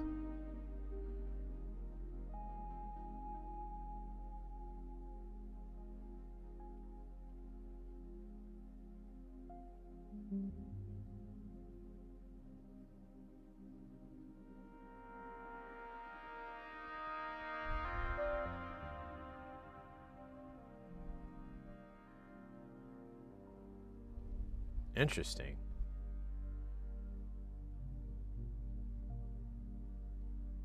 Huh. Why is 2... I'll have to check the routing. It seems like input 2 isn't doing anything. Let me try... I'm going to send it a CV here.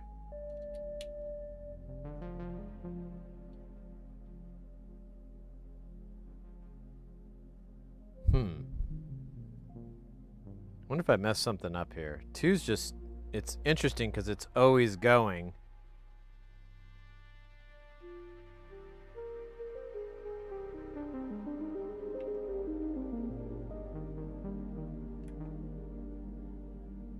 Turn down to something really slow.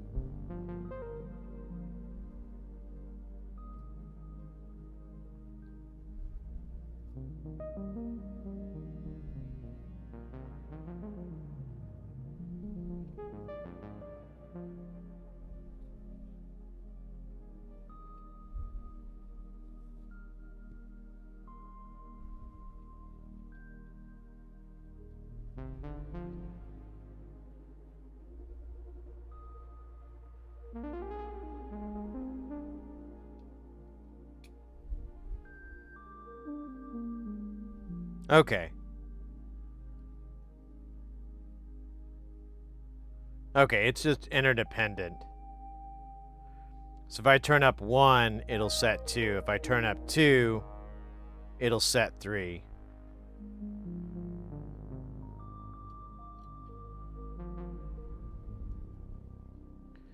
So if I turn up 1...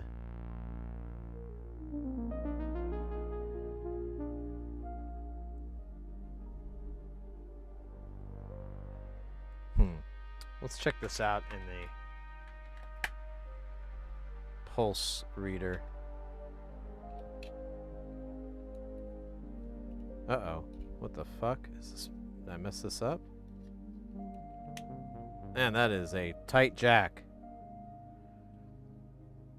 So it's giving me about 5 hertz. It's gonna flutter.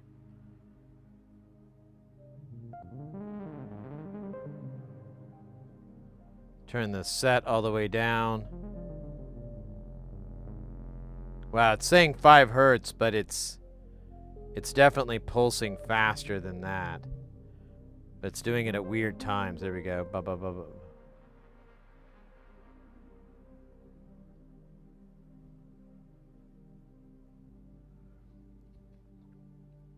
Let me see something here.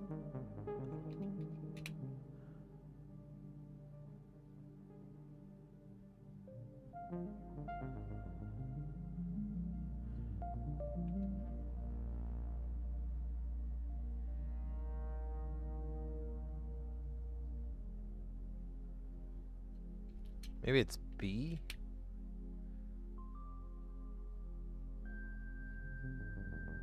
Yeah, there we go.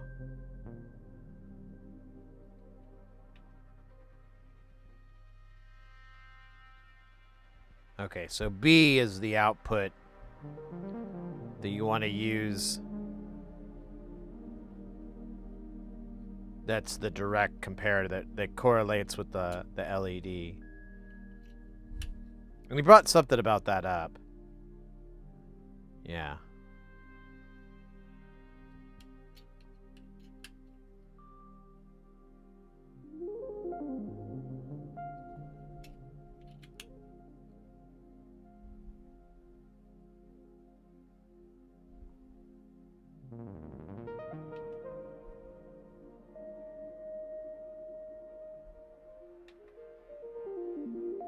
Okay. And I just have a sticky jack here, but I think I can just put it in and take it out and it'll be better. Well, let's fucking go. The words of DJ Collie and another one. I don't think we have any drum module. Oh, you know what? That's not true at all. We have the perfect module to test this with. the more cowbell. Here, let's Oh wait, I don't think these have a summed out though. Oh yeah, it doesn't. We don't have a mixer, do we?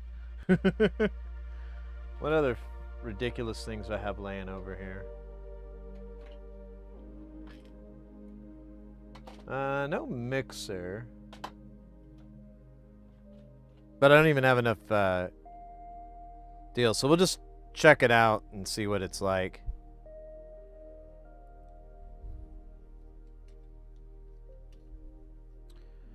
We've got audio in here. We'll do this guy first. And we'll do...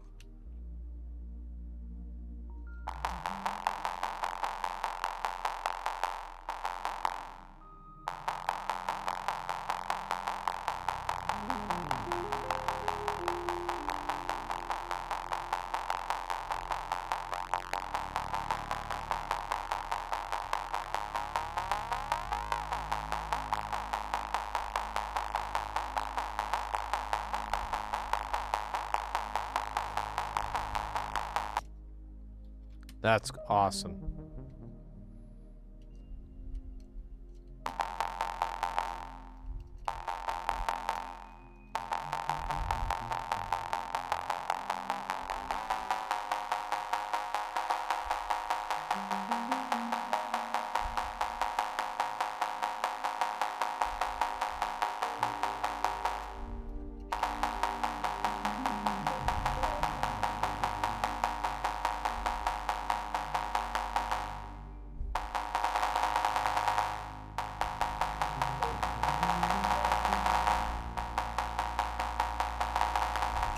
What is this at?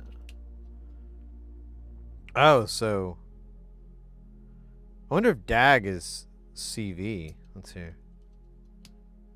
So it doesn't show up there, but I didn't think that.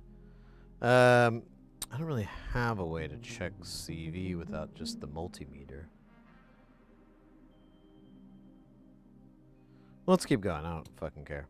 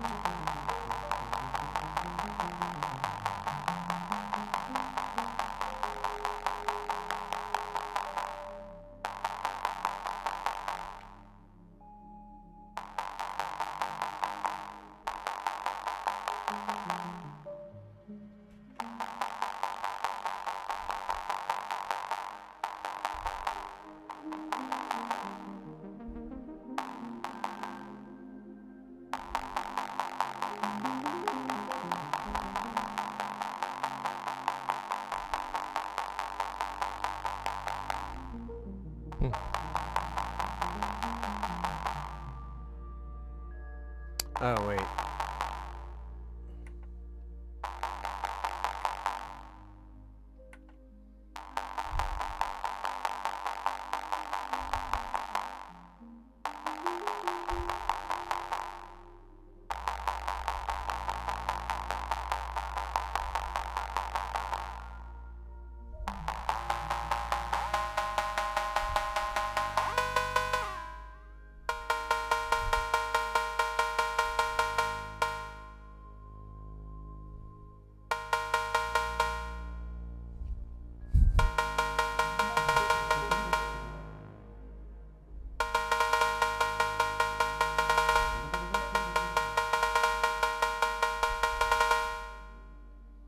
That is solid gold. Now, really want to kind of hear this in stereo. So what I think I'm going to do is cheat.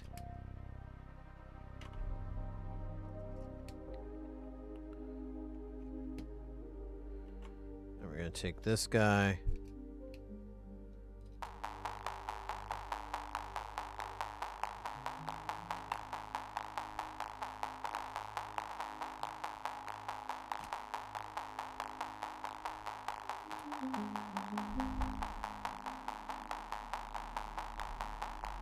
It's not gonna work.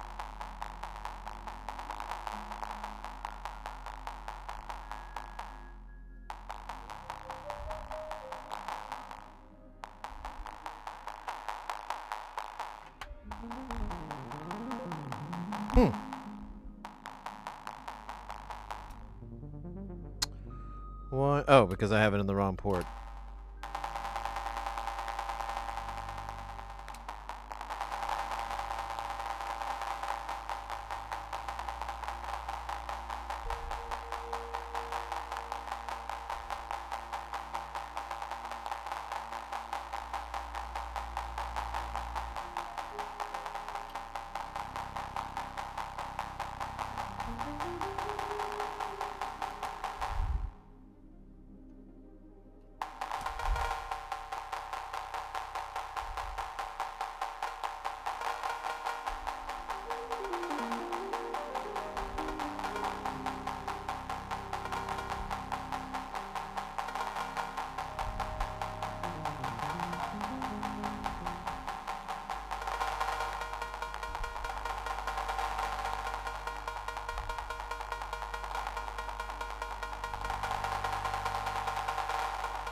Now, can I slow this down?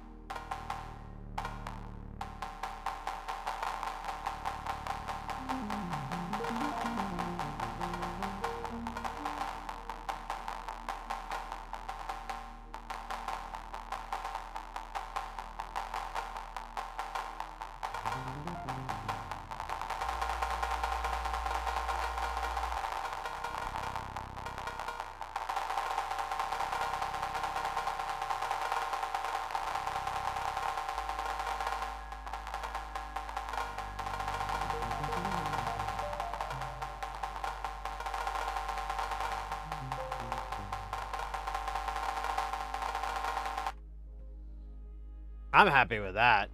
I mean, it's a little stupid, but, you know, what isn't?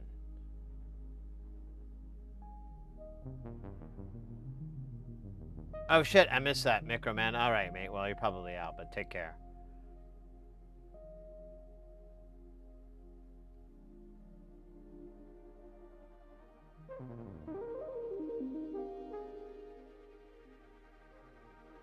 Is that a cowbell cow is owned by Blade Runner? Yeah, maybe.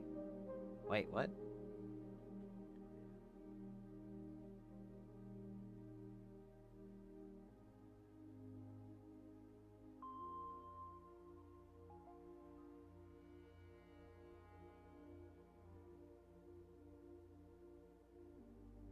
Hey, Quantum, we're over 80.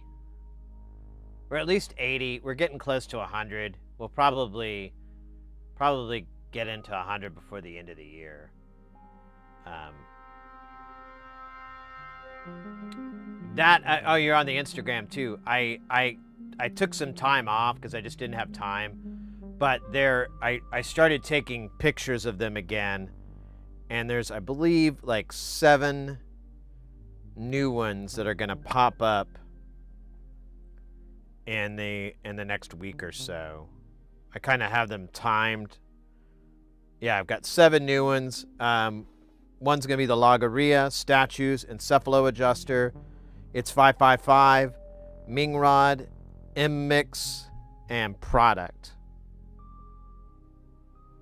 I'll have those come out within the week, and hopefully before that ends, I'll be able to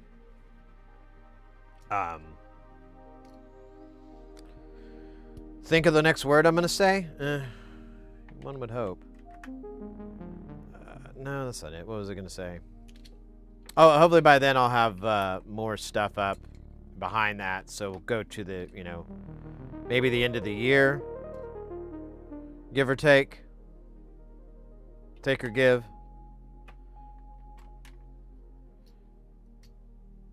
Yeah, I started I started the space station, all the NLC stuff back in oh, that's weird. I'm sure why not.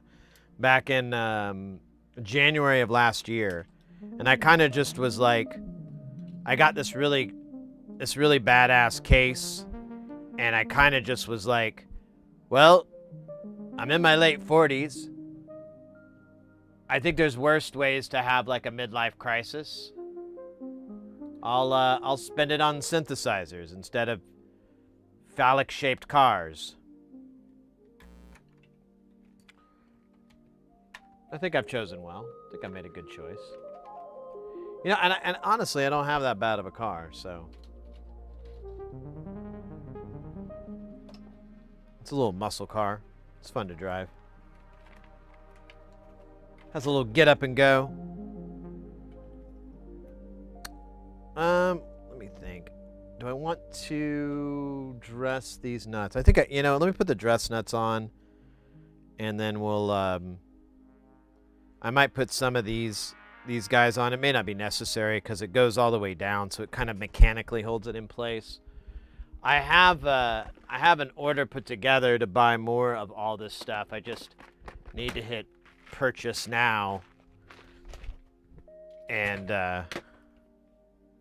then have a little tiny cry, just a little cry, as my wallet gets enveloped. The shame wallet. Porphyry, I was thinking about my promise to do that like a couple of hours in the stream. I'm like, fuck, I totally didn't set that up. What an idiot I am. Oh yeah, since you're new to the channel, Quantum, let me show you a space station. I normally have a camera aimed at it, but I took it down to go do something else, and I haven't put it back up, and I almost tried, but then I was like, oh man, the 3/8 adapter is missing, and I know where it is. I just got to find it. It's kind of a butt in the pain, so I've just been like, I'll get it later. So that is Space Station, and I think there's like 80 modules in there right now. And if you go back here, can't really see it too well, but there's Jamtown. That's the old modular. That has about 100 modules in it right now. But you can see on the shelf there, all that shit is all modules I have to find a case for. I don't have any more casing for it. I have some plans, but I need to spend the money, and you know how fun that is. I need to buy like 2 more rails, and then I just found out this company finally has like 1U rails, and I really wanted to put that into Jamtown. I'd like to put it in Space Station, but I'm just going to wait until I get a new case for Space Station, and then we'll do that. But they're very different. So Jamtown is more, I wouldn't say traditional modular or anything, but it's more conducive to like writing techno or like, more rhythmic based music. Space Station is to make like horror movie soundtracks and stuff. It's almost more of a design, unconventional audio making machine. And it's kind of fun because I've been doing modular for a really long time, and I kind of felt like I was pretty decent at it, but I always knew there was a part of it that I was like, oh. And Space Station is pretty much like me having to figure that out and try to do it. There's like a lot of things missing that would traditionally be in a modular system that are missing from Space Station. Like one is voltage quantizers. So there's no 12-tet scale. There's no scaling at all. I mean, there's modules that will do 1 volt per octave, so it has the way to do like a chromatic scale, but there's nothing to provide that. So really all you're getting is consistency instead of like, the notes A, B, C, D or whatever. And I've kind of decided to keep it that way because it's more challenging to make music and not have that crutch to fall on. But it's still fun. I don't know. I like it. It's just challenging is all, I guess.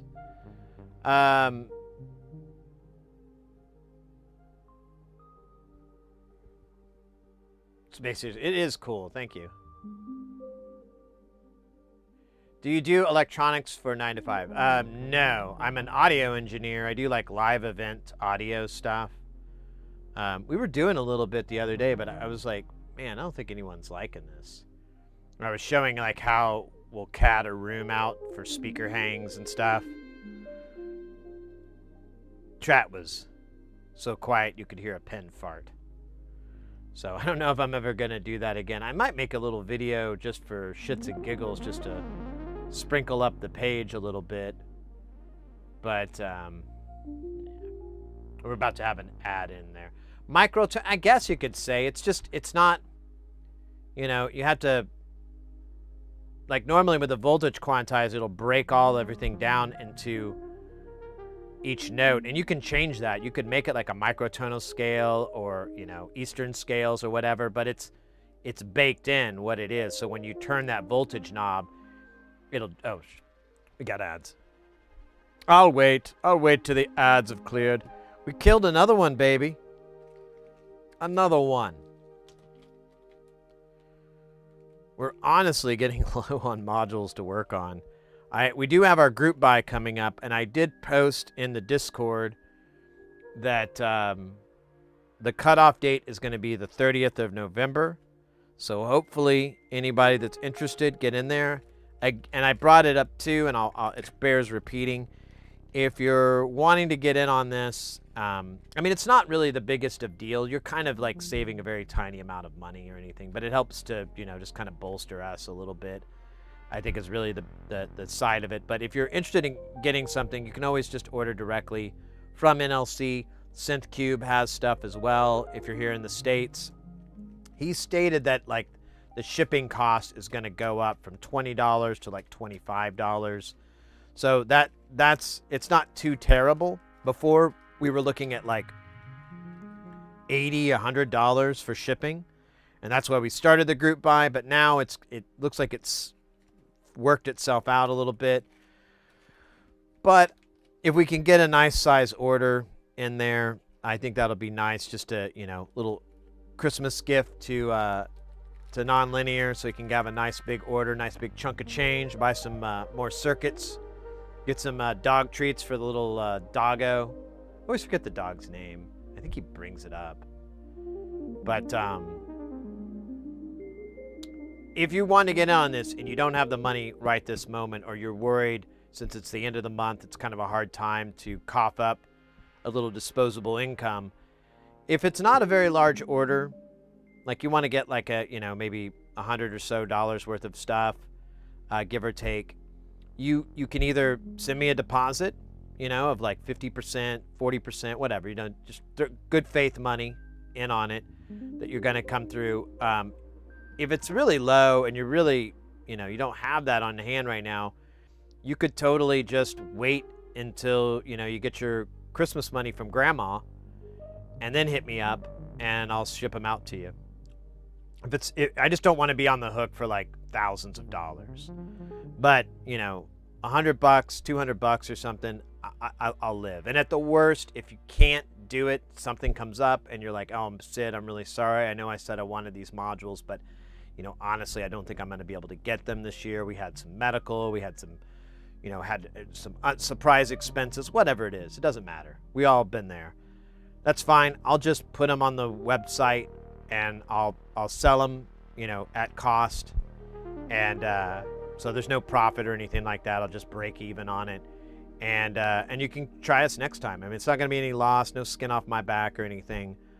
Or I might just keep it and make it for a buddy or something. Like if it's a real popular module, I'll probably just end up making one and giving it to a buddy, or giving those parts to a buddy who's a DIY guy or gal. Although I don't know too many DIY gals here in Phoenix.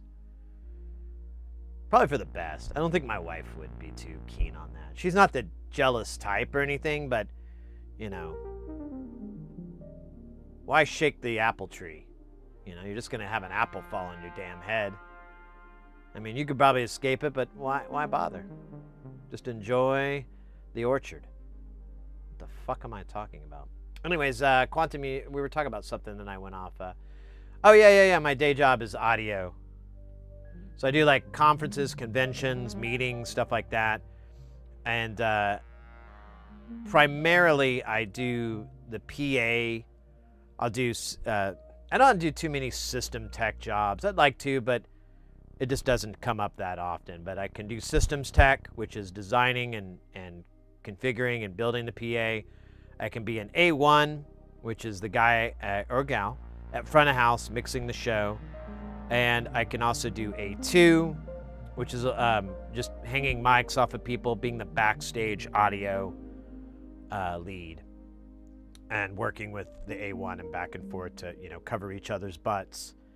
And yeah, most of the time, at least for the last couple of years, I've been mostly A2, and I kind of prefer it that way. I don't mind doing A1, but this one company I work with, they have a shit PA. And I just don't want to get blamed for it sounding bad and then just going, well, I'm mixing through plastic speakers. What do you fucking expect? I just don't really want to have that level of indignity right in front of the client. So I try to avoid it when I can. And honestly, like all the time I am an A1, it's lately anyways, I'll do it for my smaller client. And this is like a really bare bones PA, you know, there's really not much to it. And I kind of enjoy making that sound good because it's all the challenges I kind of enjoy. But, you know, if you're hanging a PA and stuff and you're hanging like these garbage speakers up on, you know, in the air, I just hate that because it's like, dude, I got to get up in a lift and fix this. I got to, you know, it just sounds like trash. If it's speakers on sticks, people expect what they get what they expect. And to my surprise lately, I've gotten a lot of accolades for those mixes, and I'm always like, really? I think it sounds terrible. I'm so glad you think it sounds good. Thank God. Thank God your bar and my bar are this far apart.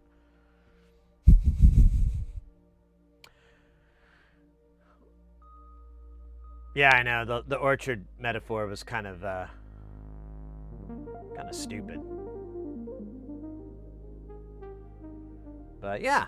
Anyways, I guess that's the skinny on my, and that's the thing too. I was bringing it up earlier. I'll bring it up one more time for anybody that might have missed it or just wants to hear it again. This Thursday I'll be off. I won't be able to stream because I'll be working. I have like a little 3-day gig I got to do, but it's here in town. And then Saturday we will have our stream. Might try to do something special for Saturday to make up for the missing day. We'll see. Might have like a late night session or something. Actually, let me check, because I can tell you if we're going to be able to easily do a late night session. Oh, shit. Let's see. Well, maybe. The missus has to work the next day, so I got to kind of feel that out. So we may have a stream on Sunday as well. We'll figure something out to make up for it. I know Thanksgiving is coming up, so, and that's on Thursday, isn't that right? I mean, it's always Thursday, isn't it? Yeah. So I'm going to go spend time with my father-in-law and my wife. I think my brother-in-law might be coming too. I don't know. It's the in-laws. I'll be spending time with the in-laws that Thursday. But once it's done, I'm going to come back here. And Mrs. here, she's probably going to take a big-ass nap. And I'm going to hop on stream and see what we can do for some fun. But I think that's the last gig I have. I have a dental surgery thing in a few weeks in December that we'll have to work around. And I imagine I may have to heal a little bit. Because, you know, I talk a lot on stream. So if it hurts to talk or anything like that, I might have to hold off. But I should be all right. We'll see. I have to get my crowns done again. It's fucking nightmare fuel. Trying not to think about it too much. Not stupid. Big fan of the ocean. I know. I just didn't know where I was going with that metaphor. And, like, honestly, I'm like, I just keep saying stuff, and it doesn't seem to make more. It seems to make less sense.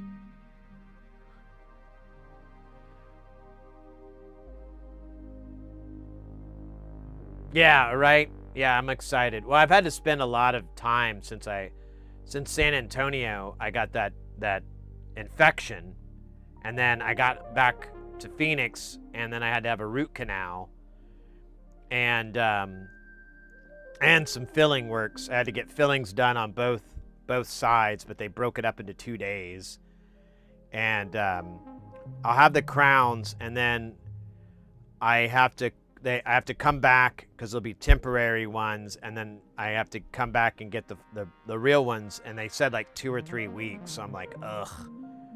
I was going to go visit my mom for Christmas, but I think I'm going to end up having to wait that off because I don't want to go out of town. I don't want to get away from my dentist until we've got everything in lockdown, basically. I want to make sure everything's there. I can go like that, and we're all good. So we'll see. But I'm just giving you guys a heads up on the stream, because normally, like I know I mentioned, like, and I kind of got us out of it because I did have a gig that popped up, and I really didn't want to do it, but I was like, man, it's easy money. You know, you're just babysitting a mixer. It'll be so easy money. You'll you know, I don't even know if they were going to pay me my full rate, but even if they discounted the rate, I was still like, it's still worth it, dude. It's easy fucking money. But they were like, oh, we need this, and I was like, that's fine. Don't worry about it. I was like, if you guys, you find something you need me for, let me know. I go, but honestly, I'm pretty booked up for December because of the dental surgery, and I do not want, like a long time ago, I got my crown. I had temporaries, and it was like right when I first started doing AV, and we got to the site and we were too early, so the boss was like, well, let's go get sandwiches. And so we went to this bagel shop and got sandwiches, and I bit into this bagel and it popped out one of my crowns, and it was like the rest of the day was just excruciating pain, and I couldn't talk or anything. It was just like breathing through my mouth hurt, talking hurt, everything hurt, and I kind of got it like fixed a little bit, but it was just like, oh my god, such nightmare fuel. I'm like, I don't want anything like that. If that's gonna happen, I want to be in town. I don't want to be at work. I don't want to have to go, well, I gotta wait 8 more hours before I can go, and then I gotta wait the night, and then I want to be able to go, shit, I gotta contact the dentist and see if I can get in today, or see if I can get in tomorrow or something, or ASAP. Maybe they have an emergency place they can send me to. I just want to be in that position until everything's 100%. But anyways, that's way too much of my personal life, I feel. Overshare.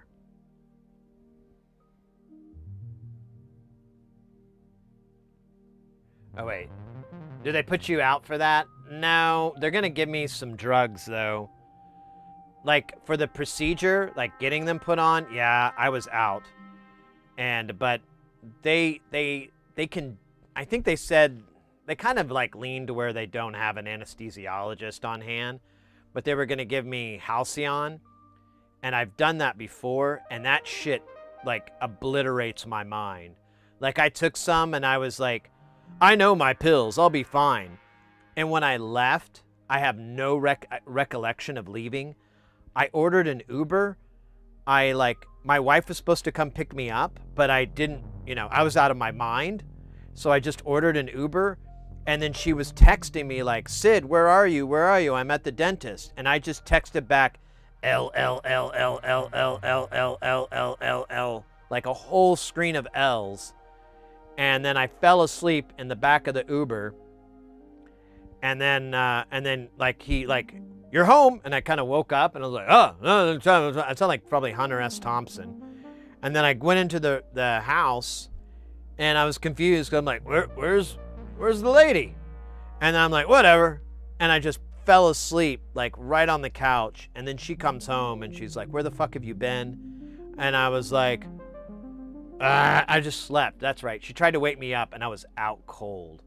So I was like, when the dentist when the receptionist brought up the Halcyon, I was like, yeah, I absolutely have to make sure that my wife comes and then picks me up. And you guys, I'm going to have to tell you, don't listen to me. Whatever I tell you, it's going to be a lie. I'm like, oh, no, I'm fine. I'm lying 100%. Because I think that was the only way I got out of the old. It was like a different dentist. I used to go to this one place and I kind of hated them. But they were the ones that let me leave that place like out of my mind. I was so messed up.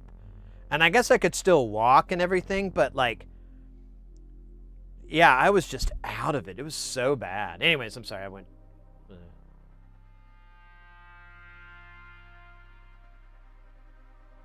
Being the permanents, yeah, but there's 4 crowns, 2 veneers, and they're old, and like the base that they're on is old. Like my original teeth are pretty old.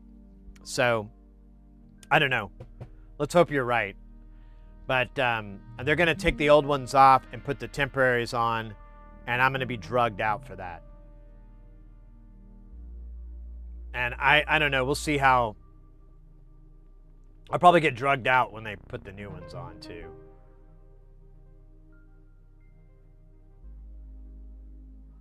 Oral gel in my pocket when I have temp crown. Yeah. Well, the one lady, or the receptionist lady, I told her my horror story, and she's like, one trick you can do is Vaseline. I think is what she said.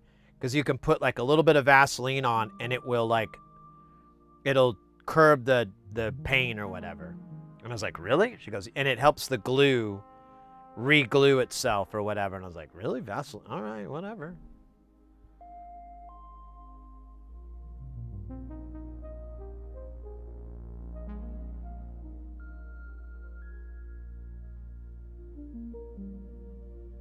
Yeah, I told the missus, at least she knows what to expect. I told her in advance. I was like, yeah. So they recommended that, and that's about as strong as they want to go. And I was like, so I'm going to need you to take that day off. Or, maybe your dad can come and do it for us. Or, I need someone to drive me to and from and be able to put up with me trying to sneak out or lie. Because, sometimes when I get really messed up, I'm just on, I don't know. I've been very convincing that I'm fine to people. And they have let me get away with stuff. And I'm like, yeah, you shouldn't have let me get away with that, dude. Oh, you said you were fine. What effed up person doesn't say they're fine? I'm fine. How many? It's when they say oh, I don't know. That's when you jump in. Oh, Lordy, we got Oddball in the house. Welcome in, Oddball.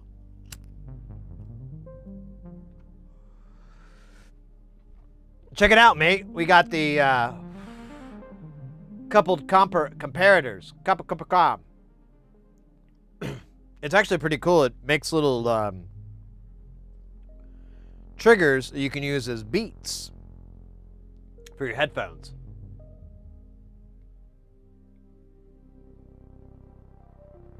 Was supposed to go with the anniversary. What anniversary? Did you like resub? It hasn't shown up on anything.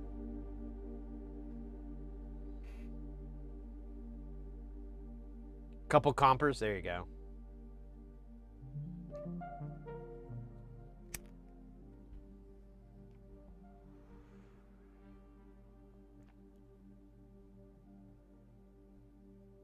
Couple compers. All right. Well, I just want to have a little smoke. Oh, there we go. There it is.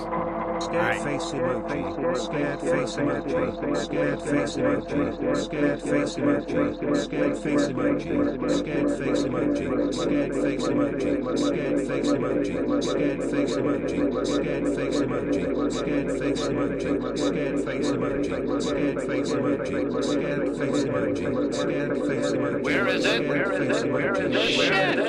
That's not it! Scared face emoji, scared face emoji. Scared face emoji, scared face emoji, scared face emoji, scared face emoji, scared face emoji, scared face emoji, scared face emoji, scared face emoji, scared face emoji, Too loud. scared face emoji, scared face emoji, scared face emoji, scared face emoji, scared face emoji, scared face emoji, scared face emoji, scared face emoji, scared face emoji, scared face emoji, scared face emoji, scared face emoji, scared face emoji, scared face emoji, scared face emoji, scared face emoji, scared face emoji, scared face emoji. Yeah, that's funny. Did the voice get improved? Because towards the end, it kind of got like a little like, you know, it kind of sounded like it was irritated there at the end.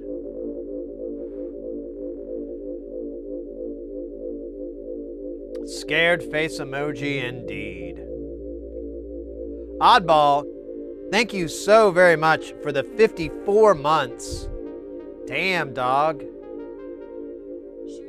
Oh, I wasn't talking to you. What the fuck did my watch just do?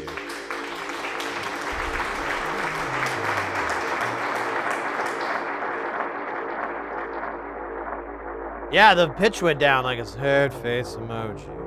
And it kind of slowed down a little bit, like, you know? If that's what AI is going to do, if that's the future of technology, I'm not afraid anymore. I welcome it. I welcome it. It will bring me satisfaction.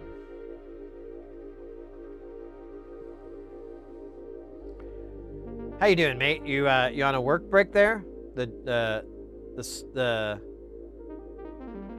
bosses? Bosses okay? Bossa Nova?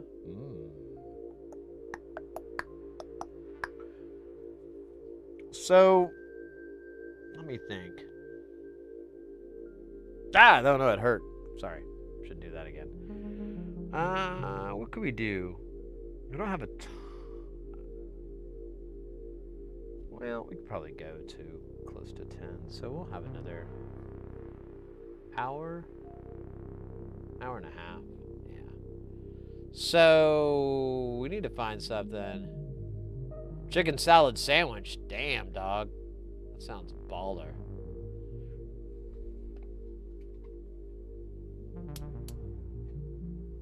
Baller.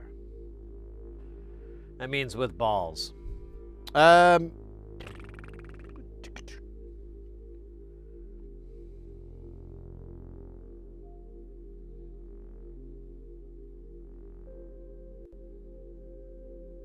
Try to think what we have to work on that we could do that would fit kind of in an hour and a half time frame, but nothing's really coming to mind. We do have the delay no more. I think it's delay no more. It's either that or the dispersion delay. It's one of those delays. It still has like all these level problems with the audio signal, But the issue is like tracing that thing because there's no board view in the build guide and everything. So it's like a really frustrating thing. And I almost feel like I need to like take a picture and then draw on the picture or something to try to figure shit out. Or I don't know, it's just a really it's just a really difficult repair. But I need to do something about it because it's annoying as hell that it's all soft and whined. I think we leaned heavily that it was a Vactral issue, and I know that I tried that. I tried like swapping Vactrals around, which is the name of my 50s doo-wop group, Sid and the Doo-Wops, moving Vactrals around. It's one of our least favorite songs, but it's the one we like to sing, and we do it at the end. That way we don't have to do an encore. People are so annoyed. Like, what the fuck is a Vactral? They spit on us. They hurl food, empty bottles, sometimes full bottles. All they want is our song. I didn't do it. He did. Doo-wop. But we forgot the lyrics, and we never rehearse it. Anyways, I got off track.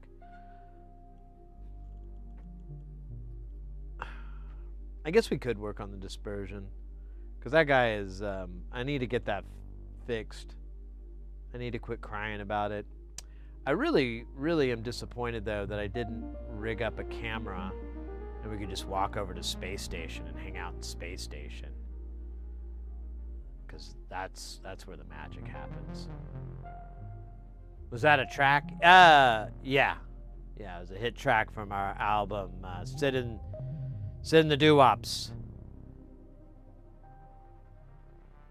Self-titled. Sorry, forgot to mention that. This shit is dumb. This shit is dumb, y'all. Skid marks. Doo-wop. Doo-wop. I got them skid marks. Oh, shit. Can you believe it? It's like I'm weaving a basket with this bloody cable. I was supposed to get a wireless headphone, like a wireless Shure IEMs. And then, I don't know, it kind of fell through.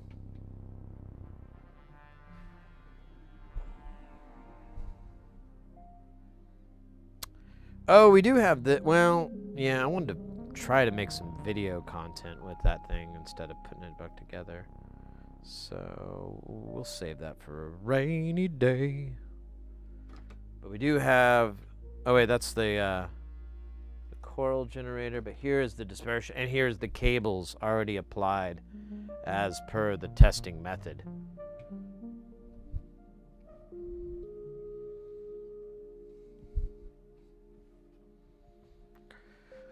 Oh, jeez whiz. Skid Heresy. Nice. I like that.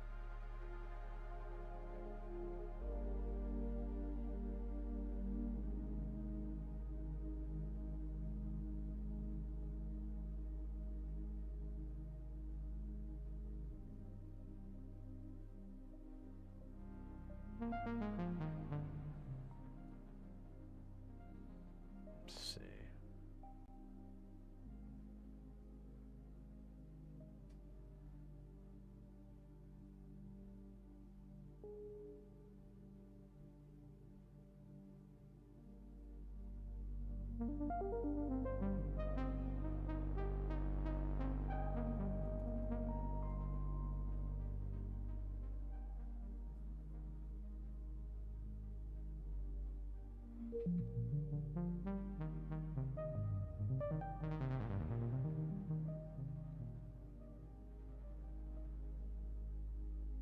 All right.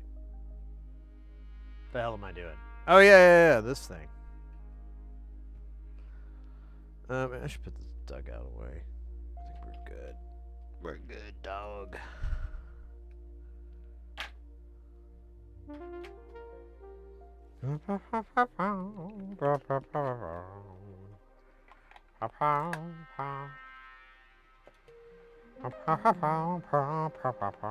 Baby girl, show the cavalier,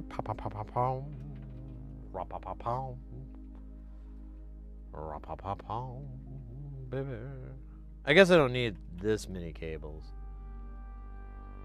You know what? I want to get rid of this guy over that guy. This guy's shit, but this guy's fucking like 15 doses of King Crimson.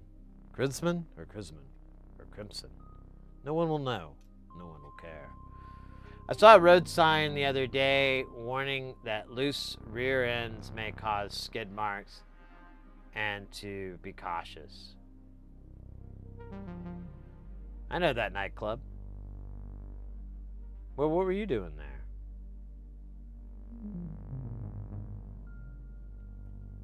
That's like, you'd have to drive really far.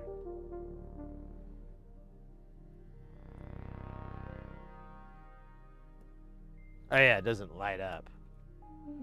It only lights out. Alright, so let's see here. How are we gonna do this? This is gonna go into everything. Oh, okay. Yeah, we don't want that. And we're gonna listen to it all.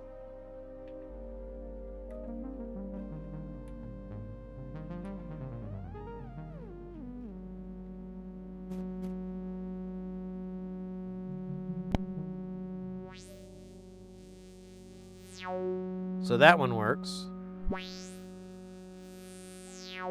That one works.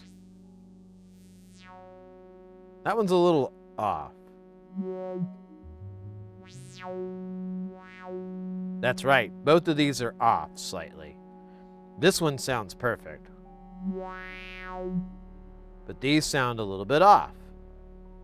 Now, let's increase the delay.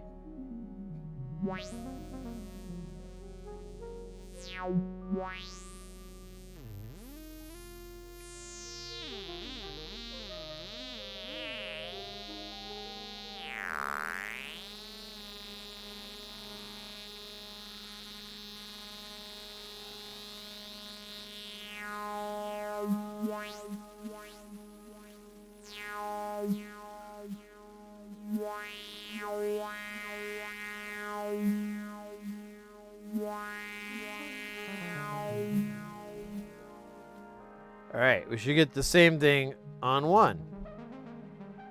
But we will not.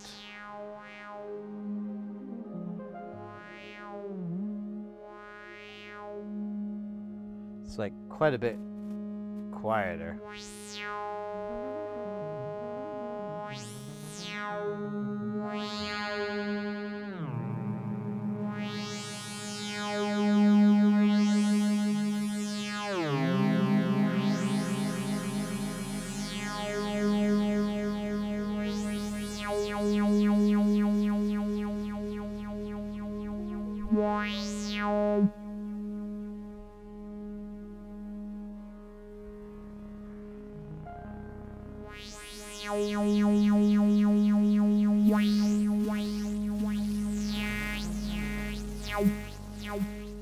That's weird. So there's no pass-through on this. I don't know what's... Because like this...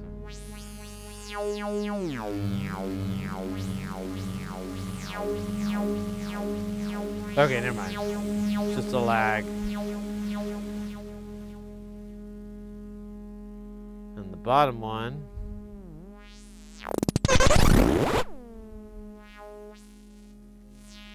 Yeah, the filter's really weak.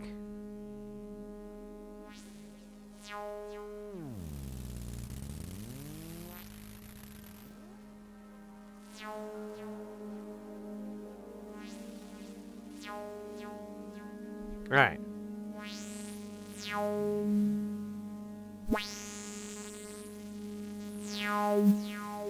Yeah. All right. So we need to look at it's 3 PT 2399s. They have like a filter in front of them, and I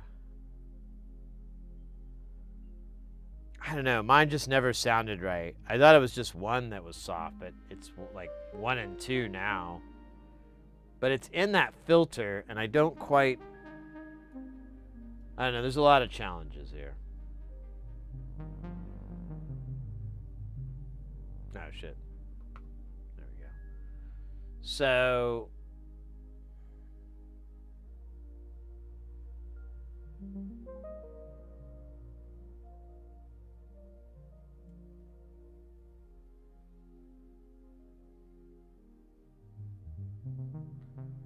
So we've got like this weird thing I never quite get.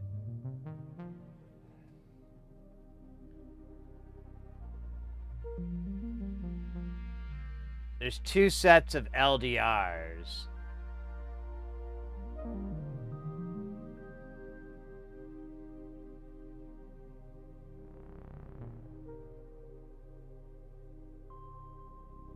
Where is it? I'm trying to remember now. There should be...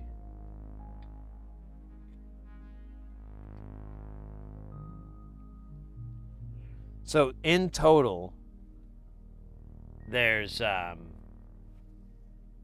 what is that? 8 Vactrals on here.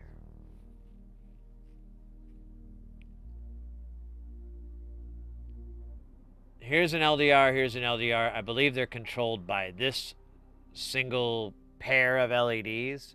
So it's kind of confusing there. But I believe it's just, showing a single LED for that.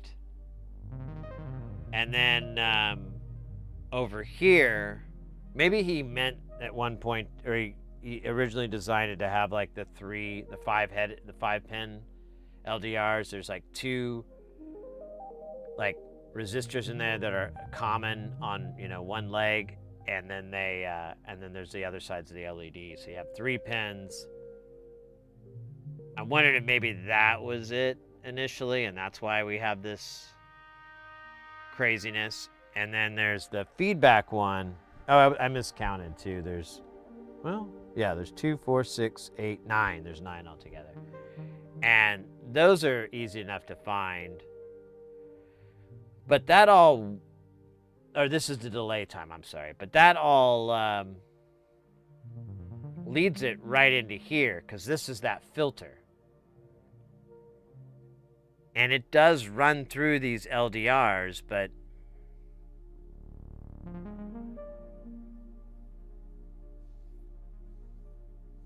there's no mods. I mean, you can change our LED. I think we might have tinkered with that. Maybe not. I don't recall what the outcome was, so maybe it's worth doing again,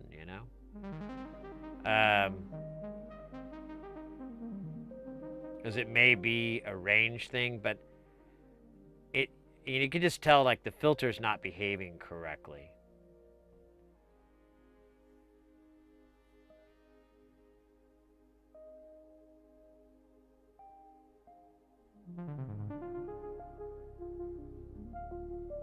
We checked all these components like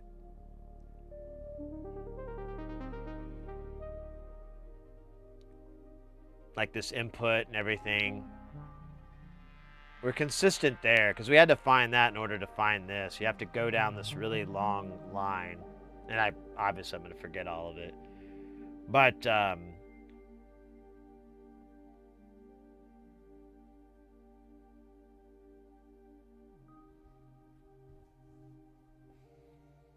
this is going to suck. So we've checked the cap and this cap.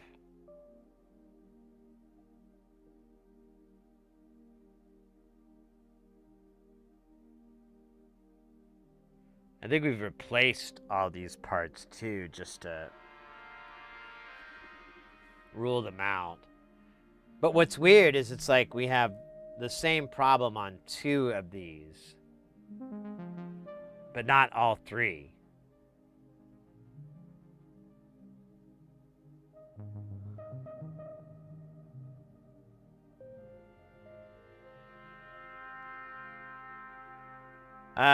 What? What isn't through a 1330s, 13700? The filter? You wouldn't need to, because this would just be an op amp. But it's like, it's almost like these LEDs aren't matching correctly. LDRs, I mean. Well, why do that when you can get it down to just this?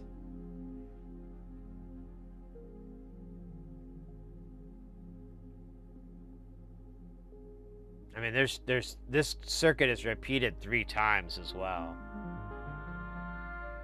And I think it's possible that it's based off of another filter design.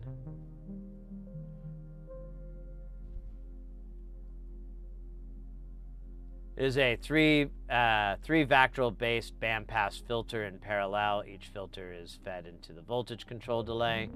The outputs are available. So yeah, it's a bandpass too, so. I don't know how many channels you need, or I don't even know how you set up one on an LM13700.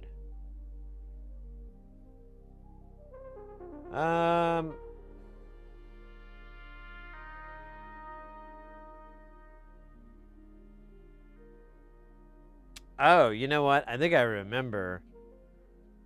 Like, I used like the lowest. I think I was like at 470 ohms.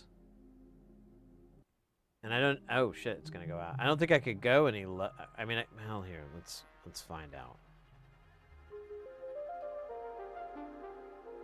Bloody hell! There you go. And I don't know. I'll just do this so I can look at it flat and evenly. I forgot all about what we were looking for. Ah, RLED. Yeah, I'm pretty. Yeah, I see it right there. Oh, well, there's RL and then there's RL. Is it RL or RLED? It says RL here. I'm just gonna assume that's it. Boink, boink.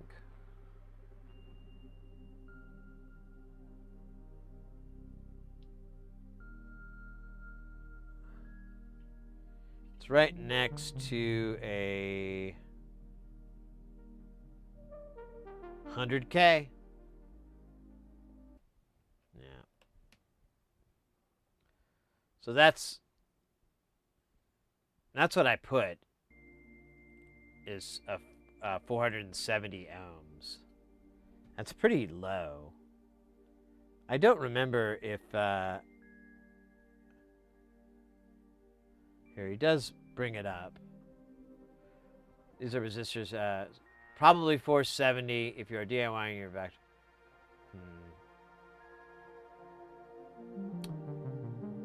I don't know if I'm gonna like this, but let's change this to a 1K. Because honestly, I thought that's what I would run is 1K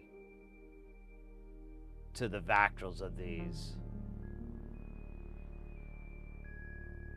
I mean, at the worst, we find out that that's the wrong direction to go.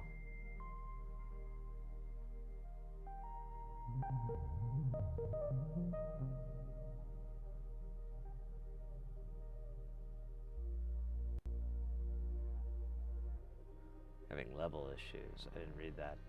I don't know.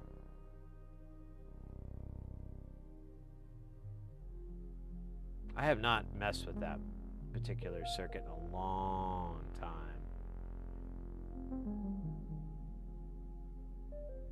Like four or 5 years, at least.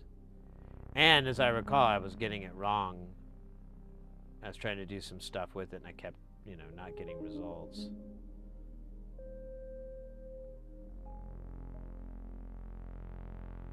So he's saying 1K. 2.2 if I install these same LEDs on a panel or the Yeah, let's try bumping this up. Who knows? That might that would be pretty cool if was the problem. It's a simple value tweak.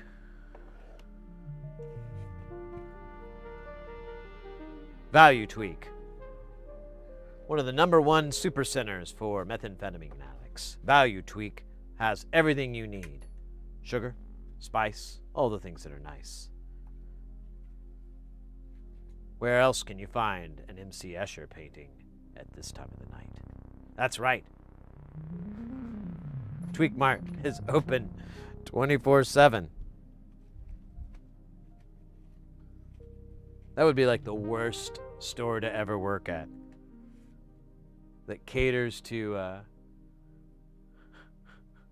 just meth addicts. That'd be terrible. But it'd be terribly funny too. Oh shit, I wonder which one of these is the channel 2. I don't want to mess up channel 2. Channel 2. F you. Channel 2.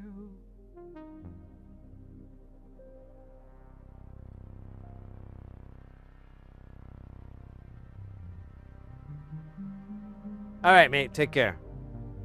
Thanks for stopping by.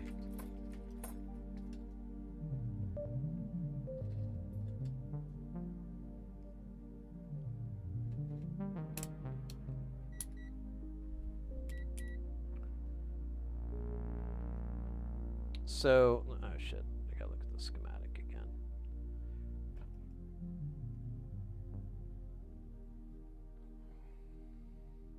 Alright. So, RL is fed by the op amp and the frequency driver. So we just need... Shit. We gotta follow back from the op amp. So this side is here, and then there's gonna be a 220K that says 100K on the PCB. Interesting. And then it'll go to frequency 2. So I cannot tell where the hell that's going. Oh, it's over here. We got frequency 3. We got frequency 2 center. Isn't that right? Yeah, but there's gonna be a 200K involved. So let me switch the meter. Oops, you can't see it, but I'm just gonna switch it over to resistance.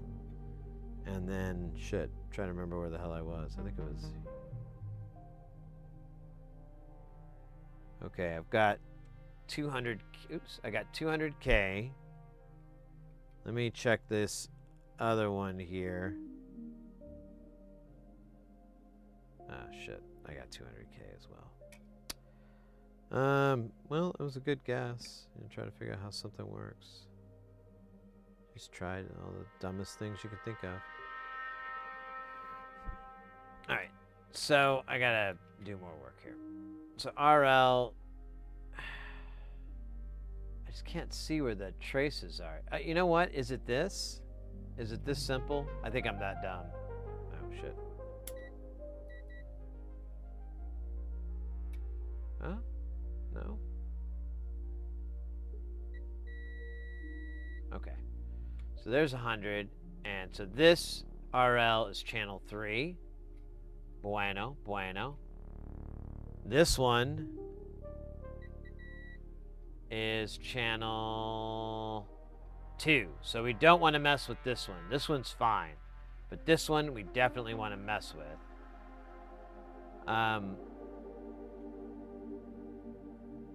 Channel 1 goes to that 47 and then fucking vanishes. Dude, that's insane. Wait, that's not it. God. No. F1 center. Oh, yeah. I was wrong. Oh, yeah, it goes into here. It's that 100K and then bounces off of here. So this is RL for 3.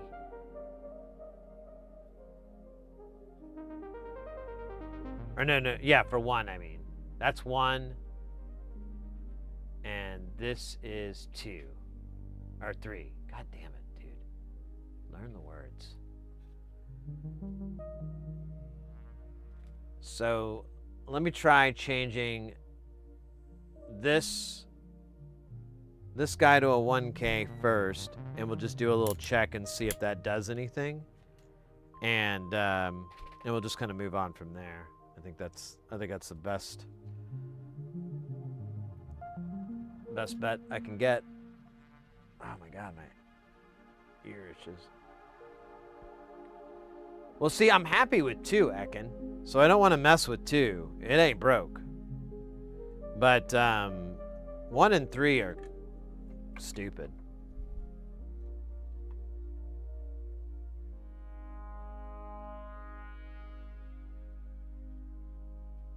And this is 3. Right? Or is this... Yeah, this is 3.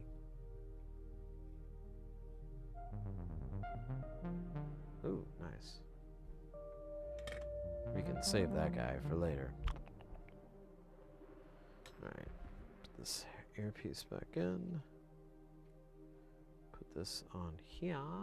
Let's see what happens. It doesn't look like we've ever soldered this. So...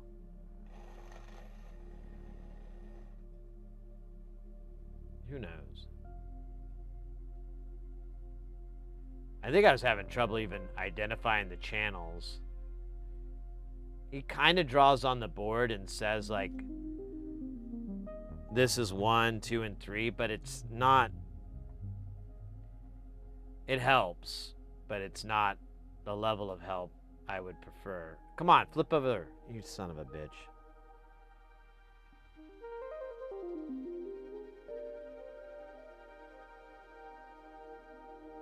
There you go, 1K.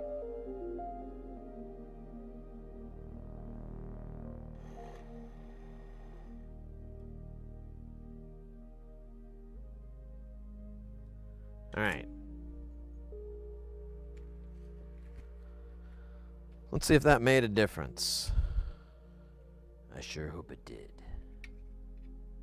Because then I could be done with this. It's like the weirdest repair problem I've ever had. Well, actually that's not true at all. The one with the hiccuping ghost. That was the weirdest. Ghost wouldn't stop hiccuping. So we did 3.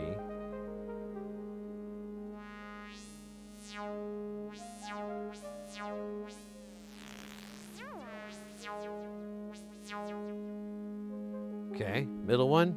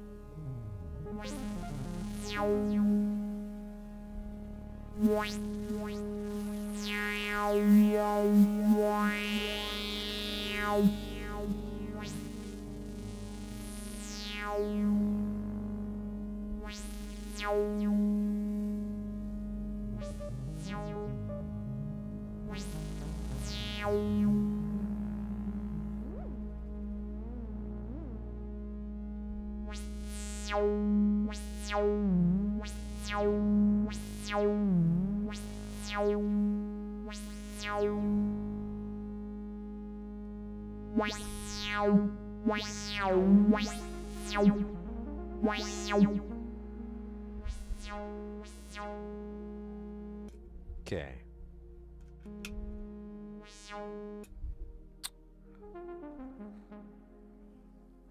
The filter's a little weird. But I'm wondering, I think I need to pull out the scope. You know what? We did this, actually. We did this already. And I remember now, the different stages were, it was at the filter stage. So it was it was at this stage.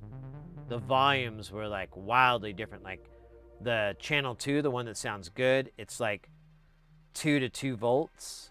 It was like 2 volts. It's like 4 volts, which is still kind of soft.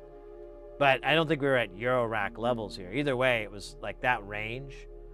And then the other ones were like half a volt or almost a volt. So it was in here. I just couldn't remember.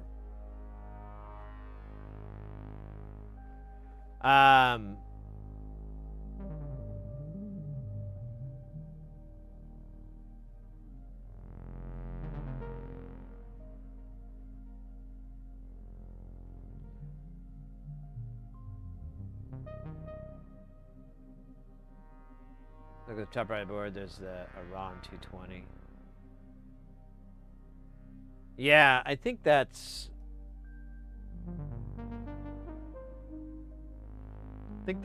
in here. So replaces three 100Ks and 3 47Ks. See page 1. Is it page 1 or? Also, there's 100Ks and 3 47K resistors should be replaced with 220. This is listed in the BOM. See the image below. See the below to improve the operating frequency.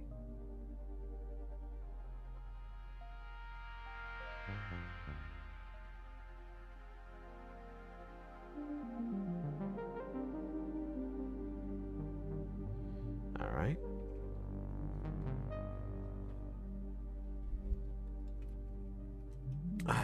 Let's see. So you said top right, where there's a bunch of 47s. Oops, my bad. Because we're supposed to replace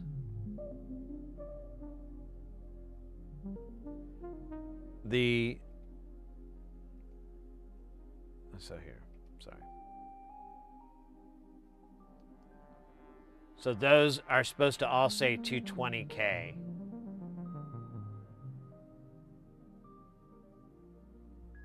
Oh. Interesting.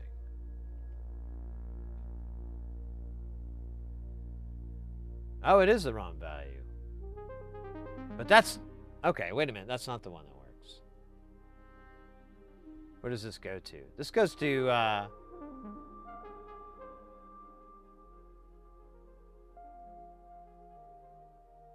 That's F1. Okay. Yeah, you're right. That's that should be a 22, not a 24. Okay. Oops. Need to switch to toggle these two monitors. Let me grab the book that has such values. Here, I'm gonna keep this out just in case we end up tinkering with the 1K some more, but that... I wonder if I got something mixed up at the time. Oh, yeah, see, I didn't put this 1K away. K away, K away, K away. So, 220 is what we're supposed to have.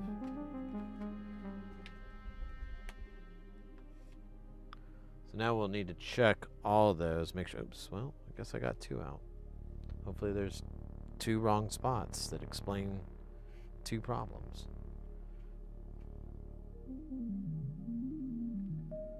Alright. So this guy needs to change to a 220. Let's get him out of here first.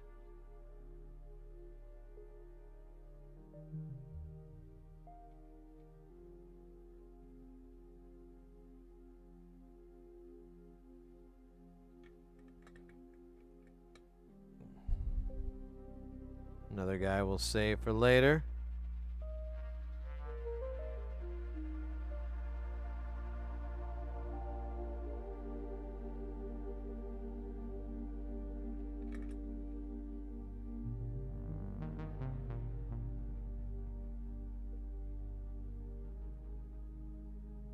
Come on, you bastard. Get in there. Who loves you, baby? All right, that... And then, so there's a couple more. There's 2 down here. They're fine. And then there's one here that he brings up. And that needs to be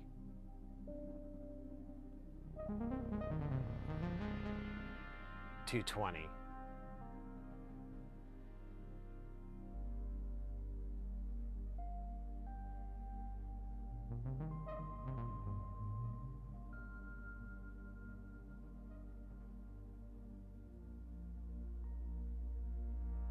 By your hand. No.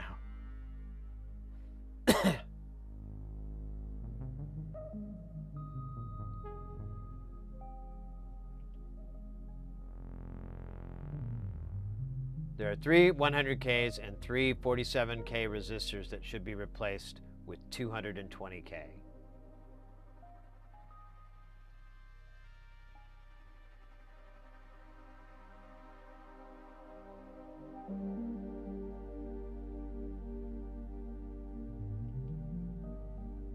You see 240?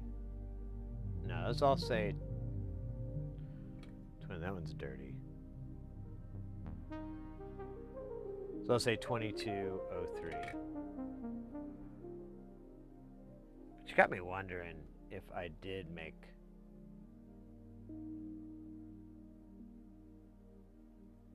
a mistake. I feel like we checked this area though pretty good.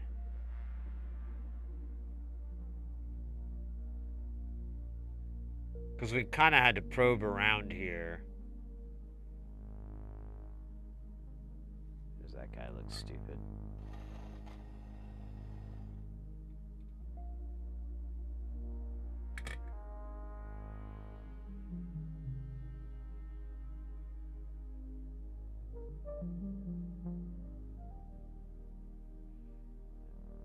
Yeah, the F's are for, yeah, the filter frequency. Now there's an, but I'd use those for the delay and they're fine. That's the one we changed. That's another one for the delay, I believe. Oh no, it actually, yeah, it's the delay, it goes left.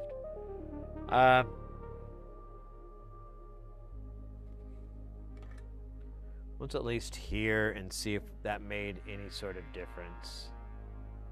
It's not a massive value change, but one wasn't too bad. It was a little soft, so I don't know, maybe it's worth a shot. But now I'm wondering if kind of wanted to check all these components. I know I've done this though. Because, I mean, look at this flux that's left behind.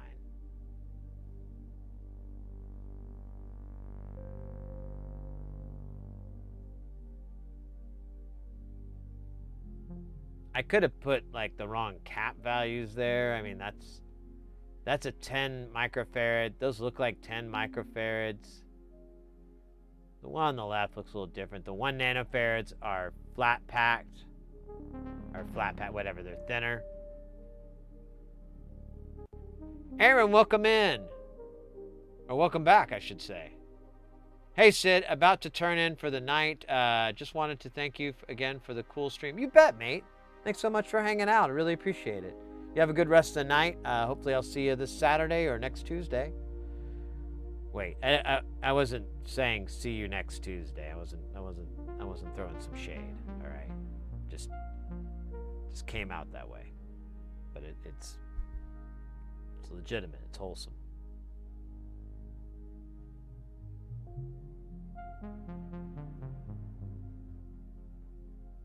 See you next Tuesday, sir.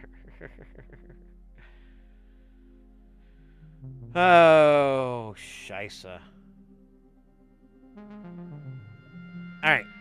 Let's listen and see. Oops. If this made a difference or a pain. All right, I gotta put this on the right way, otherwise, pain. All right, where's our very thought-provoking test equipment.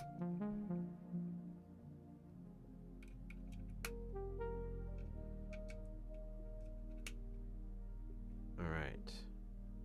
Call this one Maurice.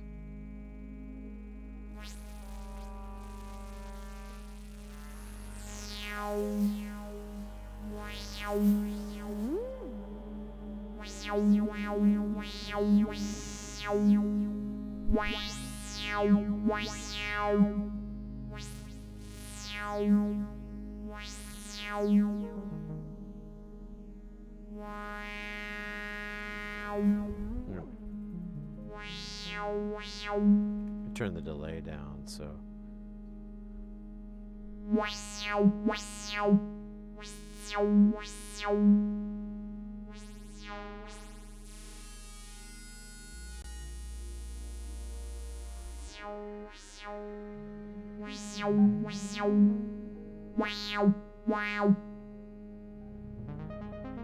Yeah, there's still that difference.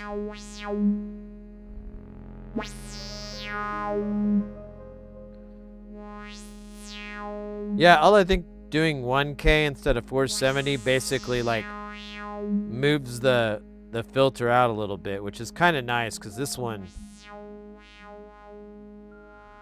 like starts to react pretty early. This one's at 9 o'clock. This one's at 10 o'clock, so that kind of works out, but yeah. I don't know, maybe I wonder if I have some bad factorals.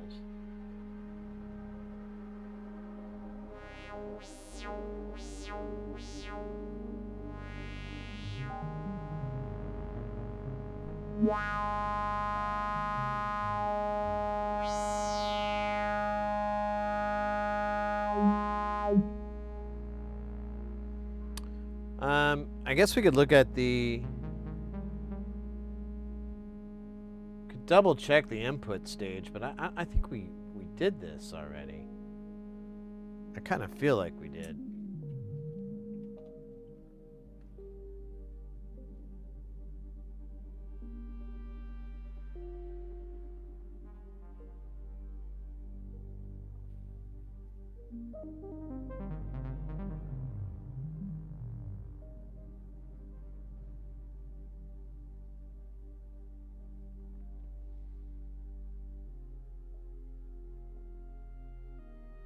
Wait, what?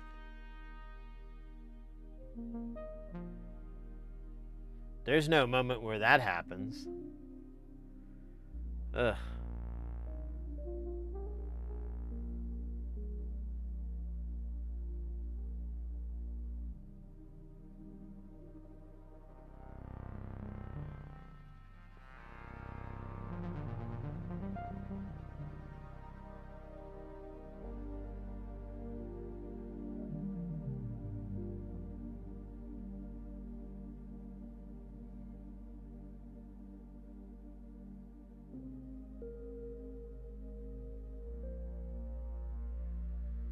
I feel like it's all the way, it's somewhere here. Like the frequency isn't going to be right. Because that's just going from top to bottom. Yeah, this has got to be an old schematic because like I said, there's this one LED for 2.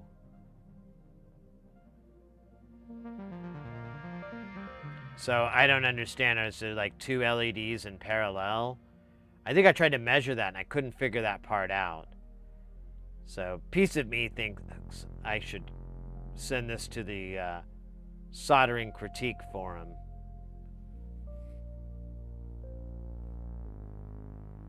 But I could just give the measurements and not show them my soldering.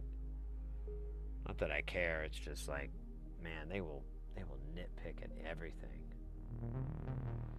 It's the NSL 32s. What's weird is I kind of remember having a problem and replacing them and like the problem went away.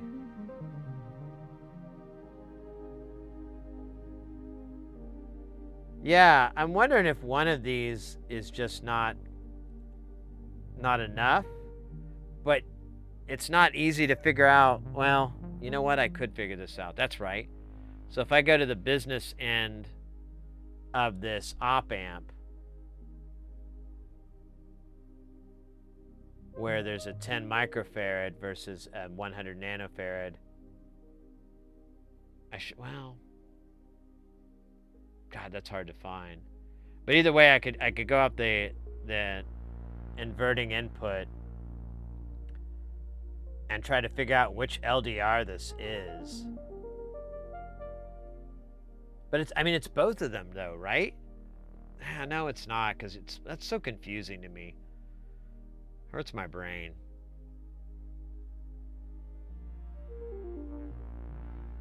Yeah, there's like there's two of these. There's like, this is driving both of these, a set of LEDs for both of these, I believe. I've tinkered with that, and all that's really affecting when I changed that was to change where the filter moves. It just kind of adjusts like where it is on the pod. It really doesn't. The filter itself is garbage. And I'm thinking either this.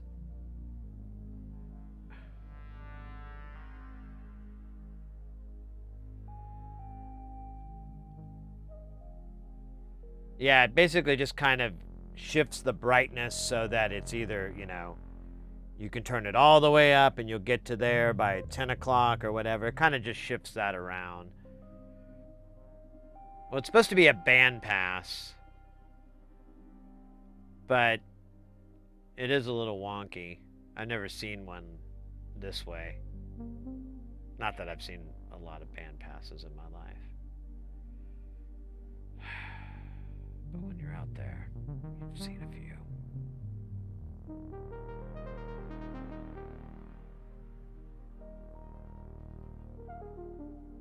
These LDRs are just really expensive. So it's, well, not really, but they're not cheap. I don't want to buy any more, but I'm going to have to soon anyways. So I don't want to pop these off and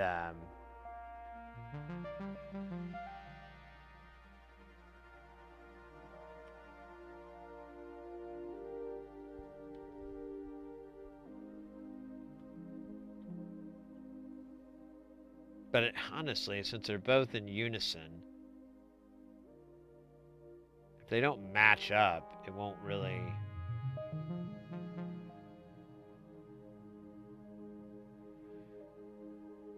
Don't look like no bandpass I've ever seen.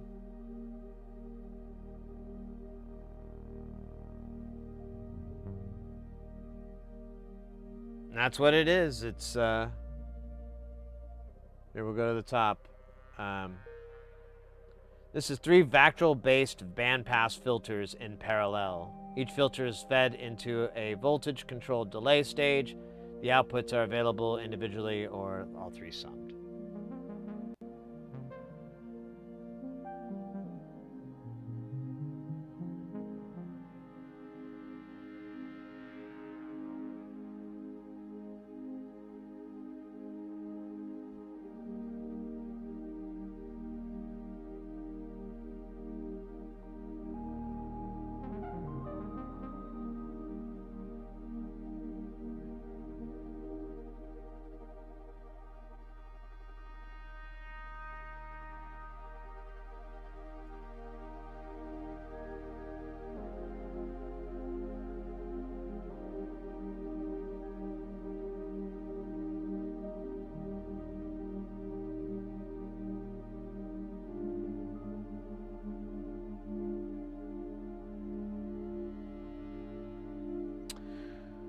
Let me try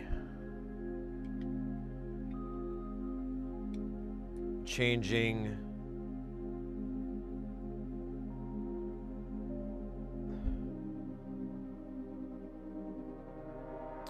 You know what's weird is I should be able to measure this, wouldn't I? Yeah, I'd get a clear, oh, wait a minute. I would not get a clear reading.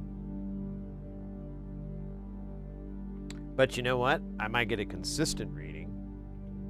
So, you know, like 2 sounds great. 2 is exactly what I want, but 1 is a little bit too soft, and 3 is really soft.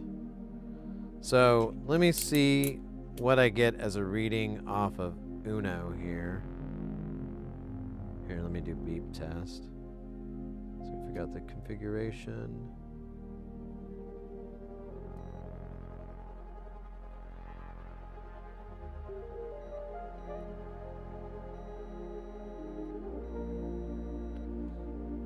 Okay, so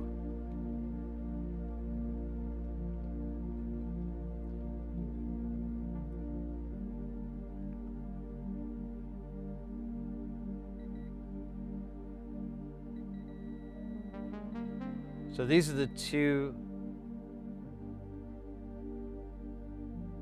touch, and then these have a capacitor between them that should be 1 nanofarad. Right there. In fact, let's test that theory.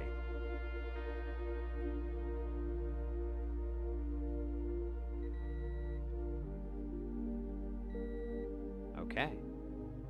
So that's the whole setup.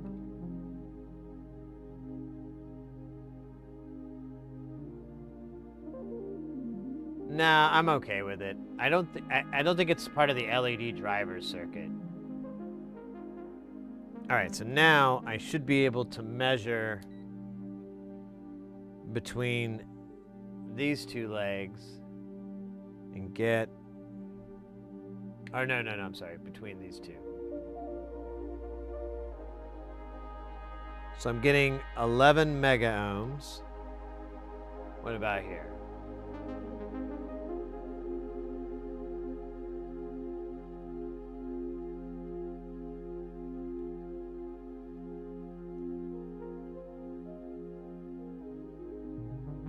I'm getting jack shit.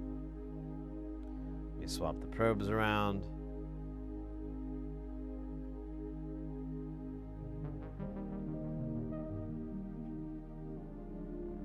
I'm getting 10 megs.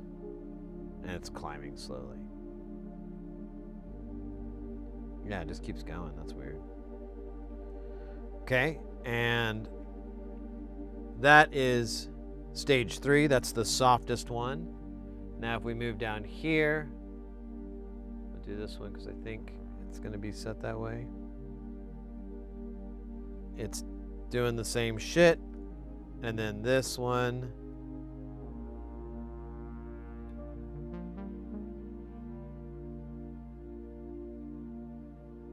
Do I have to flip these probes around? God damn it. Thought I had this figured out. Oh. Interesting. What the fuck is going on?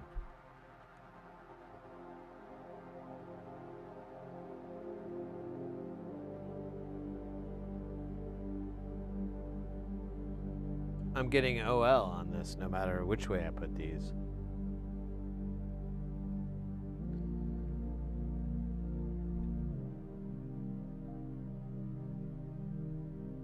Huh.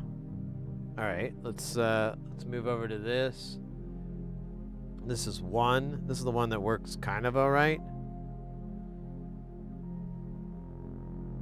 Nothing. Flipping the probes around. Nothing. Huh.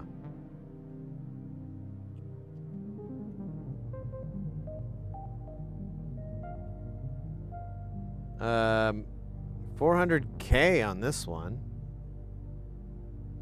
Should be in the megs or nothing, I would think. Yeah.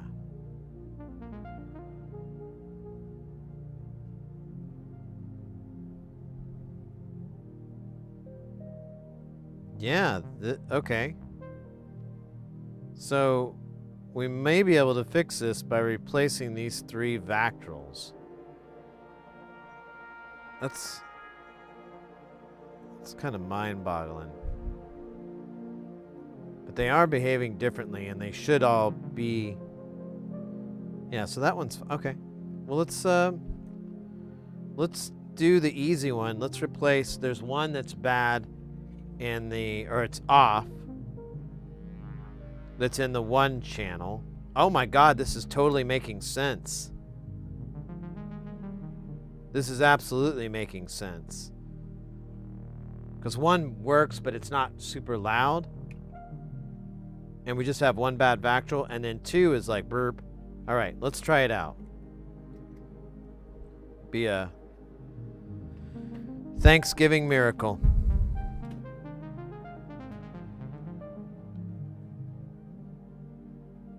Oh, I'm sorry, I didn't read chat. So the rest of the schematic, it goes, you have this filter, and then it goes into this PT2399. You've got a Vactral controlling the frequency of it, and then you have a feedback circuit here, and that's part of the output circuit. Some power shit here, and then boop, and then another boop. I guess it's out of phase. And it goes to all.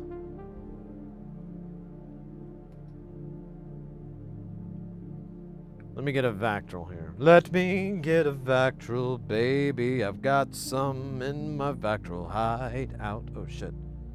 Tripped on that.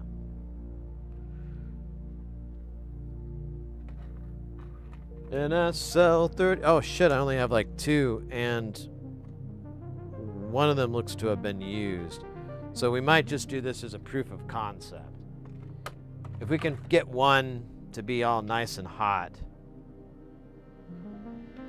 I gotta order some more, but that'll tell us all we need to know.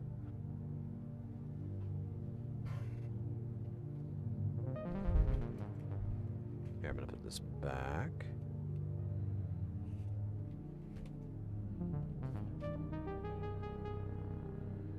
And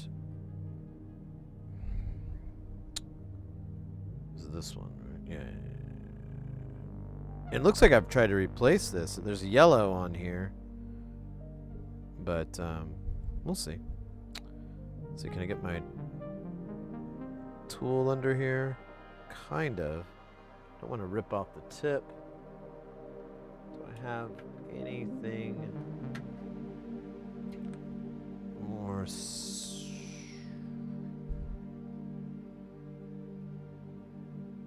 All right, this will work great. So here, we'll pull this in.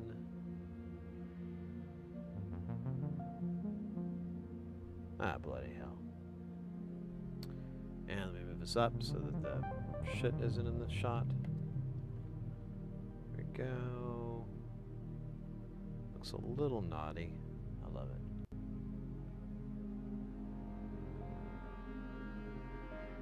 Okay, put the clean one here. Kind of wish I had my Seeger knife tip, but might want to put this in a holder. I was trying to question the wisdom in this. Put a little juice on my iron. Sweeten the deal. No, it did not. I thought this would be easier.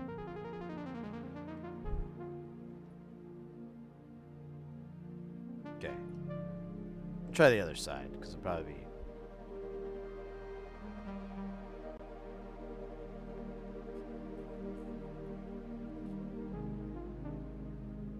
Oh, come on, you little buggers. You can get up. There you go. That's great. And then... Oops, didn't want to do that. Guess... I don't know.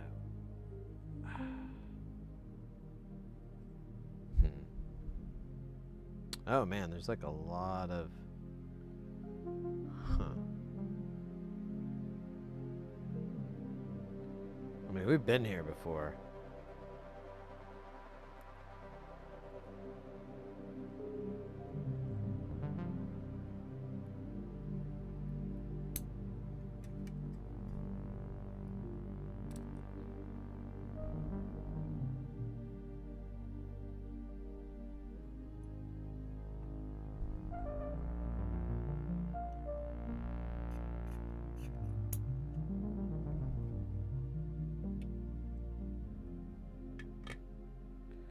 Alright.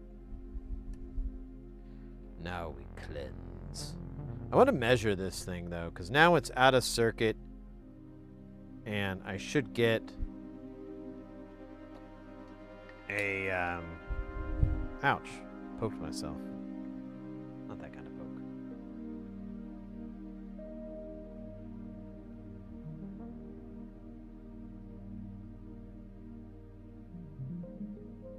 Oh, yeah. Alright, well.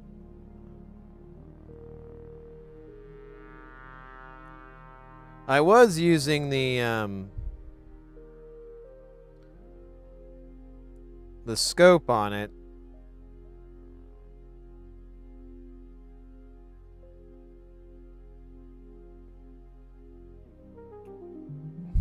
God damn, dude. This thing is dumb. Oh, huh. So I'm not getting... I'm getting what I expect, which is...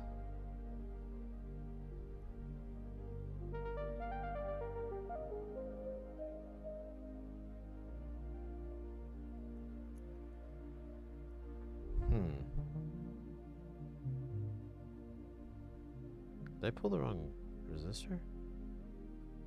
Or the wrong Vectral?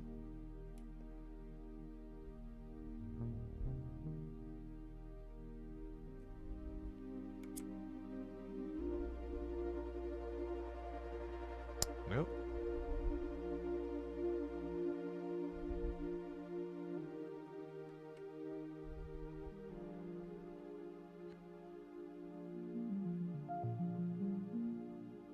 Okay, then I have here, got the mega ohms. Now if I,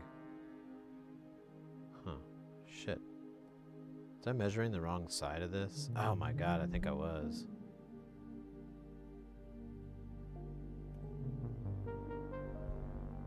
I think I was.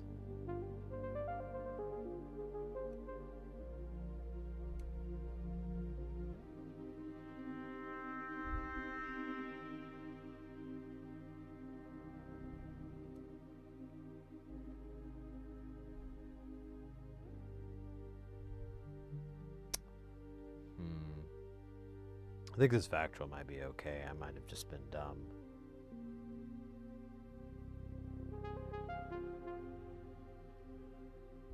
So yeah, I think I might have been measuring on the wrong side. Oh, shit.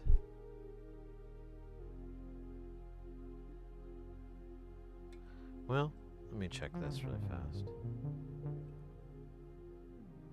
What's the resistance I get here? Oops.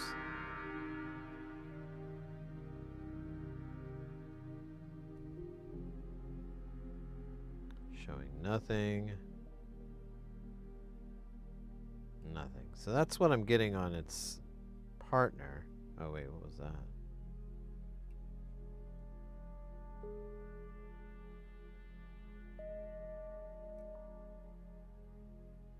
Alright, it's just being stupid.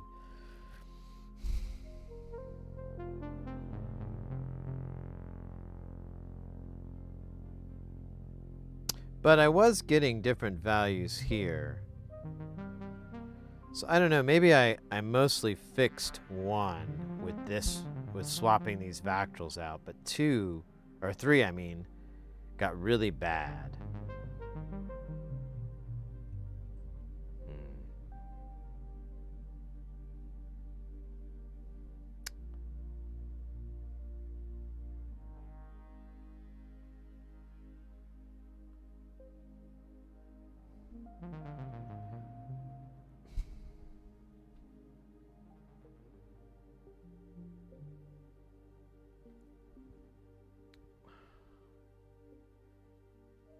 Let me measure this guy again. Make sure I'm not crazy. Yeah, I'm getting instantly mega ohms, and I shouldn't be getting, yeah, either direction on both of these, and it should be, shouldn't be like that.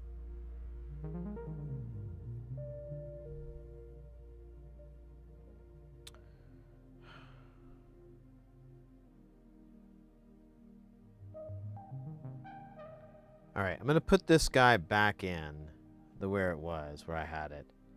But I'm going to take this guy out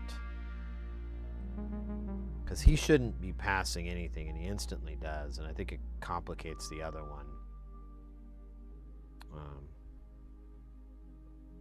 Yeah. Let's do that. Ah, bloody hell.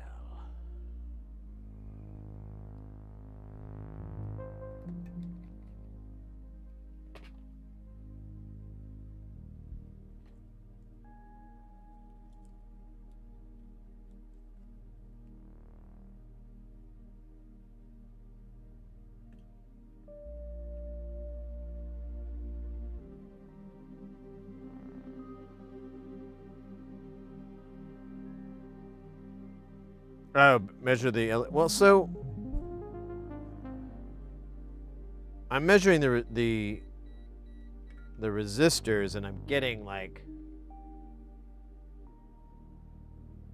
resistance, where the other ones don't.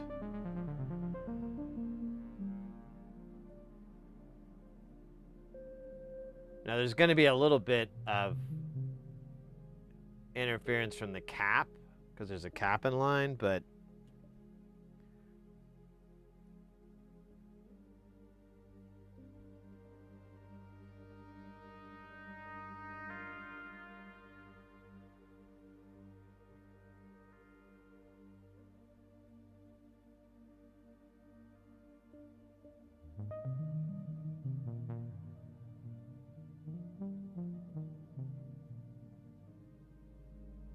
I think I have to stab this guy to get him cleaned out.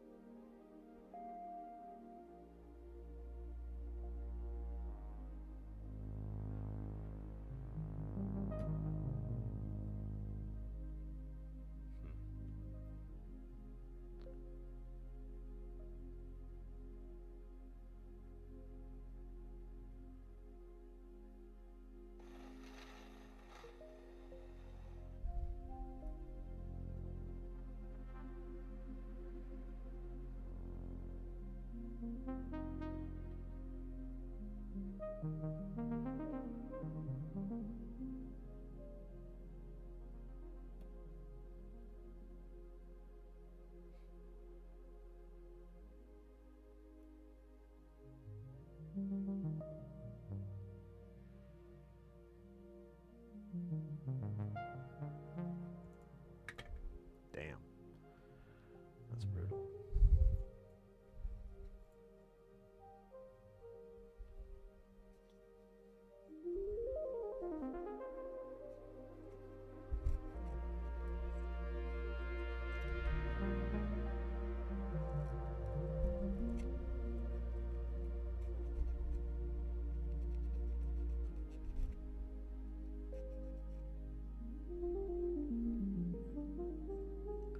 Interesting.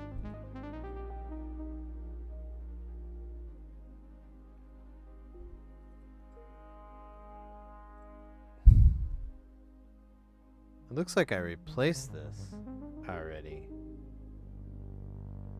Oh man, I'm so lost on this fucking thing. Wait a minute. You're okay. I thought these two 1 nanofarads were like different colors. I think it's just the light hitting them.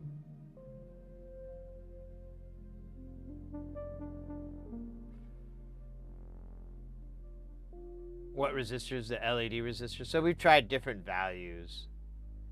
That's what I was saying earlier. That just changes the sweep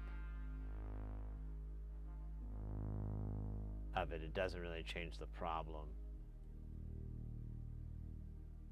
This guy does look a little fucked.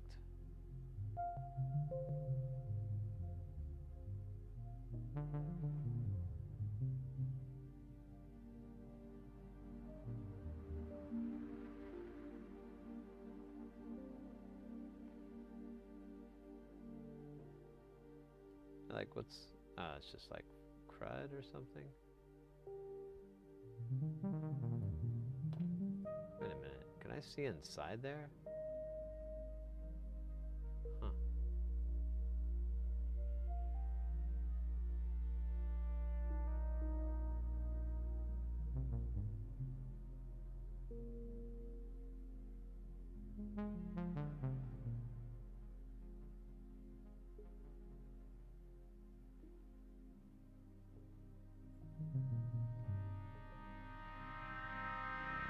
That guy does not look good, though.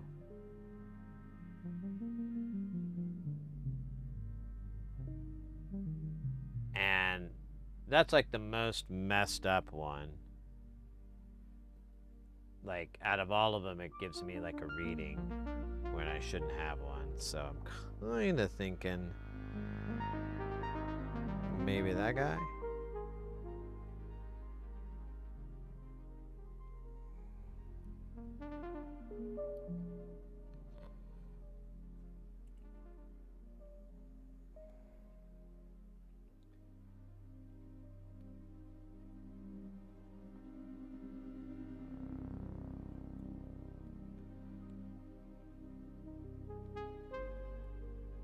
Oh, come on, don't do this.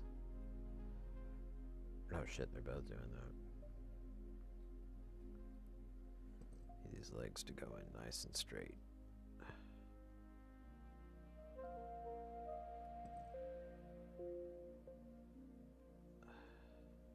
There's a fucking little chunk of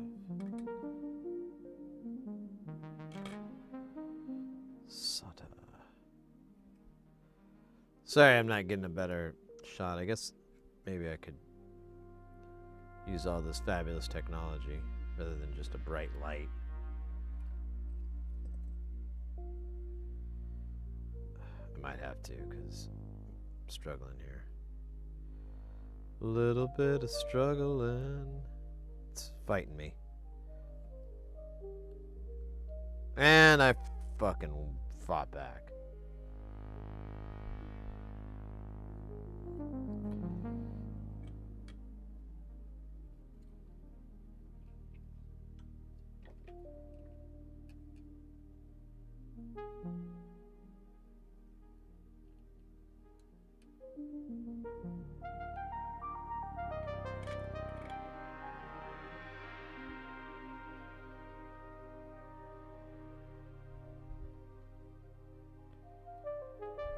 Wait, what's that?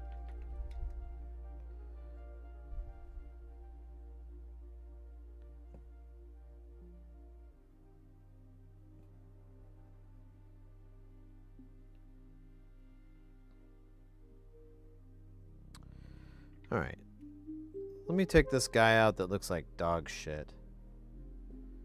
And we'll replace it with this fresh Fractal, and then we'll call it for now. This thing is just a big fat pain in the ass to work on. So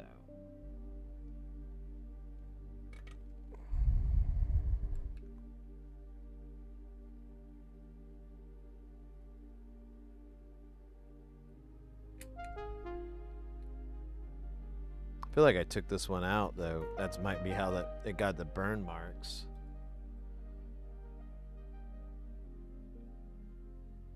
So it might have just been recycled and the problem moved. I kind of remember something like that, but it was like weeks and weeks ago.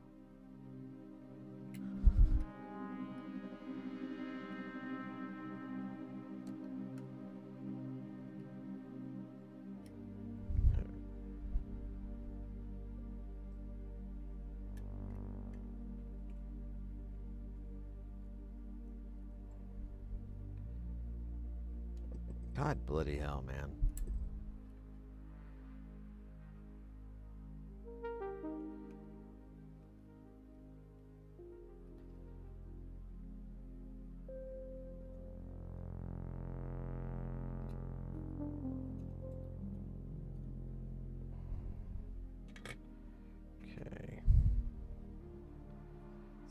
cleaning. Put some fresh solder on that real quick just to brighten it up.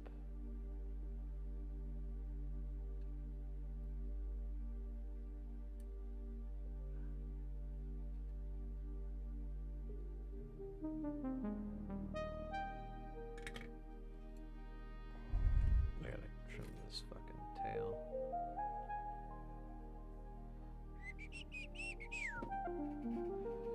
Alright. So now we'll remove the snodder and then we'll put the new one in. I'm still a little suspicious.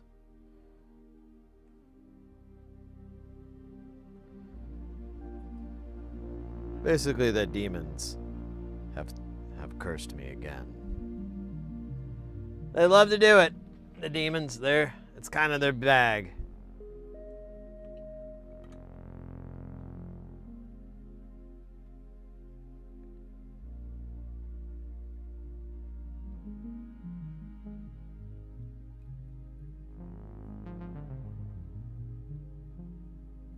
Oh, I should have turned the fume extractor on. Maybe I can get to it. Yeah, a little bit.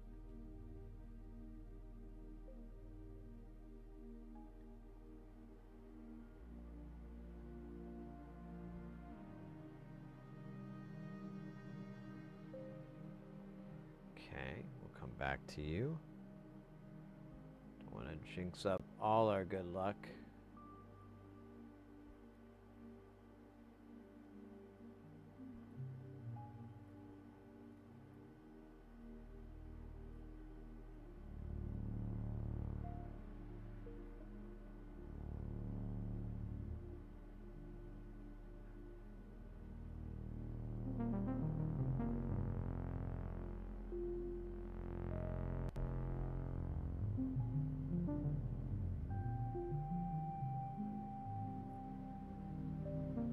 This doesn't look good.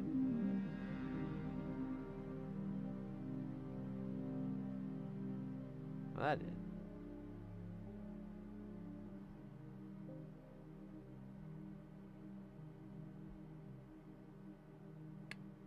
Alright, well, we can try this out. A little wiggle wiggle.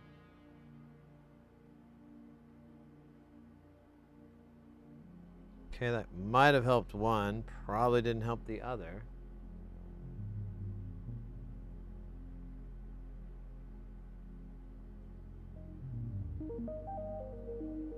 Okay. I think it's gonna work here. I think all the good stuff is on the other side. We could probably flip it and get to that side. I guess it's not impossible. It's not great though. It's kind of at a weird spot, but whatever. We can say we tried. That's all we can do, is say that we gave it a shot.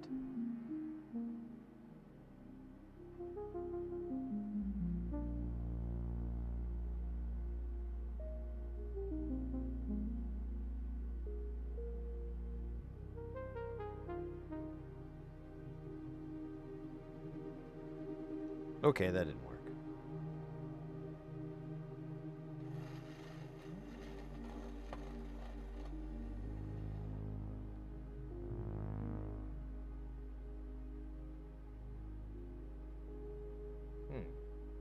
Here we go.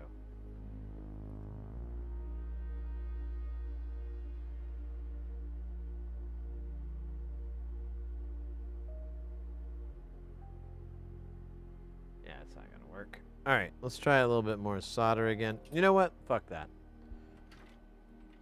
I don't want to cause this thing any more pain than I already have to. We'll use this dumb thing. Although this dumb thing seems to work.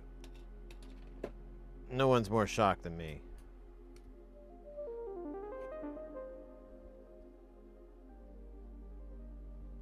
Make sure I get the right hole here. Oh shit. The gun went off. Wait a minute. I can see through all of these. Okay, well, we'll just heat up this one, I guess? I don't know.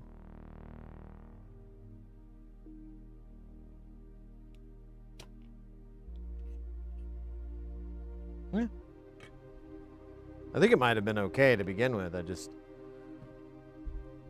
couldn't tell because of my rage. Rage will blind you. Rage will blind you.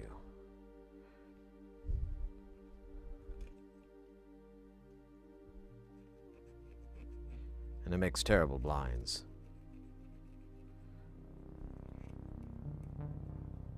Dude, this is so crusted on.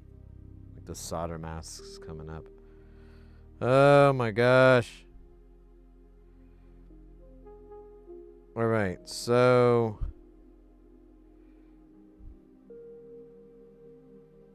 this will be these two long wires here. And then anode and cathode and all that good stuff. Cathode with a K. It must be Russian. Da. It is the correct spelling.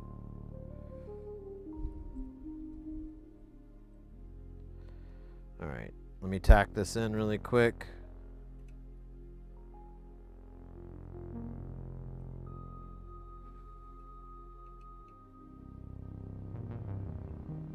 I'm going to trim these leads off, but I'm not going to go real short. So I kind of want to salvage this if this needs to be salvaged. Alright, so we messed with channel 3. Channel 3 was the softest. 1 is bearable. 2 is nice and tasty. So I only have one Vactral to tinker with, so we tried one of the ones in 3.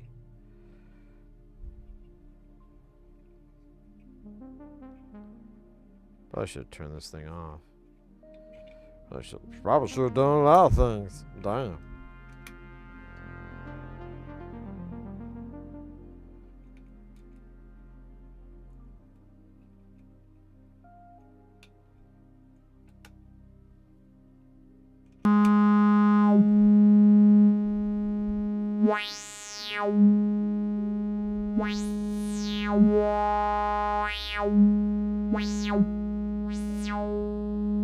Bro, that's exactly what's wrong.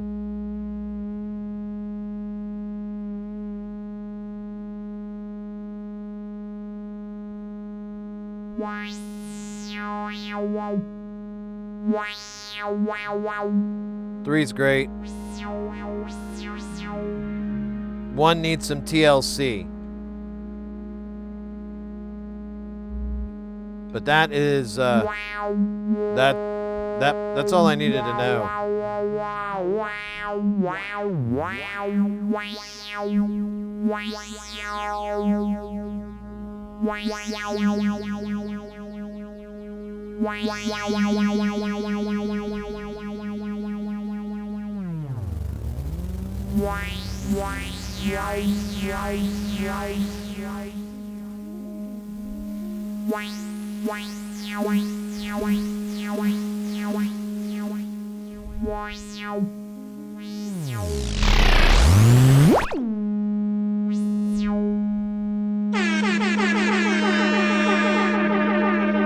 Nice. Alright, so I gotta make sure I buy some more NSL 32s. Can you still buy those in the States? Or am I gonna have to contact my guy?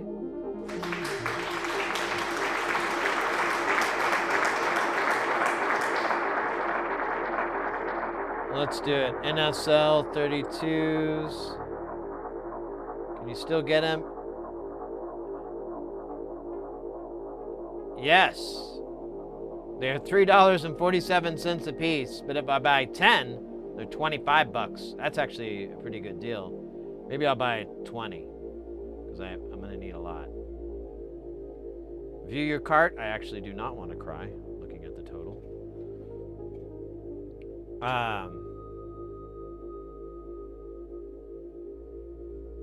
Stop it. Yeah, I'm gonna throw this Vactral in the trash because it's not good at all. I wonder, I have like another leftover, but I want to put in a fresh stock on this one on the top one, and try to determine, like, since we replaced, I don't know. When I pulled that Vactrol out, it seemed fine. So it might be the other one. Let me put a little Sharpie mark next. Well, that's not going to work. That's too tiny of a Sharpie. Where's my big boy Sharpie? There's your ball, big boy. So I'm going to put a little Sharpie mark here. Actually, I'm going to make it an arrow. It's a really bad arrow, actually. It looks more like a pirate treasure. But yeah, 3 sounds great now. I'm going to trim these leads off because I don't want to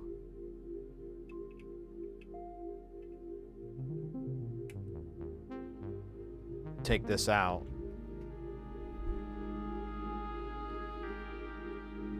All right, that's awesome, mates. Let's fucking go.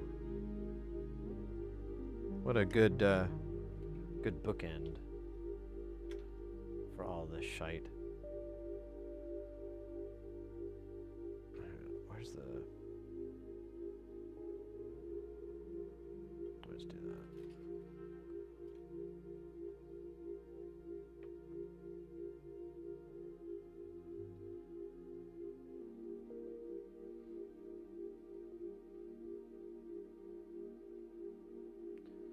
DigiKman, both been poking around trying to figure out what the reverse breakdown voltage is on these things. NLC suspiciously recommends DIYing your own Vactrols, and the VTL-F or VTL5C3 Vactrols can be killed by a 3-volt reverse. Yeah, I don't like those. Those Vactrols are like $5 to $10 a piece. I think we're talking about the same thing. The God, I can't remember the name of the brand. There's a brand that makes these other Vactrols, but they're really expensive. Vixonics or shit. Here, let me just look it up because you said that VTL 5C3.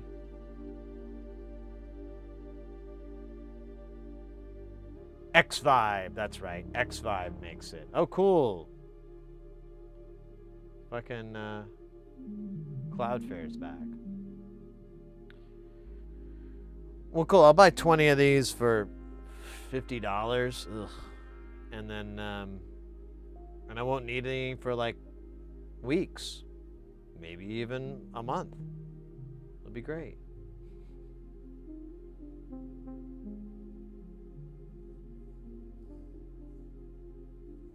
Yeah, I don't like those X5. I've used them in the past, and there's nothing special about them. And most of the NLC designs are either roll your own or NSL 32s. In fact, oh no, it's not Tata that you get them at. I can't remember. I don't know where he gets those at. Probably eBay or something. Something silly, like eBay. eBay drives them. eBay driving them nuts. Oh, damn, I got you.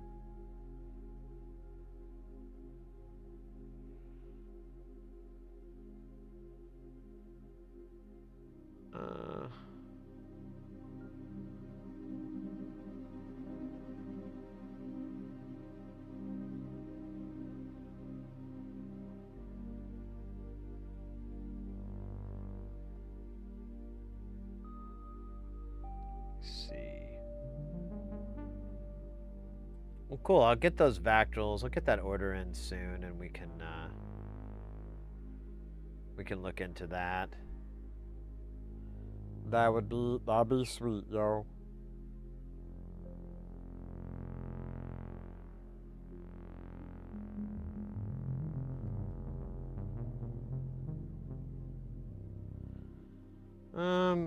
What else is up?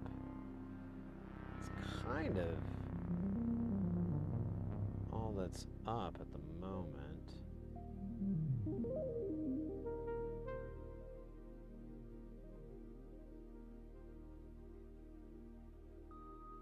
DIYing him, I mean, he doesn't really give, or I haven't ran across a tutorial, but you would basically just take a GL13 and an LED and just put them together and wrap them in E-tape or, you know, something that blacks them out, and you're done. His, like, look, you can see his from time to time, and I don't know exactly how he makes them. Let's see, does this have pictures? Yeah, I don't know how he makes these.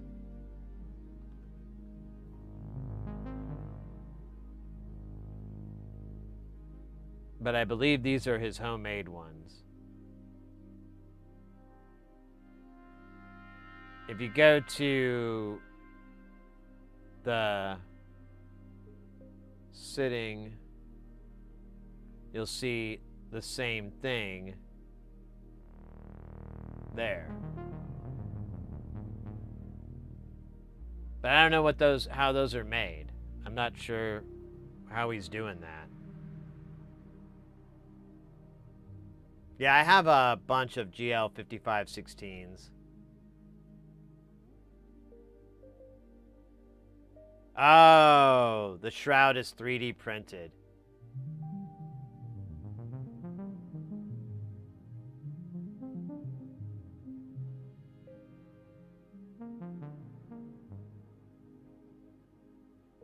Ah, that makes sense. Well, maybe I can find like a version of that and get some fabricated for me. Because I wouldn't mind it. I mean, NSL32s are going to start to fade away or just get monstrously expensive. If I were to buy those casings and get like 100 for, you know, just the casings for like, you know, $10 or whatever, and then bought a bunch of the LDRs, which I already have some, but I could buy like, you know, a couple hundred or whatever. And then LEDs are LEDs, so I could feasibly get away with almost spending as much now. And I think it'd be a discount. They probably cost like $1 to make. Maybe $1.20 or so. It'd still be cheaper than $2.50, which is what they're currently at, which is a lot.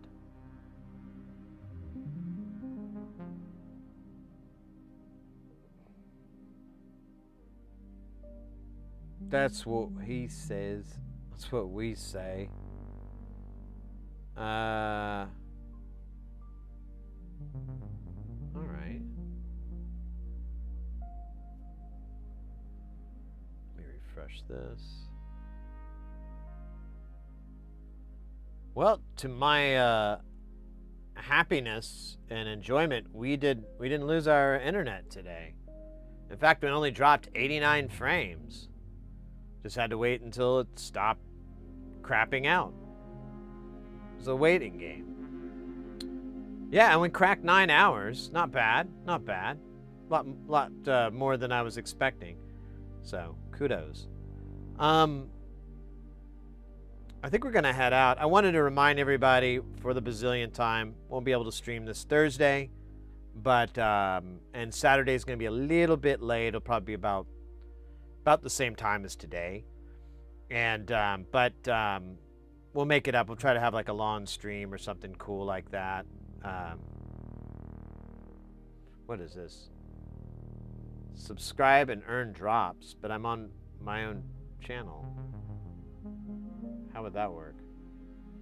That doesn't make any goddamn sense. But yeah, we'll be back on Saturday. We'll have a nice stream on that day.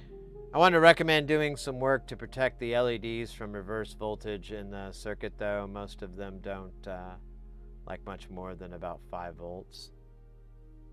Yeah. Yeah. The NSL32 doesn't specify, but it's probably similar, so the module might just eat optos over time. No, this has never worked. This was an issue for a while. And I think I remember now, I played like musical Vactrals, and I noticed, oh, the problem is now all here. That's why channel 3 was really, really soft. 1 was okay, and 2 was great. So I just need to replace that other Vactral in 1, and I think we'll get it back. I threw it in the trash. Well, I mean, I don't know what we're going to learn. It's the LDR is bad. Like, I can still get it's still going to register like 50 mega ohms or whatever, and it should register nothing. Here, let's check real quick.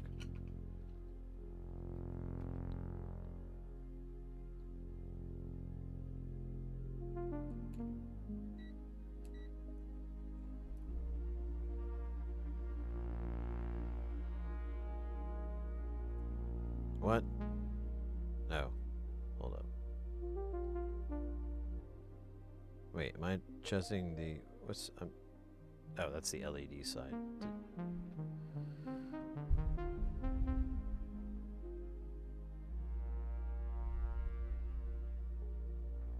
I can't get this to stay still.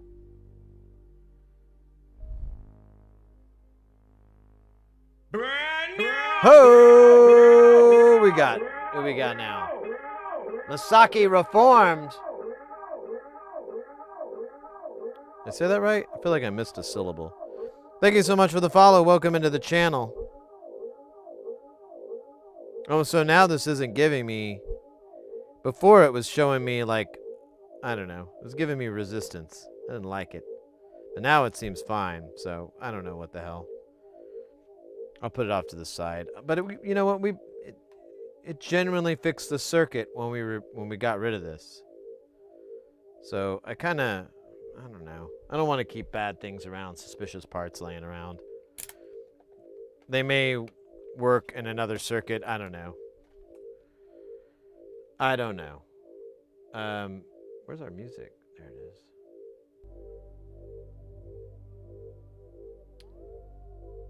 All right. So, let's, like I said, we'll be back on Saturday, probably about the same time, like 1 o'clock-ish or so. Here, let me transfer me to the Shadow Realm. Kidding, it's not the Shadow Realm. But there are no shadows, so it's kind of creepy. Yeah, we'll be back on Saturday. I got some content kind of coming out, so hopefully I'll get that all squared away. But if you're not already following our social medias, I recommend that. I got some new drops coming on Instagram and maybe TikTok. I'm almost done with that platform. I had some good thing going, and then it just kind of beeped. And I'm like, and it's so much work too. There's like all this extra bullshit you got to do on there that I don't enjoy. But still, give us a follow. Check us out if you're into those social media stuff.